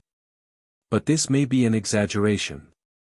Of course, wherever Christianity prospers and prevails, the proposition holds good, for then the existence of an unhealthy soil, of a degenerate territory, is demonstrated. 335. It is difficult to have sufficient respect for man, when one sees how he understands the art of fighting his way, of enduring, of turning circumstances to his own advantage, and of overthrowing opponents. But when he is seen in the light of his desires, he is the most absurd of all animals. It is just as if he required a playground for his cowardice, his laziness, his feebleness, his sweetness, his submissiveness, where he recovers from his strong virile virtues. Just look at man's desiderata and his ideals. Man, when he desires, tries to recover from that which is eternally valuable in him, from his deeds, and then he rushes into nonentity, absurdity, valuelessness, childishness. The intellectual indigence and lack of inventive power of this resourceful and inventive animal is simply terrible. The ideal is at the same time the penalty man pays for the enormous expenditure which he has to defray in all real and pressing duties. Should reality cease to prevail, there follow dreams, fatigue, weakness. An ideal might even be regarded as a form of dream, fatigue, or weakness. The strongest and the most impotent men become alike when this condition overtakes them. They deify the cessation of work, of war, of passions, of suspense, of contrasts, of reality, in short. Of the struggle for knowledge and of the trouble of acquiring it. Innocence, to them, is idealized stultification, blessedness, is idealized idleness, love, the ideal state of the gregarious animal that will no longer have an enemy. And thus everything that lowers and belittles man is elevated to an ideal. 336. A desire magnifies the thing desired, and by not being realized it grows. The greatest ideas are those which have been created by the strongest and longest desiring. Things grow ever more valuable in our estimation, the more our desire for them increases, if moral values have become the highest values. It simply shows that the moral ideal is the one which has been realized least, and thus it represented the beyond to all suffering, as a road to blessedness. Man, with ever-increasing ardor, has only been embracing clouds, and ultimately called his desperation and impotence God. 337. Think of the naivete of all ultimate desiderata, when the wherefore of man remains unknown. 338. What is the counterfeit coinage of morality? First of all we should know what good and evil mean. That is as good as wishing to know why man is here, and what his goal or his destiny is. And that means that one would fain know that man actually has a goal or a destiny. 339. The very obscure and arbitrary notion that humanity has a general duty to perform, and that, as a whole, it is striving towards a goal, is still in its infancy. Perhaps we shall once more be rid of it before it becomes a fixed idea. But humanity does not constitute a whole, it is an indissoluble multiplicity of ascending and descending organisms. It knows no such thing as a state of youth followed by maturity and then age. But its strata lie confused and superimposed, and in a few thousand years there may be even younger types of men than we can point out today. Decadence, on the other hand, belongs to all periods of human history, everywhere there is refuse and decaying matter, such things are in themselves vital processes, for withering and decaying elements must be eliminated. Under the empire of Christian prejudice this question was never put at all. The purpose of life seemed to lie in the salvation of the individual soul. The question whether humanity might last for a long or a short time was not considered. The best Christians longed for the end to come as soon as possible. Concerning the needs of the individual, there seemed to be no doubt whatsoever. The duty of every individual for the present was identical with what it would be in any sort of future for the man of the future. The value, the purpose, the limit of values was forever fixed, unconditioned, eternal, one with God. What deviated from this eternal type was impious, diabolic, criminal. The center of gravity of all values for each soul lay in that soul itself, salvation or damnation. The salvation of the immortal soul. The most extreme form of personalization. For each soul there was only one kind of perfection, only one ideal, only one road to salvation. The most extreme form of the principle of equal rights, associated with an optical magnification of individual importance to the point of megalomania. Nothing but insanely important souls, revolving round their own axes with unspeakable terror. Nobody believes in these assumed airs of importance any longer today, and we have sifted our wisdom through the sieve of contempt. Nevertheless the optical habit survives, which would fain measure the value of man by his proximity to a certain ideal mall. At bottom the personalization view is upheld as firmly as that of the equality of rights as regards the ideal. In short, people seem to think that they know what the ultimate desideratum is in regard to the ideal man. But this belief is merely the result of the exceedingly detrimental influence of the Christian ideal, as anybody can discover for himself every time he carefully examines the ideal type. In the first place, it is believed that the approach to a given type is desirable. Secondly, that this particular type is known. Thirdly, that every deviation from this type is a retrograde movement, a stemming of the spirit of progress, a loss of power and might in man. To dream of a state of affairs in which this perfect man will be in the majority, our friends the socialists and even Messrs the utilitarians have not reached a higher level than this. In this way an aim seems to have crept into the evolution of man. At any rate the belief in a certain progress towards an ideal is the only shape in which an aim is conceived in the history of mankind today. In short, the coming of the kingdom of God has been placed in the future, and has been given an earthly, a human meaning, but on the whole the faith in the old ideal is still maintained. 340. The more concealed forms of the cult of Christian, moral ideals. The insipid and cowardly notion, nature, invented by nature enthusiasts, without any knowledge whatsoever of the terrible, the implacable, and the cynical element in even the most beautiful aspects, is only a sort of attempt at reading the moral and Christian notion of humanity into nature. Rousseau's concept of nature, for instance, which took for granted that nature meant freedom, goodness, innocence, equity, justice, and idols, was nothing more at bottom than the cult of Christian morality. We should collect passages from the poets in order to see what they admired, in lofty mountains, for instance. What Goethe had to do with them, why he admired Spinoza. Absolute ignorance concerning the reasons of this cult. The insipid and cowardly concept, man, à la Kant and Stuart Mill, is at times the subject of a cult. This is only the Christian moral ideal again under another name. Refer also to the freethinkers, Giao for example. The insipid and cowardly concept, art, which is held to mean sympathy with all suffering and with everything botched and bungled, the same thing happens to history, cf. Thierry again it is the cult of the Christian moral ideal. And now, as to the whole socialistic ideal, it is nothing but a blockhead misunderstanding of the Christian moral ideal. 341. The origin of the ideal. The examination of the soil out of which it grows. A.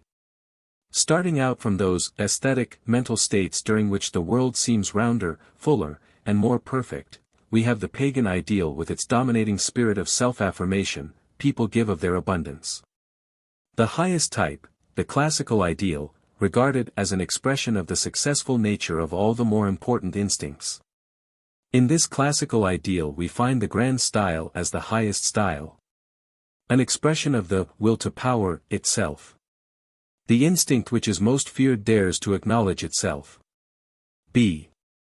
Starting out from the mental states in which the world seemed emptier, paler, and thinner, when spiritualization and the absence of sensuality assumed the rank of perfection, and when all that is brutal, animal, direct, and proximate is avoided, people calculate and select the sage, the angel.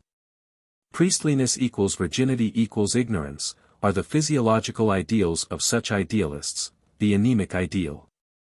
Under certain circumstances this anemic ideal may be the ideal of such natures as represent paganism, thus Goethe sees his saint in Spinoza. C. Starting out from those mental states in which the world seemed more absurd, more evil, poorer, and more deceptive, an ideal cannot even be imagined or desired in it, people deny and annihilate. The projection of the ideal into the sphere of the anti-natural, anti-actual, anti-logical, the state of him who judges thus, the impoverishment of the world as a result of suffering, people take, they no longer bestow the anti-natural ideal. The Christian ideal is a transitional form between the second and the third, now inclining more towards the former type, and anon inclining towards the latter.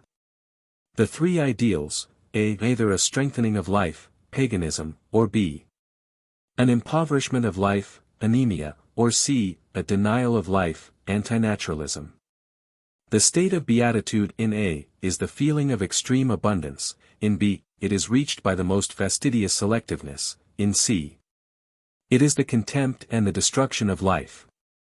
342. A. The consistent type understands that even evil must not be hated, must not be resisted, and that it is not allowable to make war against oneself. That it does not suffice merely to accept the pain which such behavior brings in its train, that one lives entirely in positive feelings, that one takes the side of one's opponents in word and deed.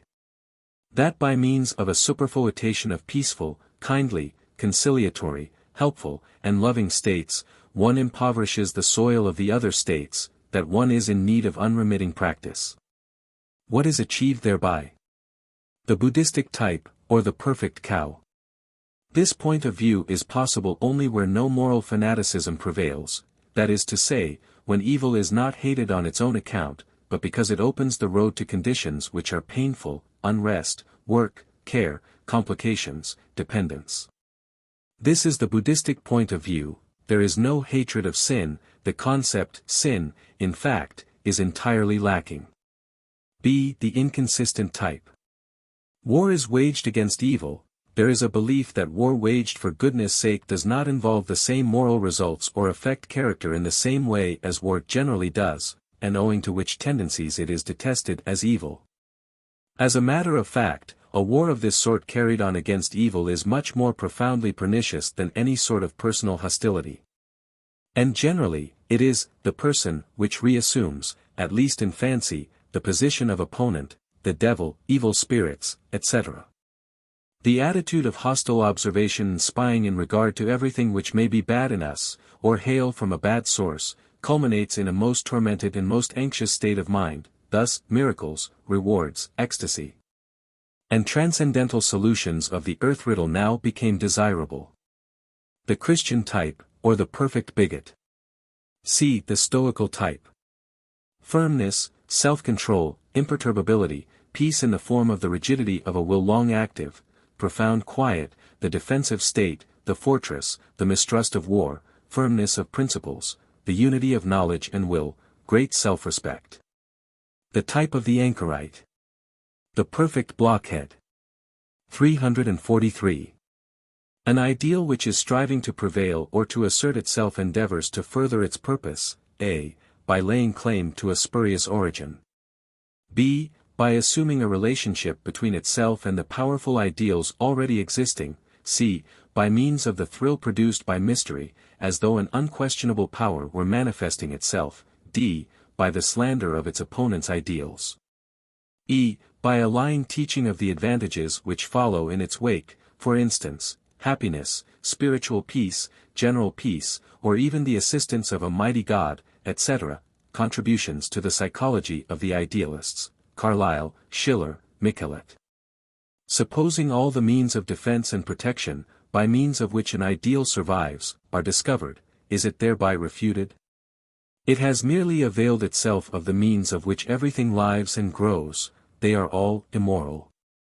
My view, all the forces and instincts which are the source of life are lying beneath the ban of morality. Morality is the life-denying instinct. Morality must be annihilated if life is to be emancipated. 344. To avoid knowing himself is the prudence of the idealist. The idealist, a creature who has reasons for remaining in the dark concerning himself, and who is also clever enough to remain in the dark concerning these reasons also. 345.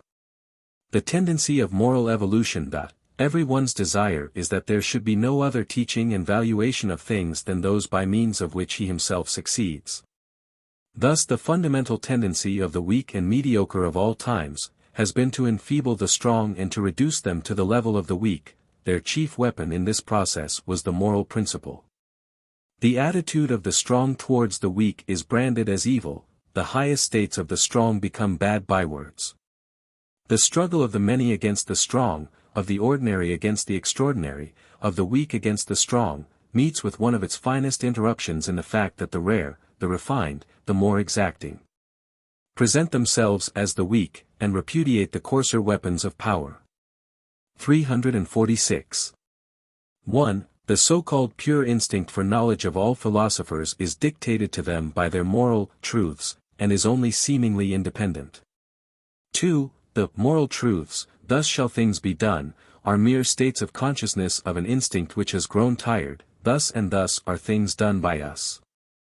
The ideal is supposed to re-establish and strengthen an instinct. It flatters man to feel he can obey when he is only an automaton. 347.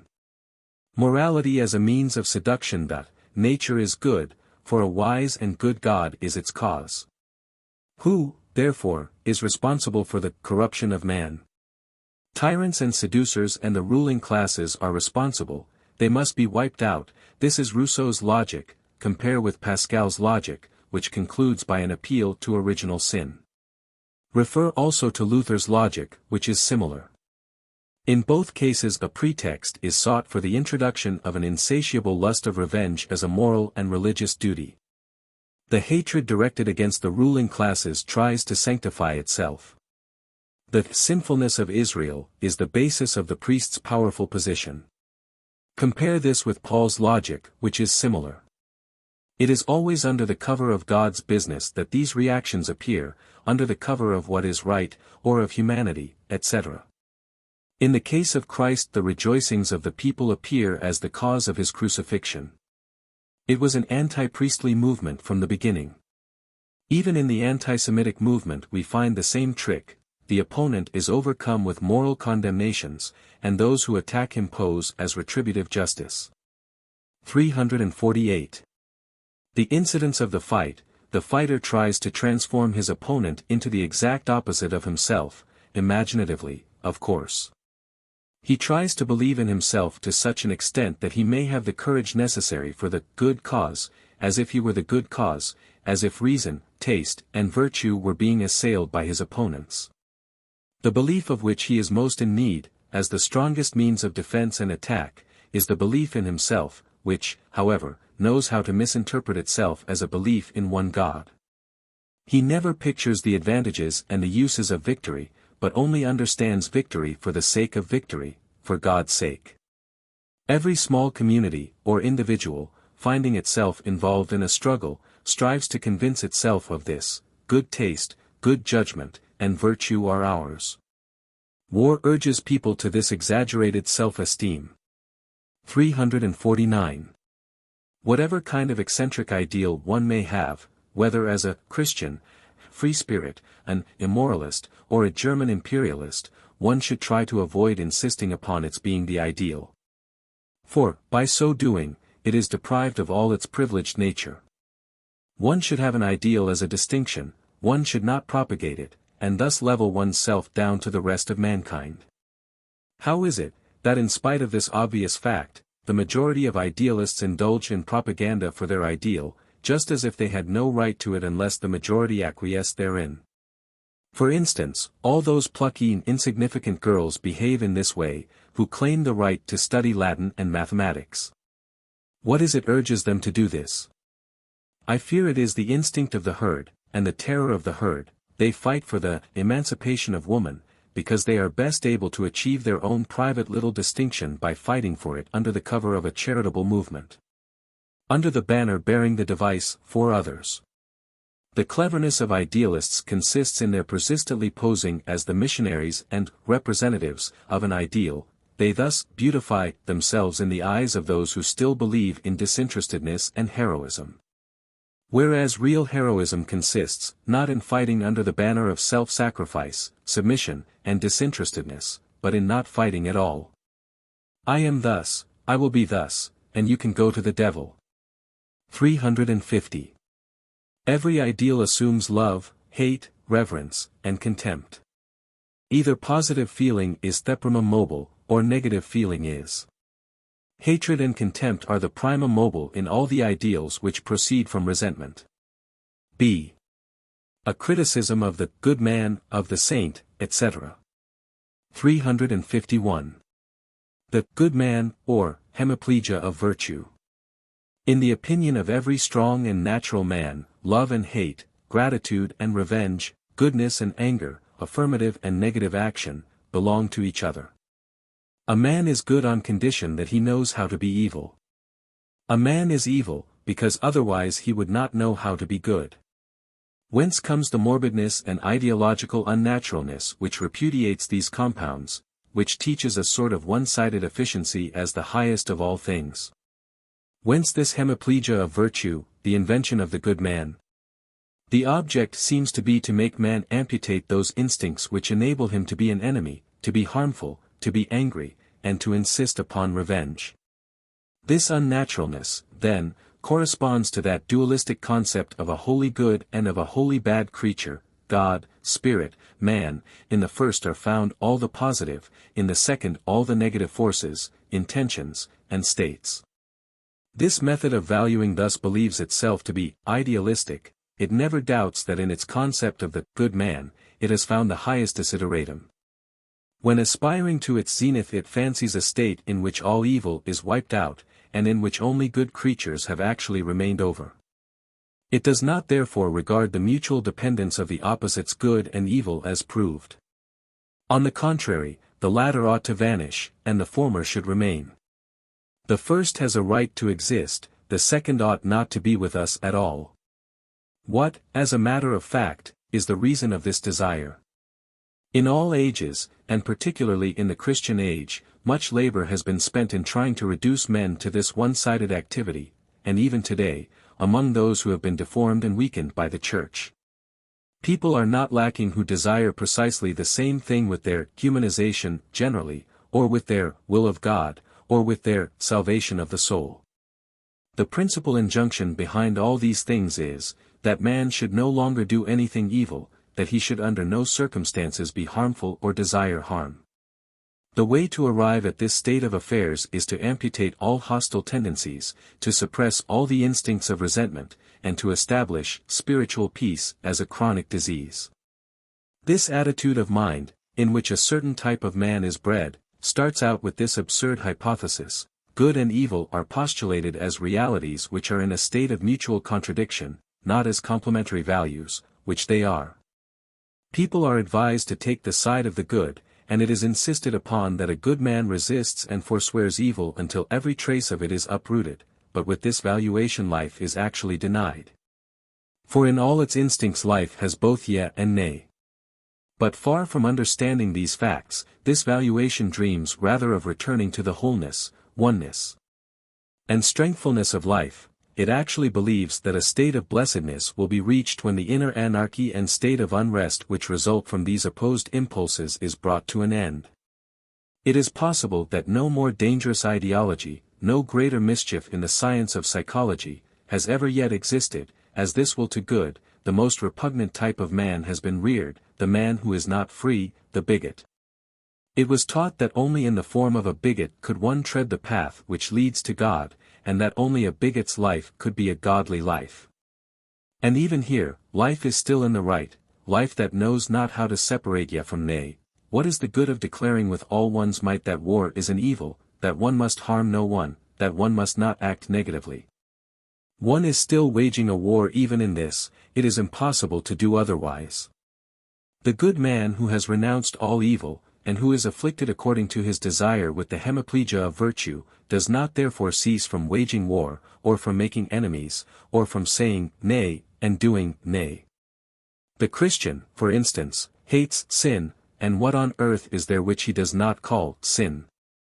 It is precisely because of his belief in a moral antagonism between good and evil, that the world for him has grown so full of hatefulness and things that must be combated eternally. The good man sees himself surrounded by evil, and, thanks to the continual onslaughts of the latter, his eye grows more keen, and in the end discovers traces of evil in every one of his acts. And thus he ultimately arrives at the conclusion, which to him is quite logical, that nature is evil, that man is corrupted, and that being good is an act of grace, that is to say, it is impossible to man when he stands alone. In short, he denies life, he sees how good, as the highest value, condemns life. And thus his ideology concerning good and evil ought to strike him as refuted. But one cannot refute a disease. Therefore he is obliged to conceive another life. 352. Power, whether in the hands of a god or of a man, is always understood to consist in the ability to harm as well as to help. This is the case with the Arabs and with the Hebrews, in fact with all strong and well-constituted races. The dualistic separation of the two powers is fatal. In this way morality becomes the poisoner of life. 353. A criticism of the good man.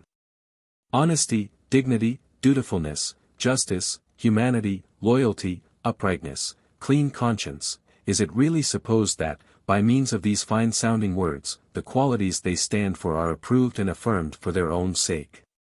Or is it this, that qualities and states indifferent in themselves have merely been looked at in a light which lends them some value? Does the worth of these qualities lie in themselves, or in the use and advantages to which they lead, or to which they seem to lead, to which they are expected to lead? I naturally do not wish to imply that there is any opposition between the ego and the altar in the judgment. The question is, whether it is the results of these qualities either in regard to him who possesses them or in regard to environment, society, humanity, which lend them their value. Or whether they have a value in themselves. In other words, is it utility which bids men condemn, combat, and deny the opposite qualities, duplicity, falseness, perversity, lack of self-confidence, inhumanity? Is the essence of such qualities condemned, or only their consequences? In other words, were it desirable that there should exist no men at all possessed of such qualities? In any case, this is believed. But here lies the error, the short-sightedness, the monocularity of narrow egoism.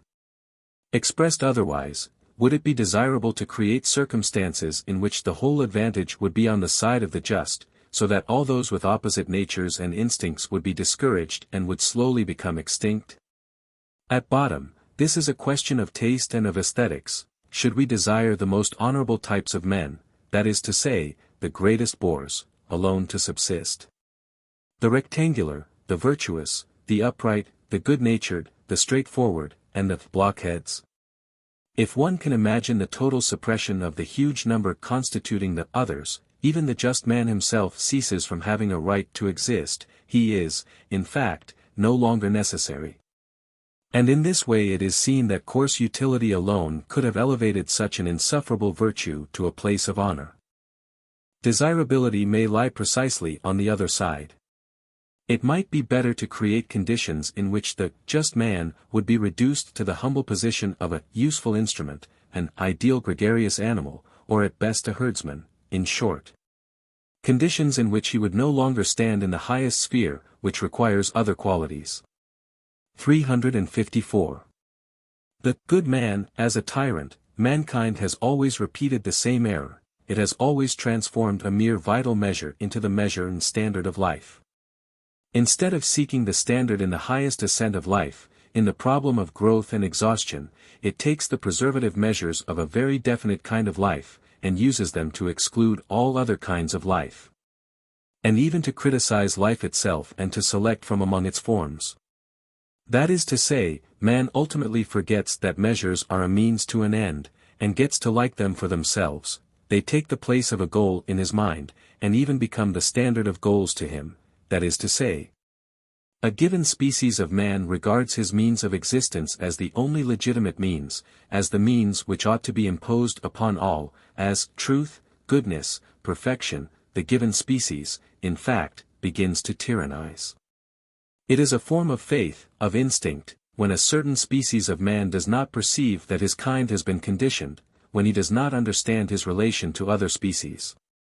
At any rate, any species of men, a people or a race, seems to be doomed as soon as it becomes tolerant, grants equal rights, and no longer desires to be master. 355. All good people are weak, they are good because they are not strong enough to be evil, said the Latuka chieftain Komoro to Baker. Disasters are not to the faint-hearted, is a Russian proverb. 356. Modest, industrious, benevolent, and temperate, thus you would that men were, that good men were. But such men I can only conceive as slaves, the slaves of the future. 357. The metamorphoses of slavery, its disguise in the cloak of religion. Its transfiguration through morality. 358. The ideal slave, the good man, he who cannot regard himself as a purpose, and who cannot give himself any aim whatsoever, instinctively honors the morality of unselfishness.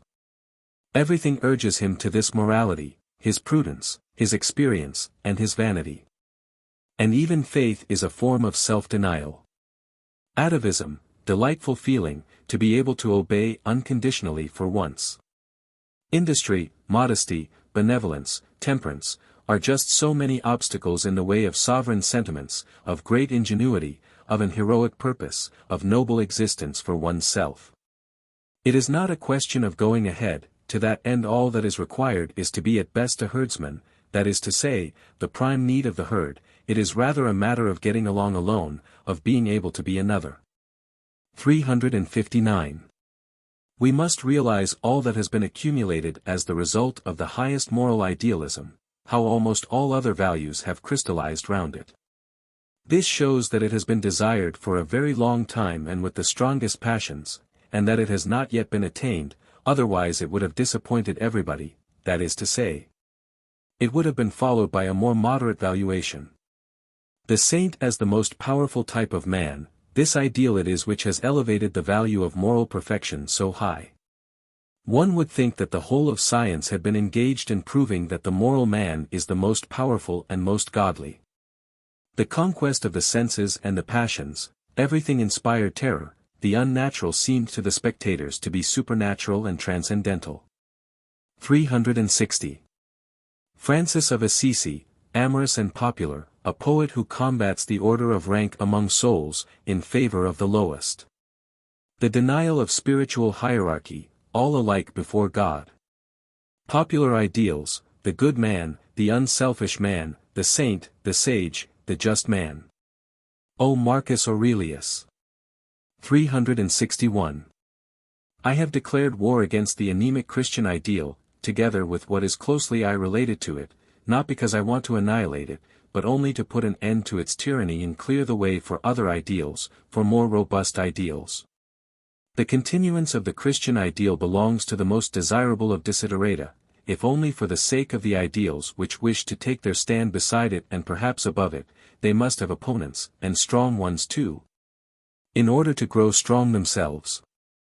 That is why we immoralists require the power of morality. Our instinct of self-preservation insists upon our opponents maintaining their strength, all it requires is to become master of them. C. Concerning the slander of the so-called evil qualities. 362. Egoism and its problem. The Christian gloominess of La Rochefoucauld, who saw egoism in everything, and imagined that he had therefore reduced the worth of things and virtues. In opposition to him, I first of all tried to show that nothing else could exist save egoism, that in those men whose ego is weak and thin, the power to love also grows weak, that the greatest lovers are such owing to the strength of their ego.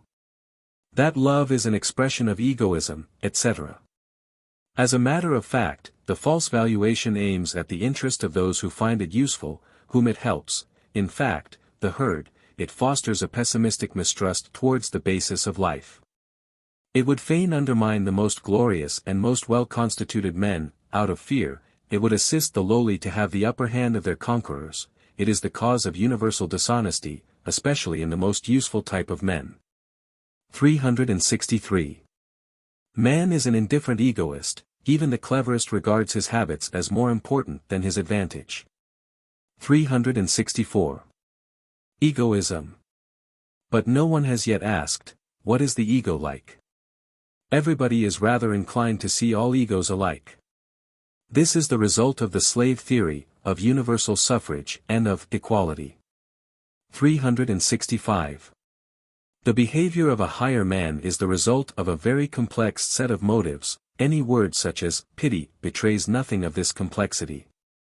The most important factor is the feeling, who am I? Who is the other relative to me? Thus the valuing spirit is continually active. 366. To think that the history of all moral phenomena may be simplified, as Schopenhauer thought, that is to say, that pity is to be found at the root of every moral impulse that has ever existed hitherto, is to be guilty of a degree of nonsense and ingenuousness worthy only of a thinker who is devoid of all historical instincts and who has miraculously succeeded in evading the strong schooling in history which the Germans, from Herder to Hegel, have undergone. 367. My pity. This is a feeling for which I can find no adequate term. I feel it when I am in the presence of any waste of precious capabilities, as, for instance, when I contemplate Luther. What power and what tasteless problems fit for backwoodsmen. At a time when the brave and light-hearted skepticism of a Montaigne was already possible in France. Or when I see someone standing below where he might have stood, thanks to the development of a set of perfectly senseless accidents. Or even when, with the thought of man's destiny in my mind, I contemplate with horror and contempt the whole system of modern European politics, which is creating the circumstances and weaving the fabric of the whole future of mankind. Yes, to what could not mankind attain, if? This is my pity, despite the fact that no sufferer yet exists with whom I sympathize in this way. 368. Pity is a waste of feeling, a moral parasite which is injurious to the health. It cannot possibly be our duty to increase the evil in the world. If one does good merely out of pity, it is oneself and not one's neighbor that one is succoring. Pity does not depend upon maxims, but upon emotions. The suffering we see infects us. Pity is an infection. 369. There is no such thing as egoism which keeps within its bounds and does not exceed them. Consequently, the allowable, the morally indifferent egoism of which some people speak, does not exist at all. One is continually promoting the interests of one's ego, at the cost of other people. Living consists in living at the cost of others. He who has not grasped this fact, has not taken the first step towards truth to himself. 370. The subject is a piece of fiction. The ego of which every one speaks when he blames egoism, does not exist at all. 371. Our ego, which is not one with the unitary controlling force of our beings, is really only an imagined synthesis. Therefore there can be no egoistic actions. 372. Since all instincts are unintelligent, utility cannot represent a standpoint as far as they are concerned. Every instinct, when it is active, sacrifices strength and other instincts into the bargain. In the end it is stemmed, otherwise it would be the end of everything owing to the waste it would bring about. Thus, that which is unegoistic, self-sacrificing, and imprudent is nothing in particular. It is common to all the instincts. They do not consider the welfare of the whole ego, because they simply do not think. They act counter to our interests, against the ego, and often for the ego, innocent in both cases. 373. The origin of moral values.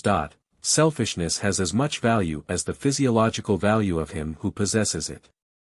Each individual represents the whole course of evolution, and he is not, as morals teach, something that begins at his birth. If he represent the ascent of the line of mankind, his value is, in fact, very great. And the concern about his maintenance and the promoting of his growth may even be extreme. It is the concern about the promise of the future in him which gives the well-constituted individual such an extraordinary right to egoism. If he represent descending development, decay, chronic sickening, he has little worth, and the greatest fairness would have him take as little room, strength, and sunshine as possible from the well-constituted. In this case society's duty is to suppress egoism, for the latter may sometimes manifest itself in an absurd, morbid, and seditious manner, whether it be a question of the decline and pining away of single individuals or of whole classes of mankind. A morality and a religion of love, the curbing of the self-affirming spirit, and a doctrine encouraging patience, resignation, helpfulness, and cooperation in word and deed may be of the highest value within the confines of such classes.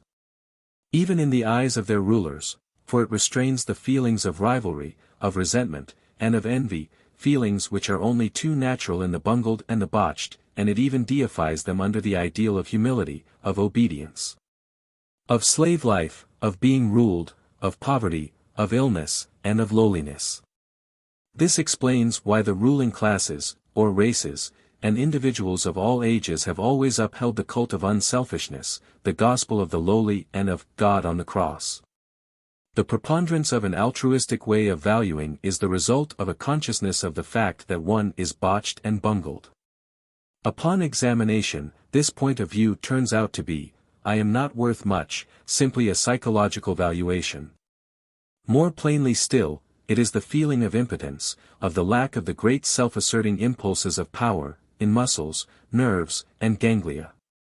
This valuation gets translated, according to the particular culture of these classes, into a moral or religious principle. The preeminence of religious or moral precepts is always a sign of low culture. It tries to justify itself in spheres whence, as far as it is concerned, the notion, value, hails.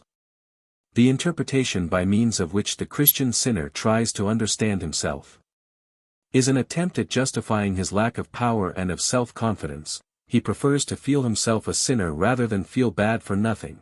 It is in itself a symptom of decay when interpretations of this sort are used at all. In some cases the bungled and the botched do not look for the reason of their unfortunate condition in their own guilt, as the Christian does, but in society, when, however, the socialist, the anarchist, and the nihilist are conscious that their existence is something for which someone must be guilty, they are very closely related to the Christian, who also believes that he can more easily endure his ill-ease and his wretched constitution when he has found someone whom he can hold responsible for it. The instinct of revenge and resentment appears in both cases here as a means of enduring life, as a self-preservative measure, as is also the favor shown to altruistic theory and practice. The hatred of egoism, whether it be one's own, as in the case of the Christian, or another's, as in the case of the socialists, thus appears as a valuation reached under the predominance of revenge, and also as an act of prudence on the part of the preservative instinct of the suffering, in the form of an increase in their feelings of cooperation and unity. At bottom, as I have already suggested, the discharge of resentment which takes place in the act of judging, rejecting, and punishing egoism, one's own or that of others, is still a self-preservative measure on the part of the bungled and the botched.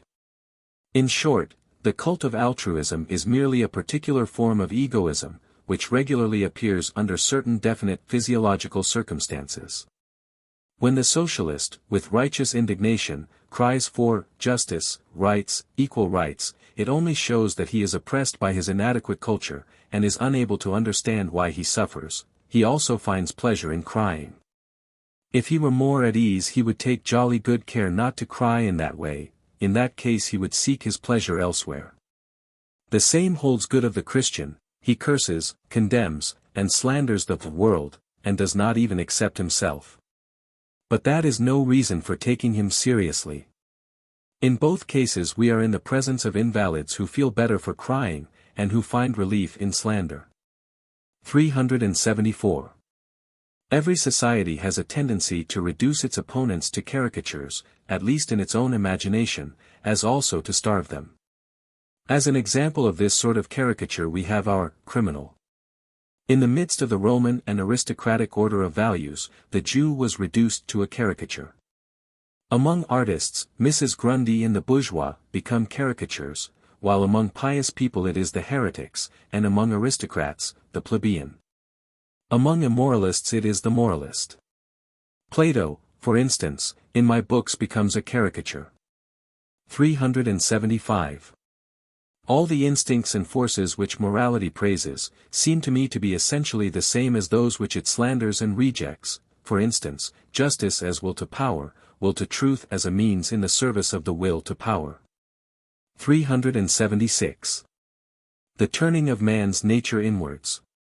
The process of turning a nature inwards arises when, owing to the establishment of peace and society, powerful instincts are prevented from venting themselves outwardly, and strive to survive harmlessly inside in conjunction with the imagination. The need of hostility, cruelty, revenge, and violence is reverted, it steps backwards. In the thirst for knowledge there lurks both the lust of gain and of conquest. In the artist, the powers of dissimulation and falsehood find their scope. The instincts are thus transformed into demons with whom a fight takes place, etc. 377. Falsity. Every sovereign instinct makes the others its instruments, its retainers, and its sycophants. It never allows itself to be called by its more hateful name, and it brooks no terms of praise in which it cannot indirectly find its share. Around every sovereign instinct all praise and blame in general crystallizes into a rigorous form of ceremonial and etiquette. This is one of the causes of falsity. Every instinct which aspires to dominion, but which finds itself under a yoke, requisitions all the most beautiful names and the most generally accepted values to strengthen it and to support its self-esteem. And this explains why as a rule it dares to come forward under the name of the master it is combating and from whom it would be free. For instance, under the domination of Christian values, the desires of the flesh and of power act in this way. This is the other cause of falsity. In both cases complete ingenuousness reigns, the falseness never even occurs to the mind of those concerned. It is the sign of a broken instinct when man sees the motive force and its expression, the mask, as separate things. It is a sign of inner contradiction and is much less formidable. Absolute innocence in bearing, word, and passion, good conscience in falseness, and the certainty wherewith all the grandest and most pompous words and attitudes are appropriated, all these things are necessary for victory. In the other case, that is to say, when extreme clear-sightedness is present, the genius of the actor is needful as well as tremendous discipline in self-control, if victory is to be achieved. That is why priests are the cleverest and most conscious hypocrites, and then come princes, in whom their position in life and their antecedents account for a certain histrionic gift. Society men and diplomatists come third, and women fourth. The fundamental thought, falsity seems so deep, so many-sided, and the will is directed so inexorably against perfect self-knowledge and accurate self-classification, that one is very probably right in supposing that truth and the will to truth are perhaps something quite different and only disguises. The need of faith is the greatest obstacle in the way of truthfulness. 378.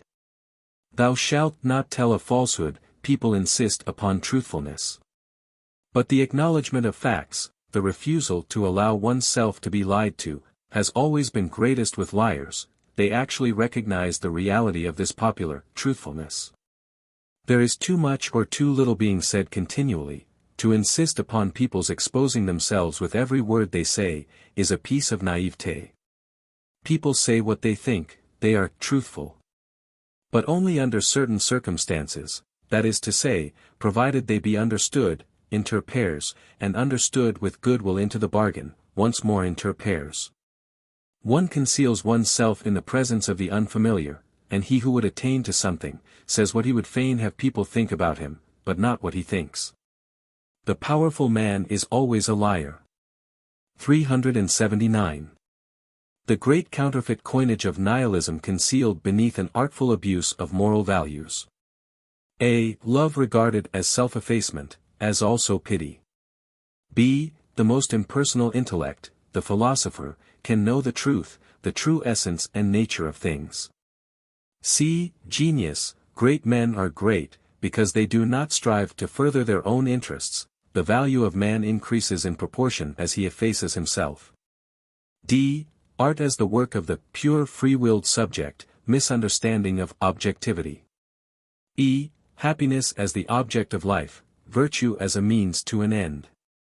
The pessimistic condemnation of life by Schopenhauer is a moral one. Transference of the gregarious standards into the realm of metaphysics. The individual lacks sense, he must therefore have his origin in the thing in itself, and the significance of his existence must be shown to be error. Parents are only an accidental cause.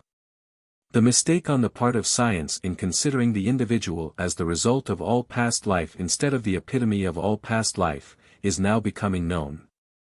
380. 1.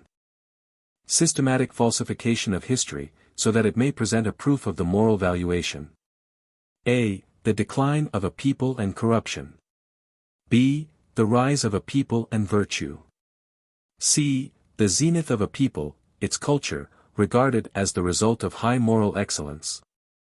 2. Systematic falsification of great men, great creators, and great periods. The desire is to make faith that which distinguishes great men, whereas carelessness in this respect, skepticism, immorality, the right to repudiate a belief, belongs to greatness, Caesar, Frederick the Great, Napoleon. But also Homer, Aristophanes, Leonardo, Goethe. The principal fact, their free will, is always suppressed. 381. A great lie in history, as if the corruption of the Church were the cause of the Reformation. This was only the pretext and self-deception of the agitators. Very strong needs were making themselves felt, the brutality of which sorely required a spiritual dressing. 382. Schopenhauer declared high intellectuality to be the emancipation from the will. He did not wish to recognize the freedom from moral prejudices which is coincident with the emancipation of a great mind.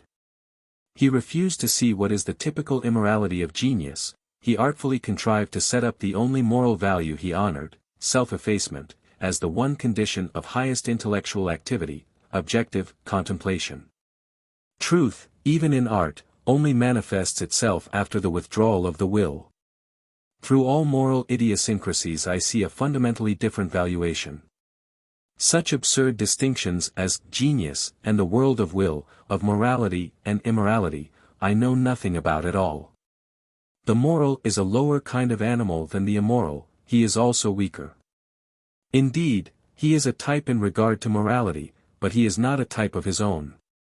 He is a copy, at the best, a good copy, the standard of his worth lies without him. I value a man according to the quantum of power and fullness of his will, not according to the enfeeblement and moribund state thereof. I consider that a philosophy which teaches the denial of will is both defamatory and slanderous. I test the power of a will according to the amount of resistance it can offer and the amount of pain and torture it can endure and know how to turn to its own advantage. I do not point to the evil and pain of existence with the finger of reproach, but rather entertain the hope that life may one day be more evil and more full of suffering than it has ever been. The zenith of intellectuality, according to Schopenhauer, was to arrive at the knowledge that all is to no purpose, in short, to recognize what the good man already does instinctively. He denies that there can be higher states of intellectuality, he regards his view as a non plus ultra. Here intellectuality is placed much lower than goodness. Its highest value, as art, for instance, would be to lead up to, and to advise the adoption of, morality, the absolute predominance of moral values. Next to Schopenhauer I will now characterize Kant. There was nothing Greek in Kant. He was quite anti-historical, cf. his attitude in regard to the French Revolution, and a moral fanatic, see Goethe's words concerning the radically evil element in human nature. Saintliness also lurked somewhere in his soul. I require a criticism of the saintly type. Hegel's value, passion. Herbert Spencer's Tea Grocer's philosophy, total absence of an ideal save that of the mediocre man. Fundamental instinct of all philosophers, historians, and psychologists, everything of value in mankind, art, history, science, religion, and technology must be shown to be morally valuable and morally conditioned, in its aim, means, and result. Everything is seen in the light of this highest value. For instance, Rousseau's question concerning civilization, will it make man grow better? A funny question, for the reverse is obvious, and is a fact which speaks in favor of civilization. Translator's note. This is doubtless a reference to a passage in a letter written by Goethe to Herder, on June 7, 1793, from the camp at Marienborn, near Mainz, in which the following words occur: Dagegen hat aber auch Kant seinen philosophischen Mantel. Nachdem ein langes Menschenleben gebracht hat, in von mancherlei Süttelhaften Vorurteilen zu reinigen, verwendlich mit dem Schandfleck der radikalen Bosen beschlabbert, damit doch auch Christen herbeglockt wurden den Psalm zu kussen. Kant, on the other hand, after he had tried throughout his life to keep his philosophical cloak unsoiled by foul prejudices, wantonly dirted it in the end with the disreputable stain of the radical evil in human nature. In order that Christians too might be lured into kissing its hem. From this passage it will be seen how Goethe had anticipated Nietzsche's view of Kant, namely, that he was a Christian in disguise. 383. Religious morality. Passion, great desire. The passion for power, love, revenge, and property. The moralists wish to uproot and exterminate all these things, and purify the soul by driving them out of it. The argument is, the passions often lead to disaster, therefore, they are evil and ought to be condemned. Man must wring himself free from them, otherwise he cannot be a good man. This is of the same nature as, if thy right eye offend thee, pluck it out.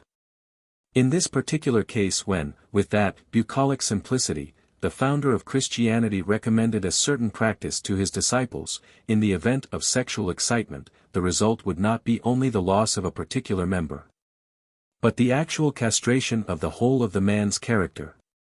And the same applies to the moral mania, which, instead of insisting upon the control of the passions, sues for their extirpation.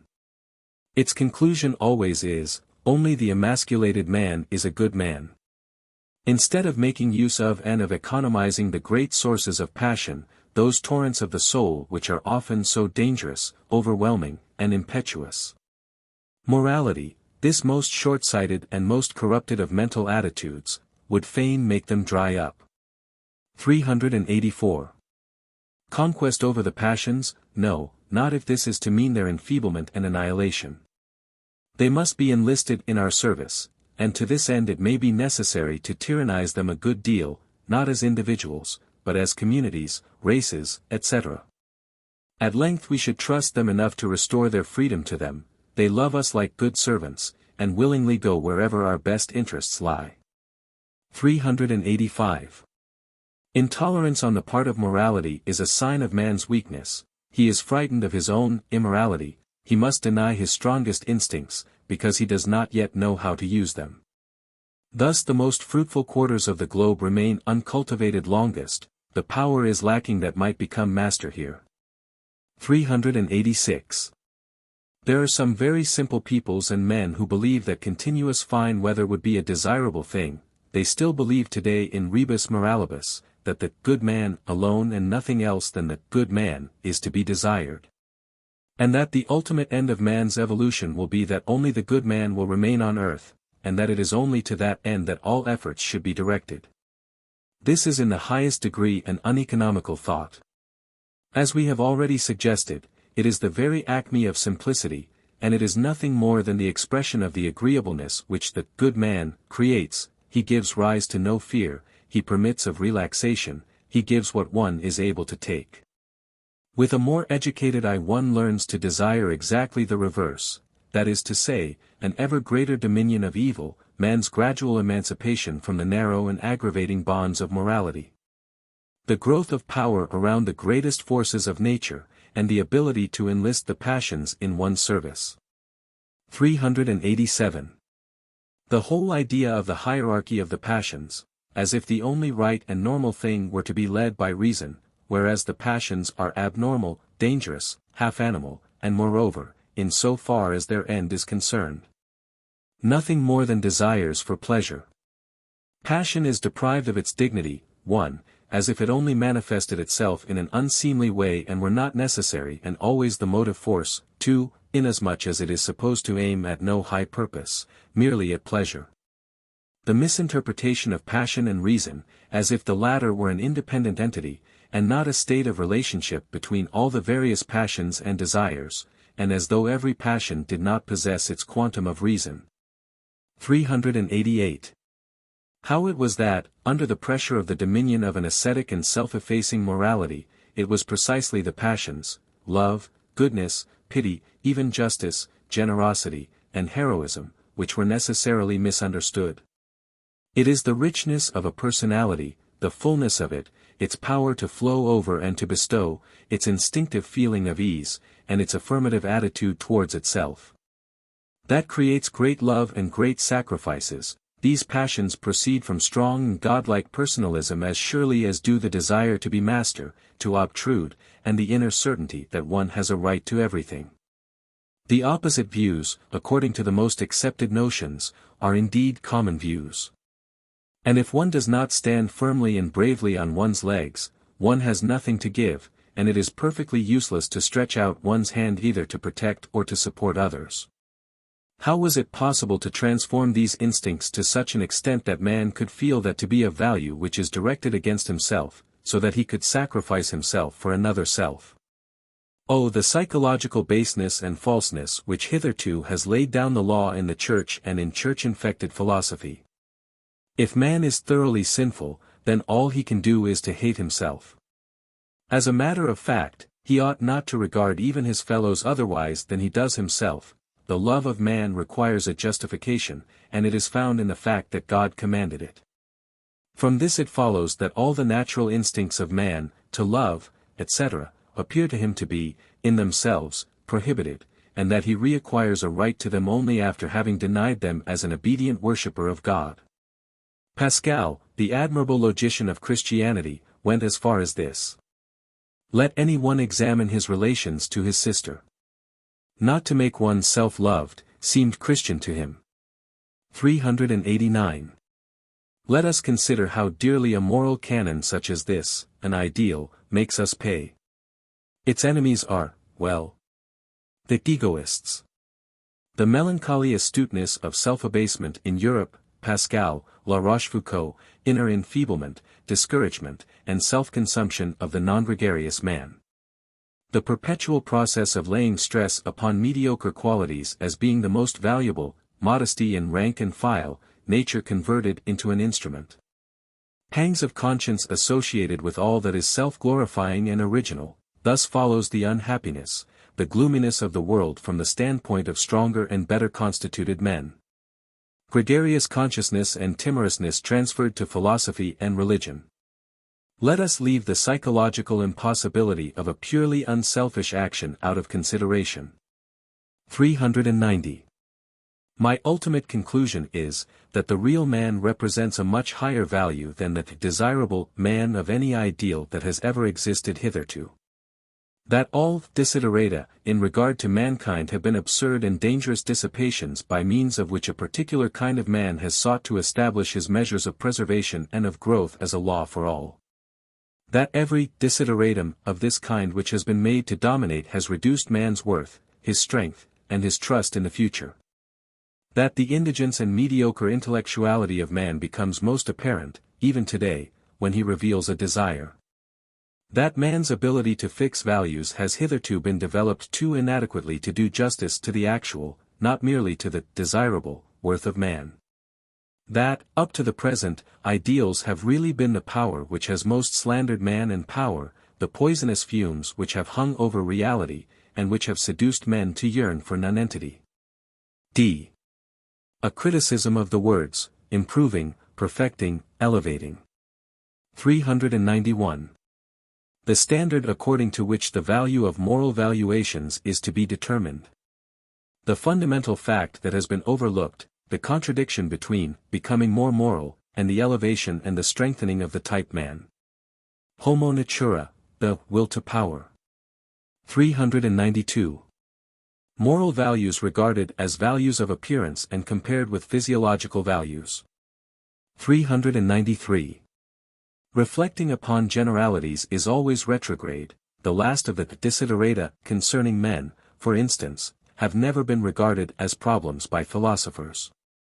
They always postulate the improvement of man, quite guilelessly, as though by means of some intuition they had been helped over the note of interrogation following the question, why necessarily improve? To what extent is it desirable that man should be more virtuous, or more intelligent, or happier? Granting that nobody yet knows the wherefore of mankind, all such desiderata have no sense whatever, and if one aspires to one of them, who knows? Perhaps one is frustrating the other. Is an increase of virtue compatible with an increase of intelligence and insight? Dubito, only too often shall I have occasion to show that the reverse is true. Has virtue, as an end, in the strict sense of the word, not always been opposed to happiness hitherto? And again, does it not require misfortune, abstinence, and self-castigation as a necessary means? And if the aim were to arrive at the highest insight, would it not therefore be necessary to renounce all hope of an increase in happiness, and to choose danger, adventure, mistrust, and seduction as a road to enlightenment? And suppose one will have happiness, maybe one should join the ranks of the poor in spirit. 394. The wholesale deception and fraud of so-called moral improvement. We do not believe that one man can be another if he is not that other already, that is to say, if he is not, as often happens, an accretion of personalities or at least of parts of persons.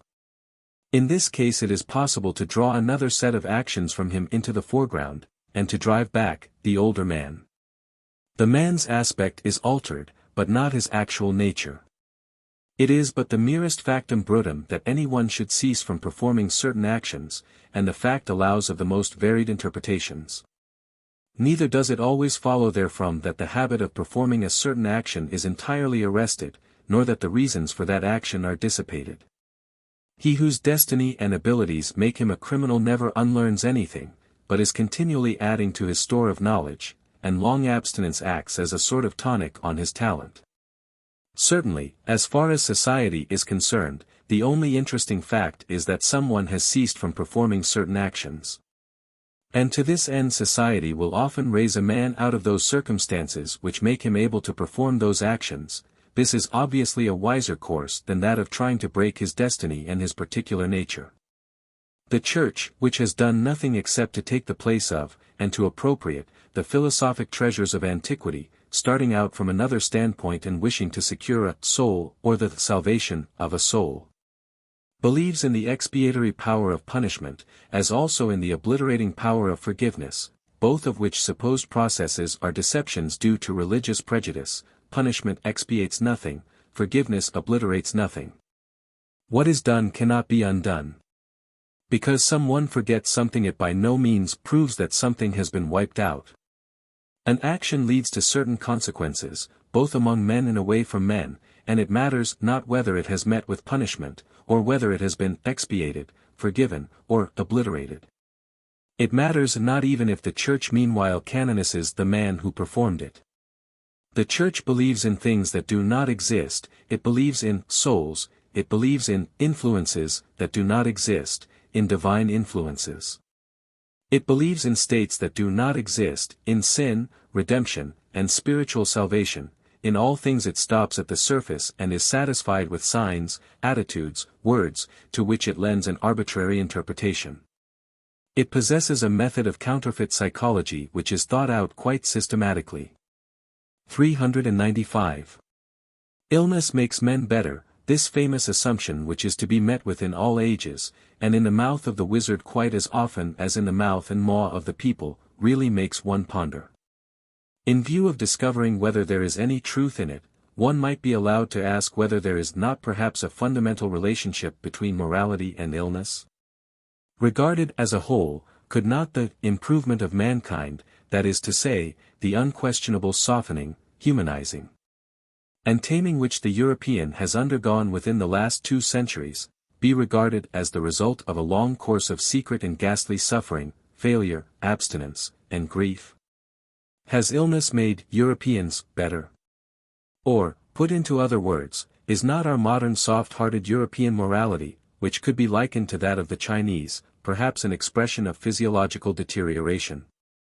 It cannot be denied, for instance, that wherever history shows us man in a state of particular glory and power, his type is always dangerous, impetuous, and boisterous, and cares little for humanity.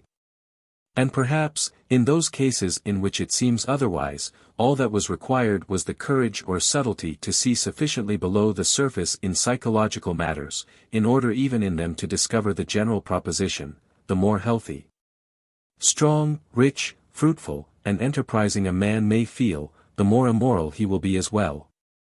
A terrible thought, to which one should on no account give way.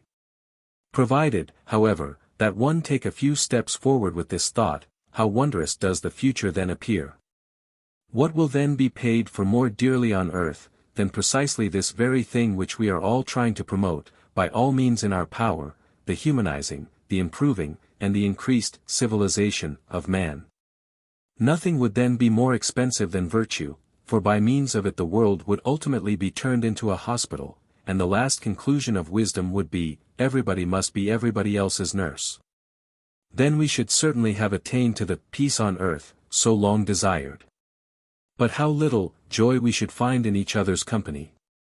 How little beauty, wanton spirits, daring, and danger! So few actions which would make life on earth worth living. Ah! And no longer any deeds.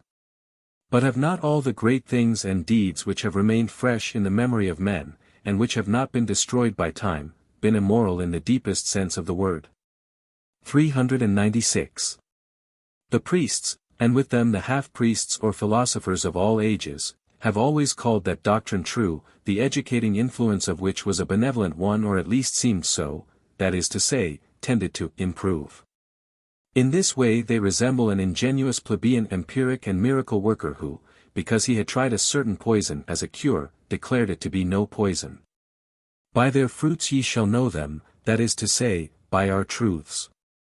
This has been the reasoning of priests until this day. They have squandered their sagacity, with results that have been sufficiently fatal, in order to make the proof of power, or the proof, by the fruits, preeminent and even supreme arbiter over all other forms of proof. That which makes good must be good, that which is good cannot lie, these are their inexorable conclusions. That which bears good fruit must consequently be true, there is no other criterion of truth.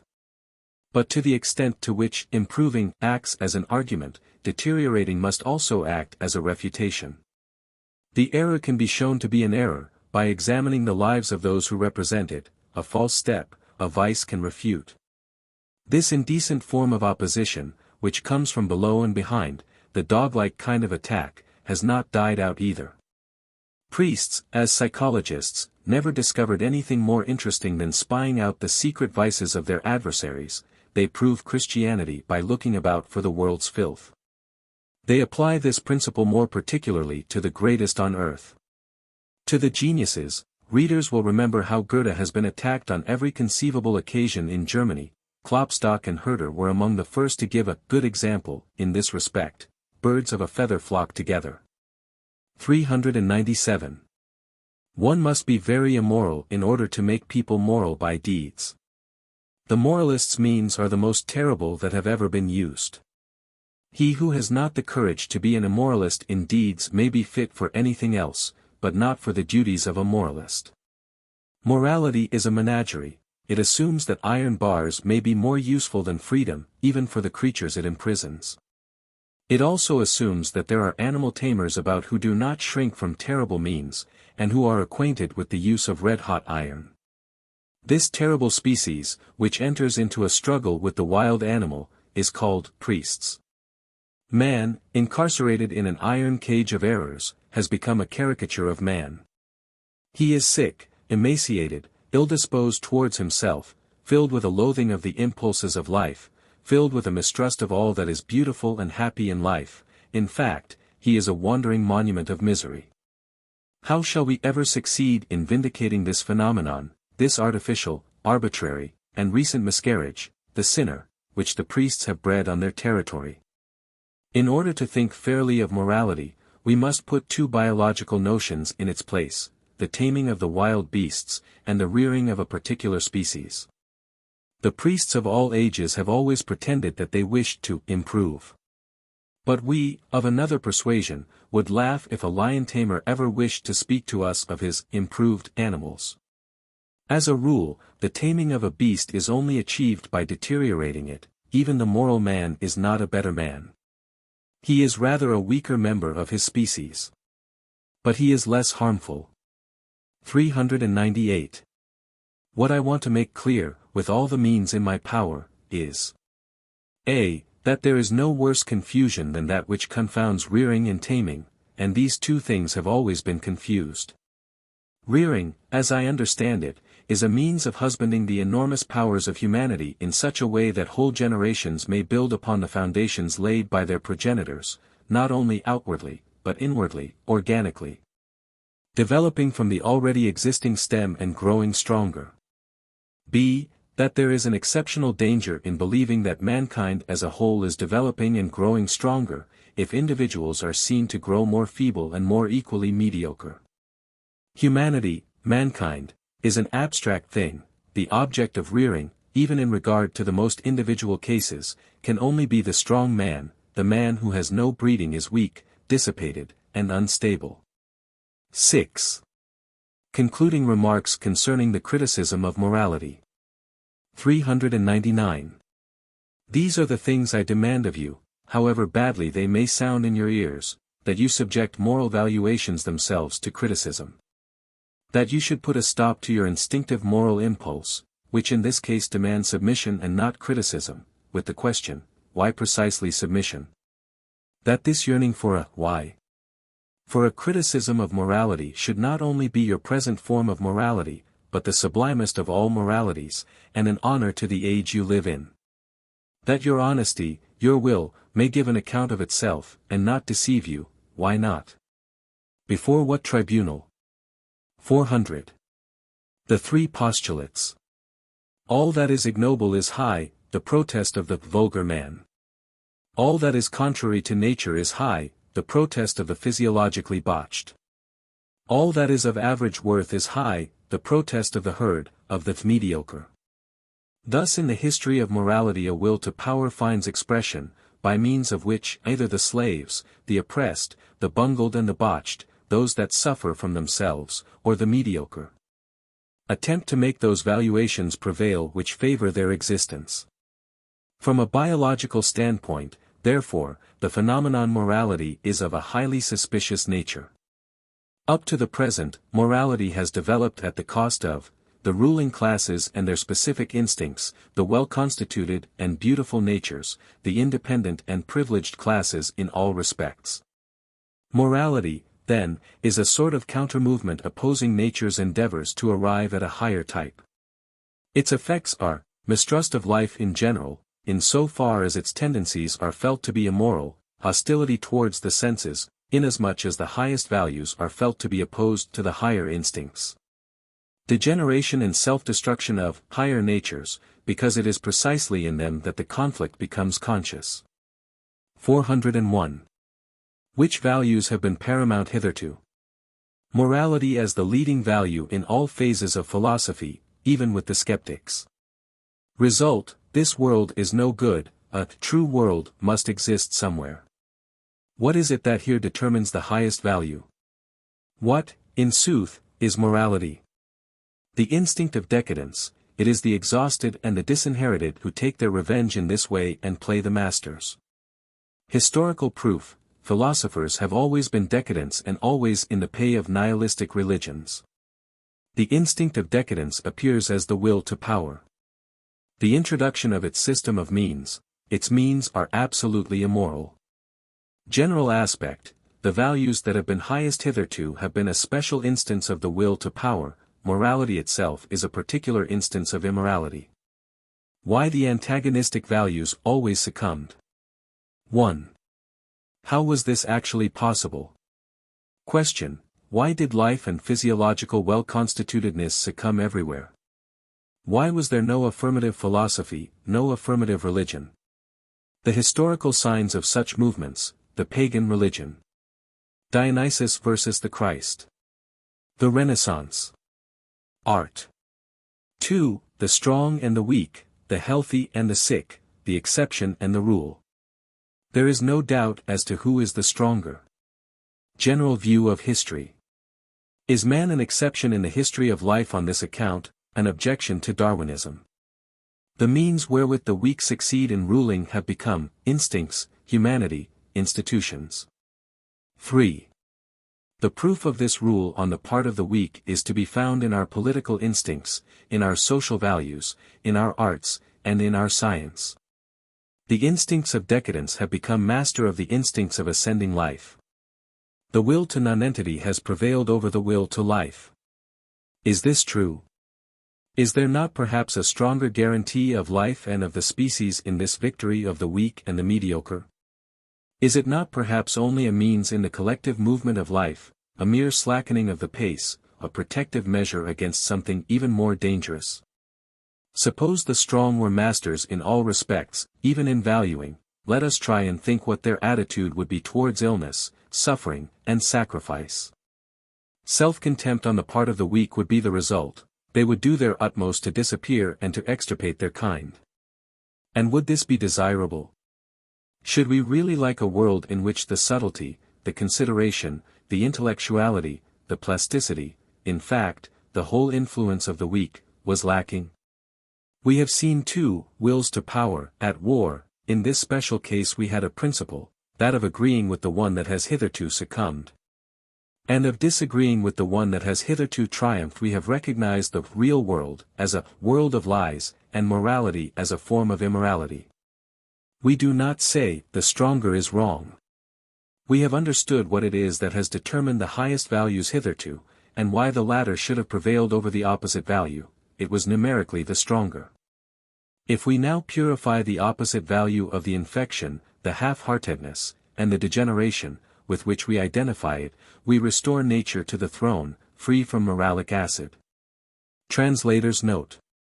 We realize here the great difference between Nietzsche and those who draw premature conclusions from Darwinism. There is no brutal solution of modern problems in Nietzsche's philosophy. He did not advocate anything so ridiculous as the total suppression of the weak and the degenerate. What he wished to resist and to overthrow was their supremacy, their excessive power. He felt that there was a desirable and stronger type which was in need of having its hopes, aspirations, and instincts upheld in defiance of Christian values. 402. Morality, a useful error. Or, more clearly still, a necessary and expedient lie according to the greatest and most impartial of its supporters. 403. One ought to be able to acknowledge the truth up to that point where one is sufficiently elevated no longer to require the disciplinary school of moral error. When one judges life morally, it disgusts one. Neither should false personalities be invented. One should not say, for instance, nature is cruel. It is precisely when one perceives that there is no such central controlling and responsible force that one is relieved. Evolution of man. A. He tried to attain to a certain power over nature and over himself. Morality was necessary in order to make man triumph in his struggle with nature and wild animals. B. If power over nature has been attained, this power can be used as a help in our development, will to power as a self-enhancing and self-strengthening principle. 404. Morality may be regarded as the illusion of a species, fostered with the view of urging the individual to sacrifice himself to the future, and seemingly granting him such a very great value, that with that self-consciousness he may tyrannize over and constrain other sides of his nature, and find it difficult to be pleased with himself. We ought to be most profoundly thankful for what morality has done hitherto, but now it is no more than a burden which may prove fatal. Morality itself in the form of honesty urges us to deny morality. 405. To what extent is the self-destruction of morality still a sign of its own strength? We Europeans have within us the blood of those who were ready to die for their faith. We have taken morality frightfully seriously, and there is nothing which we have not, at one time, sacrificed to it. On the other hand, our intellectual subtlety has been reached essentially through the vivisection of our consciences. We do not yet know the whither, towards which we are urging our steps, now that we have departed from the soil of our forebears. But it was on this very soil that we acquired the strength which is now driving us from our homes in search of adventure, and it is thanks to that strength that we are now in mid-sea. Surrounded by untried possibilities and things undiscovered, we can no longer choose, we must be conquerors, now that we have no land in which we feel at home and in which we would fain survive. A concealed yeah is driving us forward, and it is stronger than all our nays. Even our strength no longer bears with us in the old swampy land, we venture out into the open, we attempt the task. The world is still rich and undiscovered, and even to perish were better than to be half men or poisonous men. Our very strength itself urges us to take to the sea, there where all suns have hitherto sunk we know of a new world. 3. Criticism of philosophy. 1. General remarks. 406. Let us rid ourselves of a few superstitions which heretofore have been fashionable among philosophers. 407. Philosophers are prejudiced against appearance, change, pain, death, the things of the body, the senses, fate, bondage, and all that which has no purpose. In the first place, they believe in absolute knowledge, 2. In knowledge for its own sake. 3. In virtue and happiness as necessarily related. 4. In the recognizability of men's acts. They are led by instinctive determinations of values, in which former cultures are reflected, more dangerous cultures too. 408. What have philosophers lacked? 1. A sense of history, 2. A knowledge of physiology, 3. A goal in the future. The ability to criticize without irony or moral condemnation. 409. Philosophers have had, 1. From times immemorial a wonderful capacity for the contradictio in ejecto. 2. They have always trusted concepts as unconditionally as they have mistrusted the senses. It never seems to have occurred to them that notions and words are our inheritance of past ages in which thinking was neither very clear nor very exact.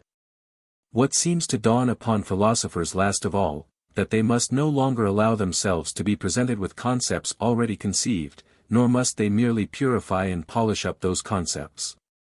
But they must first make them, create them, themselves, and then present them and get people to accept them. Up to the present, people have trusted their concepts generally, as if they had been a wonderful dowry from some kind of wonderland, but they constitute the inheritance of our most remote, most foolish, and most intelligent forefathers. This piety towards that which already exists in us is perhaps related to the moral element in science. What we needed above all is absolute skepticism towards all traditional concepts, like that which a certain philosopher may already have possessed, and he was Plato, of course, for he taught the reverse. 410. Profoundly mistrustful towards the dogmas of the theory of knowledge, I like to look now out of this window, now out of that, though I took good care not to become finally fixed anywhere. Indeed, I should have thought it dangerous to have done so, though finally, is it within the range of probabilities for an instrument to criticize its own fitness? What I noticed more particularly was, that no scientific skepticism or dogmatism has ever arisen quite free from all arrière-pensées, that it has only a secondary value as soon as the motive lying immediately behind it is discovered. Fundamental aspect, Kant's, Hegel's, Schopenhauer's, the skeptical and epicystical, the historifying and the pessimistic attitudes, all have a moral origin. I have found no one who has dared to criticize the moral valuations, and I soon turned my back upon the meager attempts that have been made to describe the evolution of these feelings, by English and German Darwinians. How can Spinoza's position, his denial and repudiation of the moral values, be explained? It was the result of his theodicy. 411. Morality regarded as the highest form of protection. Our world is either the work and expression, the modus, of God, in which case it must be in the highest degree perfect, Leibniz's conclusion. And no one doubted that he knew what perfection must be like, and then all evil can only be apparent. Spinoza is more radical, he says this of good and evil. Or it must be a part of God's high purpose, a consequence of a particularly great mark of favor on God's part, who thus allows man to choose between good and evil, the privilege of being no automaton. Freedom, with the ever-present danger of making a mistake and of choosing wrongly. See Simplicius, for instance, in the commentary to Epictetus. Or our world is imperfect. Evil and guilt are real, determined, and are absolutely inherent to its being. In that case it cannot be the real world, consequently knowledge can only be a way of denying the world, for the latter is error which may be recognized as such. This is Schopenhauer's opinion, based upon Kantian first principles. Pascal was still more desperate. He thought that even knowledge must be corrupt and false, that revelation is a necessity if only in order to recognize that the world should be denied. 412. Owing to our habit of believing in unconditional authorities, we have grown to feel a profound need for them. Indeed, this feeling is so strong that, even in an age of criticism such as Kant's was, it showed itself to be superior to the need for criticism, and, in a certain sense, was able to subject the whole work of critical acumen, and to convert it to its own use. It proved its superiority once more in the generation which followed, and which, owing to its historical instincts, naturally felt itself drawn to a relative view of all authority. When it converted even the Hegelian philosophy of evolution, history rechristened and called philosophy, to its own use, and represented history as being the self-revelation and self-surpassing of moral ideas. Since Plato, philosophy has lain under the dominion of morality. Even in Plato's predecessors, moral interpretations play a most important role. Anaximander declares that all things are made to perish as a punishment for their departure from pure being. Heraclitus thinks that the regularity of phenomena is a proof of the morally correct character of evolution in general. 413. The progress of philosophy has been hindered most seriously hitherto through the influence of moral arrière-pensées. 414. In all ages, fine feelings have been regarded as arguments, heaving breasts have been the bellows of godliness, convictions have been the criteria of truth, and the need of opposition has been the note of interrogation affixed to wisdom. This falseness and fraud permeates the whole history of philosophy. But for a few respected skeptics, no instinct for intellectual uprightness is to be found anywhere. Finally, Kant guilelessly sought to make this thinker's corruption scientific by means of his concept, practical reason.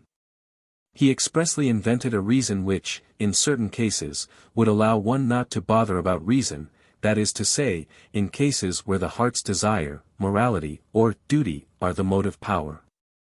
415. Hegel, his popular side, the doctrine of war and of great men. Right is on the side of the victorious, he, the victorious man, stands for the progress of mankind. His is an attempt at proving the dominion of morality by means of history. Kant, a kingdom of moral values withdrawn from us, invisible, real. Hegel, a demonstrable process of evolution, the actualization of the kingdom of morality. We shall not allow ourselves to be deceived either in Kant's or Hegel's way. We no longer believe, as they did, in morality, and therefore have no philosophies to found with the view of justifying morality. Criticism and history have no charm for us in this respect. What is their charm, then? 416. The importance of German philosophy, Hegel, the thinking out of a kind of pantheism which would not reckon evil, error, and suffering as arguments against godliness. This grand initiative was misused by the powers that were, state, etc., to sanction the rights of the people that happened to be paramount. Schopenhauer appears as a stubborn opponent of this idea. He is a moral man who, in order to keep in the right concerning his moral valuation, finally becomes a denier of the world. Ultimately he becomes a mystic. I myself have sought an aesthetic justification of the ugliness in this world. I regarded the desire for beauty and for the persistence of certain forms as a temporary preservative and recuperative measure, what seemed to me to be fundamentally associated with pain, however, was the eternal lust of creating and the eternal compulsion to destroy. We call things ugly when we look at them with the desire of attributing some sense, some new sense. To what has become senseless, it is the accumulated power of the Creator which compels him to regard what has existed hitherto as no longer acceptable, botched, worthy of being suppressed, ugly. 417. My first solution of the problem, Dionysian wisdom. The joy in the destruction of the most noble thing, and at the sight of its gradual undoing, regarded as the joy over what is coming and what lies in the future, which triumphs over actual things, however good they may be. Dionysian, temporary identification with the principle of life, voluptuousness of the martyr included. My innovations. The development of pessimism, intellectual pessimism, moral criticism, the dissolution of the last comfort. Knowledge, a sign of decay, veils by means of an illusion all strong action. Isolated culture is unfair and therefore strong. 1. My fight against decay and the increasing weakness of personality. I sought a new centrum. 2. The impossibility of this endeavor is recognized. 3. I therefore traveled farther along the road of dissolution, and along it I found new sources of strength for individuals. We must be destroyers. I perceive that the state of dissolution is one in which individual beings are able to arrive at a kind of perfection not possible hitherto. It is an image and isolated example of life in general. To the paralyzing feeling of general dissolution and imperfection, I oppose the eternal recurrence. 418. People naturally seek the picture of life in that philosophy which makes them most cheerful, that is to say, in that philosophy which gives the highest sense of freedom to their strongest instinct. This is probably the case with me. 419. German philosophy, as a whole, Leibniz, Kant, Hegel, Schopenhauer, to mention the greatest, is the most out-and-out form of romanticism and homesickness that has ever yet existed. It is a yearning for the best that has ever been known on earth. One is at home nowhere. That which is ultimately yearned after is a place where one can somehow feel at home, because one has been at home there before, and that place is the Greek world.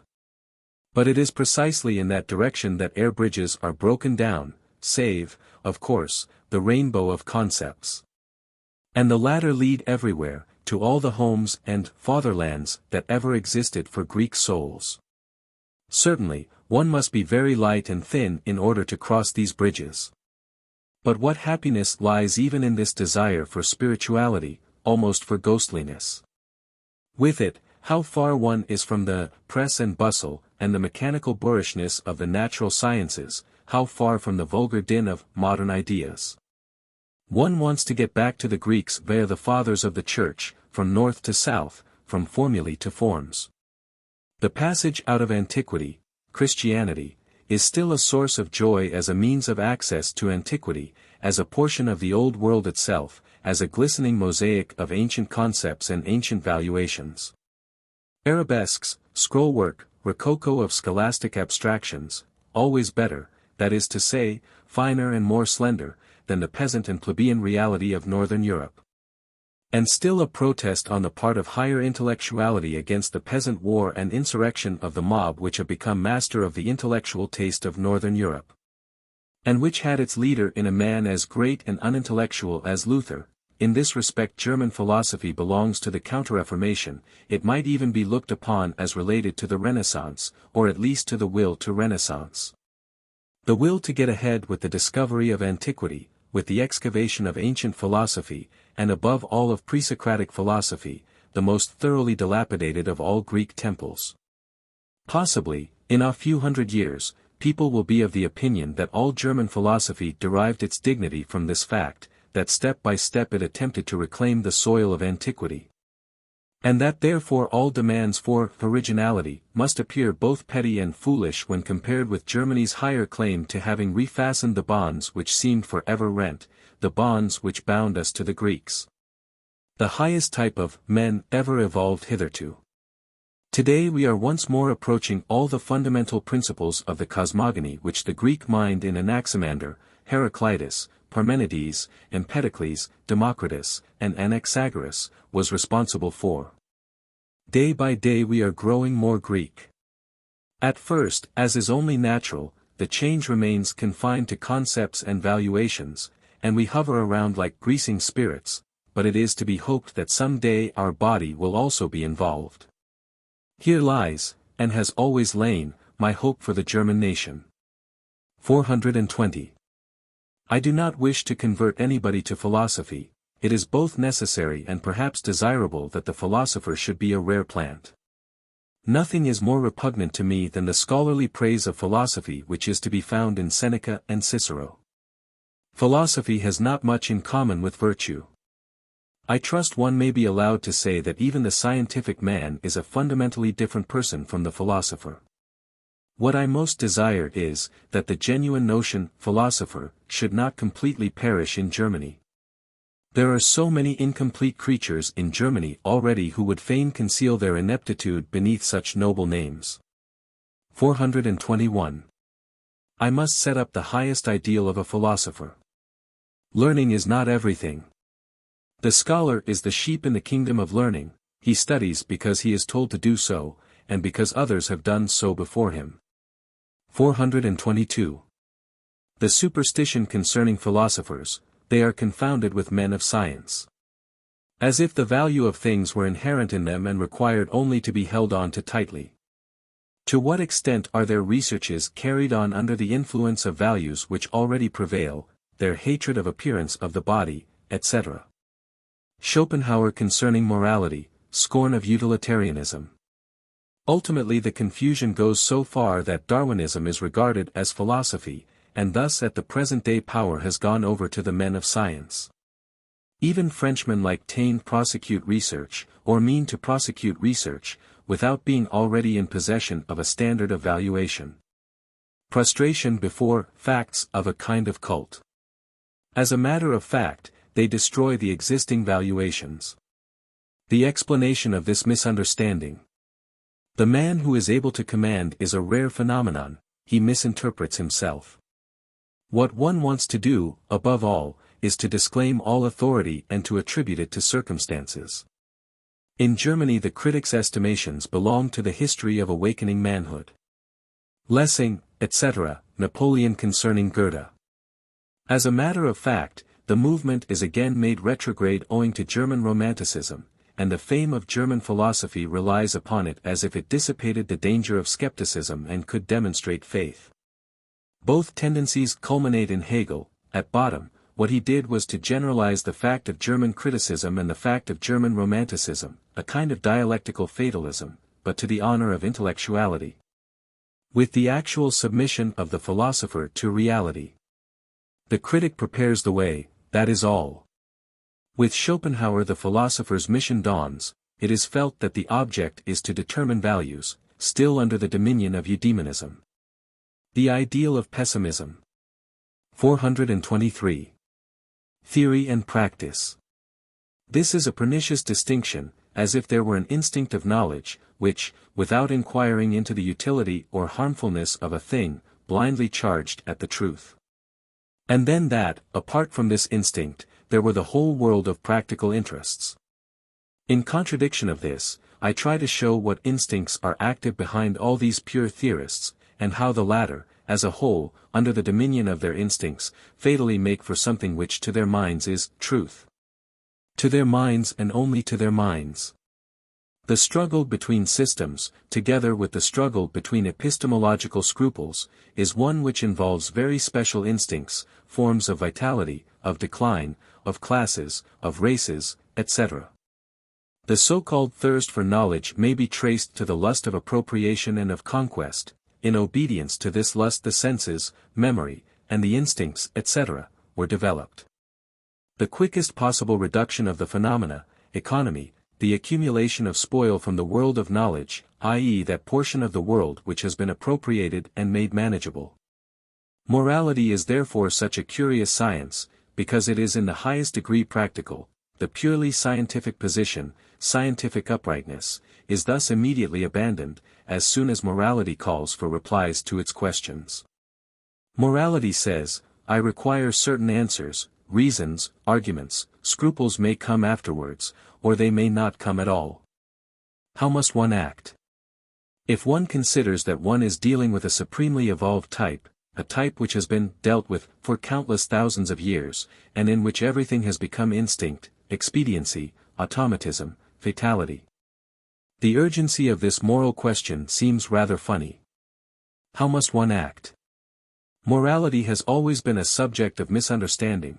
As a matter of fact, a certain species, which was constituted to act in a certain way, wished to justify itself by making its norm paramount.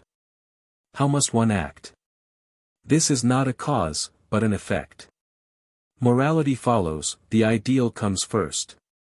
On the other hand, the appearance of moral scruples, or in other words, the coming to consciousness of the values which guide action, betray a certain morbidness. Strong ages and people do not ponder over their rights, nor over the principles of action, over instinct or over reason. Consciousness is a sign that the real morality, that is to say, the certainty of instinct which leads to a definite course of action, is going to the dogs. Every time a new world of consciousness is created, the moralists are signs of elision, of impoverishment and of disorganization. Those who are deeply instinctive fear bandying words over duties. Among them are found Puranic opponents of dialectics and of knowableness in general. A virtue is refuted with a thesis. The appearance of moralists belongs to periods when morality is declining. Thesis: the moralist is a dissipator of moral instincts, however much he may appear to be their restorer. Thesis: that which really prompts the action of a moralist is not a moral instinct, but the instincts of decadence, translated into the forms of morality. He regards the growing uncertainty of the instincts as corruption. Thesis: the instincts of decadence which, thanks to moralists, wish to become master of the instinctive morality of stronger races and ages, are 1. The instincts of the weak and of the botched. 2. The instincts of the exceptions, of the anchorites, of the unhinged, of the abortions of quality or of the reverse. 3. The instincts of the habitually suffering, who require a noble interpretation of their condition, and who therefore require to be as poor physiologists as possible. 424. The humbug of the scientific spirit. One should not affect the spirit of science, when the time to be scientific is not yet at hand, but even the genuine investigator has to abandon vanity, and has to affect a certain kind of method which is not yet seasonable. Neither should we falsify things and thoughts, which we have arrived at differently, by means of a false arrangement of deduction and dialectics. It is thus that Kant in his morality falsifies his inner tendency to psychology. A more modern example of the same thing is Herbert Spencer's ethics. A man should neither conceal nor misrepresent the facts concerning the way in which he conceived his thoughts. The deepest and most inexhaustible books will certainly always have something of the aphoristic and impetuous character of Pascal's Pensées. The motive forces and valuations have lain long below the surface. That which comes uppermost is their effect. I guard against all the humbug of a false scientific spirit. 1. In respect of the manner of demonstration, if it does not correspond to the genesis of the thoughts. 2. In respect of the demands for methods which, at a given period in science, may be quite impossible. 3. In respect of the demand for objectivity for cold impersonal treatment, where, as in the case of all valuations, we describe ourselves and our intimate experiences in a couple of words. There are ludicrous forms of vanity, as, for instance, Saint Beuv's. He actually worried himself all his life because he had shown some warmth or passion either pro or con, and he would fain have lied that fact out of his life. 425. Objectivity, in the philosopher, moral indifference in regard to one's self, blindness in regard to either favorable or fatal circumstances. Unscrupulousness in the use of dangerous means. Perversity and complexity of character considered as an advantage and exploited. My profound indifference to myself, I refuse to derive any advantage from my knowledge, nor do I wish to escape any disadvantages which it may entail. I include among these disadvantages that which is called the perversion of character. This prospect is beside the point. I use my character, but I try neither to understand it nor to change it. The personal calculation of virtue has not entered my head once. It strikes me that one closes the doors of knowledge as soon as one becomes interested in one's own personal case, or even in the salvation of one's soul. One should not take one's morality too seriously, nor should one forfeit a modest right to the opposite of morality. A sort of heritage of morality is perhaps presupposed here. One feels that one can be lavish with it and fling a great deal of it out of the window without materially reducing one's means. One is never tempted to admire beautiful souls, one always knows one's self to be their superior. The monsters of virtue should be met with inner scorn, denier la vertu, oh, the joy of it. One should revolve round oneself, have no desire to be better or anything else at all than one is. One should be too interested to omit throwing the tentacles or meshes of every morality out to things. 426. Concerning the psychology of philosophers. They should be psychologists. This was possible only from the 19th century onwards, and no longer little Jack Homers, who see 3 or 4 feet in front of them, and are almost satisfied to burrow inside themselves. We psychologists of the future are not very intent on self-contemplation. We regard it almost as a sign of degeneration when an instrument endeavors to know itself. We are instruments of knowledge and we would fain possess all the precision and ingenuousness of an instrument, consequently we may not analyze or know ourselves. The first sign of a great psychologist's self-preservative instinct: he never goes in search of himself, he has no eye, no interest, no inquisitiveness where he himself is concerned. The great egoism of our dominating will insists on our completely shutting our eyes to ourselves, and on our appearing impersonal, disinterested. Oh, to what a ridiculous degree we are the reverse of this. We are no Pascals, we are not particularly interested in the salvation of the soul, in our own happiness, and in our own virtue. We have neither enough time nor enough curiosity to be so concerned with ourselves. Regarded more deeply, the case is again different. We thoroughly mistrust all men who thus contemplate their own navels, because introspection seems to us a degenerate form of the psychologist's genius. As a note of interrogation affixed to the psychologist's instinct, just as a painter's eye is degenerate which is actuated by the will to see for the sake of seeing. Translators note. Goethe invariably inveighed against the noti soden of the Socratic school. He was of the opinion that an animal which tries to see its inner self must be sick. 2. A criticism of Greek philosophy. 427. The apparition of Greek philosophers since the time of Socrates is a symptom of decadence. The anti-Hellenic instincts become paramount. The sophist is still quite Hellenic, as are also Anaxagoras, Democritus, and the great Ionians. But only as transitional forms. The polis loses its faith in the unity of its culture, in its rights of dominion over every other polis. Cultures, that is to say, the gods, are exchanged, and thus the belief in the exclusive prerogative of the deus autochthonus is lost. Good and evil of whatever origin get mixed, the boundaries separating good from evil gradually vanish. This is the sophist. On the other hand, the philosopher is the reactionary. He insists upon the old virtues. He sees the reason of decay in the decay of institutions, he therefore wishes to revive old institutions. He sees decay in the decline of authority, he therefore endeavors to find new authorities. He travels abroad, explores foreign literature and exotic religions. He will reinstate the ideal polis, after the concept polis has become superannuated, just as the Jews kept themselves together as a people after they had fallen into slavery. They become interested in all tyrants, their desire is to re-establish virtue with force majeure.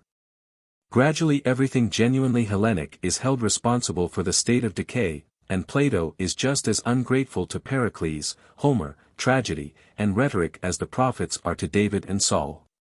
The downfall of Greece is conceived as an objection to the fundamental principles of Hellenic culture, the profound error of philosophers. Conclusion: the Greek world perishes.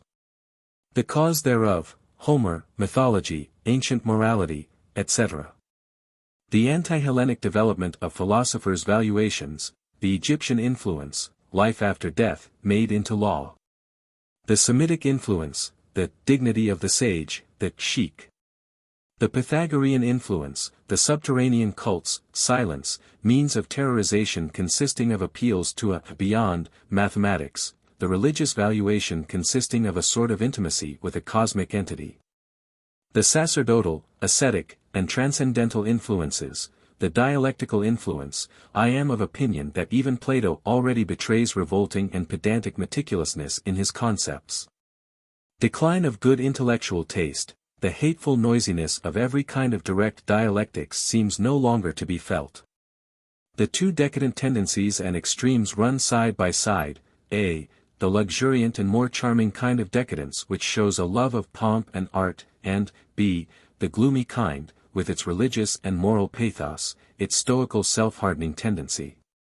Its Platonic denial of the senses, and its preparation of the soil for the coming of Christianity. 428.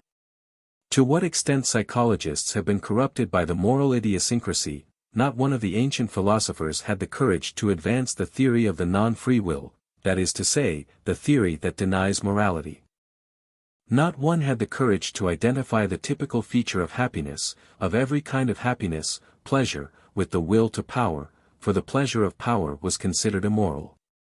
Not one had the courage to regard virtue as a result of immorality, as a result of a will to power, in the service of a species, or of a race, or of a polis, for the will to power was considered immoral. In the whole of moral evolution, there is no sign of truth, all the conceptual elements which come into play are fictions, all the psychological tenets are false, all the forms of logic employed in this department of prevarication are sophisms. The chief feature of all moral philosophers is their total lack of intellectual cleanliness and self-control. They regard fine feelings as arguments, their heaving breasts seem to them the bellows of godliness. Moral philosophy is the most suspicious period in the history of the human intellect. The first great example, in the name of morality and under its patronage, a great wrong was committed, which as a matter of fact was in every respect an act of decadence. Sufficient stress cannot be laid upon this fact, that the great Greek philosophers not only represented the decadence of every kind of Greek ability, but also made it contagious. This virtue made wholly abstract was the highest form of seduction. To make oneself abstract means to turn one's back on the world.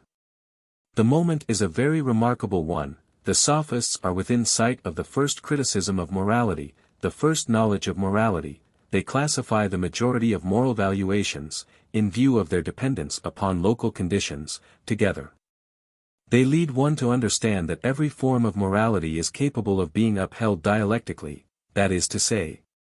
They guessed that all the fundamental principles of a morality must be sophistical, a proposition which was afterwards proved in the grandest possible style by the ancient philosophers from Plato onwards, up to Kant.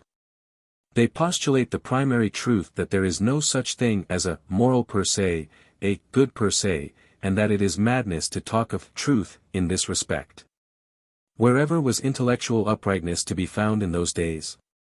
The Greek culture of the sophists had grown out of all the Greek instincts. It belongs to the culture of the age of Pericles as necessarily as Plato does not. It has its predecessors in Heraclitus, Democritus, and in the scientific types of the old philosophy. It finds expression in the elevated culture of Thucydides, for instance. And it has ultimately shown itself to be right. Every step in the science of epistemology and morality has confirmed the attitude of the sophists. Our modern attitude of mind is, to a great extent, Heraclitean, Democritean, and Protagorean. To say that it is Protagorean is even sufficient, because Protagoras was in himself a synthesis of the two men Heraclitus and Democritus. Plato, a great Cagliostro, let us think of how Epicurus judged him, how Timon, Pyrrho's friend, judged him. Is Plato's integrity by any chance beyond question? But we at least know what he wished to have taught as absolute truth, namely, things which were to him not even relative truths, the separate and immortal life of souls. 429. The sophists are nothing more, nor less than realists. they elevate all the values and practices which are common property to the rank of values, they have the courage, peculiar to all strong intellects, which consists in knowing their immorality. Is it to be supposed that these small Greek independent republics, so filled with rage and envy that they would fain have devoured each other, were led by principles of humanity and honesty? Is Thucydides by any chance reproached with the words he puts into the mouths of the Athenian ambassadors when they were treating with the Melii anent the question of destruction or submission? Only the most perfect Tartuffes could have been able to speak of virtue in the midst of that dreadful strain, or if not Tartuffes, at least detached philosophers, anchorites, exiles, and fleers from reality. All of them, people who denied things in order to be able to exist. The sophists were Greeks. When Socrates and Plato adopted the cause of virtue and justice, they were Jews or I know not what. Grote's tactics in the defense of the sophists are false. He would like to raise them to the rank of men of honor and moralisers, but it was their honor not to indulge in any humbug with grand words and virtues. 430. The great reasonableness underlying all moral education lay in the fact that it always attempted to attain to the certainty of an instinct, so that neither good intentions nor good means, as such, first required to enter consciousness. Just as the soldier learns his exercises, so should man learn how to act in life. In truth, this unconsciousness belongs to every kind of perfection. Even the mathematician carries out his calculations unconsciously. What, then, does Socrates' reaction mean, which recommended dialectics as the way to virtue, and which was charmed when morality was unable to justify itself logically? But this is precisely what proves its superiority. Without unconsciousness it is worth nothing. In reality it means the dissolution of Greek instincts, when demonstrability is posited as the first condition of personal excellence in virtue. All these great men of virtue and of words are themselves types of dissolution. In practice, it means that moral judgments have been torn from the conditions among which they grew and in which alone they had some sense, from their Greek and Greco-political soil, in order to be denaturalized under the cover of being made sublime. The great concepts, good and just, are divorced from the first principles of which they form a part, and, as ideas become free, degenerate into subjects for discussion. A certain truth is sought behind them. They are regarded as entities or as symbols of entities. A world is invented where they are at home, and from which they are supposed to hail. In short, the scandal reaches its apotheosis in Plato. And then it was necessary to invent the perfectly abstract man also, good, just, wise, and a dialectician to boot, in short, the scarecrow of the ancient philosopher, a plant without any soil whatsoever. A human race devoid of all definite ruling instincts, a virtue which justifies itself with reasons. The perfectly absurd individual, per se. The highest form of artificiality. Briefly, the denaturalization of moral values resulted in the creation of a degenerate type of man, the good man, the happy man, the wise man. Socrates represents a moment of the most profound perversity in the history of values. 431. Socrates. This veering round of Greek taste in favor of dialectics is a great question. What really happened then? Socrates, the roturier who was responsible for it, was thus able to triumph over a more noble taste, the taste of the noble. The mob gets the upper hand along with dialectics. Previous to Socrates, dialectic manners were repudiated in good society. They were regarded as indecent, the youths were warned against them. What was the purpose of this display of reasons? Why demonstrate? Against others one could use authority. One commanded, and that sufficed. Among friends, inter pairs, there was tradition, also a form of authority, and last but not least, one understood each other. There was no room found for dialectics. Besides, all such modes of presenting reasons were distrusted. All honest things do not carry their reasons in their hands in such fashion. It is indecent to show all the 5 fingers at the same time. That which can be demonstrated is little worth. The instinct of every party speaker tells him that dialectics excites mistrust and carries little conviction. Nothing is more easily wiped away than the effect of a dialectician.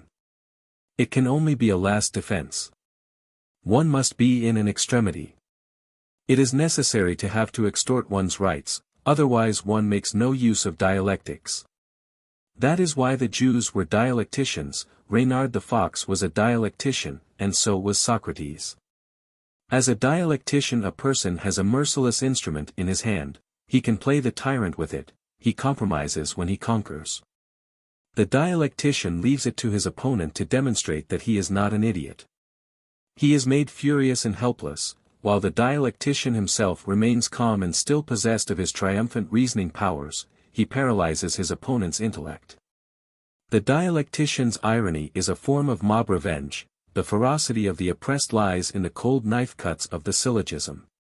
In Plato, as in all men of excessive sensuality and wild fancies, the charm of concepts was so great, that he involuntarily honored and deified the concept as a form of ideal. Dialectical intoxication, as the consciousness of being able to exercise control over oneself by means of it, as an instrument of the will to power. 432. The problem of Socrates. The two antitheses, the tragic and the Socratic spirits, measured according to the law of life. To what extent is the Socratic spirit a decadent phenomenon? To what extent are robust health and power still revealed by the whole attitude of the scientific man, his dialectics, his ability, and his severity? The health of the plebeian, whose malice, esprit frondeur, whose astuteness, whose rascally depths, are held in check by his cleverness, the whole type is ugly. Uglification, self-derision, dialectical dryness, intelligence in the form of a tyrant against the tyrant, instinct.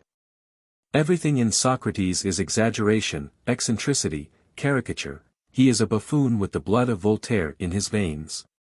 He discovers a new form of agon, he is the first fencing master in the superior class of Athens, he stands for nothing else than the highest form of cleverness, he calls it virtue, he regarded it as a means of salvation. He did not choose to be clever, cleverness was de rigueur. The proper thing is to control oneself in such wise that one enters into a struggle not with passions but with reasons as one's weapons, Spinoza's stratagem, the unravelment of the errors of passion. It is desirable to discover how every one may be caught once he is goaded into a passion, and to know how illogically passion proceeds. Self-mockery is practiced in order to injure the very roots of the feelings of resentment. It is my wish to understand which idiosyncratic states form a part of the Socratic problem, its association of reason, virtue, and happiness. With this absurd doctrine of the identity of these things it succeeded in charming the world. Ancient philosophy could not rid itself of this doctrine. Absolute lack of objective interest, hatred of science, the idiosyncrasy of considering oneself a problem. Acoustic hallucinations in Socrates, morbid element. When the intellect is rich and independent, it most strongly resists preoccupying itself with morality. How is it that Socrates is a moral maniac? Every practical philosophy immediately steps into the foreground in times of distress. When morality and religion become the chief interests of a community, they are signs of a state of distress. 433. Intelligence, clearness, hardness, and logic as weapons against the wildness of the instincts. The latter must be dangerous and must threaten ruin, otherwise no purpose can be served by developing intelligence to this degree of tyranny. In order to make a tyrant of intelligence, the instincts must first have proved themselves tyrants. This is the problem. It was a very timely one in those days. Reason became virtue, virtue equaled happiness. Solution: Greek philosophers stand upon the same fundamental fact of their inner experiences as Socrates does. 5 feet from excess, from anarchy and from dissolution, all decadent men. They regard him as a doctor, logic as will to power, as will to control self, as will to happiness.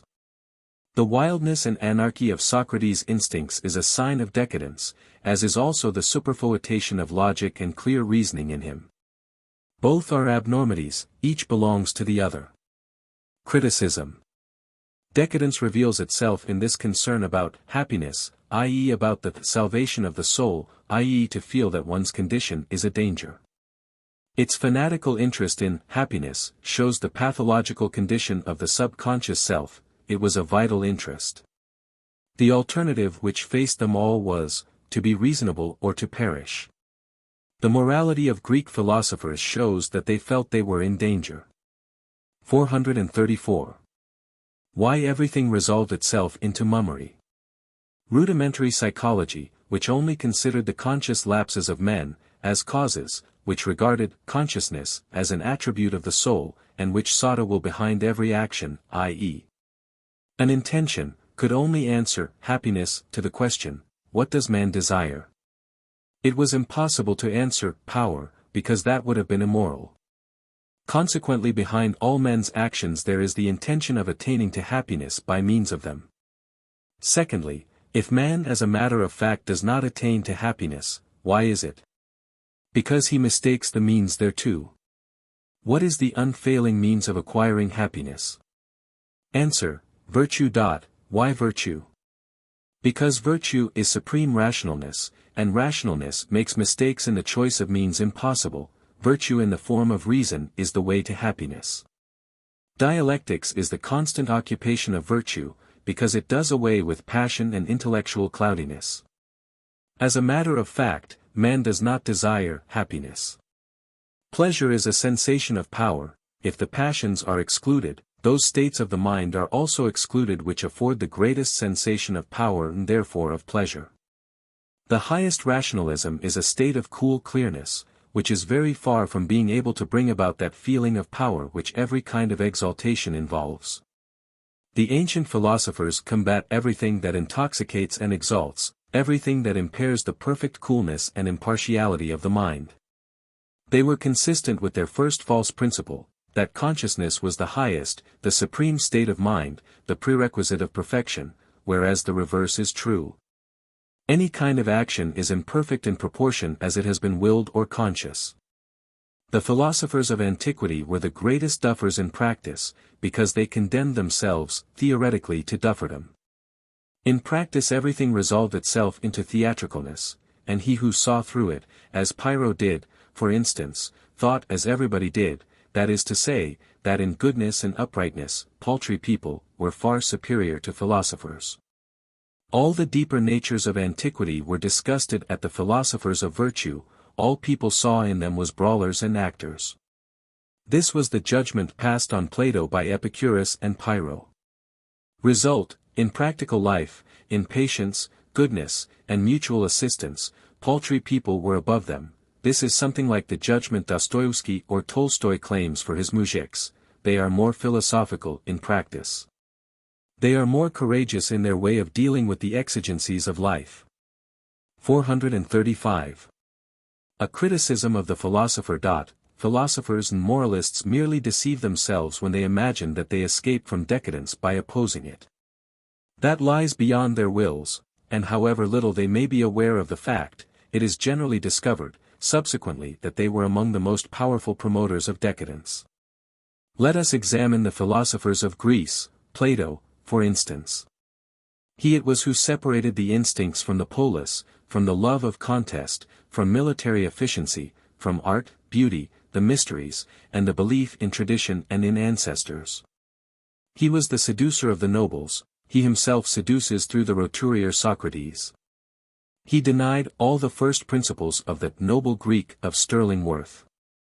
He made dialectics an everyday practice, conspired with the tyrants, dabbled in politics for the future, and was the example of a man whose instincts were the example of a man whose instincts were most perfectly separated from tradition. He is profound and passionate in everything that is anti-Hellenic. One after the other, these great philosophers represent the typical forms of decadence, the moral and religious idiosyncrasy, anarchy, nihilism, delta iota alpha phi omicron rho alpha, cynicism, hardening principles, hedonism, and reaction. The question of happiness, of virtue, and of the salvation of the soul, is the expression of physiological contradictoriness in these declining natures. Their instincts lack all balance and purpose. 436. To what extent do dialectics and the faith in reason rest upon moral prejudices? With Plato we are as the temporary inhabitants of an intelligible world of goodness, still in possession of a bequest from former times. Divine dialectics taking its root in goodness leads to everything good. It follows, therefore, that it must lead backwards. Even Descartes had a notion of the fact that, according to a thoroughly Christian and moral attitude of mind, which includes a belief in a good God as the creator of all things, the truthfulness of God guarantees the judgments of our senses for us. But for this religious sanction and warrant of our senses and our reason, whence should we obtain our right to trust in existence? That thinking must be a measure of reality, that what cannot be the subject of thought, cannot exist, is a course non plus ultra of a moral blind confidence, in the essential principle of truth at the root of all things. This in itself is a mad assumption which our experience contradicts every minute. We cannot think of anything precisely as it is. 437. The real philosophers of Greece are those which came before Socrates. With Socrates something changes. They are all distinguished men, they take their stand away from the people and from usage, they have traveled, they are earnest to the point of somberness, their eyes are calm, and they are not unacquainted with the business of state and diplomacy. They anticipated all the great concepts which coming sages were to have concerning things in general, they themselves represented these concepts, they made systems out of themselves. Nothing run give a higher idea of Greek intellect than this sudden fruitfulness in types, than this involuntary completeness in the drawing up of all the great possibilities of the philosophical ideal. I can see only one original figure in those that came afterwards, a late arrival but necessarily the last, Pyrrho the nihilist. His instincts were opposed to the influences which had become ascendant in the meantime, the Socratic school, Plato, and the artistic optimism of Heraclitus. Pyrrho goes back to Democritus via Protagoras. Wise weariness, Pyrrho. To live humbly among the humble. Devoid of pride. To live in the vulgar way, to honor and believe what everyone believes. To be on one's guard against science and intellect, and against everything that puffs one out. To be simply patient in the extreme, careless and mild, pi theta epsilon iota alpha or, better still, Pyrrho alpha tau eta. A Buddhist for Greece, bred amid the tumult of the schools, born alter his time, weary. An example of the protest of weariness against the eagerness of dialecticians, the incredulity of the tired man in regard to the importance of everything. He had seen Alexander, he had seen the Indian penitents. To such late arrivals and creatures of great subtlety, everything lowly, poor, and idiotic, is seductive. It narcoticizes, it gives them relaxation, Pascal. On the other hand, they mix with the crowd, and get confounded with the rest. These weary creatures need warmth. To overcome contradiction, to do away with contests, to have no will to excel in any way, to deny the Greek instincts, Pyrrho lived with his sister, who was a midwife. To rig out wisdom in such a way that it no longer distinguishes, to give it the ragged mantle of poverty, to perform the lowest offices, and to go to market and sell sucking pigs. Sweetness, clearness, indifference. No need of virtues that require attitudes, to be equal to all even in virtue, final conquest of one's self, final indifference. Pyrrho and Epicurus, two forms of Greek decadence. They are related in their hatred of dialectics and all theatrical virtues. These two things together were then called philosophy. Pyrrho and Epicurus intentionally held that which they loved in low esteem. They chose common and even contemptible names for it, and they represented a state in which one is neither ill, healthy, lively, nor dead. Epicurus was more naïf, more idyllic, more grateful. Pyrrho had more experience of the world, had traveled more, and was more nihilistic. His life was a protest against the great doctrine of identity, happiness equals virtue equals knowledge.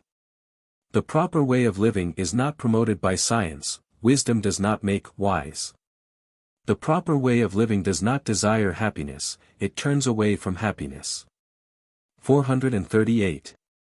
The war against the bold faith, as Epicurus waged it, was, strictly speaking, a struggle against pre-existing Christianity, the struggle against a world then already gloomy, moralist, acidified throughout with feelings of guilt, and grown old and sick.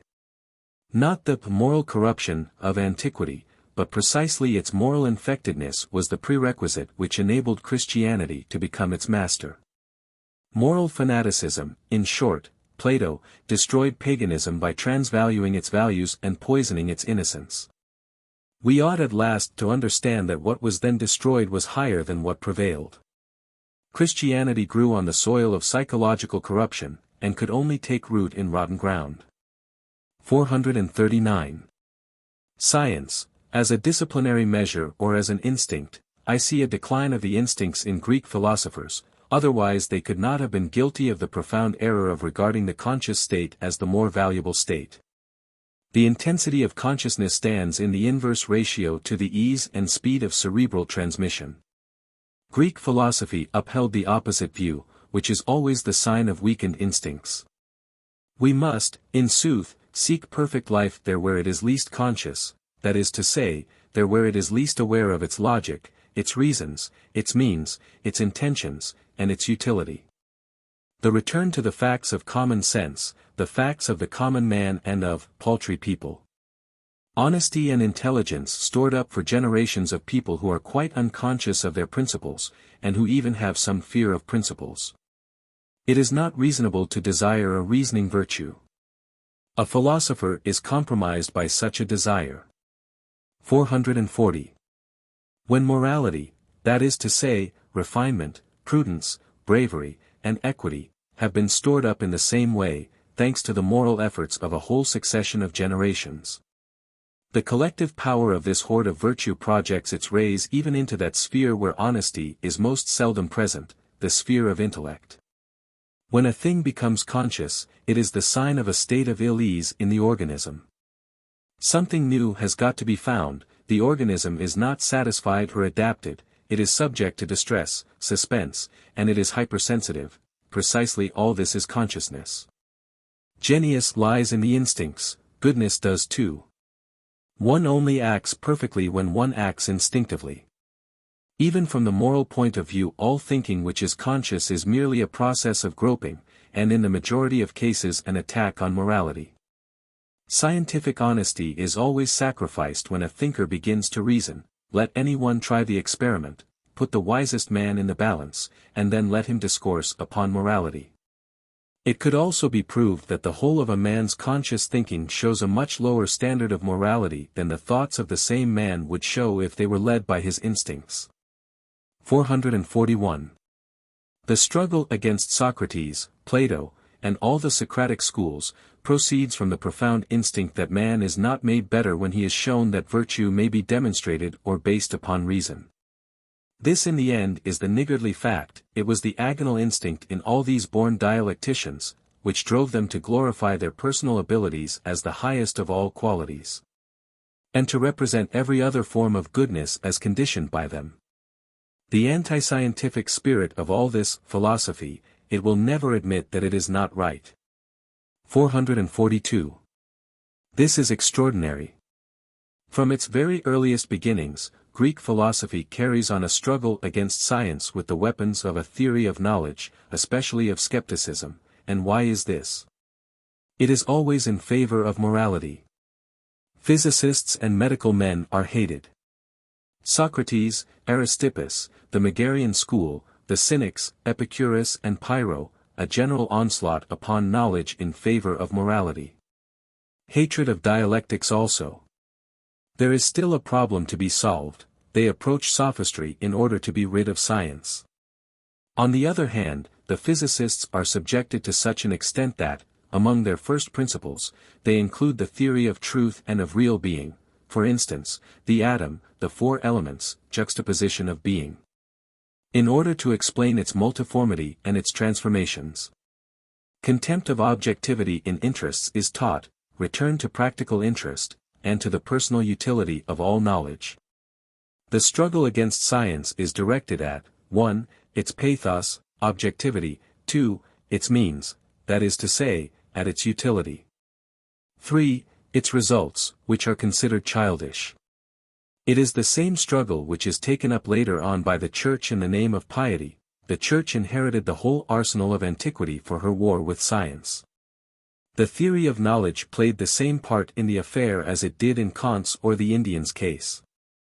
There is no desire whatever to be troubled with it, a free hand is wanted for the purpose that is envisaged. Against what powers are they actually defending themselves? Against dutifulness, against obedience to law, against the compulsion of going hand in hand. I believe this is what is called freedom. This is how decadence manifests itself. The instinct of solidarity is so degenerate that solidarity itself gets to be regarded as tyranny. No authority or solidarity is brooked, nobody any longer desires to fall in with the rank and file, and to adopt its ignobly slow pace. The slow movement which is the tempo of science is generally hated, as are also the scientific man's indifference in regard to getting on, his long breath, and his impersonal attitude. 443. At bottom, morality is hostile to science. Socrates was so already too, and the reason is, that science considers certain things important which have no relation whatsoever to good and evil, and which therefore reduce the gravity of our feelings concerning good and evil. What morality requires is that the whole of a man should serve it with all his power. It considers it waste on the part of a creature that can ill afford waste, when a man earnestly troubles his head about stars or plants. That is why science very quickly declined in Greece. Once Socrates had inoculated scientific work with the disease of morality. The mental attitudes reached by a Democritus, a Hippocrates, and a Thucydides, have not been reached a second time. 444. The problem of the philosopher and of the scientific man. The influence of age, depressing habits, sedentary study à la Kant, overwork, inadequate nourishment of the brain, reading. A more essential question still, is it not already perhaps a symptom of decadence when thinking tends to establish generalities? Objectivity regarded as the disintegration of the will, to be able to remain as detached as possible. This presupposes a tremendous adiaphora in regard to the strong passions, a kind of isolation, an exceptional position, opposition to the normal passions. Type, desertion of home country emigrants go ever greater distances afield, growing exoticism. The voice of the old imperative dies away, and the continual question, whither? Happiness, is a sign of emancipation from forms of organization, a sign of breaking loose from everything. Problem, is the man of science more of a decadent symptom than the philosopher? As a whole scientific man is not, cut loose from everything, only a part of his being is consecrated exclusively to the service of knowledge and discipline to maintain a special attitude and point of view.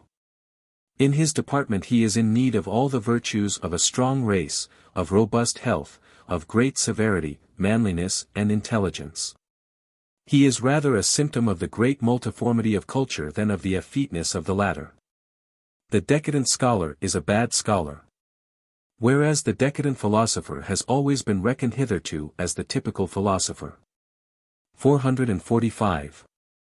Among philosophers, nothing is more rare than intellectual uprightness. They perhaps say the very reverse, and even believe it.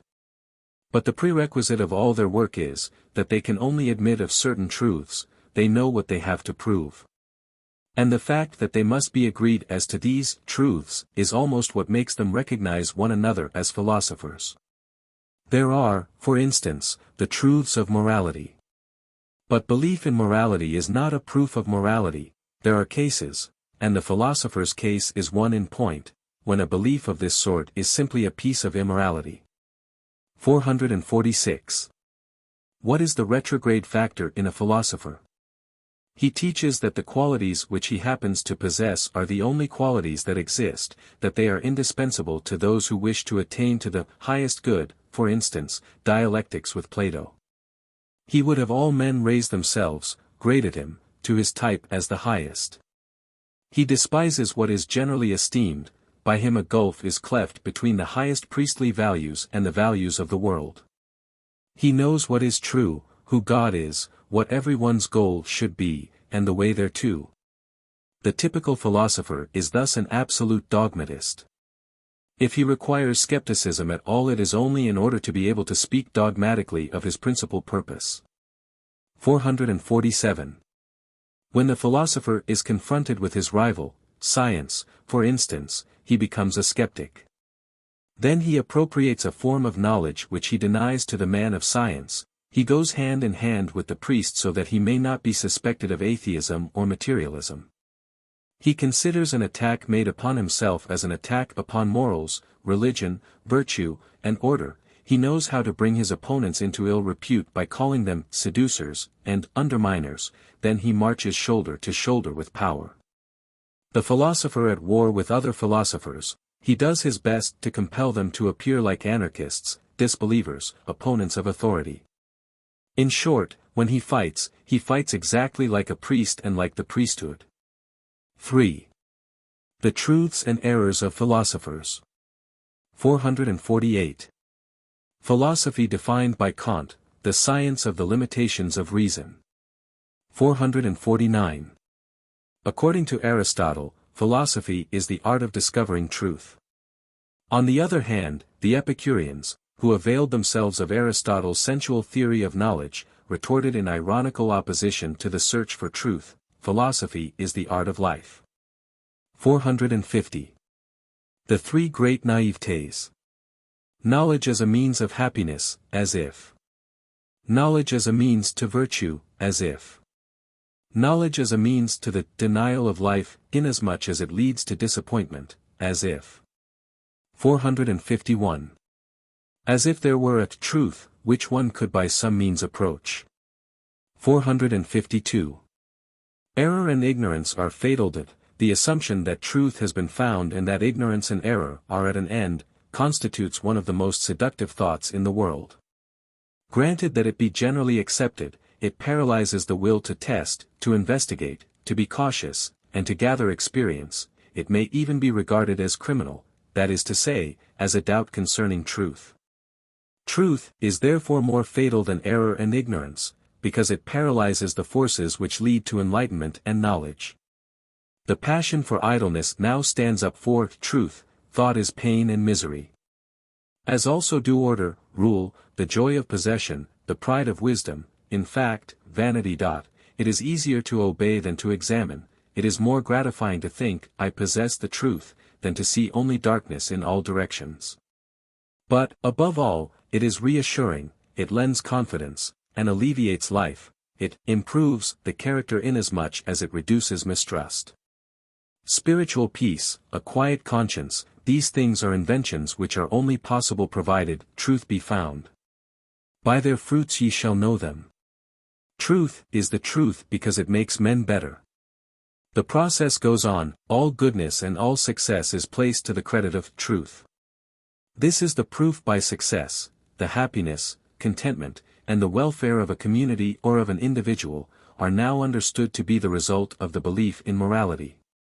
Conversely, failure is ascribed to a lack of faith. 453. The causes of error lie just as much in the good as in the bad will of man.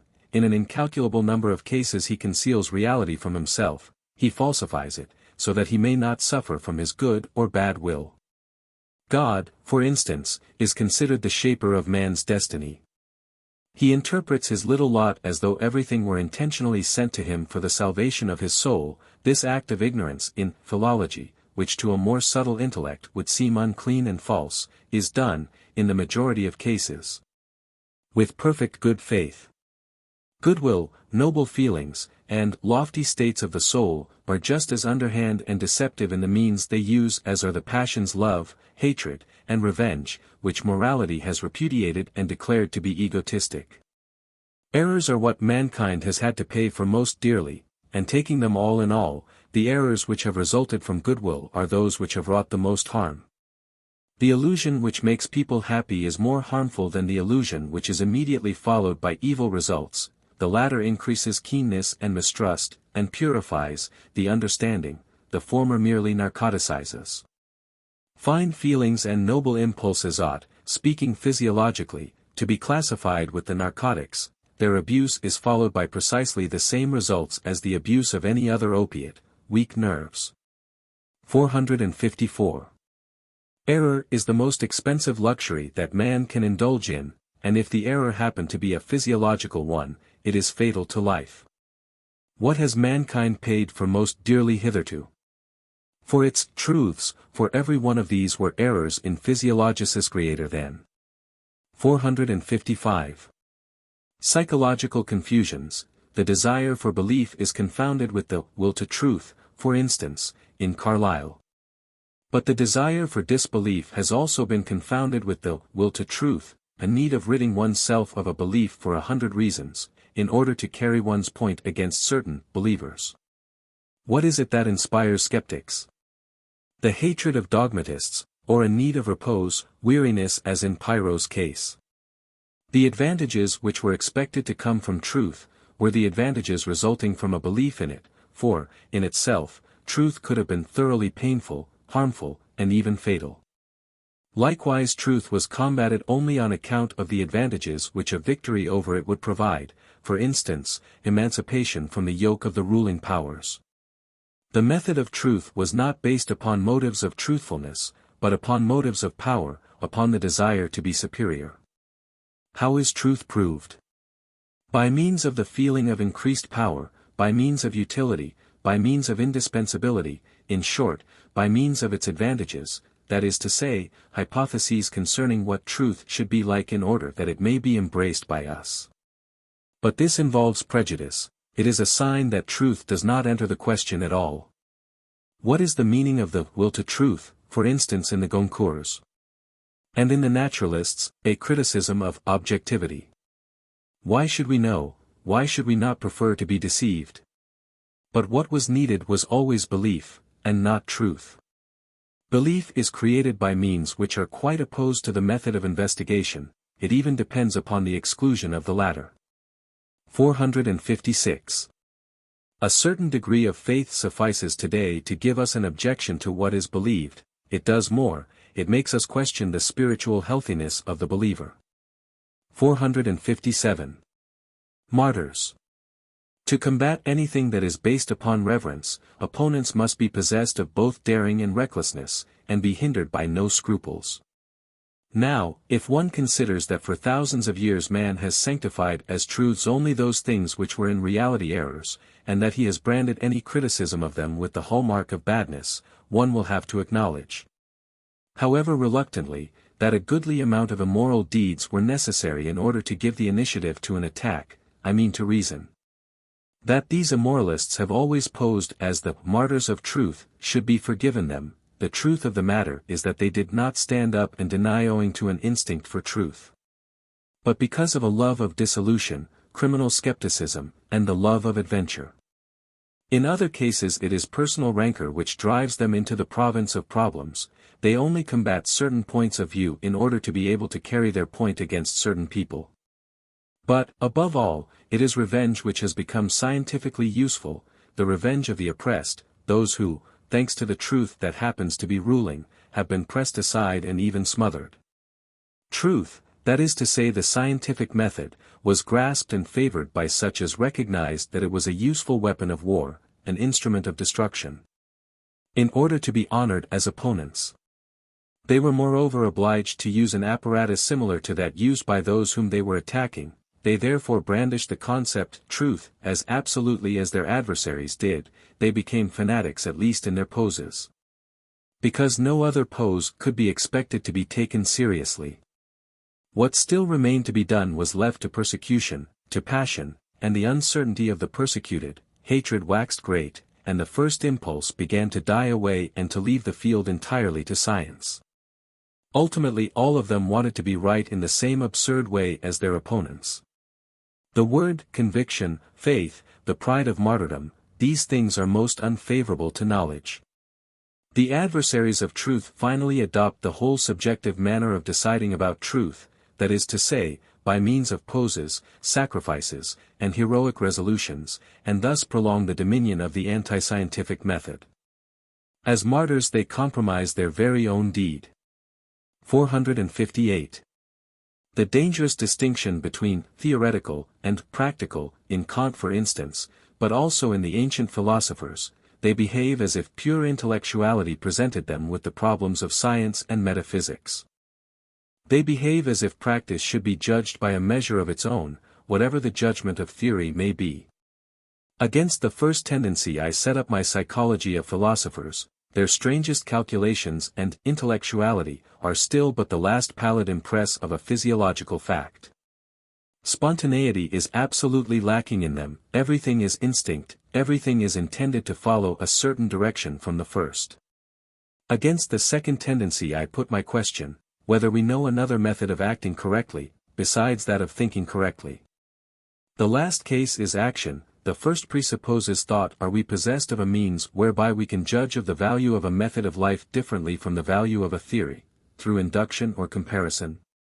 Guileless people imagine that in this respect we are better equipped, we know what is good, and the philosophers are content to repeat this view. We conclude that some sort of faith is at work in this matter, and nothing more. Men must act. Consequently rules of conduct are necessary. This is what even the ancient skeptics thought. The urgent need of a definite decision in this department of knowledge is used as an argument in favor of regarding something as true. Men must not act, said their more consistent brothers, the Buddhists, and then thought out a mode of conduct which would deliver man from the yoke of action. To adapt oneself, to live as the common man lives, and to regard as right and proper what he regards as right, this is submission to the gregarious instinct. One must carry one's courage and severity so far as to learn to consider such submission a disgrace. One should not live according to two standards. One should not separate theory and practice. 459. Of all that which was formerly held to be true, not one word is to be credited. Everything which was formerly disdained as unholy, forbidden, contemptible, and fatal, all these flowers now bloom on the most charming paths of truth. The whole of this old morality concerns us no longer, it contains not one idea which is still worthy of respect. We have outlived it, we are no longer sufficiently coarse and guileless to be forced to allow ourselves to be lied to in this way. In more polite language, we are too virtuous for it. And if truth in the old sense were true only because the old morality said, yeah, to it, and had a right to say, yeah, to it, it follows that no truth of the past can any longer be of use to us. Our criterion of truth is certainly not morality. We refute an assertion when we show that it is dependent upon morality and is inspired by noble feelings. 460. All these values are empirical and conditioned.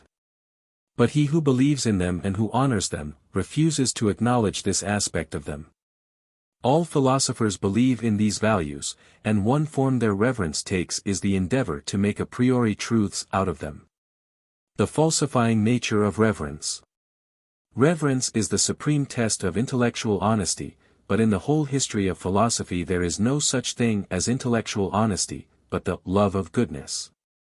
On the one hand, there is an absolute lack of method in testing the value of these values. Secondly, there is a general disinclination either to test them or to regard them as conditioned at all.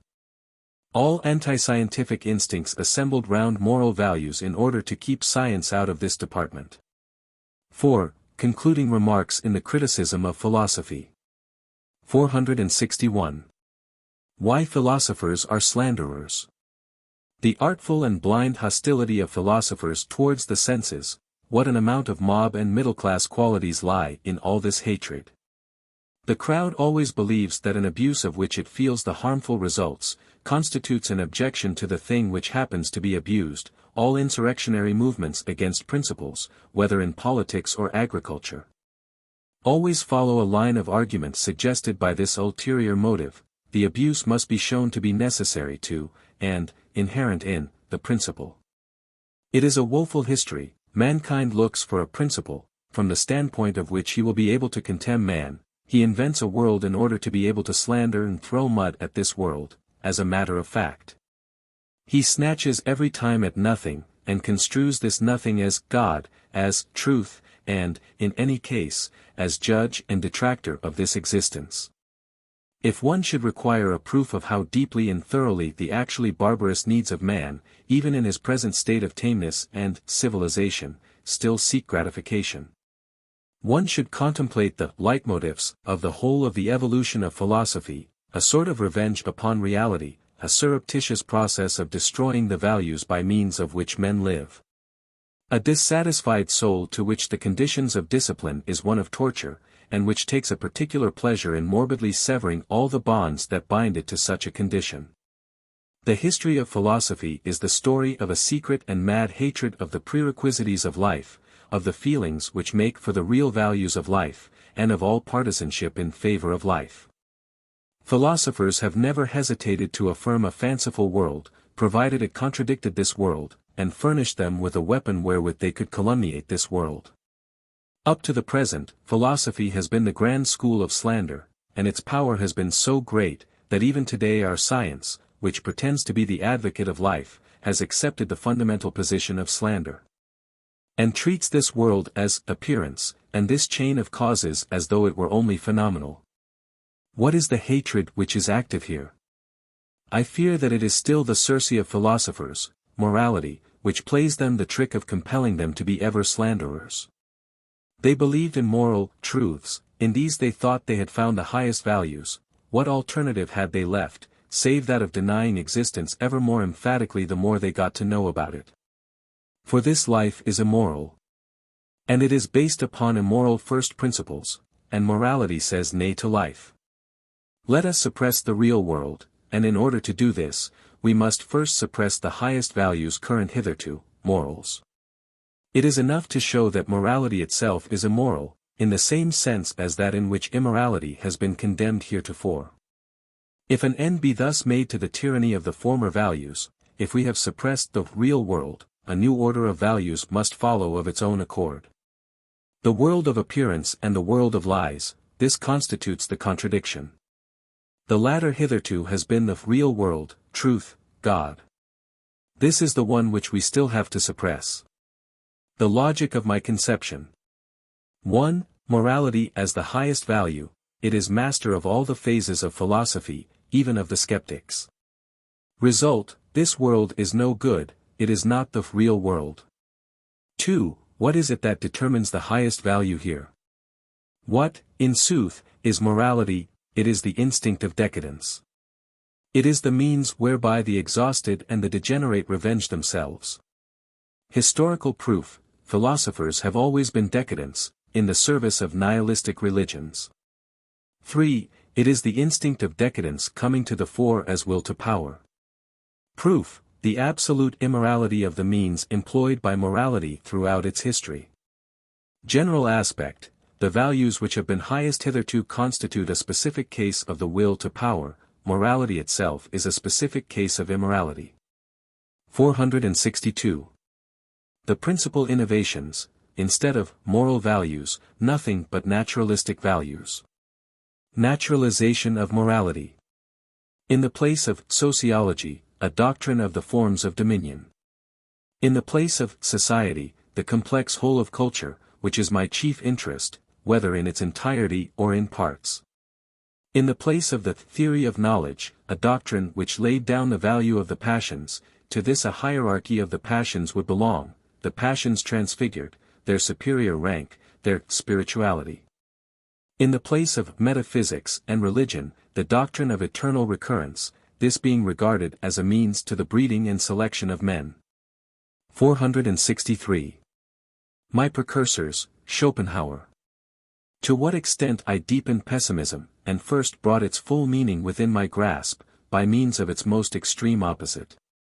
Likewise, the higher Europeans, the pioneers of great politics.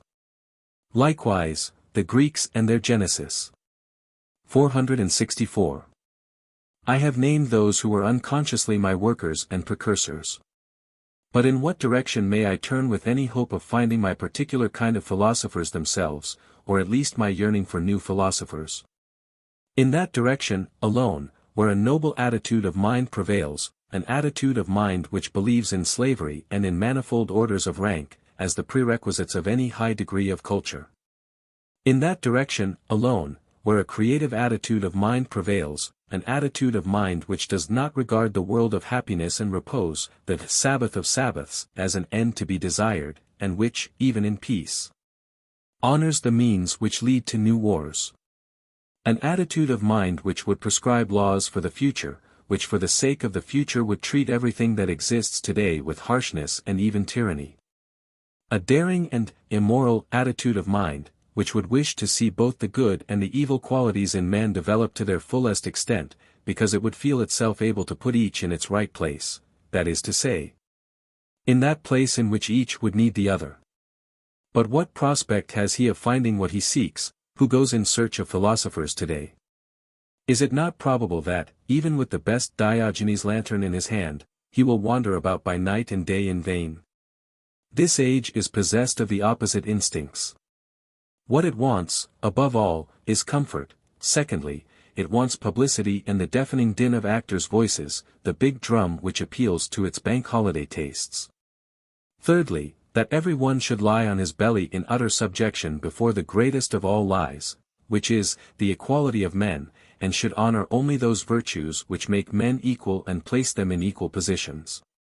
But in this way, the rise of the philosopher, as I understand him, is made completely impossible, despite the fact that many may regard the present tendencies as rather favorable to his advent. As a matter of fact, the whole world mourns, today, the hard times that philosophers used to have, hemmed in between the fear of the stake, a guilty conscience, and the presumptuous wisdom of the fathers of the Church. But the truth is that precisely these conditions were ever so much more favorable to the education of a mighty, extensive, subtle, rash, and daring intellect than the conditions prevailing today. At present another kind of intellect, the intellect of the demagogue, of the actor, and perhaps of the beaver and ant-like scholar too, finds the best possible conditions for its development. But even for artists of a superior caliber the conditions are already far from favorable, for does not every one of them, almost, perish owing to his want of discipline? They are no longer tyrannized over by an outside power, by the tables of absolute values enforced by a church or by a monarch, and thus they no longer learn to develop their inner tyrant, their will. And what holds good of artists also holds good, to a greater and more fatal degree, of philosophers. Where, then, are free spirits to be found today? Let any one show me a free spirit today. 465. Under spiritual freedom I understand something very definite. It is a state in which one is 100 times superior to philosophers and other disciples of truth, in one's severity towards oneself, in one's uprightness, in one's courage, and in one's absolute will to say nay even when it is dangerous to say nay. I regard the philosophers that have appeared heretofore as contemptible libertines hiding behind the petticoats of the female truth. End of Volume 1.